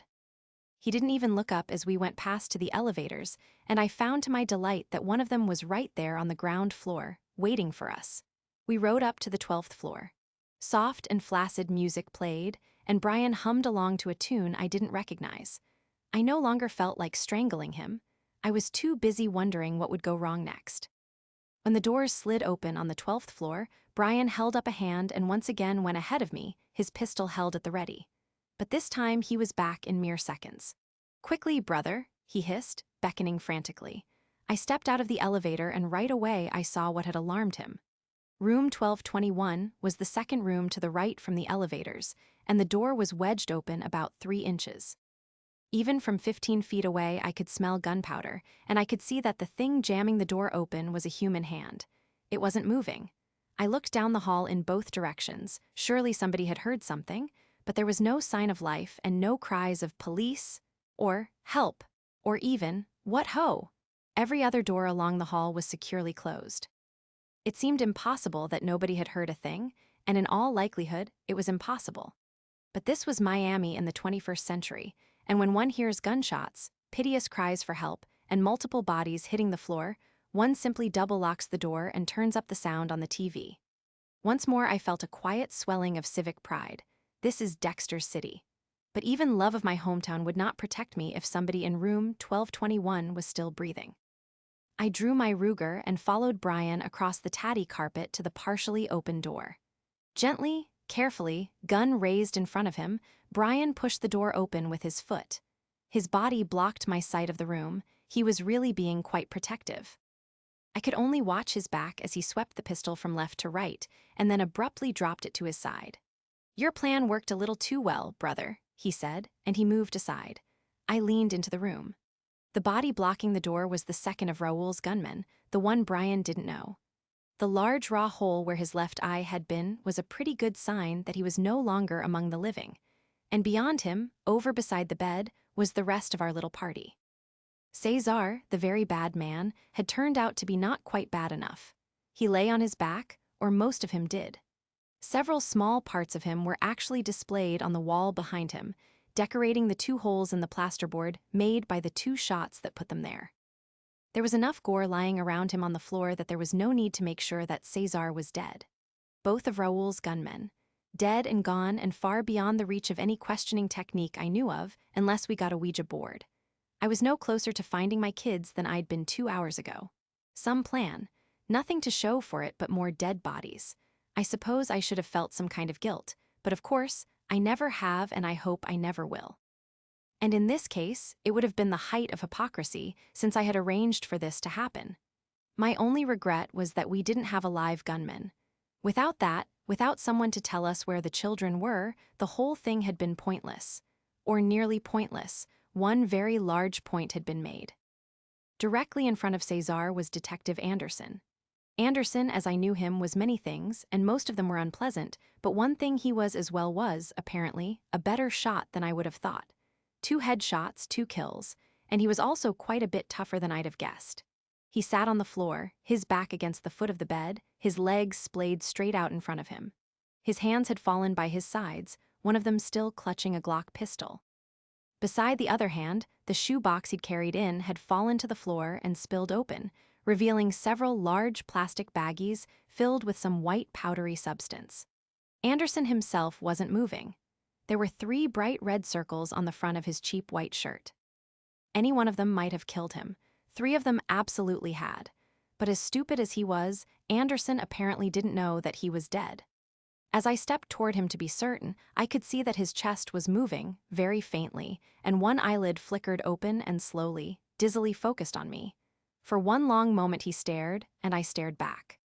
His lips parted and moved a little. He tried to say, "Help," and nothing happened, except that one of the chest wounds spouted a tiny bit more blood. I squatted down beside him. Here was the relentless dumb ass who had tried to ruin my life and come very close to succeeding, and for once I really wished I had emotions so I could enjoy this a little more. "I'm sorry," I said to him. "Did you say help?" "You're really asking me for help." He just looked at me out of the one bloodshot eye he could open and moved his lips again, like a fish that had been out of water far too long. The eyelid fluttered and then opened wide, as if he finally realized who he was talking to. "Yes, it's me," I said happily. "Remember you said it isn't over?" I leaned in as close to his ear as I could get without actually touching him. "Now," I said to him, "it is over. At least for you." I was just in time. Anderson's eye got wider and wider, still fixed on me, and I saw the old familiar beauty of that moment. The final second when you realize it is the final second, and there will never be any more of them, not for you, not ever again. And all the simple and wonderful things you took for granted, like breathing and sunshine and everything else in the world above ground. All that starts to recede, pulling away from you slowly as you try to hang on to it. And then whirling away faster and faster and spinning you down into the endless darkness. And then you are gone, and it is all over forever. I watched all this in Anderson's eye, the awareness that this was it, and I was watching it, and I followed it, as always, feeling this time like all the others that special sense of quiet bliss that comes from witnessing that moment, and if this time it felt just a little better, I had earned it. I watched as that last awareness faded away to no awareness. And then Anderson's legs twitched, and the slow movement of his chest stopped, and he seemed to grow just a little smaller and a little dirtier, and then he was all gone, ripped away forever from the world of puppies, rainbows, and torturing Dexter. It should have been a wonderful moment for me, in at the last minute, in time to see my tormentor yanked out of his mortal coil. But the glow didn't last. Even in dying, Anderson had made himself a nuisance. By fatally shooting both gunmen, he'd made absolutely certain that no one could tell me how to find my kids. My plan had gone perfectly, and he'd still spoiled it. "Bastard," I told Anderson. I stood up, and I would have kicked him, except that I'd get blood on my shoes. "It's best we go quickly," Brian said softly. I turned to go and then paused. There was no reason to waste an opportunity like this, when the addition of one small touch could make this scene an even more memorable one that might even make Anderson look bad enough to cast a large load of doubt on my guilt. "Brian," I called, and he looked back to me. "Can you spare some cash?" I asked. "Dexter, why on earth, oh, of course," he said. He reached into a pocket and pulled out a large wad of what seemed to be mostly hundreds. "This will have to do," he said, and he flung the money through the door. I took a last look and liked what I saw. The scene could not have been more obvious with subtitles. A dirty cop tried to sell drugs stolen from the evidence room. An argument over money had resulted in a shootout. A quick ID check would certainly reveal that the other 2 men had ties to organized crime. And Anderson was clearly as guilty as a dead man could be. Good riddance to all 3. Case closed. I followed Brian back to the elevator. We rode it down to the 3rd floor, got out, and took the stairs the rest of the way. I followed my brother out the hotel's back door, the long way around the block, and to our car. "Well," Brian said as he drove slowly away from the Galleon Hotel, "I suppose it's back to square one." "Not quite," I said. "At least we know for sure about Cronor." "Yes," Brian said, and he sighed. but I wish we'd managed to save Cesar." "Really?" I said, somewhat surprised. "He was a friend of yours." "Oh no, far from a friend," Brian said. "In fact, we had a few very bitter differences." He looked at me with a somewhat shy smile and said, "So I was kind of looking forward to getting him to a quiet place for a little chat." "Next time," I said, and again I wished I could pray, just a little, because there was no guarantee of a next time, and without it, my kids were as good as dead. Chapter 22. Brian drove us to a coffee shop over in Coconut Grove. It was full dark when we got out of the car and went inside to a booth at the back. Neither of us had a great deal to say. Brian fiddled absent-mindedly with the laminated menu, and I was trying to think of a logical next step now that Plan A had flushed itself away. Even more immediately, I was quite sure that Deborah would be sitting at home chewing through the furniture until I called, and I did not want to jeopardize our still fragile reconciliation by keeping her hanging too long. And because my plan had resulted in what Harry would have called a total foobar, I also had to find some truly magical combination of words to explain things to her. And Debs would unquestionably have heard about Anderson, and she could put things together as well as anybody. The short math here would quite clearly add up to Dexter did it. Whatever else Debs was willing to do at this point, authorizing a hit on a cop, even a dirty cop was not in the picture.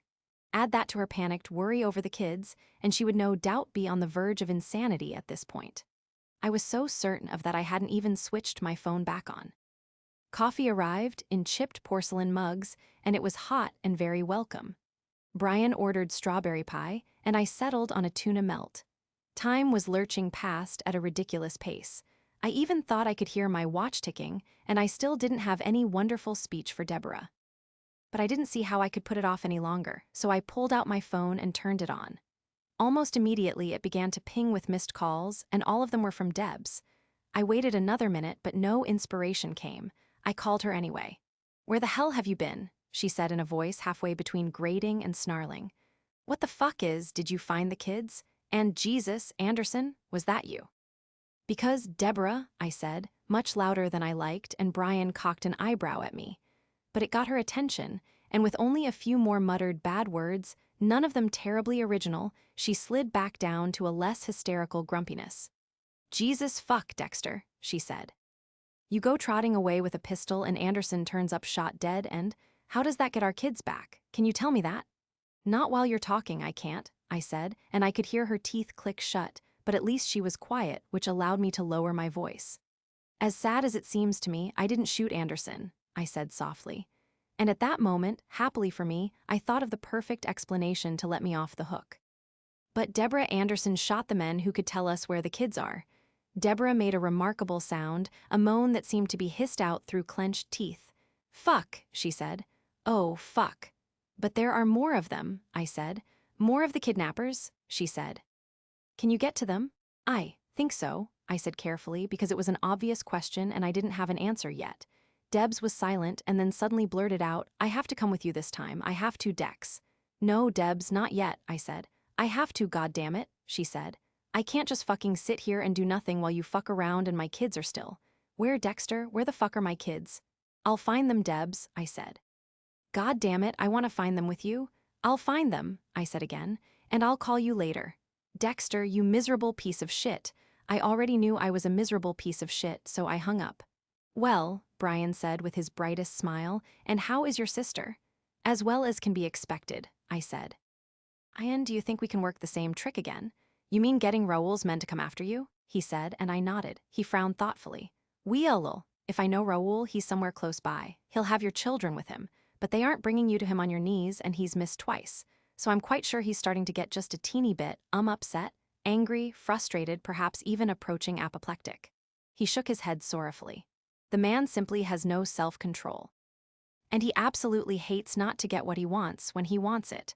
"I suppose that goes with being a drug lord," I said. "Will he take it out on the kids?" No," Brian said, not very convincingly. "Not just yet. What will he do?" "He'll want to kill something, of course," he said. "Preferably you and me." He shrugged, as if that was the first rational thing Raoul had thought about. "But he'll be way past being patient, or subtle. So you think he'll bite on the same bait?" "At this point," Brian said, "I think Raoul would bite on bare hooks if it might get him to us." "All right," I said, And you did say he'd have more shooters. Oh, absolutely, Brian said. Manpower is never a problem. Not for a successful man like Raoul. Good, so what's the best way to do this? We both thought about it for a moment. Then Brian said, somewhat hesitantly, perhaps through Cronor. Will Cronor go for it? I mean, he has to suspect something by now, doesn't he? I don't think so, Brian said. He raised a finger and wagged it like he was lecturing me. Raoul, when angry, has a way of making everybody around him very jumpy, very anxious to please, even Frank Cronor. I frowned and I pondered, and I didn't see any other way. All right, I said, reaching for my phone. But Brian, we absolutely have to get one of them to talk this time. Oh, yes, absolutely, Brian said. I dialed. Cronor answered right away. Mr. Morgan, what the are you all right? I'm fine, I said. I heard, there was some kind of shooting at your hotel, wasn't there? And that detective, that was the same one that, yes, that was him, I said. But I wasn't there when it happened. Oh, he said, and even he heard the disappointment in his voice. He cleared his throat hurriedly and rushed on. That's good, absolutely, but how and what? What, where are you now? Actually, I'm hiding out, I said. I'm up in North Miami.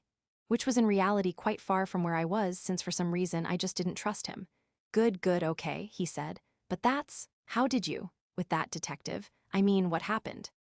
He called me on my cell phone, I said, letting my imagination run. He said he had documents, that he said would prove I was innocent, and I would never get them, that he was going to burn them in front of me and I couldn't stop him. All right, Cronor said. And then? Nothing, my mind went completely blank. Then, I stammered, waiting for something to occur. It didn't. I have the documents, Mr. Cronor, and they really do prove I'm innocent, I blurted out. I could only hope that Brian was right and had Cronor so anxious he wouldn't notice the rather large gap in the story line. Wonderful, Cronor said with no hesitation at all. Where are you now? I said a silent thank you to Raoul and sprinted for the finish line. The thing is, I don't think I can keep them safe, I said, lowering my voice for sheer theatrical effect. I want to get them to you as soon as possible. Great, he said, with very believable enthusiasm. I'm having dinner at TikTok at 10 o'clock, do you know it? South Beach, I said. Right, he gave me the address and said, can you be there a few minutes before 10? It'll take me 45 minutes, I said, but I need to be careful, make sure I'm not followed, so maybe a little longer. Perfect, he said. I'll be there about 1:15. Can you meet me out back then? There's a parking lot. Behind TikTok. 9:45, I said. I'll be there. I broke the connection and returned the phone to my pocket. Brian looked at me quizzically. TikTok, he said. It's a clock store? A restaurant, I said, supposed to be very good. Would he really do this at a good restaurant? Brian asked doubtfully. I know the area a little, I said. There's an empty lot next door, and the parking lot behind is pretty well screened. It's actually a perfect place. If you say so, brother, he said. I do, I told him. He nodded. It might be wise to get there first. Agreed, I said, and I stood up. Shall we? We dropped some cash on the table and went out to his car, and Brian rolled out onto US 1.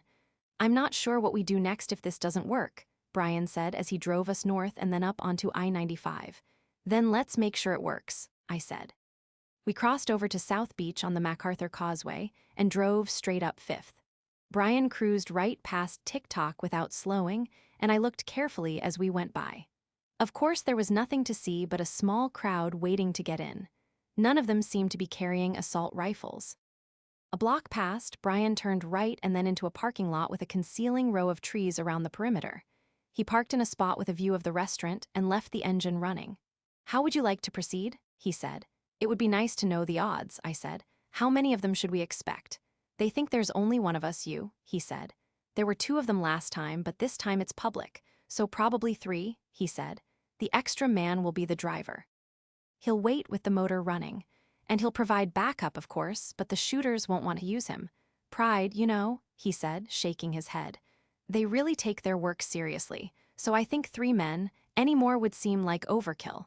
He gave me a large and very bad smile. If you don't mind me saying so. Better you than them, I said. 3 men, then the 2 shooters and the driver. Probably, he said, nodding. If they split up, it gets very difficult, I said. 3 targets in 3 different places. And probably a crossfire on us, he said. That's what they'll do. But they have to get there first for that, I said, thinking out loud. They won't, Brian said happily. So for just a minute or so, we'll have all three of them together in their vehicle. And we will have a crossfire on them. Right, I said. We have to assume that they will have assault rifles at the least. Almost certainly, he said. But if we surprise them, an automatic weapon takes a bit longer to bring up and fire. And I would guess that the driver will probably not be as much of a shooter. That's why he's driving. Yes, I said, and his hands will be on the wheel, so we each take one of the other two, one each. The one nearest to me is mine, he said. Likewise, and we take the driver alive. He made a pouty face. For your so-called sister? Because he will know where the children are, Brian, I said. That's what this is all about, saving the kids. He sighed heavily and shook his head. Easy to forget when we're having such fun. So I absolutely must take him alive. Okay? Alive, Brian. Just for now, he said agreeably. I patted him on the shoulder. Just for now, I said. I looked at my watch. It was still only a bit more than 20 minutes since I'd talked to Cronauer. But merely to be on the safe side, we needed to get in position as soon as possible. I looked at Brian and nodded. Shall we? We shall, he said with undisguised glee. Oh, I do love surprises. The car was another SUV, gold this time. It drove into the back parking lot about 15 minutes after we got in position, and there could be no doubt at all about who they were. They came nosing in slowly, checking the area out carefully in a way that was completely unlike a trendy late-night diner looking for a parking spot, and just exactly like a crew of professional killers looking over a kill zone. From where I waited, I could just make out one man in the passenger seat, turning slowly around and putting his eyes everywhere. Just visible, as the car crawled under one of the streetlights that lit up the parking lot, was another man on the far side, behind the driver. And the driver himself made three, just as Brian had said, unless someone was crouched down on the car's floor, hiding. It didn't seem likely. The two faces I saw seemed quite confident, relaxed. And why not? They were heavily armed, and they were here first. And they were professionals, setting up one frightened amateur who didn't have the faintest suspicion that he was walking into a trap. The car paused at the end of the lot farthest away from the restaurant and facing down a bordering alley. It was exactly where Brian and I had hoped they would stop, since it put the getaway car where they would want it, positioned for a quick departure, and also allowed the two shooters to see all around the area as they worked into position for their ambush. It was also right where I was waiting, crouched in the darkness between the last car in the lot and the adjacent building. And so, as the driver put the SUV into park and the two shooters reached down for their weapons, I stepped out of my hiding place and tapped on the passenger window with my left hand. An annoyed face looked up at me. He had an enormous mustache, 3 little teardrop tattoos at the corner of his eye, and a scar on his forehead. I smiled at him, and it took him almost 2 full seconds to recognize my face, far too much time, alas for him. Just as his eyes went wide and he opened his mouth to shout a warning, Brian stepped out from behind a parked car on the other side and shot the gunman behind the driver. As the one I was smiling at jerked around to see his partner die, I shot him in the back of the head, twice. The car's window exploded from my shots, and Mr. Mustache pitched sideways into the driver. I reached in through the shattered glass and opened the car's door. The driver gaped at me in horror and then began to scrabble at the seat beside him for a pistol. I leaned in and shoved the barrel of my Ruger roughly into his ear hole. "Don't," I said. Very obligingly, the driver froze. "Hands on the wheel," I told him. He hesitated, and I twisted the pistol vigorously in his ear. "Aya," he said. "Manos," I told him, nodding at the wheel. "Las dos." He put his hands on the wheel, and a moment later Brian opened the back door of the car. I heard a heavy thud as the gunman on Brian's side fell out onto the pavement. "Oops," Brian said, followed by, "Oh, Ebong, is it really you?" He leaned in and patted the driver on the head. "That's how he says his name, Ivan," Brian said. "Cuban pronunciation, Ebong is Cuban." "Wonderful," I said. "Ebong is Raoul's mad bomber," Brian said happily, ruffling Ivan's hair playfully. "I bet he brought some toys." "I'm sure he did," I said. "Can we get moving, please?" "One more second," Brian said. He leaned in and looked into the back. "Thought so," he said, and came up with a heavy canvas gym bag. "I've always wanted to play with these," he said, "and it might come in handy." He put the bag down gingerly and then yanked open the driver's door of the SUV, shoving his pistol in Ivan's face, smushing the man's nose roughly to one side. "Ebong, a fura," and for emphasis he rapped Ivan on the forehead with the barrel of his pistol. Ahora! Ivan hissed in pain. A small rill of blood started down his face from where Brian had hit him, and he fumbled himself out of the seat, stumbled out of the car and into Brian's grasp. I heard a door slam and glanced toward the restaurant. Frank Cronauer was hurrying across the lot toward us. I hissed Brian and ducked reflexively back into darkness. My brother glanced up and he actually smiled, very close to a believable smile too. "How perfect," Brian said. He slid down to a crouch directly behind Ivan and jammed his pistol into the base of the bomber's spine. "Sonrisa," he hissed. "No dice nada, comprends? Smile, say nothing." Ivan nodded numbly. And then Cronauer was there, moving quickly around to face Ivan. "Is it done?" he said. "Where's the Urk?" He jumped back as Brian straightened and faced him, and then, as I stepped out of the shadows and came into view, too, Cronauer stumbled back one more step. "How?" he said. And then, just as I was preparing a sharp, withering riposte that would settle Frank Cronauer's hash once, and for all with great wit as well as with perfect justice, he moved his hand, moved it so fast that I didn't really see the gun he was holding until a half-second later, when Brian's gun went off. Once, twice, 3 shots. Frank Cronauer took a jerky half-step back with each shot. And then, for a long moment, he stood there looking surprised. He frowned at the little pistol in his hand, as if it was all the weapon's fault. And then he took a last slow step backward and collapsed as if his leg bones had been removed. Brian watched him fall, still smiling, and then looked at me. "Oh," he said. His smile vanished. "I'm sorry, brother. I'm afraid you're going to need a new attorney." I was sorry too, but I was more concerned with getting out of here before someone else came running out and saw us. "I'll find somebody online later," I said, glancing around us anxiously. "We need to go. Sooner or later somebody will report that they heard shots." "Even in Miami," Brian agreed. In a few more seconds, we got Ivan into the backseat of Brian's Jeep, which was waiting for us in the nearby alley. I got in back next to the bomber, but he kept his eyes fixed on my brother the whole time. From the look on his face, he knew very well who Brian was and what he might do, and he was ready to do anything at all to keep Brian from doing it. He was so fixated on Brian, he made no resistance at all as I secured him with a roll of duct tape I'd brought along. Brian drove away down the alley and out onto 6th Street as I taped Ivan's hands, feet, and mouth. No matter what I did to him, though, Ivan kept his eyes on Brian. "Well," Brian said at last, "I thought that went quite well on the whole." "We're alive, they're not," I said, "and we have a new playmate, too." "Oh, yes, and I just know he's going to be a real chatterbox for us," Brian said. "Life is so good." Brian drove straight back to the MacArthur, which I thought was wise. On surface streets, too many things can happen that might result in an awkward conversation with an over-diligent officer of the law. Sometimes the nosy cops want to know trivial things, things that are clearly none of their business, like, "Why is your friend all bound up with duct tape?" In expressway situations, you are much safer from that kind of meddlesome interference, as long as you keep to the speed limit and don't have an accident. But once we were over the causeway and onto the mainland, Brian turned north on I-95. It shouldn't really have surprised me, since I hadn't thought at all about where we would go if we were triumphant. Clearly my brother had given it some reflection, but he had so far failed to share his thoughts with me. "Where are we going?" I asked him. "A little place I rented, a storage locker," he said, "up near Opa-locka Airport." He caught my eye in the rearview mirror and showed a few teeth. "A modest retreat. It has come in handy in the past." "A very good choice," I said, and it was. Opa-locka Airport is a truly strange place, a kind of neutral zone in time and space, and more important, in law enforcement, too.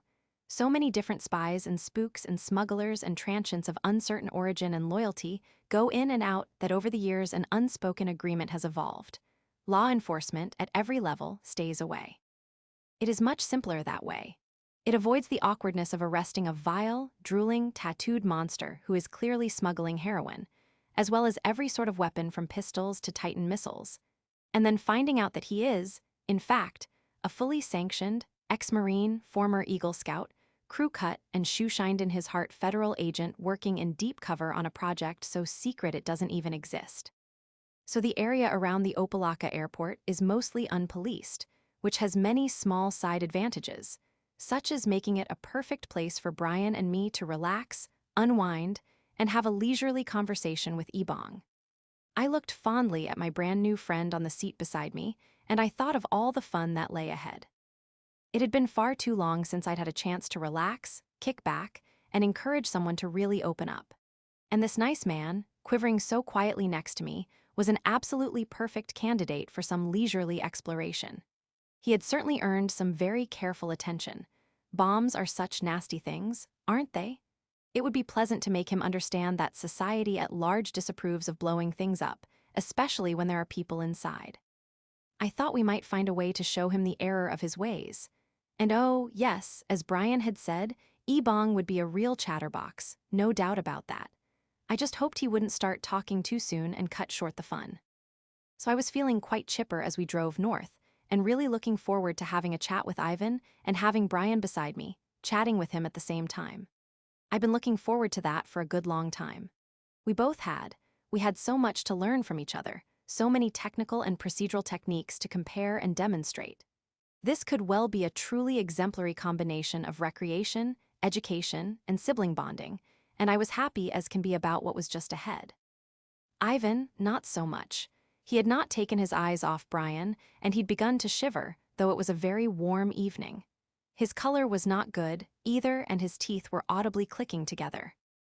I began to worry that he might have some awful medical condition that would kill him before we had our talk. That would be a very distressing development. Aside from the real disappointment of losing a new friend before I really got to know him, we would also lose our best shot at finding out where the kids were being held. And so, because showing kindness to a stranger puts a little plus mark by your name in the karmic registry, I leaned over and patted his cheek. He jerked upright like he'd been slapped, and for the first time his eyes left Brian and snapped over to me. "Are you all right, Ivan?" I asked with gentle faux concern. He said nothing, just stared at me with bulging, bloodshot eyes. "Estás bien, Ebong?" I repeated in Spanish. Ivan blinked 3 times but made no attempt to answer. Of course, his mouth was fastened shut with duct tape, but still, he might have tried to mime a reply or waggle his eyebrows affirmatively. He did not. He just stared, and when he was done blinking, he looked back at Brian again, as if afraid my brother would punish him for looking away. I shook my head sadly, thinking that he must be a very good bomb maker. Clearly, he would never get a job based on conversational skills. My brother had just as little to say, but the trip was short and uneventful, and soon we were at the gate of a sprawling storage facility a half-mile south of the Opelika airport. Brian punched in a code, the gate lifted, and we rolled in. The area was illuminated by a battery of those ugly so-called anti-crime lights, but I was not terribly worried that they would prevent anything. Naturally enough, storage lockers near a neutral zone like the Opelika airport are routinely used by the assorted spooks and spies that use the airport, and so they are also exempt from unwanted police scrutiny.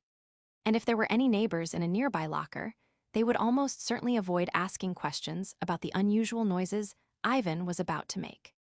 Many of them, in fact, would be far too busy creating similar sounds of their own. A good storage unit is a wonderfully flexible space. It has lights, power, and even air conditioning if desired. The walls and floor are generally of industrial strength and utilitarian design, so there is no need to fret about scratching the paint or leaving unsightly bloodstains on the floor. In truth, a unit is such a terrific place for mischief that it's a real wonder that anyone ever uses them to store things. Brian parked right in front of a large unit, with Ivan's side of the car facing the heavy steel entrance. "All righty then," he said. He turned and beamed at Ivan. "It's playtime." He said it quite happily, and even Ivan could tell that his happiness was very real, and the knowledge of why Brian was happy made the poor nervous bomber tremble in all his limbs. But when Brian opened the car door and reached in to help Ivan get out, the poor fellow began to buck and twist frantically, enough so that even when I tried to hold him steady, he jerked away. It was a true waste of time and energy, since his only way out of the car was through the door Brian held open, but he seemed quite committed to his display, until Brian leaned in and said, "Stop it, Ivan." He said it quietly, even gently, but the effect on Ivan was electric. The bomber froze completely, and then he slumped forward, began to shake all over, and, to my amazement, started to sob and snivel. It's never an attractive routine, even in the best of times. But when your hands and mouth are secured with duct tape, it's even more distasteful, and Ivan began to dribble moisture and mucus from every opening but his ears. Still, at least it was much easier to get him out of the car than when he'd been bucking. We did, and I held him as Brian rolled up the door of the storage unit, turned back to us, and bowed us in. Ivan walked as if he had no tendons in his lower body.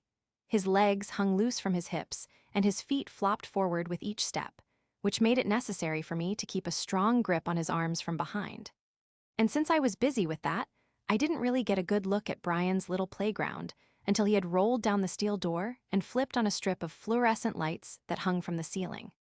But when Brian came and guided Ivan from my grasp and over to a waiting chair, I looked around me, and what I saw was enough to bring a full portion of quiet joy to my heart, if only I'd had a heart. Brian had decorated the space in an understated but very tasteful style that I can only call industrial Nazi dentist. On the walls in neat and careful clamped rows was a full range of saws, drills, and other interesting power tools whose use I could only guess at least their use in this context. I know very well how trees are trimmed, and I have seen commercial grinding equipment before. But seeing these things here was a pleasant surprise, and I had to give my brother new props for a creativity I hadn't known he possessed. I watched as Brian led Ivan to a dental chair, which was bolted to the floor and apparently complete with the hydraulic lifting function. It had also been slightly modified with a set of metal mesh restraints for hands, feet, chest, and head, and these my brother fastened carefully onto our guest, whistling tunelessly the while, not quite loud enough to cover the sound of Ivan's nasty wet whimpering. I stepped over beside the chair, where a large rolling toolbox stood just behind Brian. "May I peek?" I asked him. Brian looked up briefly and smiled. "Of course, brother," he said. "Perhaps you could even ponder a few opening gambits." "With pleasure," I said, and I turned to open up the top tray of the toolbox. I lifted the lid, and although I did not actually gasp with pleasure, I did pause for several seconds, speechless with delight. And then I leaned into it eagerly and began to open all the drawers, bubbling over with the joy of discovery. I have always been very neat and well organized. It makes everything proceed a little smoother in this messy chaos we call life. My workspace at the lab and my little office at home were always clean, well-ordered, and logical. But because of the dual nature of my life, until recently, I had never been able to be as thorough as I would have liked with acquiring and organizing tools I might have used for my hobby. My space and my privacy were so very limited that my choice of apparatus, too, was far more constrained than I would have liked. Nearly every day I would see some intriguing item intended for a more pedestrian use, and think to myself that it had some wonderful untried possibilities. Untried no more, for Brian had collected and clearly used all of these things, and many more I hadn't even thought of. There were rows and rows of surgical instruments, of course, scalpels and saws of every possible size and shape. And then there were the kitchen implements, cutters and grinders and mashers and corkscrews, and sharp little things for more delicate work. There were rows and rows of bright, gleaming, top-quality knives ranging in size from the tiniest little blade to some the size of machetes. There were straight blades and curved, needle-thin, wide, and saw-toothed. It was truly a toolkit for a great artist, and I felt a quiet pride in being related to someone who was so thorough, creative, and well-prepared. "Brian," I said when I had finished my first quick inspection, "it's breathtaking, and finger, toe, and nose-taking," he said happily, his beaming face hanging over Ivan's terrified and sweaty one like a pale and wicked moon. "Where shall we begin?" "So hard to choose," I said thoughtfully. I looked at the toolbox, thinking over all the wonderful choices I had seen, picturing a few of them, how they might unfold with a squirming squealing Ivan so snugly secured and my brother and I so wonderfully together above him. And as I paused, a rising tide of anticipation rolled through me and seeped into all the nooks and crannies of Castle Dexter. Flowing slowly down the dank and windy staircase from the ramparts to the cellars, and down still more, until it came at last to the very deepest sub-basement of me, the place where forbidden things slumber and dream. And for the first time in far too many months, I felt a quick stir of leathery wings and a dark uncoiling joy hissing its glee in the shadowy basement where the real Dexter waits in restless nap time. Yes, I heard it sing, and then it stretched in languorous glee and began to bat-wing its way up the shadowed twisty stairs. And in spite of the bright glare of the fluorescent lights, it touched everything with perfect darkness as it rolled up out of the basement, and began at last to stretch its lovely wicked tendrils into every corner of daytime Dexter, and out, into the wicked, weary world around us, until the temperature in the room began to drop just like the colors of the spectrum. And reality slid down into the cool shadows of nighttime truth, and everything was once again bathed in a cool and dreadful twilight of so very soon delight that finally, at last, was about to unfold into utter long-awaited bliss. It would not solve the many problems my mundane self faced, and it would not make anything truly right outside the walls of this small chamber of glee, but that mattered less than the smallest drop of sweat now rolling from Ivan's pale and trembling face. All that mattered, all that had any weight or reality in this world, or any other, was that at last, we were free to be what we must, and do what we must, and we were now going to be it and do it. So hard to choose, we said again, and even to our ears the voice was different. Lower, darker, cooler, alive with the reptilian tones of the passenger when it has taken the wheel, and Ivan's eyes jerked sideways to see what new and terrible thing was lurking. But certainly, we said, we should start with something small and refined, and yet completely permanent, Brian added. If only for the effect. Oh yes, clearly permanent, we said with a slow, deliberate relish of a word that would come to mean so much to the contemptible, wriggling, mucus-producing thing in the chair. We opened the third tray down, where there was a delightful array of items for snipping and clipping, everything from manicure scissors to a small bolt cutter. With chilly glee, we picked up a garden clipper, the kind used for trimming rose bushes. Perhaps a finger or two, we said, holding up the clipper. Yes, Brian said reflectively. Just the little one, I think. For now, he added in a soothing tone. Of course, we said. For now, and we took the instrument over to him and held it out. He reached to take it, and our hands touched and our eyes met. And for a wonderful long moment, we looked at Brian, and he looked back, and as he did the shadowy, something flickered to life in his eyes and uncoiled in its dark and potent glory, and it reared up and roared at the dark passenger, which roared back a greeting of its own. And although we had many times encountered another passenger in someone else, and heard that challenge and given back one of our own, this was different. This was my brother, my same-self twin in twisty glee, and for the first time ever the two passengers sent out their black fog of recognition and met in the middle, coming together in greeting and then flowing into a joining of brotherly equals, rearing up as one, with one blended voice, calling out joyfully in a sibilant chord of perfect harmony. Together. It was Ivan who interrupted us, yanking fruitlessly at the metal bonds securing his hands and making a quick sharp clack that made us turn and look at him. He froze and looked back, and he saw the two identical smiles aimed at him, and he saw too what those smiles meant, and another small and necessarily disposable piece of Ivan the bomber withered and died. Shall we begin, brother? We said, holding out the clippers. After you, brother, Brian said with a tiny polite bow.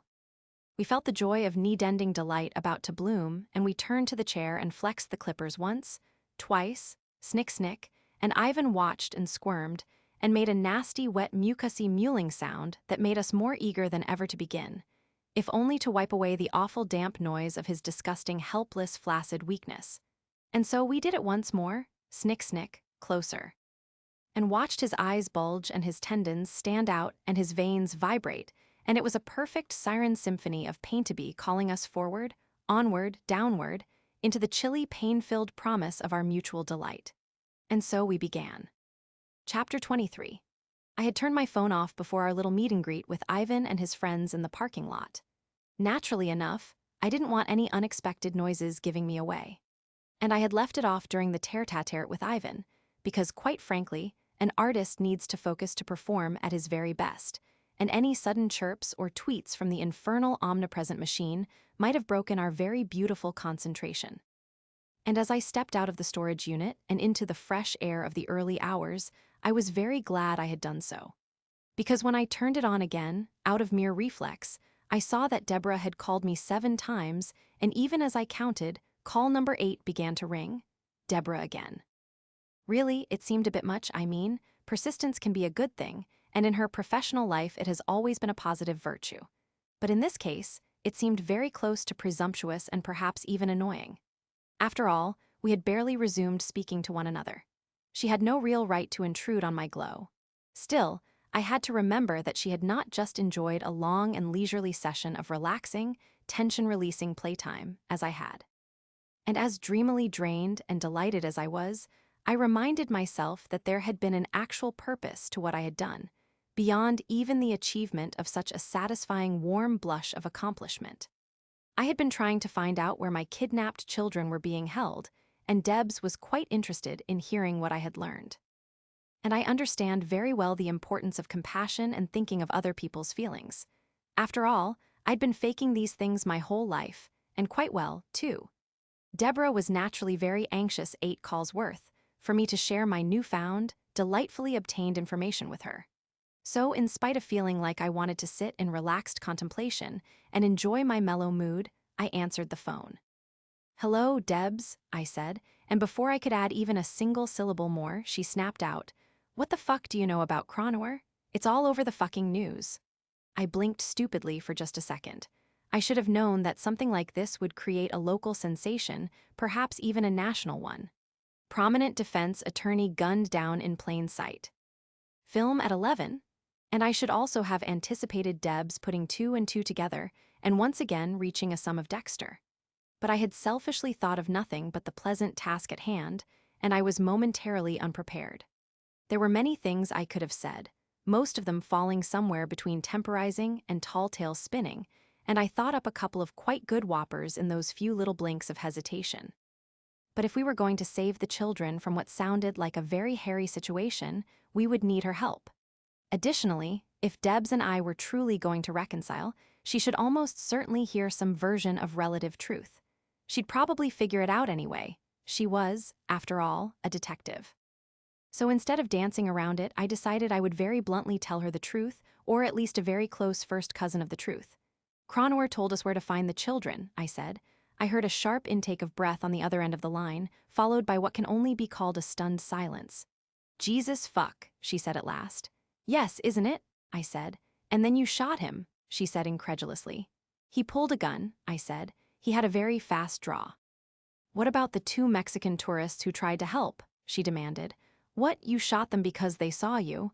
I very nearly laughed at that. "Tourists indeed. Is that what they're saying? Tourists?" I said. "I think if you pull rap sheets on the tourists, you'll get a more interesting picture."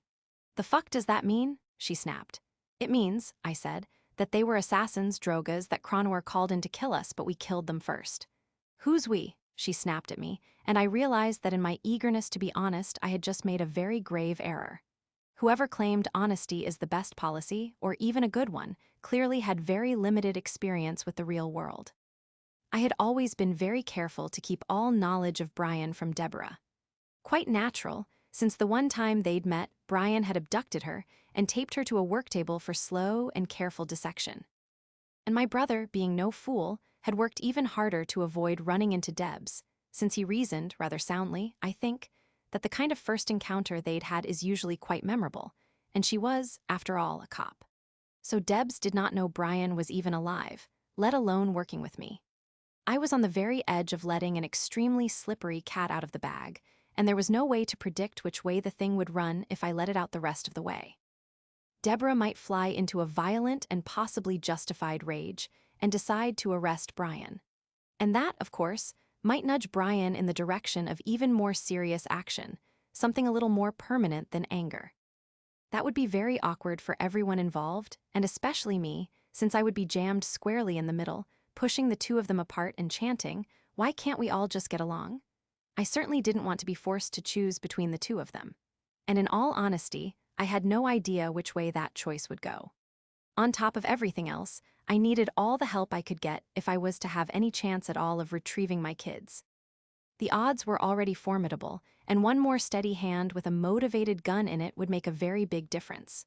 Somehow, someway, Debs had to accept Brian and vice versa. They had to work together with me, or there was simply no hope for any of us, especially the children. And it had to be done quickly, too. I looked at my watch. A little after 2 a.m. if we started right now, we could hit Raoul just before dawn, the ideal time for it. If we delayed, arguing about who did what to whom so many years ago, it would be daylight before we got there, and they would see us coming from 3 miles away. "There's no time for this, Debs," I said firmly. "Stay put. We're on our way to get you." God damn it, who's we? She was yelling when I hung up. I put my phone away and turned back to the storage unit, and I paused as I realized the job I had in front of me now. It was a daunting task, right enough, and if I had thought Debs was going to be difficult to convince, Brian would be twice as hard. If I had any hope of persuading him to accept her, I would need all the tongues of men and angels. At the moment, I only had one. I sighed heavily, and not merely because I realized I was wishing for more tongues. Somehow, a relatively simple and logical proposition, let's do this together, had begun to seem like it would be harder and more dangerous than the real task at hand, rescuing the kids from a bevy of heavily armed drogas. Still, it is usually best to take care of the hard jobs first, so I strode manfully back into the storage unit to face my brother. Brian was standing beside his work chair, looking fondly down at the ruin that was Ivan. The bomber was still alive, since we had to be sure he'd told us everything. Alive, but he didn't look like he was completely sure that this was a good thing at this point. There were so many little parts of him that he would never see again, insignificant parts, perhaps, if taken one at a time. And actually, they had been taken one at a time, and very carefully, too. But there were a great many of them, and they were gone forever, and at some point the dear boy would have to add them up and ask himself if it was really worth going on without them. It would have been very pleasant just to stand next to my brother and enjoy what we had done together, or perhaps undone is more accurate, considering the state of Ebong as he lay in fragmented repose. But there was too much to do, and most of it was very time-sensitive, as well as unpleasant. So I girded my loins, stepped over to Brian with a firm stride, and said, "Brian, we have to go meet somebody." "Now, really?" he said, in a voice so unhurried and even mellow that it was nearly indecent. "Who, pray tell?" "Deborah," I said. Brian snapped to attention as if he was dangling from puppet strings and somebody had yanked them tight. All traces of mellow afterglow were gone as if they'd never been. "What? No, of course not," he said, shaking his head vigorously. "Completely out of the question." "We need her help," I said. He hadn't stopped shaking his head. "No, ridiculous, she'd arrest me or something," he said, "and we didn't need her help with Ivan. This is very different." What is different? I mean, different how?" he said, piling word on word with a brittle and worried energy I'd never seen from him before. "There is no reason to. She's a cop, Dexter, and she has no reason to like me, and she would completely. I mean, why on earth do we need her? She's not actually one of us, "Brian," I said, cutting off his manic monologue, "you do remember why we're here, with Ivan? But that has nothing to, oh, yes, I know, but..." "Really, brother," he said. "Even so, what can she possibly do that you and I can't do better without her?" "We will need every gun we can get," I said, "and we are not likely to pick up any other volunteers." "But she's a cop," he repeated, and in the interest of full disclosure, I have to say he sounded just a little whiny. "And if we do this, we are breaking all kinds of laws." "She's also a very good shot," I said, "and these are her kids, too. She'll do whatever it takes to get them back, including shooting a couple of illegal immigrants who grabbed them." But Dexter," he said, completely whiny now, "she'll remember me." "Almost certainly," I said, "and when she finds out that this whole thing was because of me, I mean, she doesn't have to know that," I said, and then I waved a fond farewell to my recent resolution to stick close to the truth with Debs. "We'll tell her it was all Cronor." "She'll believe that?" he asked dubiously. "If I know Debs, she'll be so anxious to get going and rescue the kids, she won't question it until much later." I shrugged reassuringly. "And by then you can be long gone if you want." "Or dead," he muttered. "I will prepare her first," I said. "You can wait in the car, and if it goes against me, you don't even have to come in." He shook his head again, but slower this time. "It can't possibly work, Dexter," he said. "It can," I said. "It has to." 20 minutes later, Brian parked his Jeep facing out on the street in front of Deborah's house. He drummed his fingers on the steering wheel and made no move to turn off the engine. I reached for the door handle, and he said, "Dexter," and looked at me quite nervously. "Please, Brian," I said. "This gives us our best chance." He licked his lips. "I suppose so," he said, very unconvincingly. "If she doesn't just shoot me." "She carries an old .38 special," I said. "You won't even notice it." He didn't appear to appreciate my light wit. He just looked straight ahead through the windshield and shook his head. "I'll wait here," he said. "But I don't see how." "I'll call you either way," I said, and I got out of the car and walked to Deborah's front door. Once again, Deborah opened the door when I was only halfway up the walkway. But this time, she just flung it open and spun away, and I closed it behind me as I came in and followed her back to the kitchen. She had apparently been there for several hours, because she had shredded the old wicker place mat in front of her and started on the one to her right. 3 cups stood beside her on the table, one of them still half full of coffee, one of them empty, with the handle snapped off, and one of them lying on its side, half shattered. "Where are they?" she snapped at me before I could even settle into the chair opposite. "God damn it, what the fuck is Cronwer, and who is we, for fuck's sake?" "Please, Deborah," I said, as soothing as I could be. "One question at a time." Deborah lifted her hands off the table and flexed them as if she was thinking she might strangle me. She bared her teeth and locked them together, hissing out a long breath between them. "Dexter, so fucking help me," she said. Then she dropped her hands to the tabletop and made a visibly huge effort to control what seemed like an urgent need to kill. "All right," she said. She picked up the battered stainless steel spoon beside her tattered placemat and began to tap it rapidly on the table. "Where are the kids?" "It isn't wonderful," I said. "Where, God damn it? They're on a drug lord's yacht." Some people might have turned pale and faint at the news that their children were in the murderous clutches of a true archfiend, and others might have pounded the table and roared with impotent rage.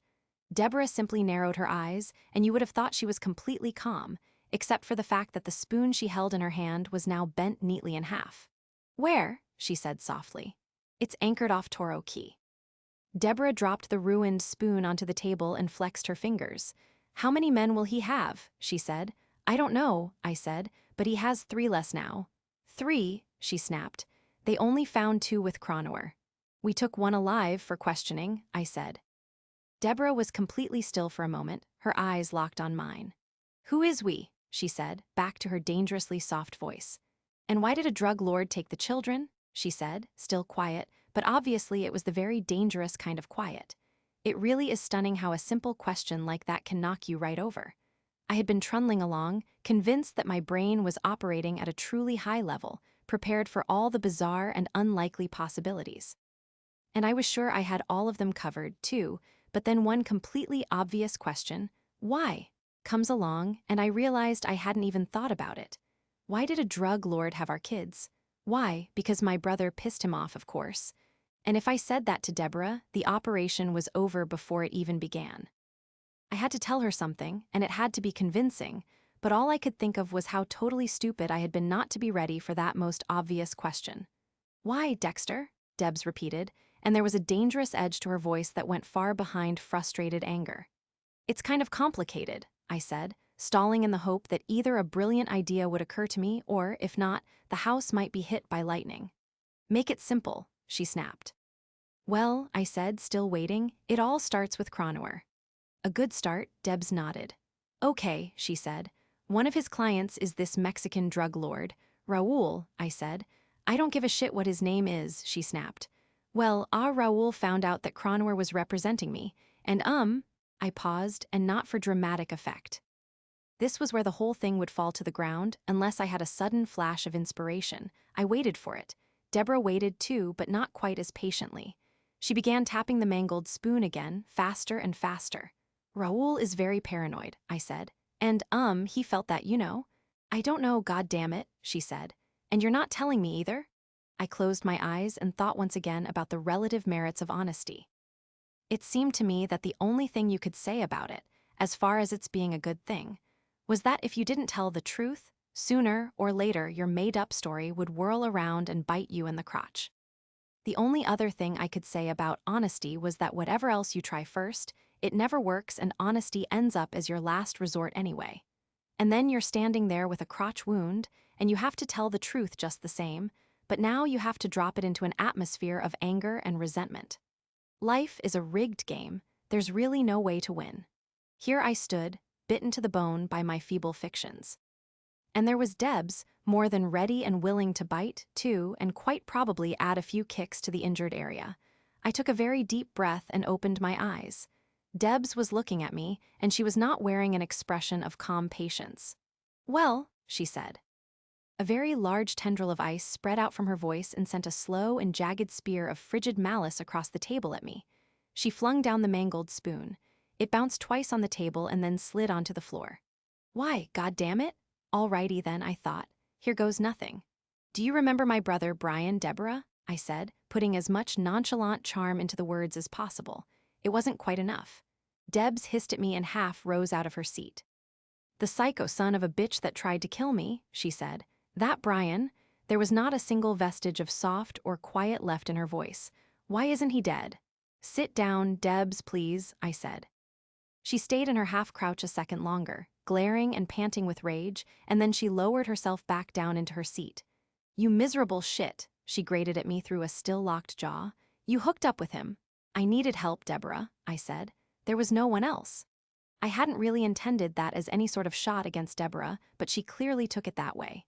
She turned bright red and lowered her voice to a dangerous rasp. You needed help because you expected me to put my entire fucking life and career in the dumper for you. And you're nothing but a fucking psychopath who finally got what he deserves, and your brother is even worse. It really was a shame that Deborah chose to retreat into saying the same hurtful things, just when we'd been on the verge of getting along again, and the mere fact that they were mostly true things did not take away the sting. Mostly true, after all, what fair-minded person could possibly call me nothing but a psychopath? I'm very good at board games, too. He helped me, Deborah, I said. When I was all alone with no hope left, he helped me. I spread my hands. He didn't have to, but I'm not saying he's Mother Teresa, but he helped me, and he hired Cronauer to defend me. He's a psycho-fucking killer, she said in a voice that could grind granite. Of course he is, I said a little peevishly, but he's my brother and he helped me. She glared. I could see her jaw moving in a half circle and I thought I could even hear her teeth grinding away. What does he have to do with this, she said. With this Raoul taking my kids? Brian thought Raoul was dead, I said. He took a large chunk of money and ran with it. And Raoul wasn't dead. No, he wasn't, I said. And he came after Brian. And Cronauer put Raoul onto you? I nodded. The story still had a few holes in it, but I hoped we were done. It already sounded bad enough. And so Brian and I lured Raoul's shooters into a trap and captured one so we could learn where the kids are, I said. And now we know. I watched Deborah work her jaw again. It might be that I was seeing only what I hoped to see, but she looked like she was actually thinking it over and deciding to accept things as they were. In any case, she didn't seem to be grinding quite as hard. Deborah, I said, we need to get going. She looked up at me and there was still anger in her face, but not as much, and it was mixed with something else too, determination, acceptance. I didn't know, but I pushed it anyway. Whatever you think of Brian is beside the point, I said. What matters is that we need him. Debs opened her mouth and began to rise up from her seat again, but I overrode her with, the kids need him, Deborah. She goggled for a second, her mouth half open, and then she thumped back onto the seat. What the fuck does that mean? She hissed. Do the math, Debs, I said. We have no idea how many guns will be against us when we get on that boat, but I promise it's more than 2, maybe as many as a dozen. I leaned forward and tapped the table for emphasis, a dramatic technique I'd seen used effectively many times on TV. We need everybody we can get, I said. Even your fucking psycho killer so-called brother, she snarled. I shook my head impatiently. Debs, come on, we're not going out there to arrest these people. I'm still a cop. I can't just let you have to, I insisted. You don't want blood on your hands, fine, that's your choice, but we can't leave Raoul alive. For shit's sake, Dexter, you want to execute him? Oh, grow up, I snapped. He's a drug lord, and as long as he's alive, we're not safe. The kids are not safe. God damn it. Deborah, you know it's true. We need Brian for this, I said. Any of your buddies on the force likely to help us? Want to ask one of the other detectives? Maybe Captain Matthews? Think they'll want to tag along for a completely illegal raid and firefight, followed by an execution, and we have to execute him, Debs. And then I pointed my finger right at her, another technique culled from TV, and I said very forcibly, if Raoul lives, the kids die. It was a wonderful point, forceful and logical at the same time, and Debs knew it. She bit down on her lips and hissed and growled, but she didn't say anything else, so I said again, we need Brian, Debs. I glanced significantly at my watch. And we need to do this now. She glared at me, but it was a slightly more human glare. Then she looked away, swallowed visibly, and finally looked back at me. She nodded once, very briskly. All right, she said, for the kids. She leaned over the table toward me as far as she could go. But when we get this done, if we get it done, Debs, I said, suddenly weary of wading through so much of what Harry had always called bullshit soup. It's still a very long shot, but if we do it, shit. We'll worry about it then. She looked at me, then nodded. "Where is he?" she said. "He's parked out front," I said. She bit down hard, took a deep breath, and said, "Get him."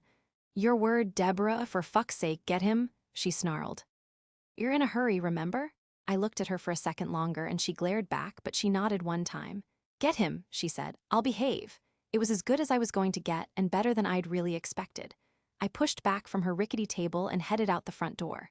Brian was waiting where I'd left him, which was a relief. His engine was still running, of course, but he'd stayed, which was wonderful. I'd half expected to find him gone, racing away in a lather of panic. And when I opened the door, he certainly looked at me with something very close to alarm. I heard the engine rev one time as his foot stomped down reflexively, but he didn't put it in gear. "All is well," I said as soothingly as possible. "Aginot line is secured, the truce is agreed, and I have her promise not to invade Poland." Brian blinked at me with owl-large eyes. "That's even worse than de Tocqueville," he said. "Sometimes, brother, you try too hard." I was quite sure that his snappishness was no more than jealousy. He hadn't managed anything clever for hours. But the important thing was that he took me at my word, turned off the ignition, and climbed out of his car. He walked around and stood uncertainly beside me for a moment. Then he shook himself, squared his shoulders, and said, "'Tweer best done quickly." He gave me a glance to make sure I'd noticed the Shakespeare, and then he stepped through the gate onto Deborah's front walk. I followed along right behind, but even so Brian was quicker. Perhaps he really did want to get it over with. By the time I got back inside, he and Debs were standing face to face in the kitchen, only a few feet apart. Deborah wore her working scowl, but at least her clenched fists were empty of weapons. Brian just gazed at her neutrally, arms crossed. Under the circumstances, and considering why we were joining together, it would have been wildly inappropriate to call it a Mexican standoff. But it did look like they were each waiting for the other to attack with a knife so they could open fire with an Uzi. Still, it was probably the best family get-together I could hope for. It was also quite clear that it was up to me to keep things moving at a lively pace, and along the way try to prevent these two from killing each other, so I made a modest and optimistic start. "Deborah, Brian, Brian, Deborah, okay? Now," I said, dragging out one of the rickety kitchen chairs and sitting. "I think you'll both agree that we should get there quickly and try to take them in the dark by surprise." "Surprise," Deb said bitterly, still staring at Brian. "He's got our kids, and he knows you two are killing his men. How will this be a surprise?" "He doesn't know we're coming," I said. "He doesn't even know that we found out where he is." "People don't usually come after him," Brian said helpfully, still watching Deborah. "I really don't think he'll expect it." "And what if he guesses?" she demanded. "Then what the fuck are we supposed to do?" "We could stay here and have coffee instead," Brian said. I wouldn't have thought it possible, but Deborah's glare got meaner and angrier. She opened her mouth to say something back, and I'm sure it would have been a real doozy. But I was actually more interested in preventing doozies and promoting an atmosphere of willing cooperation. So I jumped in before she could say something that might collapse our alliance before it even started. "It doesn't matter," I said. "We still have to try, right? Now, what can you tell us about this yacht, Brian?" Brian sat in an equally flimsy chair without taking his eyes off Deborah. "I have seen it," he said. "I've even been on board once." He glanced at me, then quickly back to Debs. "The Nostra Senorita, it's a very nice boat," he said. "Very nice." Deborah snorted. "Nice, thanks, that's really helpful." As I said, it was all up to me. "Could you sketch out a floor plan, Brian?" I said. "Debs, maybe you could get paper and pencil?" She clearly didn't want to look at anything but Brian, but she took a step back and turned quickly to a drawer in the counter behind her. Brian tensed as she reached into the drawer, but Debs turned back around holding only a notebook and a badly chewed ballpoint pen. Still watching Brian, she dropped them on the table in front of him, and then, at last, she sat down right across from him. "Good, thank you," I said in my best bright and cheerful Mr. Rogers voice. Brian, my brother picked up the pen, flipped open the notebook, and then slowly and reluctantly dropped his eyes from Debs and onto the paper. "Well," he said, beginning to sketch quick lines, "as I said, it was only once, but what I remember is this." The lines became the back end of a large boat, superstructure looming above. The rear end, he looked up at me. "The stern," he said happily. He made a few quick lines. "Like this. I think they call it stepped." He glanced up for confirmation. I nodded. "You know," he said, turning to Debs, "it's much lower to the water than the sides, so you can get on and off to go swimming. And onto the launch, There's a beautiful launch that hangs on these hooks on the back. He tapped the drawing with the pen. That's the easy way to get on board. No good, Deb said, spitting the words like they tasted bad. If there are guards, that's where they'll be. Oh, there are guards, Brian said, just a little too cheerfully. Lots of them. About how many do you think, Brian? I said. Why, I don't really know, he said. Terrific, Deborah muttered. But I think we can count on 10 or 12, he said. Plus Raoul, his captain, probably a few muters from his harem. He smiled again, and it was inappropriate as well as being poorly executed. Raoul is really quite the ladies' man. They won't all be on deck, I said. Not if we get there before first light. Nuo, Brian said thoughtfully. I'm sure most of them will be asleep. I mean, I hope so. Great, Deborah snapped. You can't tell us how many or where they are or anything except that we should hope they're taking a siesta. I would guess 2 on deck, probably at the back, I said, as if we were having a reasonable chat. And maybe 1 up on the bridge. What do you think, Debs? She looked at me and chewed on her lower lip for a second. Then she nodded. That makes sense, she said. That's how I do it. Of course, technically, Brian said thoughtfully, you aren't actually a Mexican drug lord. I suppose Brian wanted to prove he could snark, too, and it worked. Debs whipped back around to face him, and once again I had to leap in and keep things moving in a positive direction. How high off the water is the bow, Brian? I said. Oh, well, I don't really know. Much higher than the stern, Brian said, but I was mostly downstairs. Okay, I said, and nodded at the pen and paper. Give us an idea of what that's like. He said, picking up the pen and frowning. I seem to remember. A really big lounge area, like a living room. He flipped to a new page and drew a wide space with sofa-like benches along the sides. A big flat-screen TV, wet bar, kitchenette just for snacks. The main kitchen is downstairs. He smiled at me conspiratorially. The galley? What else? I prompted. Brian tapped the paper thoughtfully. Well, he said, at the far end, toward the front of the boat. I waited for the terrible smile and the word bow, but apparently he didn't think of it, and I was spared. The stairs go down to the cabins, he said. How many stairs? Deborah snapped. Oh, not that many, Brian said. 5 or 6, not many. And how many cabins? I asked him. Brian shrugged. You have to understand I didn't go down there, he said. I just glanced down when Raoul came up. His cabin, the main one, it's all the way up at the front. He frowned. I saw 4 or 5 doors along the hall. One's the kitchen. I'd guess 3 more cabins. The kids will be together in one of the cabins, Deborah said. You'd better hope so, I said. Personally, I would have put kids in the bilge, especially mine. They will be in a cabin, Deb said positively, but as far from Raoul as possible. I thought that part made sense, and I glanced at Brian. He nodded. That's probably right, he said. Raoul does like children, but he also likes his privacy, especially when he's with his muters. Good, I said, trying to sound dynamic, forceful, and optimistic, as if we'd actually accomplished something. So how do we do this? The 2 of them looked up at me, and I had to suppress a snort because their faces wore identical expressions of blank befuddlement. They were both equally surprised at the question. Neither of them had a clue how to go about our little quest, and it was the only thing they'd agreed on yet. Once again, the one thing that can always be relied upon to unite absolutely anybody and everybody is ignorance. Deborah broke the spell by standing up abruptly. We got about 4 hours until dawn, she said. Let's just go and take it as it comes, whatever it takes. I opened my mouth to object and point out that careful planning is the mother of success, but Brian was already nodding his head and standing up. We'll take my car, he said, looking at me. Over to your boat. After that, we'll just have to wing it. He turned and walked out of the room, and with no more than a nod at me, Deborah followed, and I could only shrug and trail along behind. As I said, ignorance unites us all. Chapter 24. Biscayne Bay at night can be a very beautiful place. A warm wind usually blows across the surface, and the water glows with a slight luminescence, and if there is some moonlight and the waves are behaving, it can remind you that every now and then, being alive and on a boat here on the bay is a very good thing. I steered my boat south from my rented dock in Coconut Grove, and I was reminded of exactly that. I was glad to be alive and on the water on a beautiful moonlit night. And I really did appreciate the charms of a pre-dawn boat trip on the waters of my beloved home. But I also thought I would like to stay alive, and I would have a much better chance of that if the moon was not quite so bright. There was no way in the world we could hope to approach Raoul's yacht unseen, not with this 3/4 moon beaming down in rancid glee. I had always felt a cool and welcome comfort from the moonlight. It had been my friend and ally, my strength and my refuge. Tonight it was no such thing. Like everything else I held dear, it had turned against me. The cold light of this traitorous moon would get me killed, and I took no joy from the sight of it.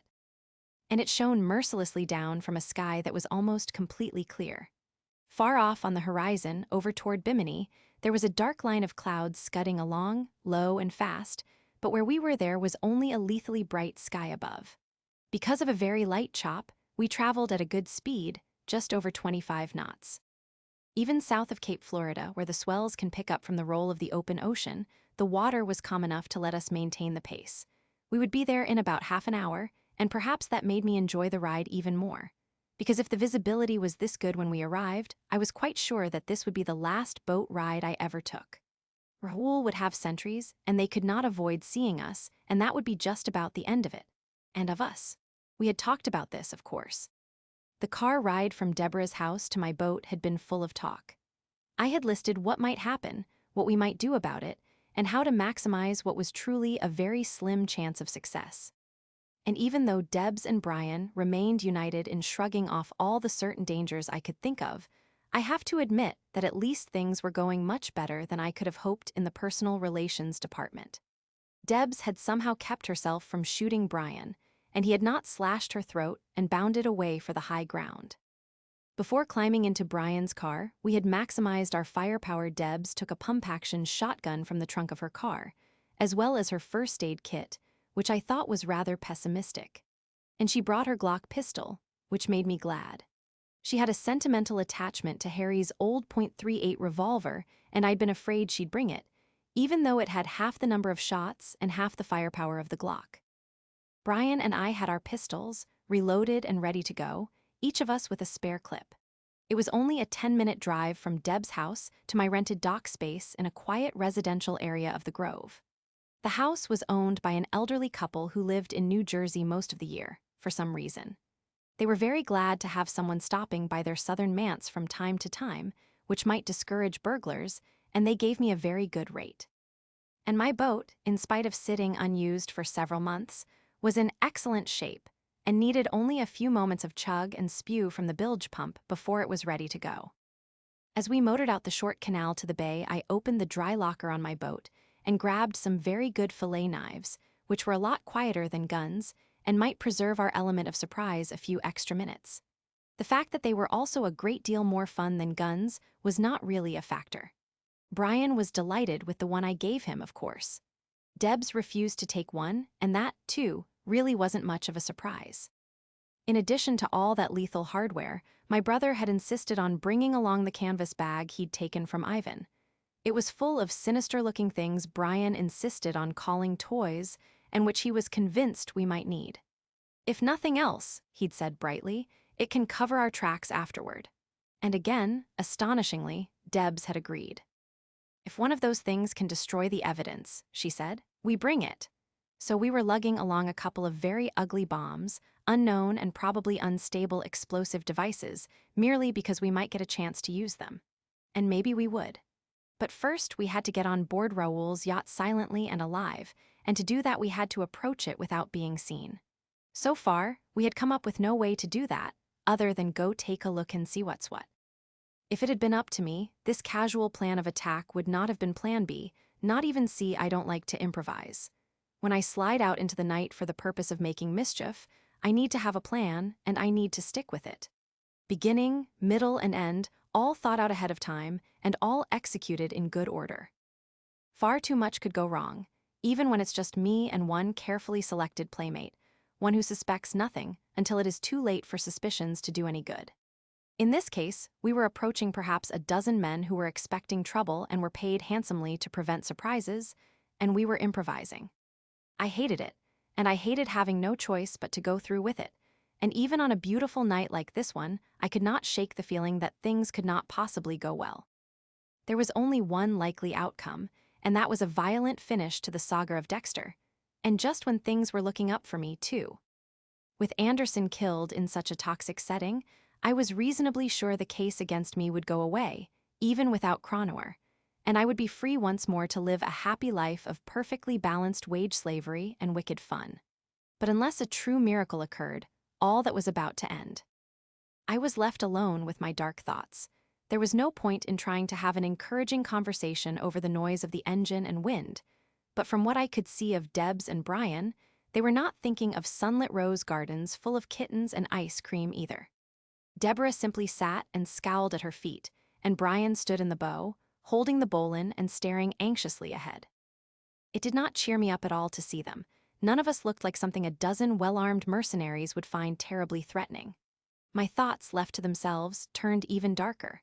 This was a hopeless errand, doomed to failure, and failure meant certain death, and death was something I have always tried to avoid, at least my own. And why, after all, did we really need to go to all this bother? To save the children? Why? When you come right down to it, who really needs children? And especially these children. The only thing special about them was that Lily Ann and Nicholas carried DNA from me and Debs, and if either of us truly felt the need to replicate that, there was a lot more where that came from. As for Cody and Astor, they were dark yearlings, waiting to grow into something like me. Surely no reasonable person could want more passenger-infested night stalkers in the world. And in any case, didn't all the child-rearing experts agree that it was actually a bad thing to do too much for your kids? It was well known that if you hover protectively around them, they never learn to fend for themselves. They would grow up to be wards of the state, permanently on food stamps and welfare, knocking over gas stations on the weekends. Weren't we really just enabling these kids, shoving them into a life of crime and servile dependency on others? And if we went home now and the worst happened to the children, so what? They were easily replaced, if not by breeding, then why not by adoption? There are millions of homeless children in the world, which proved again that kids were a low-value commodity, didn't it? I mean, there are very few homeless Bentleys in the world. Probably near to zero, except for Cronowers, and it wouldn't be homeless for very long. People would line up around the block to claim it, but on that same block, there might be a dozen children nobody wanted, and no one would lift a finger for them. Didn't that prove something? Wouldn't a reasonable being conclude that the only logical, fair, and healthy thing to do was turn around, head for home, and give the children a chance to develop by taking care of themselves? It was pure and unassailable logic. But of course, there was no point in trying to get anybody else to see it. Human beings have never really been influenced by logic, whatever they tell themselves. And I was fairly sure that Deborah, at least, would not see things in this rational and sensible light. And Brian, for all his laudable lack of emotion, seemed quite determined to put an end to Raoul. If he had to rescue a few kids to do that, he didn't appear to mind very much, as long as taking out Raoul was part of the deal. As if he had heard me think about him, Brian turned around and met my eye. He nodded once and flashed his truly terrible fake smile, and then turned back around to face front again. There was no help there. I was almost certainly the only one of us with his head screwed on properly and wanting to turn around and go home. And I couldn't help thinking that, by a wonderful coincidence, I was steering the boat, my boat. I could do it, just a slow, invisible nudge of the wheel to put us into a big circular loop, back to home and sanity. I really should do it, and someday Debs and Brian would realize I had saved their lives, and they'd thank me for it. Something touched my elbow. Startled, I turned and saw that Deborah was standing there. She didn't look like she was ready to thank me for anything.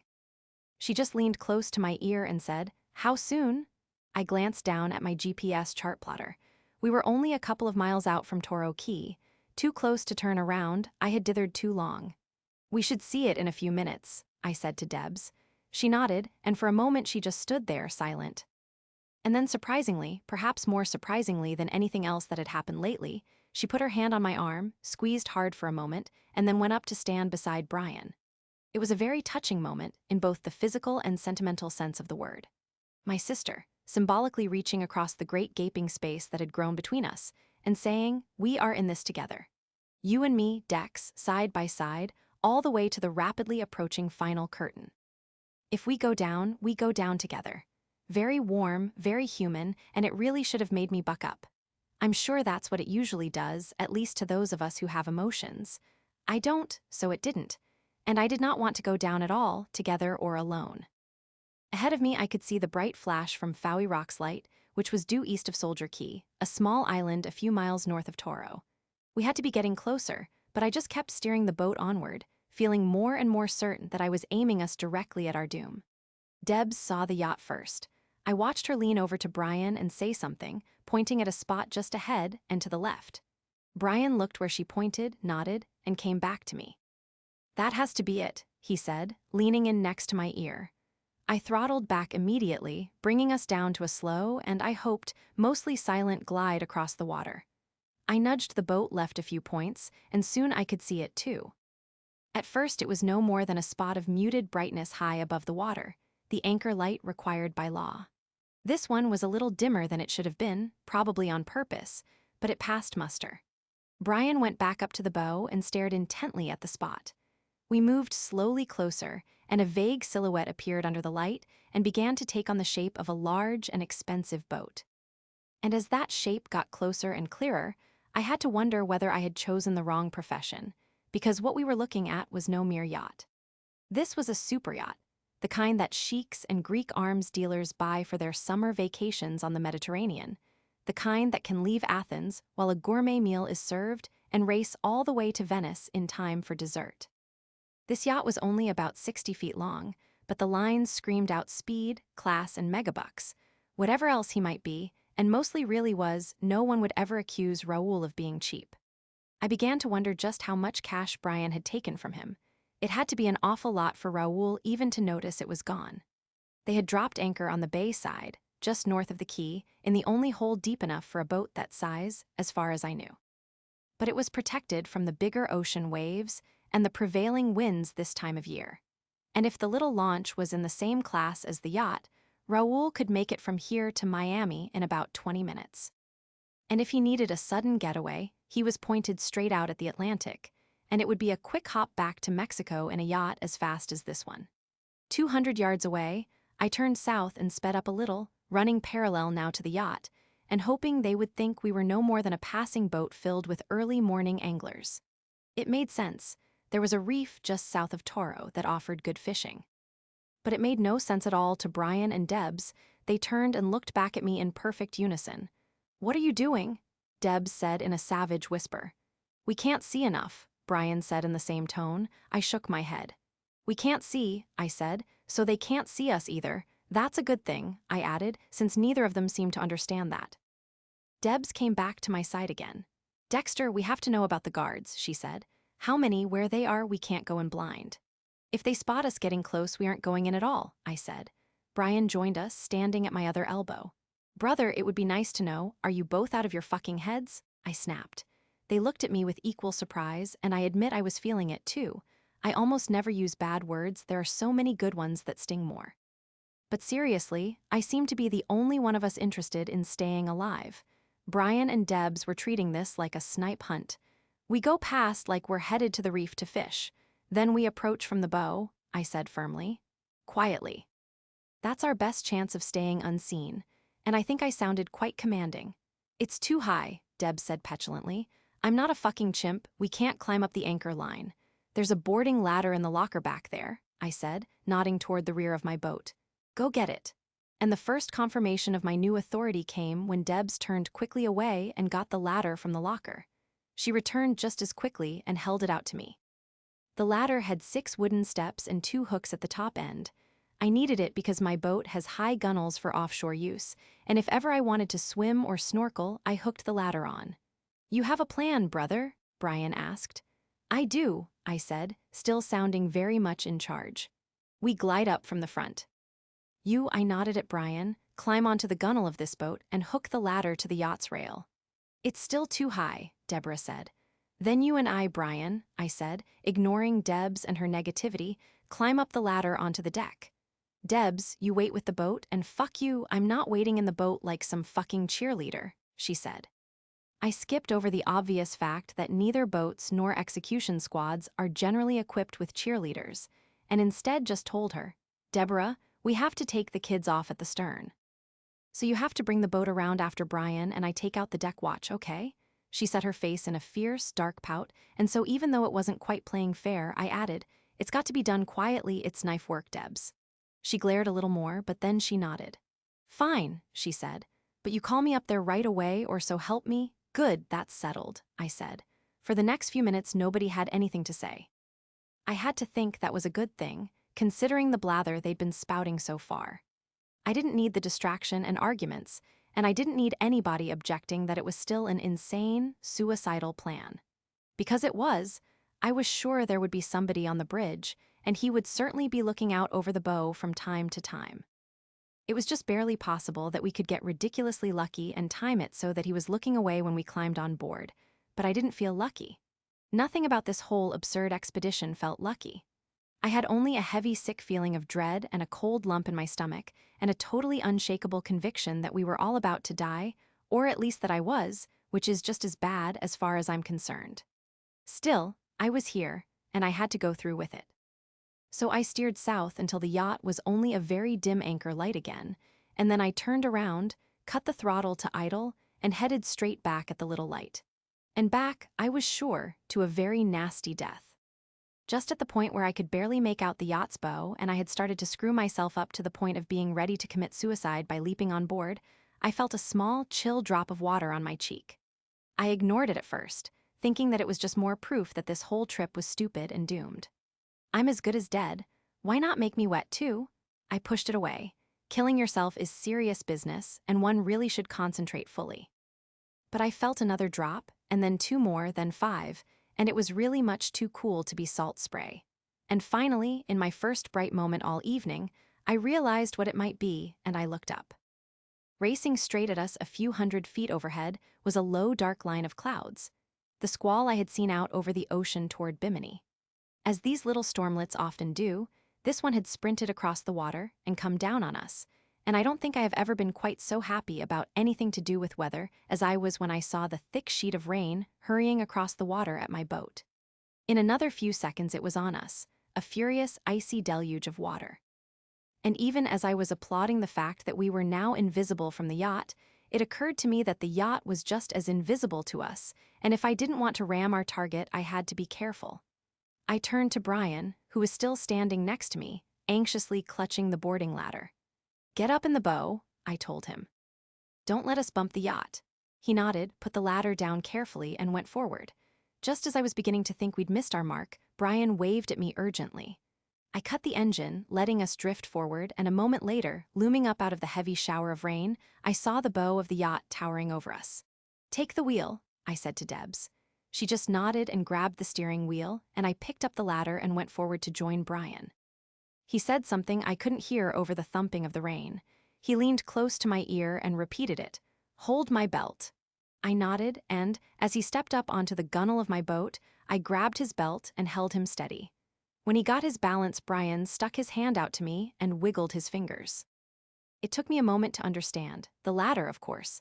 I passed it to him and he stretched up on tiptoes with the ladder held above him.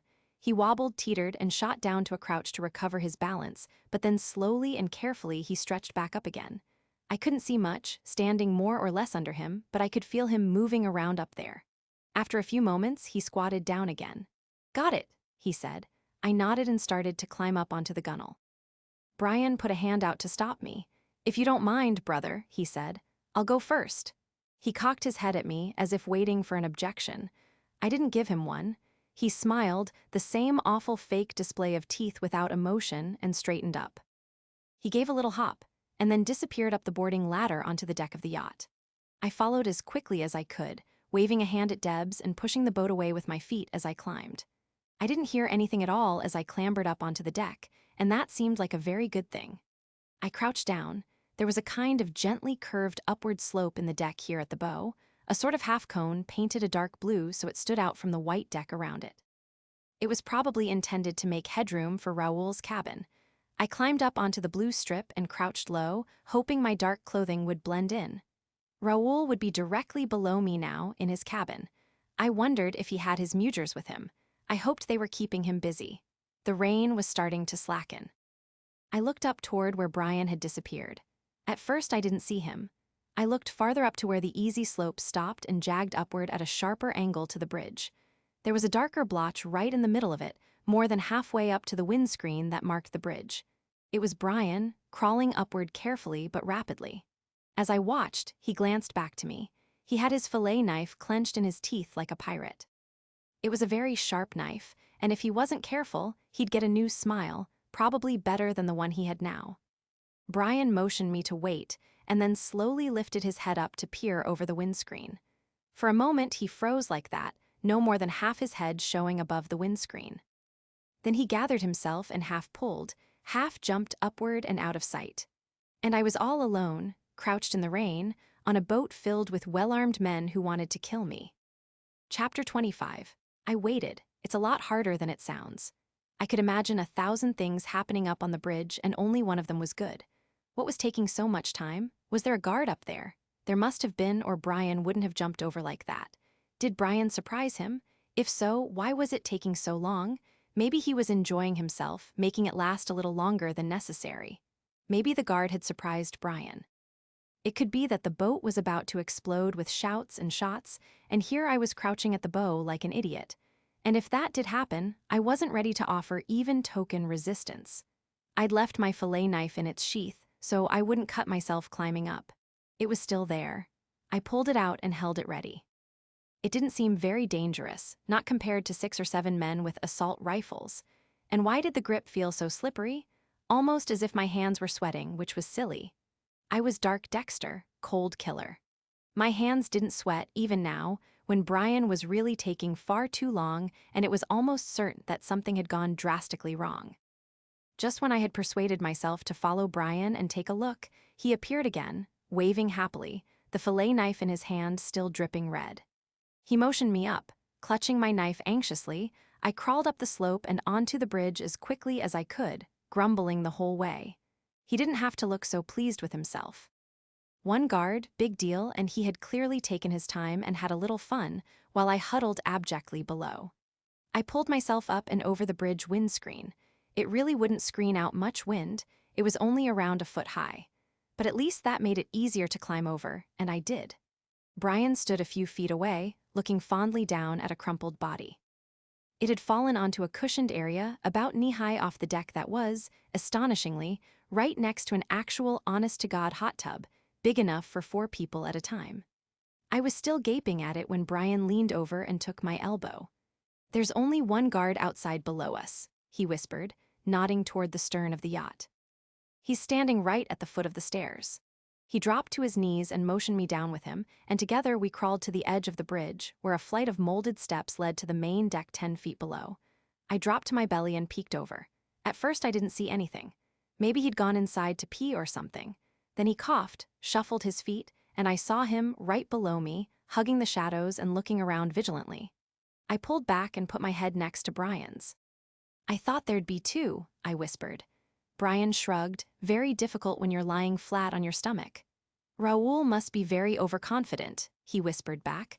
I looked over again. There was still only one guard. I slid back and Brian raised an eyebrow at me. My eyes fell on the padded bench beside the hot tub. I crawled over and stood up, grabbing one of the cushions, a heavy, canvas-covered thing about 3 feet square. I beckoned to Brian and handed it to him. "Drop this over here onto the main deck," I whispered, pointing to my left. He understood right away, taking the cushion and moving silently over to the rail. He looked at me expectantly, and I once more dropped to my belly and slid forward to the steps. I held my knife ready, took a deep breath, and waved to Brian. Right away, I heard the cushion thump onto the deck below. It was followed immediately by a muffled "Canoe" from the guard, directly below me, all according to plan. And now the plan said the guard would step around the corner of the cabin to the deck along the rail, and look to see what had made the sound, and I would be down and on him. But the idiot on the main deck clearly didn't know the script. He leaned forward instead and stared upward, right at me, and I barely pulled back in time to escape being seen. "Tonio, pendejo," he whispered loudly. "Que es eso?" Tonio, of course, did not answer, since he was fully occupied with being dead at the moment. I waited, feeling my palms sweat again. Until tonight I'd never had sweaty palms, and now twice. I didn't like it, and I didn't like being the kind of nervous Nelly who had sweaty palms. But I also didn't seem to have a choice. I waited, feeling my hands go slick and disliking myself. At last I heard "Canoe" again, and then a light shuffling of feet moving away from me. I inched forward. The shadowed spot below was empty. I rose to a crouch and slid down the stairs as quickly as possible, stepping into the darkness at the corner of the cabin. A moment later, I heard a few more whispered syllables of what was probably profanity, and then the cushion Brian had dropped came marching around the corner. In a fit of tidy pique, the sentry had picked up the cushion, probably to carry it back up to the hot tub and, in the process, berate Tonio for his sloppiness. But alas for neatness and tongue-lashing everywhere, he did not make it up the stairs. Because by holding the cushion in front of him like that he had provided the ideal blind spot for Dexter. And before the guard could do more than blink twice, I slipped behind him and then I was on him, one arm tight around his throat and my knife diving into him. He was very strong, and he nearly broke loose, but I held on tight, twisting the blade out and plunging it back in, and he gave out only a single croak, muffled by my forearm on his throat, and then he went limp. I held him tight until I was very sure he was absolutely not getting dead. Then I lowered him carefully to the deck and straightened slowly, quite pleased with myself. I had taken my turn, and I had done it just as well as my brother, a little better, in fact, since I hadn't dawdled to enjoy myself like he had. No, I had been pure lethal efficiency, and a true shining example of how these things should be done. I was only halfway up to a standing position and still congratulating myself when the cabin door beside me opened outward, and I heard a new male voice whisper, "Ah, una mida buena is como que?" A shame I never learned what a good piss was like. But as the new man stepped out from the cabin and closed the door, he saw me, and all thoughts of poetic rhapsody on the subject of piss left him. Luckily for me, he spent a full 2 seconds gaping, which would have been more than enough time for me to silence him forever, except that as I stepped forward to do that I stumbled on the body at my feet and dropped to one knee, and I could only watch as the pisser scrabbled at the assault rifle that hung from his shoulder on a sling. All the guard had to do was move the rifle into firing position and pull the trigger, and Dexter was as dead as the dodo. But time slid down into a sludge-muddled crawl, and the sentry seemed to be taking forever at this oh-so-simple task. It was like watching an old silent comedy run in slow motion as he fumbled with the strap, broke a fingernail on the stock, and smacked his own forehead with the gun barrel, jittering the whole time with a sluggish but frenzied stiff-fingered anxiety. His tongue stuck out one side of his mouth, and I watched helplessly as he awkwardly, but finally brought the gun slowly around and scrabbled for the trigger. And just before he found it, a dark shape dropped from above and drove him down to the deck, and a moment later he found his voice at last, just in time to give a final gurgle, kick his legs, and go still. "Well," Brian whispered from his crouch above the newly dead sentry. "Apparently there were 3 guards after all. So it seems," I whispered back crossly. "You sure it isn't 4? We crouched there like that for a minute, just to be sure no one had heard the thump of Brian and the guard hitting the deck. It had seemed awfully loud, even in my slow-motion stupefaction. But apparently Raoul and the rest of his crew were sound sleepers. There was no outcry, rush of feet, sound of the trumpet, nothing. So we left the 2 late members of the night watch where they'd fallen and took a quick and silent tour of the deck, avoiding the windows. They were too big to call them portholes. When we were done, I stepped over to the rail and leaned out. The little rainstorm that had made all this possible was fading now, and I could see Deborah quite clearly, a few feet off the bow and hanging on to the anchor line with my boat hook. I waved to her and she let go of the line, put the boat hook down, and pulled herself along the side of the boat, back to the stern. I stepped down onto the diving platform on the back end of the boat. Brian was just behind me on the deck, watching for signs of unwanted life. The superyacht's launch was already there, tied to a cleat and bobbing gently behind us, and I peeked into the cockpit. It looked like it cost more than a 3-bedroom, 2-bath house. It had a control panel that Captain Kirk would have felt at home with, plush seats, and even a small step-down cabin. The keys were in it, dangling from the ignition beside the wheel. Maybe Raoul really was overconfident. Maybe having a boat filled with heavily armed men did that. I heard a soft swirl of water and Debs came around the corner. She pulled my boat in beside the launch and I grabbed the bowline from her and tied off so my boat would drift about 10 feet back, where it wouldn't bump the yacht and send an unwanted alarm. Debs grabbed her shotgun and scurried up and onto the yacht's deck like she was famished and late for dinner. "What the fuck took you so long?" she whispered fiercely.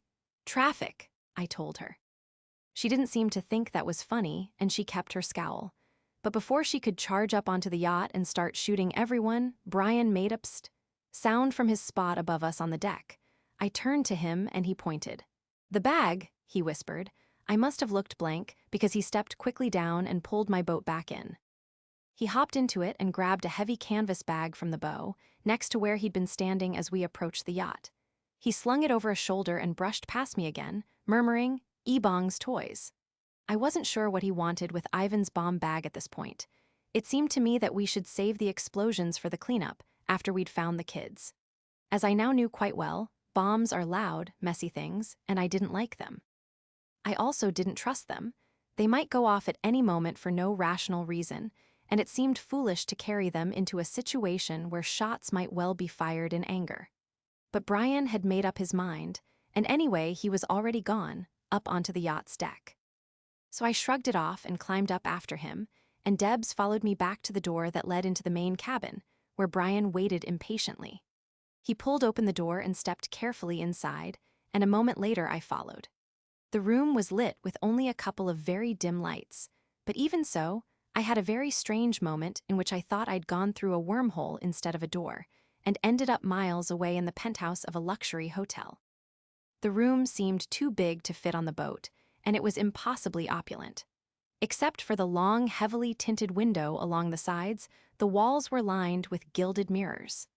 As Brian had said, there was a kitchenette in the corner at the far end of the room and the stairs down to the cabins beside it. But there was also a formal dining area, with low-hanging candelabra and a heavy golden table and chairs, and an absurd number of overstuffed glove-leather couches and chairs, and a huge flat-screen TV. There was more rich furnishing than I could possibly take in at one glance, and I turned slowly to see it all, but Brian saw me gawking and grabbed my arm, shaking his head at me with disappointment. We cat-footed toward the stairs, Brian in the lead, Debs jostling me for second place. At the head of the stairs, Brian paused, peering downward intently. He motioned with one hand for us to wait and carefully put the canvas bag of toys to one side. Then he drew his pistol and slunk silently down the steps. There were only 5 or 6 stairs, and I could see my brother's head and shoulders quite clearly as he edged forward a few feet, paused, and then backed up again. He glanced up and beckoned, and before I could move, Deborah bolted past me and onto the stairs with her gun out and pointed up. As I joined them in the hallway at the foot of the stairs, Debs and Brian were having an animated mime argument. Debs was pointing to the door on the right, and Brian was making slow-down gestures and apparently urging caution. Debs screwed her face into a determined frown, lowered her head, and stepped to the right side door, hand out to open it. I stepped over quickly and grabbed her arm, and she looked up at me with fierce resentment. But I just held up one finger, then used it to tap my ear. She stared at me with blank hostility, until I leaned forward and placed my ear on the door. As I listened intently for some kind of telltale sound, Debs put her own ear on the door beside me. As if that had been the cue, we were rewarded by the sound of a thunderous snore from the other side of the door, followed almost immediately by another, softer and higher-pitched. Debs jerked her head back from the door, and I straightened too, in time to see her crossing the hall and putting her ear on the door opposite. She listened for only a second, and then jerked upright so suddenly that I thought someone had poked her through the keyhole with a knife. But her face, even more frighteningly, was covered with a huge smile. She pointed excitedly at the door and mouthed, "Nicholas." And then, without waiting to explain what she'd heard that made her think her son was in the room, she shoved her shotgun into my hands, grabbed the doorknob, and pushed the door open. Brian looked at me with a face full of panic and jumped forward to stop her, but he was too late. Debs was already in the room and moving rapidly across a thick shag carpet. My brother stepped back from the door, glancing about wildly. I followed Debs into the room. The kids were there, all of them. Cody and Astor were on the nearest bed, sound asleep and snuggled up together. Lily Ann and Nicholas, the babies, were on the other bed. Nicholas was kicking his feet and gurgling, the sound that had clued his mother in that he was here. And lying next to the 2 babies, also asleep, was a stocky young woman. She had dark hair and wore a pink flannel nightgown, which I thought was an odd touch for a drug lord's nanny, but it would be far too much to hope that she would remain asleep for long. I could think of only one sure way to keep her quiet while we took the children and ran for home. So as Deborah carefully scooped up Nicholas, I took my fillet knife from its sheath and stepped forward, and an iron hand clamped onto my arm. "No," Debs said in a ferocious whisper. "Not like that." I looked at her with exasperation. Of all the times to be saddled with empathy, this was one of the worst. One tiny peep from the sleeping woman and we were all dead, but no, I couldn't make her permanently quiet. "Then how?" I whispered back. She just shook her head and nodded at Cody and Astor. "Wake them," she said softly. I stepped around Deborah to the bed where Cody and Astor lay sleeping. I leaned the shotgun against the wall beside the bed and put a hand on Astor's shoulder, shaking her gently. She grumbled, frowned, and then opened her eyes. She blinked at me several times, then shot straight up in bed. "Dexter," Astor said excitedly. I waved frantically for her to be quiet, and she bit her lip and nodded. I shook Cody only twice, and he sat right up and looked at me, fully awake. "Knew you'd come," Cody said, and it was a mark of his excitement that he actually said it loud enough to hear. "Quick as you can," I told them, soft but urgent. "And be quiet. Up the stairs and out, my boat is tied to the back. Go." They blinked at me, then at each other, so I said it again. "Go now," and Astor jumped up, grabbed Cody's hand, and the two of them hurried out. Deborah was standing impatiently in the middle of the room, her pistol in one hand and Nicholas in the other. I moved around her and back to the other bed, where Lily Ann slumbered on. She lay quietly beside the sleeping nanny, sucking fiercely on a pacifier. I bent over with all the quiet care I could muster and slid a hand under the baby's head, then the other one under her bottom. I lifted her slowly, carefully, and I had her nearly halfway up before she grumbled and spit out the pacifier. I held my breath, but Lily Ann settled right back into sleep. I looked down onto the bed to retrieve the fallen pacifier and saw right away that it would not be possible. The pacifier had fallen right onto the nanny, and the nanny was now awake, staring up at me with very witty open brown eyes, and then her eyes went wider and she opened her mouth just as wide. I juggled Lily Ann quickly to my left arm and clamped my right hand tightly on the nanny's throat. "Silencio," I whispered, sounding as deadly as I could. "No un sonido." Her mouth slapped shut and she nodded vigorously. I stepped back, keeping my eyes on the nanny, and handed Lily Ann to Deborah. "Take them to the boat," I said. Deborah tucked Lily Ann into her other arm, but only took a step backward. I glanced at her and saw that she was preparing to argue about running to the boat. Before either of us could say a word, Brian stuck his head in the door. "What is keeping you?" he whispered savagely. And then, oh, for shit's sake, as he saw the nanny staring at us with gigantic eyes. "She'll scream any second," Brian said, and he stepped toward her, pulling out his knife. But he was wrong. The nanny didn't scream. She didn't say a word. She looked at my brother approaching with knife at the ready and calmly reached under her pillow, drew out a revolver, and fired point blank at Brian. I could not see where, but I was sure he was hit. Even so, he leaped forward with incredible quickness. Before the woman could fire again, Brian's left hand was pinning her gun to the bed, and his knife was in her throat. She thrashed briefly. I couldn't see what Brian did, but his shoulders bunched with effort, and the thrashing stopped abruptly. Brian stood, much slower than he jumped onto her, and there was blood all over his hands, the front of his shirt, his pants. Throat wounds can spray horribly, and most of the mess had to be from the nanny. Most of it, but not all. As Brian straightened, he swayed slightly and put a hand to his abdomen, just above and to the right of his navel. It's funny how the mind works, isn't it? It might have been because I was stunned by the incredibly loud bang of the gunshot in this small room, but whatever the reason, my head was spinning. And for half a second, it flashed through my mind that Raoul would need a new nanny, and I pictured what the ad would say. "Nanny wanted. Must be comfortable with Spanish, English, and small arms." But Brian wobbled again, and I shoved the thought away. "Brian," I said, that's all I got out. From somewhere outside the room I heard a shout and then another. A gunshot in close quarters is a remarkably effective alarm clock, and the nanny's shot had been enough to wake the other guards. "Debs, go," I said, and this time she didn't argue. She spun on her heel, a baby under each arm, and sprinted for my boat. "Brian," I said, moving to his side, "are you all right?" It was a stupid question, since I knew he'd been shot, which is not all right no matter how you care to define it, but Brian just gave me a pained look. "I believe we may have lost the element of surprise," he said. He grinned feebly, and I was worried enough not to notice what a terrible job he did. "Can you make a run for it?" I asked him. "I don't see very many choices," he said. He dropped his knife to the floor and pulled out his pistol. "I think we're going to want that," he said, nodding at Deborah's shotgun. I grabbed it, racked a shot into the chamber, and we hurried out of the room. The moment we stepped into the hall, I was very glad the shotgun was ready to go, because the door opposite, where we'd heard the snores, was inching cautiously open. Without bothering to aim, I pointed the gun at the door and fired. The noise was deafening, far beyond the sound the nanny's pistol had made. but the result was truly gratifying. A hole the size of a basketball appeared in the door as it slammed partway open and then bounced shut again.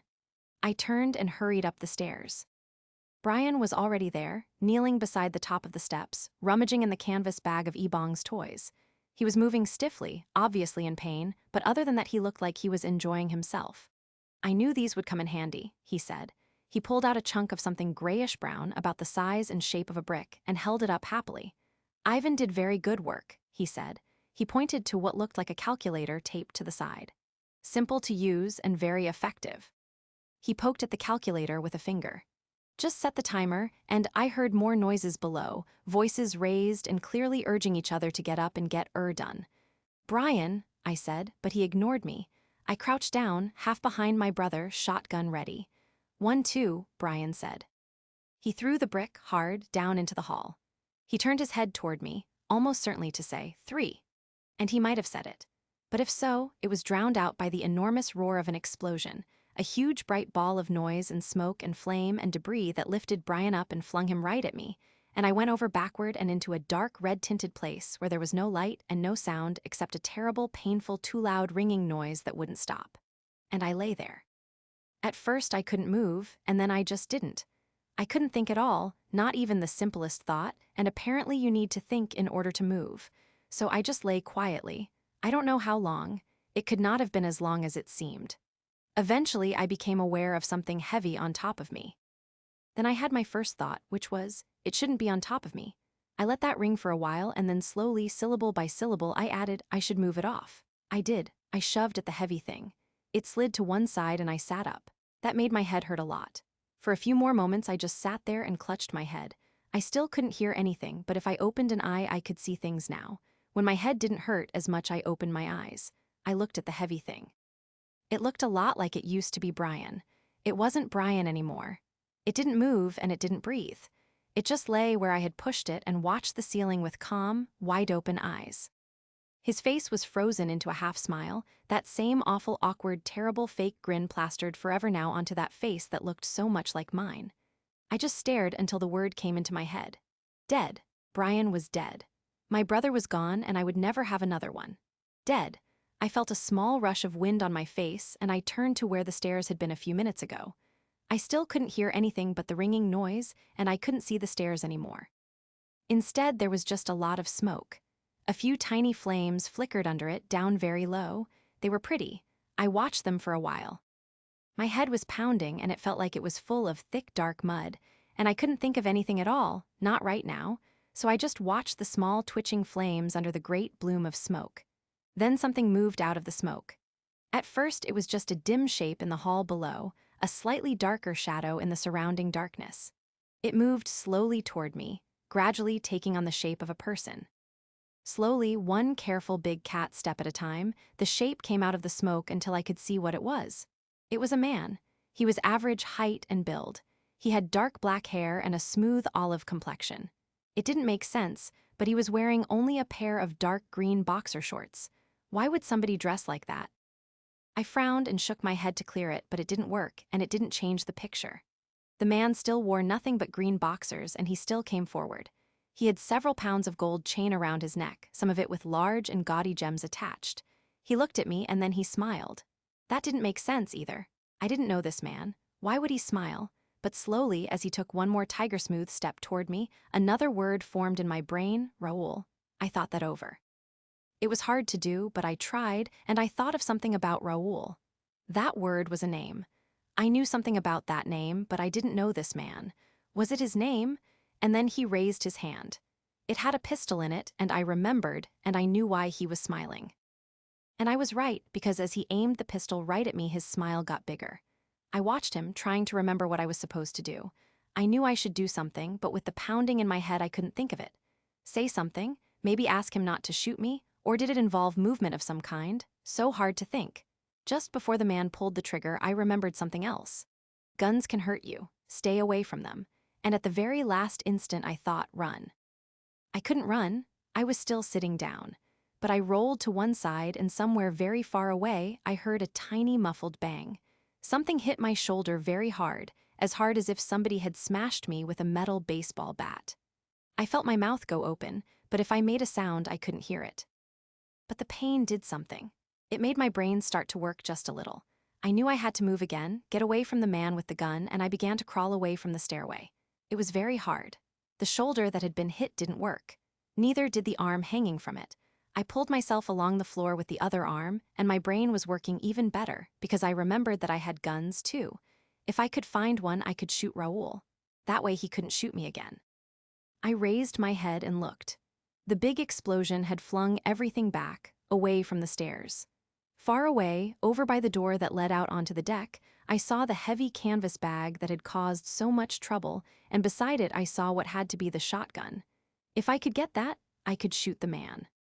I crawled harder, faster, but I hadn't gone very far when something grabbed my ankle and yanked and flipped me onto my back. The man with the gun stood above me, pointing at me. Raoul. He was staring down at me like I was a stain on the carpet. He looked very dangerous for somebody wearing only green boxers and a lot of gold chains. And then he smiled again. He squatted down beside me. I could see his mouth moving, but I couldn't hear anything. He cocked his head, waiting for me to say something. When I didn't, he frowned and poked my hurt shoulder with his gun. The pain was enormous. I opened my mouth and I heard a strange, animal noise coming from far away that matched the shape of my mouth. It was a horrible, inhuman sound, but the man liked it. He poked me again, much harder, and this time he twisted the gun barrel inside my shoulder, and I felt something inside where he touched it give way with a kind of snip, and I made the noise again.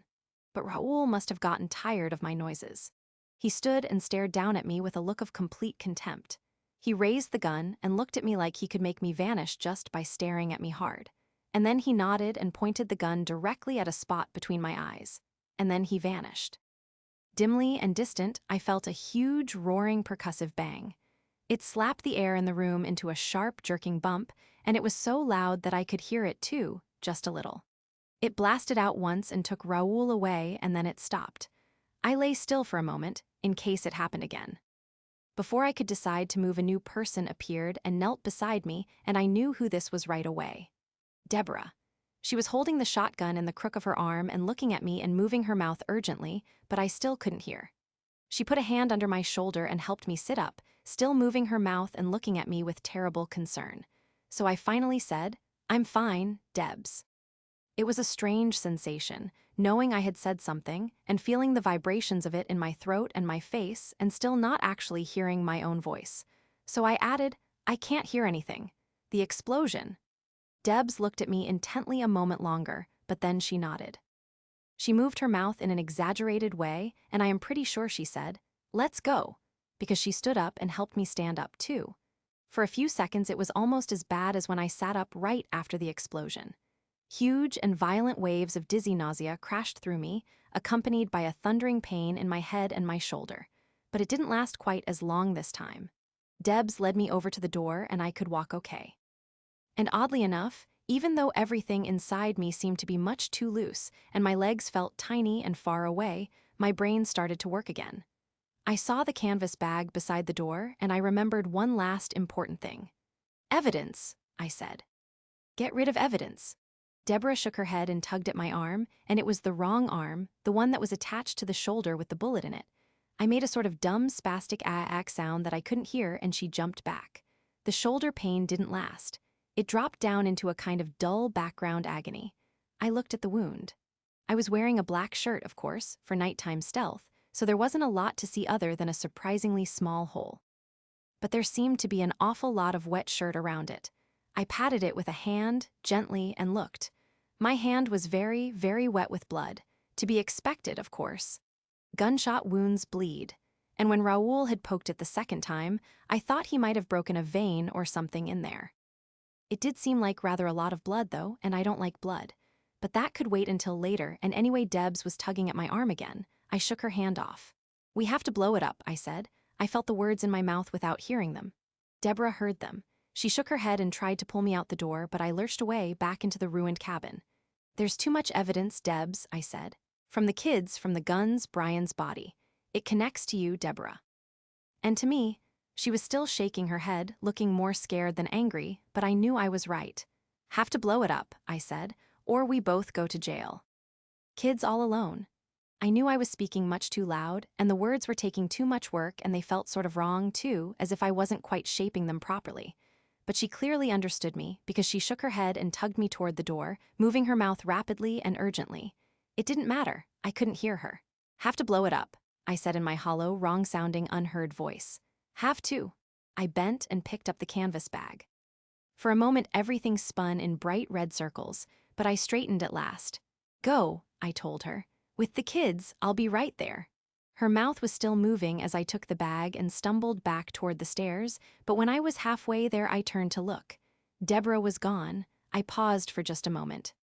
The bomb that killed Brian had made a lot of noise, smoke, fire, but it had not made a hole in the boat big enough to sink it. I had to put this bomb in a better place. Some place where it would take out the whole superyacht. Maybe next to the fuel tanks, but I didn't know where they were, and I wasn't sure I could move around until I found them. And the bag was much heavier than I remembered, and I was very tired. And cold. I was suddenly feeling very cold. Why was that? It was a warm Miami night, and I didn't think the air conditioning could still be working. But a definite chill settled over me, all of me, and some of that bad red-tinged dizziness came back at me. I closed my eyes. It didn't go away, so I opened my eyes again and looked at the stairway ahead. I could just put the bomb down there. It would probably do the job, and it couldn't really be as far away as it looked. I could probably get there in just a few more steps. I stepped. It was harder than it had been a moment ago. In fact, it was almost impossibly hard. I was so cold, and I needed to rest just for a moment. I looked for a place to sit. None of the chairs or sofas had stayed upright in the explosion. There was still a built-in plush bench over at the wall. It seemed very far away. I couldn't really go all that way just to sit, could I? No, of course not. But I did want to sit, and right there at my feet, there was the floor. It was still flat. I could sit there. I did. I sat and closed my eyes and tried to find the strength to get up and finish it. It isn't that hard, Dexter. Just stand up, set the bomb where it will do the job, and go back to my boat. Simple. Except that it wasn't. Nothing was simple now. Come to think of it, things hadn't been simple for some time. Not for Dumbo Dexter, the ninja nerd who gets everybody close to him killed, Rita and Jackie, and now Brian and probably Debs and the kids in just a minute or two. And when things are almost all wrapped up nicely, he gets himself blown up and shot. And now he doesn't have to do anything at all but put a little bitty bomb in the right place and set the timer and go home. And he can't even do that. It just seemed so hard to get up and do anything. I couldn't do even the simplest things anymore, hadn't been able to this whole time, ever since I let Jackie get killed. And Rita too, dead because of me, my incompetent, empty-headed, fumbling dumbness. Dead, along with my whole beautiful, simple life. Dead just like Brian. Killed by my bumbling, thumb-brained delusions that I was smart and I could do things. Killed because I actually couldn't do things anymore, couldn't think at all. And now I couldn't even walk 3 or 4 more steps to set the bomb so I could go home, and maybe find somebody to make the gunshot wound stop bleeding so much. Because it really was bleeding too much. I was soaked now, all along the whole front of me, and I didn't like it. All right enough. Up and at him, Dexter. And if there's no up left, then just crawl over there and do it. Set the timer, toss the bomb down the stairs, crawl back to the boat. 1, 2, 3. So simple even a dolt like me could do it. Ready? 1. I reached in the flap of the canvas bag. It was still open from when Brian had used it, so I didn't need to unzip it, which was a very good thing since I didn't think I could. I felt around and my fingers closed on something that seemed about right. I pulled out a big square shiny thing. It had the same kind of timer that Brian's bomb had, but this brick was much bigger. More than enough to do the job. But the timer was throbbing in and out of focus, and the red numbers kept blending with the red background that was pulsing back over me again. That wasn't good. I frowned and stared at it so it knew I was serious, and it settled down. I punched in 0, 0, 5, 5 minutes. Plenty of time. Step 2, a deep breath, and then I crawled forward on my one good arm, pushing the bomb ahead of me. No scientific placement needed, not with this great big baby. It wasn't necessary, and it wouldn't happen anyway, not with Dexter the doofus on the job. Still, several feet away I felt myself running down. Not good. Have to save something for my escape. Escaping very important. I tried to stand up. Very hard, I was so heavy. I would really need to go on a diet when this was over. But I was still holding the entire canvas bag, another stupid blunder. I let go of it and worked my way all the way up to a standing position. I rested for a minute. Just one little minute, just resting, and I remembered the bomb. Now I only had 4 minutes. Still have to escape. I leaned forward and threw the bomb.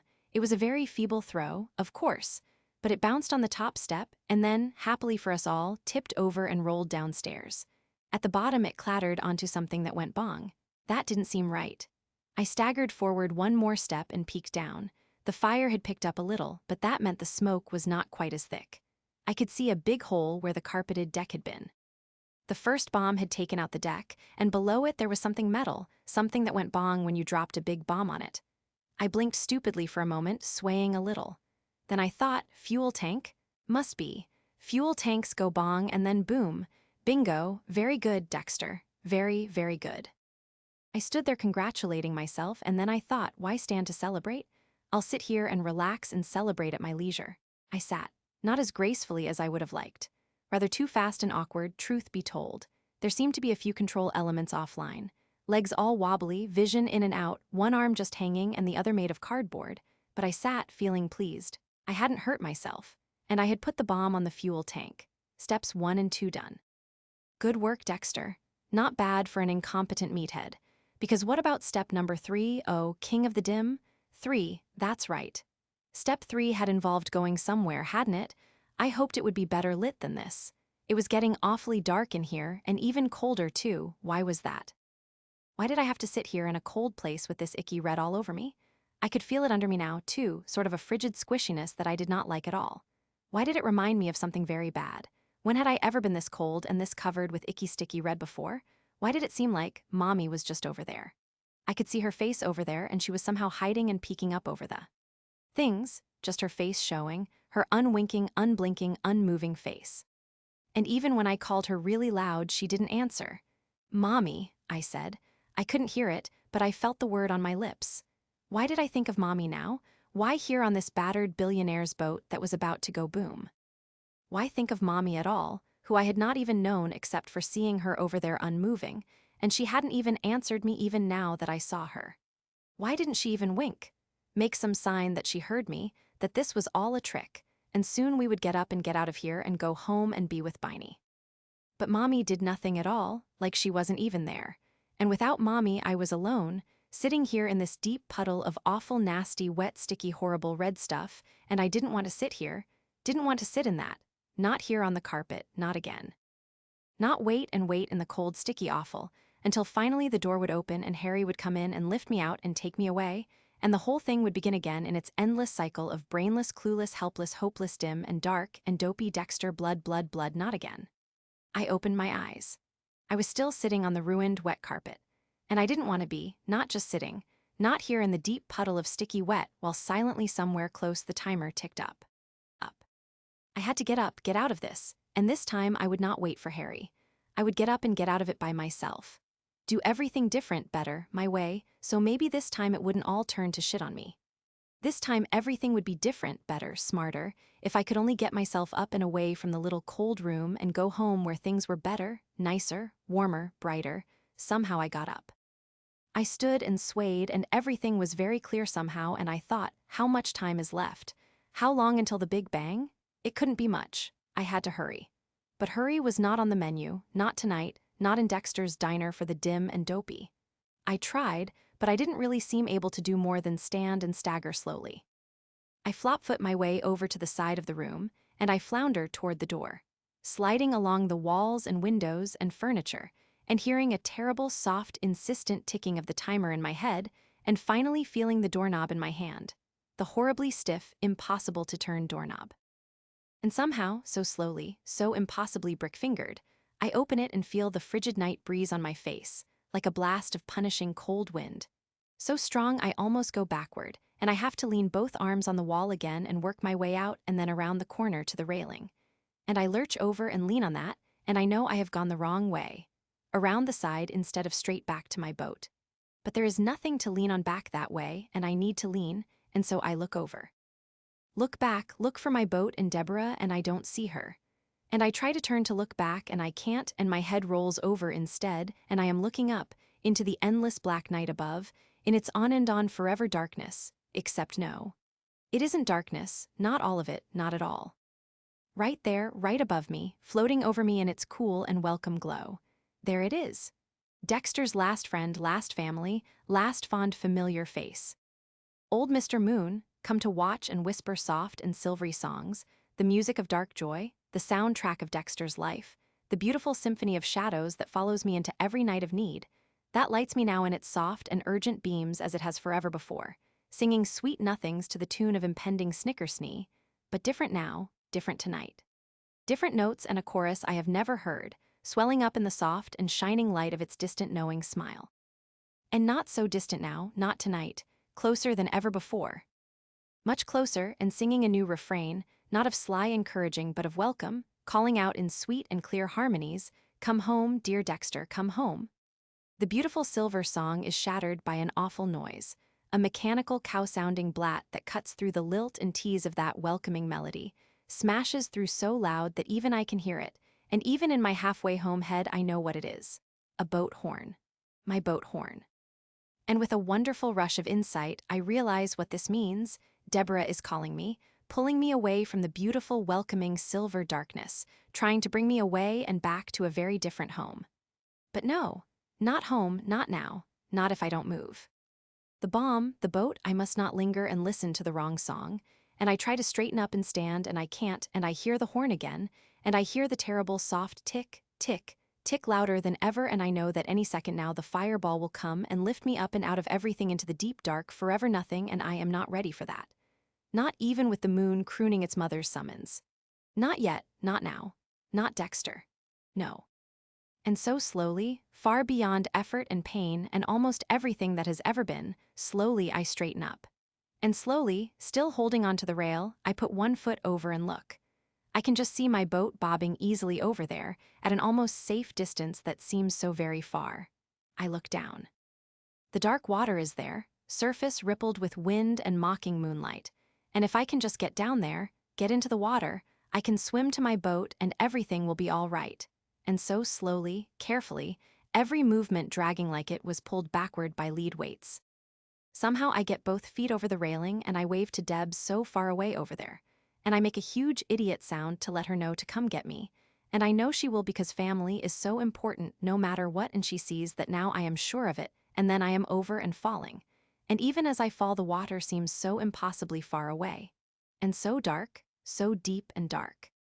And then there is a warped and rippled picture of the moon with its happy savage face that morphs into me rushing up at me, and I hit me with a soundless crash.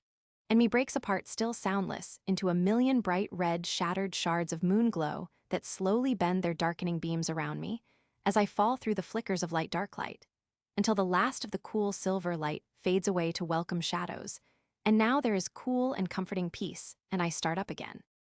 Up into the blackness that whirls me away to the happy welcome of the moon's dark side, and I fall up and in and away, and the wonderful chorus of silence swells up as I rise up, and I feel like I am home again at last as I slide down through the beautiful shadowy silence, and into the cool and welcoming moon mommy darkness at last. And about the author Jeff Lindsay is the New York Times best-selling author and creator of the Dexter novels, most recently Dexter's Final Cut. He lives in South Florida with his wife and 3 daughters. His novels are the inspiration for the hit Showtime and CBS series Dexter.